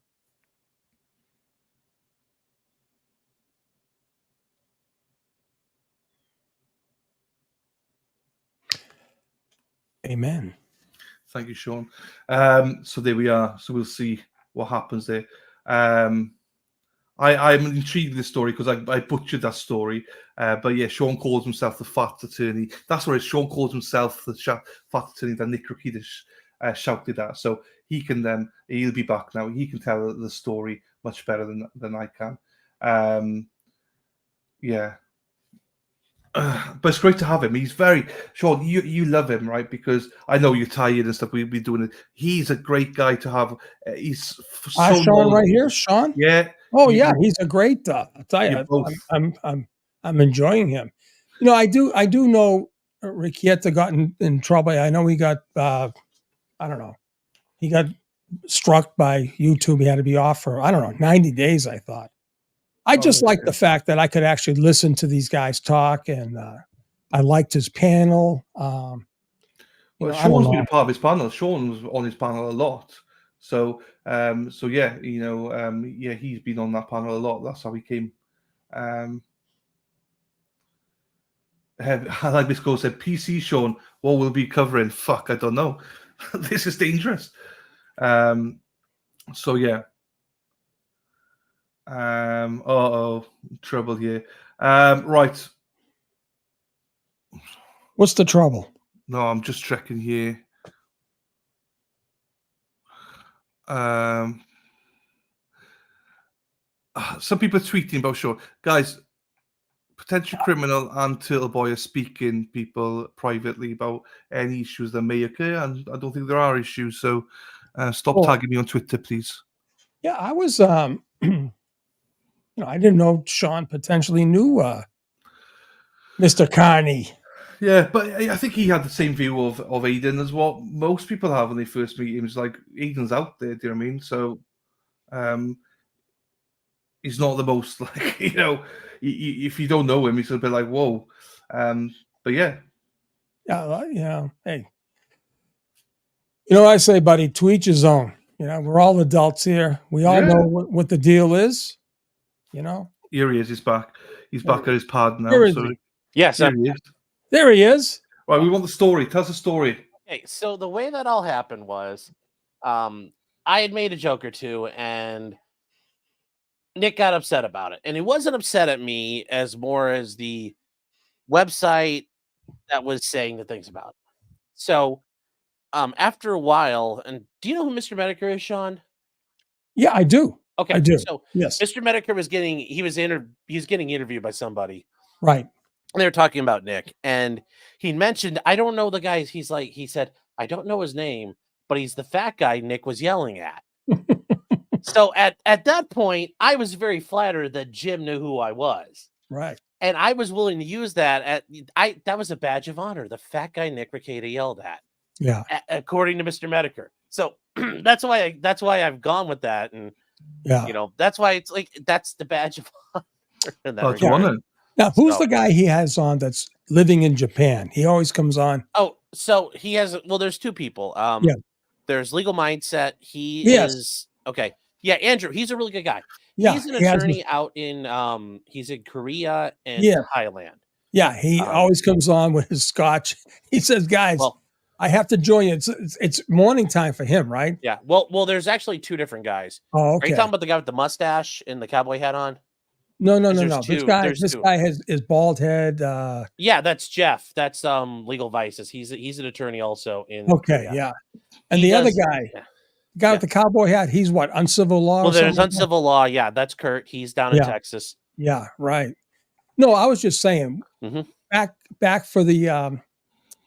I know it was definitely the Rittenhouse case, but it was another case prior, and I said, "Oh my God, this is great! I can actually watch these trials." And you know, I didn't have court TV, or no one was covering it at the time, right? Yeah, no one was doing this stuff. Right, and I said, "Wow, this type of platform is incredible," you know. And I was just retired from the DEA, and lo and behold, look at me now! I'm doing this. Yeah.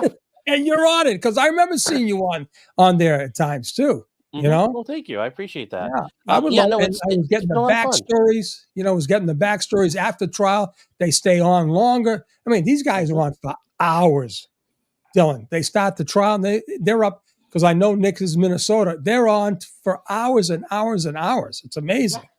Well, there were times I've been on. You know, Nick especially. There were times where we do a show and before you know it, you look at the clock and it's like 6:30 in the morning. So yeah, there were times that amazing. happened. And they got the little scotches out. I'm telling you, I loved it. It was beautiful. Loved it. Yeah, it's been a little while. So yeah, and now didn't he get in trouble with YouTube? I know he was stricken for a while. I said, "Where the Christ is?" I couldn't find him. So the past about a month and a half, Nick has had some issues. I know a lot of people are kind of dogging on him or whatever. And sure, you know, what he's done, you know, he needs to go deal with, but I still want him to get, you know, in a better spot in life, but I think it's probably going to be a little while for him. No, I'm saying it had to be like maybe a year, 2 years ago. Didn't YouTube kick him off for something? I don't know what it was. Yeah, he got banned off YouTube for like a week, but then he got put back on. Some people they're running some gay ops to try to get him banned. Oh man. Yeah, well, that's what happens. It does. Anyway, we'll move on from that because there's obviously a lot of stuff around that I don't really cover. Oh, I'm in the dark on that, but I just love this platform. I love this type of. It's absolutely great. We can do this. Well, and that's the thing. I watched Nick and those guys do the Kyle Rittenhouse trial, and I was like, you know what, I could do this. And then you know, right after that, I started doing it. So beautiful, yeah. I knew we could do it. We got super chat here from Bumbalina. My two favorite accents. Love you, Dylan. Thank you. Orig from Southie. Live in Dot now. Sean, nice. My guy listening to you feels like home. Oh yeah, go fuck yourself, Kimmy. Kimmy. Go fuck yourself, Kimmy. We got a woman in chat who called Sean. She goes, I think you got onset dementia because you keep forgetting stuff, and Sean went off on a rant. Go yeah, so the night before, she said this yesterday, right? And the night before, at the end of the show that I was on, some girl says, Sean, can you give us a rant? I said, no, it's a little late. My wife will kill me. But I said, if you come over to Dylan's, it was a great plug for your show, Dylan, right? I said, if you come over to Dylan's alternate corner at 8:00, I'll give you a rant that I'm never going to forget, right? And I wake up and I'm like, hit the wall again. So I'm sitting here, right? And I read this thing. Sean McDonough has early onset of dementia. And I start going with it, right? I said, you know something? And no one saw it. And I called it out. I said, you know something? You're probably right, because I start looking at my old lives that I've done, and I say to myself, Jesus Christ, Sean, you sound like a bobo. You know these words. Why can't you remember these words? And I start thinking, I said, yeah, maybe all you people are seeing my decline. As a matter of fact, Kimmy, go fuck yourself, you piece of shit, telling me I have dementia. I just ripped into her. I said, where's the birthday girl? You're not going to get a better rap than that. And we had all these Dorchester girls on today, all these Boston girls, right? I said, do you remember Kimmy from yesterday? And they all said, go fuck yourself. It was beautiful. It was unreal. Yeah, it was good. It was a great day on that one. Hang on, if I can see you here. 2 secs. I'll play the montage here so you can see a little bit of what happened yesterday. It's only a couple of minutes. It's only a couple of minutes here. Hang on. What I walked into today. Jesus. Hang on, let me put it on. any Albus were in contact swaying the jury. I think the problem we got here is that everyone knows McAlbus all know that the FBI have probably tapped their phones. Watch you go. Put it again, buddy. I will take you off. You're off screen. Don't worry, you're off screen. Thank you so much, Medallion, for the 10 gifted memberships. Again, thank you so much for that. Hey, also, hey, hang on. Oh, Yeah. my twice. It happened twice, Sean. Nice. Fucking Dylan laughing his ass off at me. I'll never get this back up. No, are you okay? Are you okay? Yeah. Hold on. Jesus. They thought I fell off All my right, listen, you got me on the mic? Yes. All right. Give me 2 seconds. I'll be back. I don't know what the hell I did. It's I'm, all like, right. I'm like Turtle Boy. He had an accident too. Yeah, we all Give me 2 seconds. I'll be back. No worries. Jesus Christ. Is Kimmy? You know something, Kimmy? I think you're right because Kimmy says I have early onset dementia. I maybe do, because I'm starting to redo my what do you call it? My shows, and I said, I have that diction. I have those words. Why can't I remember these damn words? I probably do. You guys is probably seeing my decline here, my early decline. No, never. Hey, Kimmy, go fuck yourself. Here's the rant. There's the rant for the girl. Hey, Kimmy, go fuck yourself. All right. How you like that? How you like that for dementia, you little fuck? Go fuck yourself. I'm sorry, Dylan. I got you struck. But fuck it. How you like that? Where's Alexa? Where's the birthday girl? That's right, Kimmy. Go fuck yourself. Early dementia. I don't even know what's going on, but I'll catch up, I'm sure. She's in there. Do you know her? No. Oh, she's trolled. Early onset of dementia. And I don't think she was kidding either. Oh, if you're not kidding, fuck off, Kimmy. Lou Barber says, baby, this, not on the other side. Right. Derek says, me dog, Scooby, is barking again. Rot. Right. I like that. That is good. Oh, good boy, Scoob. Oh, Derek. I needed that. Thank you, Derek. Right,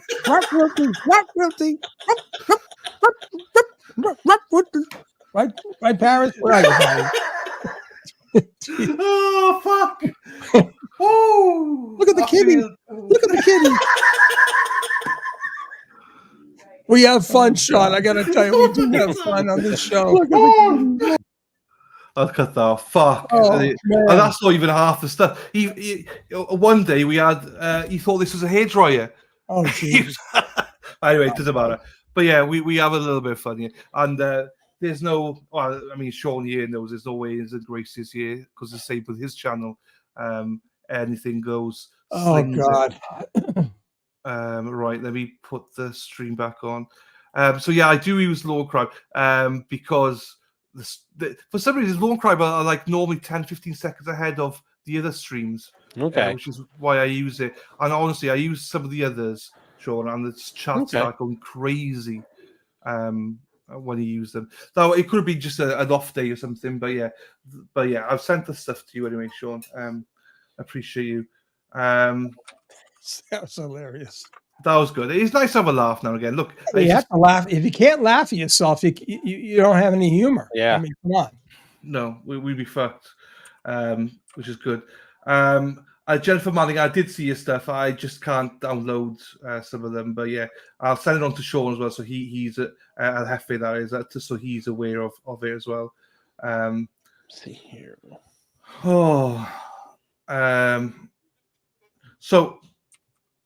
I'm late on my messages back. So yeah, Sean, in terms of you as well, I know you typing as well, but what are you covering next in terms of trials and stuff? Alec Baldwin's the big one. So we've been promoting. So people asking me if I'm covering it. I said no. This is the guy. People. So when I told you to go watch Sean, potential criminal, this is him. For Alec Baldwin, I'm not covering it. So go and cover. Go and watch him. Yes, I'll be doing Alec Baldwin. The thing is, I got a lot of my schedule cleared out. Not fully, but pretty damn close. So we'll be able to do most of it live as it happens.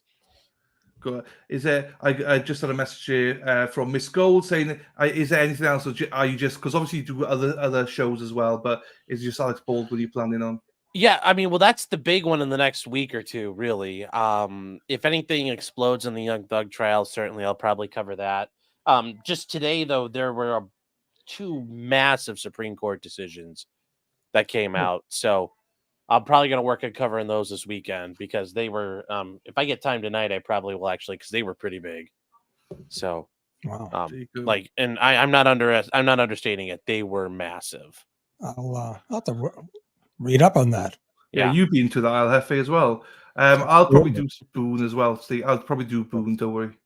Yeah, Sarah Boone's a long time out. And then in August, I'm not sure who's set for August. I have a couple of can trials that I downloaded and have them ready to go for when we need them. But not Alec Baldwin's the next big one, and I don't think there's anything wrong with taking. That's like 2 weeks off in the meantime. It starts July 10th, so it's not too far away. Yeah. What the hell did they have live ammo in that? So here's what they were doing. I figured it out from watching. Where did I put it? I have it here somewhere. Where did I put it? I have one. You know what a bullet puller is, right, Sean? What now? A bullet puller, one of those ballistic hammers. You put the cartridge in it, you smack it. Were they doing refills like retreading? Yeah, reloading. Yeah, here, hold on here. Let me. Okay. Let me here.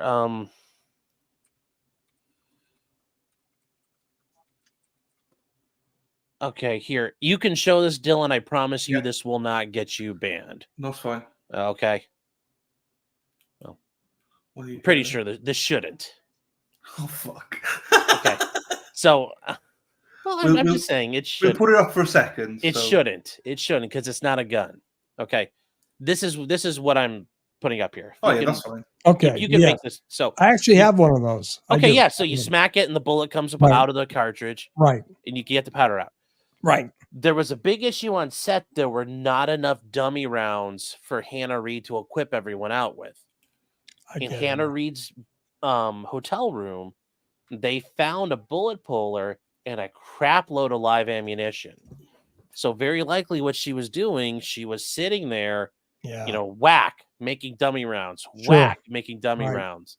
And when they looked the same, because Alec Baldwin had 3 rounds of ammunition on him that were live. Like he had 2 in his bandolier and 1 on his belt. Wow. Plus the 1 on his gun. Wow. So that's where the live ammunition came from. It wasn't the one thing a lot of people have heard of. There was an allegation they were doing like target shooting or something. Yeah. That was a different movie set. That's the one her dad was working on, was the 1883 set for Taylor Sheridan, the Yellowstone stuff. Those guys were shooting on set. This was Hannah Reid trying to make more dummy ammo. Right. Sure. And things just got mixed over, and yeah. Wow. Mm-hmm. And yeah. That's my understanding of it. That is tough. Wow. But even still, why? Well, I guess you got confused, I guess, right? Well, it just, when you're doing that, you're sitting in your room making them, and eventually it's like, I'm sure you did training when you were in the DEA. Sure. You have hot rooms and cold rooms. Why? Absolutely. Because Yep. you make sure you don't have those problems. Well, when your hot room and cold room are the same room, that's when that happens. That's right. So that's right. Oh yeah, I can see how that happens. No doubt. I see Dylan going to do something. Here it is. I was going to say thank you to Sean as well. This Sean here via Erin Hack was the reason I got this. That's why people kept on asking me what I use.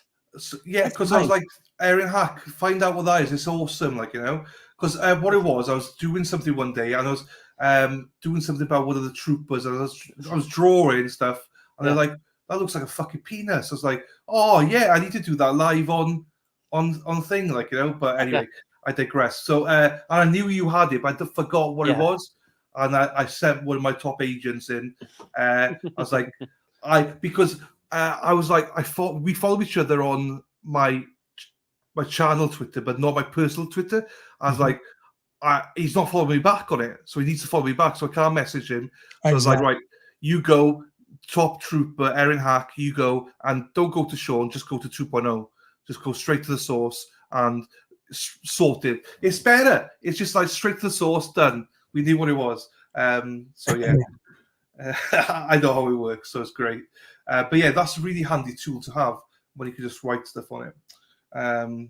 You need gossip, the scoop. I'm your girl, Erin Hack. Dylan, did you send that thing to me? Because I don't see it yet. Oh, I did. Hang on. Oh, I okay. did. But hang on. Deliberations, we got 21 hours. 21 hours. That's a long time, guys, believe it or not. Right. Let me go with this type of, I mean, let's face it, the defense had 6 witnesses, half days, 2 half days, right? A full day. That's all they had. 21 hours is long, but I mean, I've had them as short as 21 minutes. So, yep, that's right. And then you're nervous. Woo! Yeah.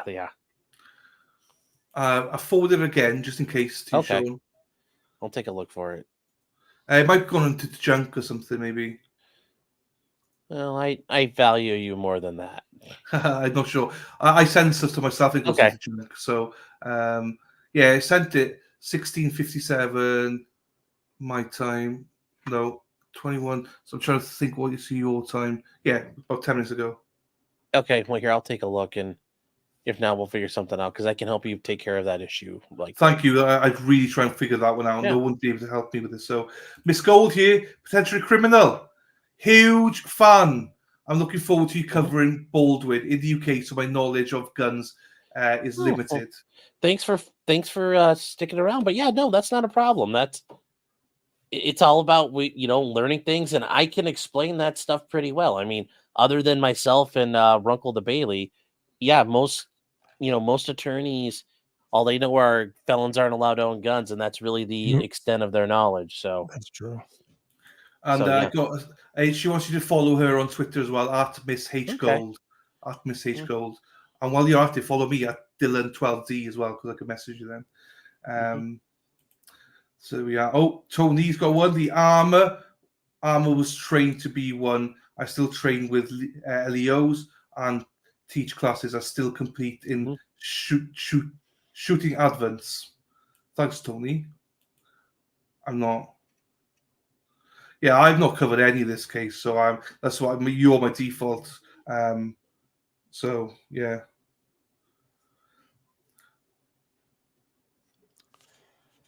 Okay, right.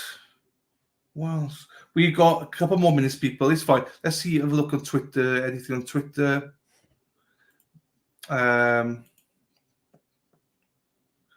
Jessica says there's clearly at least one holdout. Do you feel it's a guilty or not guilty holdout? And most people are saying not guilty. So yeah, I think we all knew there was at least one holdout. So it could be multiple, but no, I think it's probably one now. Right.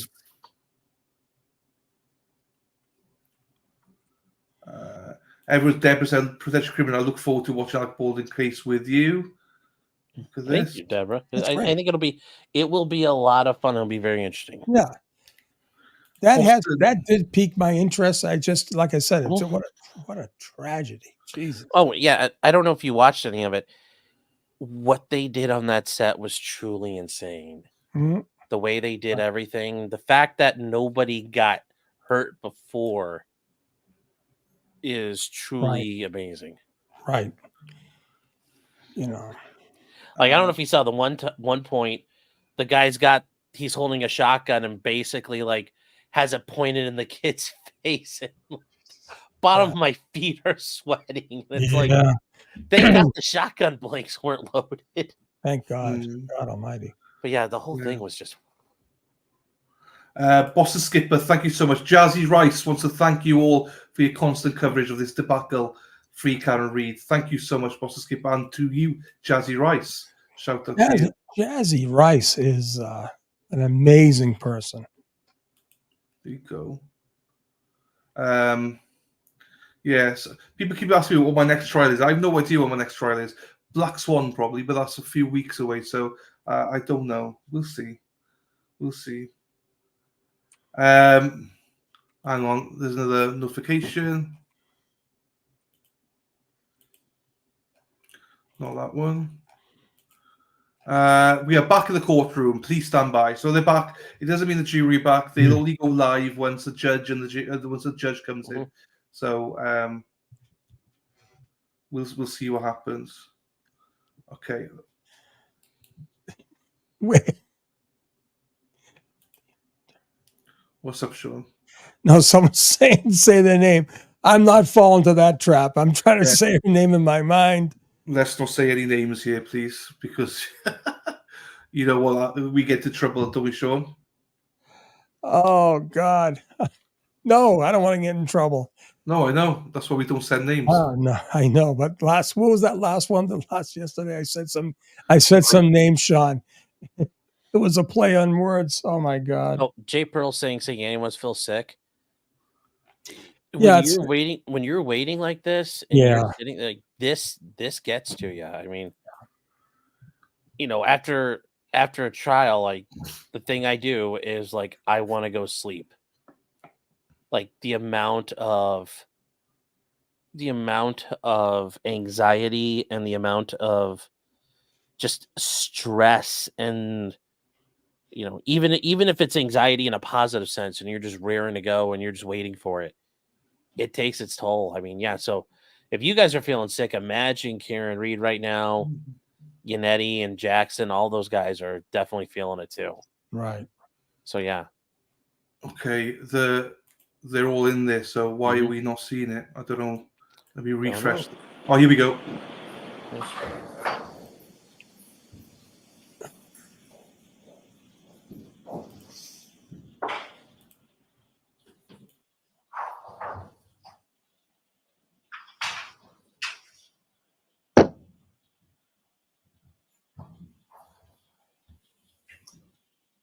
Close the session, please be seated.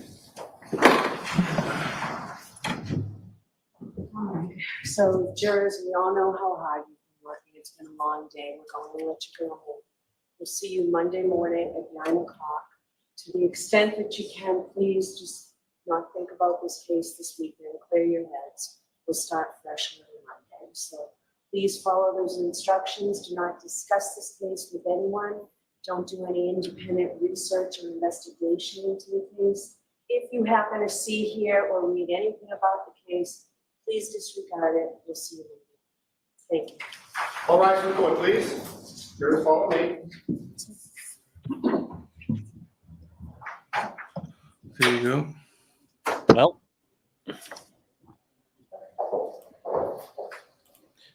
Well, from seeing that guy with the shit-eating grin throughout this trial, I will say he's definitely a man who looks like someone walked over his grave. All right. We'll see you Monday morning. Thank you. Thank you, Your Honor. Totally pointless. And I'm not saying it to make fun of him, but he had some of the, hubris-ridden facial expressions staring at Jen throughout the trial. Hey there, Karen Reed trial watchers. Oh yeah, get rid of Jesse. Yeah, fuck off, Jesse. But yeah, watching that brother like that right now, I think he realizes, oh shit. Yeah. I guess maybe it might not be Karen. Yeah, he looks like someone walked past his grave. Yeah. It is a thing, isn't it? Right. Sure, I'll send you that thing as well. Just Okay. so you know. Yeah, and that's the thing, chat. The fates detest hubris. The fates detest hubris. The gods detest hubris. That's true. It's a, it's Greek. It's Greek theater. You don't tempt fate. No. No. So I'm well. We won't see you here, actually. I don't think, but I'll leave this up for a second, in case we do. If Tom's got anything, we get to see him there. I don't anything. Ooh, let's see if there's any sound. I've just unmuted him. So. Oh, okay.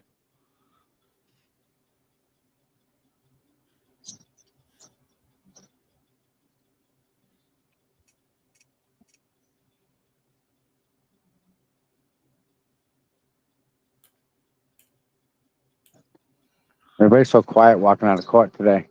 Yeah.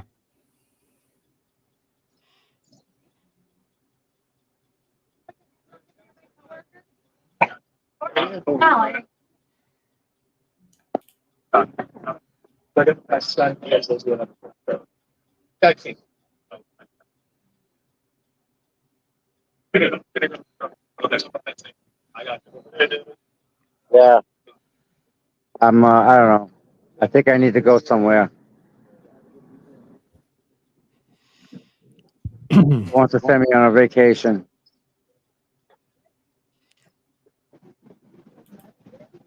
And I don't even care where. All right. I'll just mute for a second until we see it coming out. So yeah, I think we'll just do. I'm not going to stay on for much longer. No, Don't worry.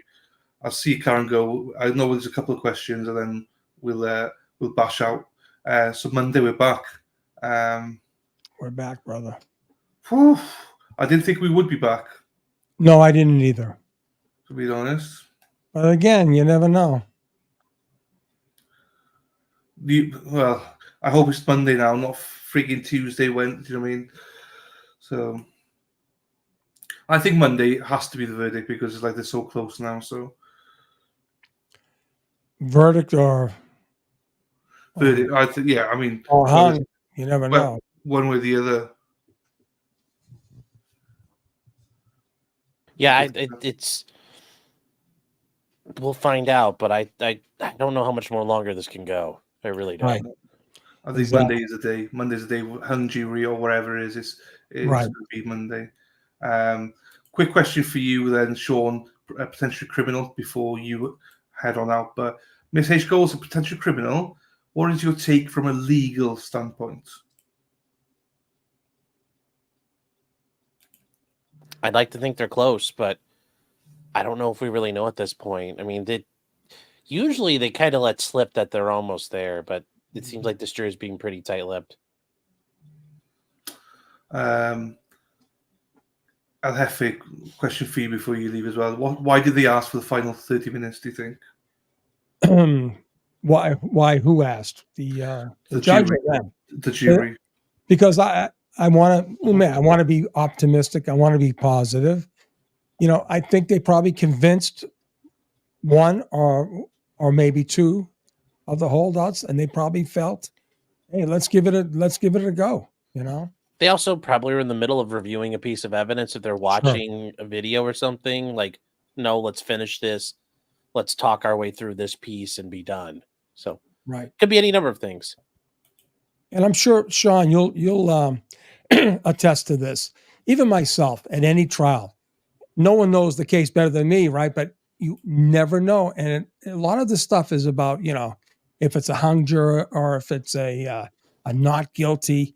You know, it's about your not about pride. It's about your worth. I mean, like for instance, Sean, you're defending this person or whatever, and it comes back guilty. I mean, the bottom line is, this is about hard work you put into a case, and it's left literally in the hands of 12 strangers. You know, they say the jury of your peers. Well, you know, that's not quite the fact anymore, you know, and it's like no one knows until they come out. And anyways, it's hard. It really is hard. You can never read a jury. So there's a tweet here by Aidan Carney. The jury's been sent home for the weekend. Juror number 7's cheeks were red. She looks like she's been crying. So, That sounds like someone who's been who's on the outside. And I believe he said, they might. Oh no! I mean, this could be as simple as they're just like, listen, you know, Susan, you're just wrong, or they could be saying, "Oh my God, you are the dumbest motherfucker I've ever heard of. Why can't you see what we're seeing?" And I think Aiden did call her out, if I'm not mistaken. Yeah, he said, if I had to finger anyone, this juror would be the one. Am I right? No, you're right. No, you're right. You're right. He didn't say, yeah, you're right. Yeah. Pretty much. He said that number 7 looks like the holdout. Here we go. Oh, hang on. Fuck. Where's he gone now? What's your message? Aaron, how you feeling right now?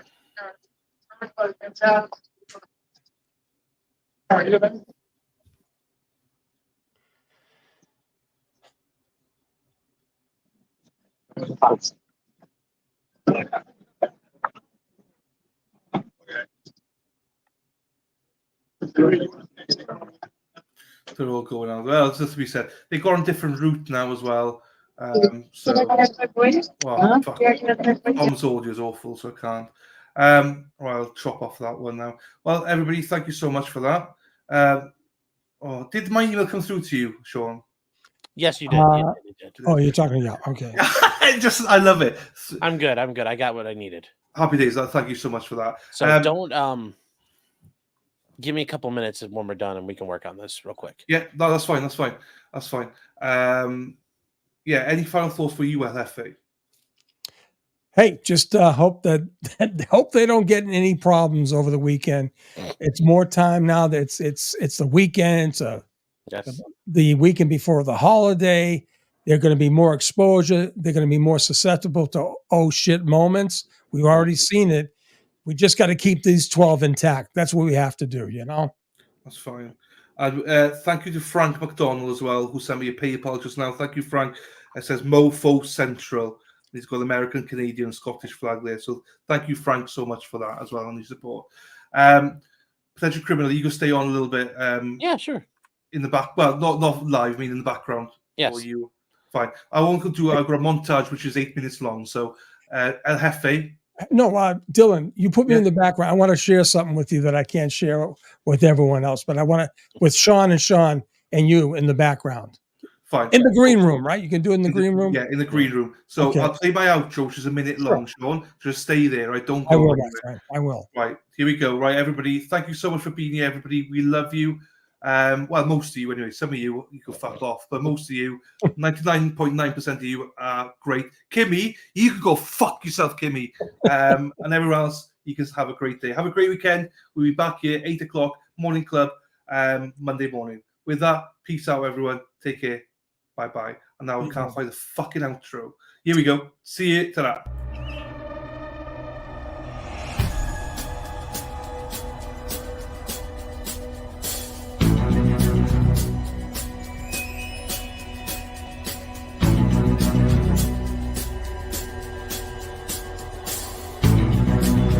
Pulls away, the tail light is well intact.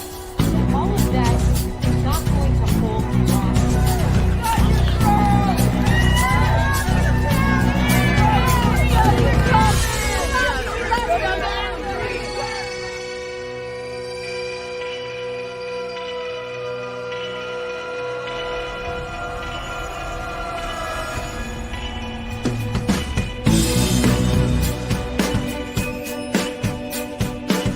Elvis has left the building. It's done.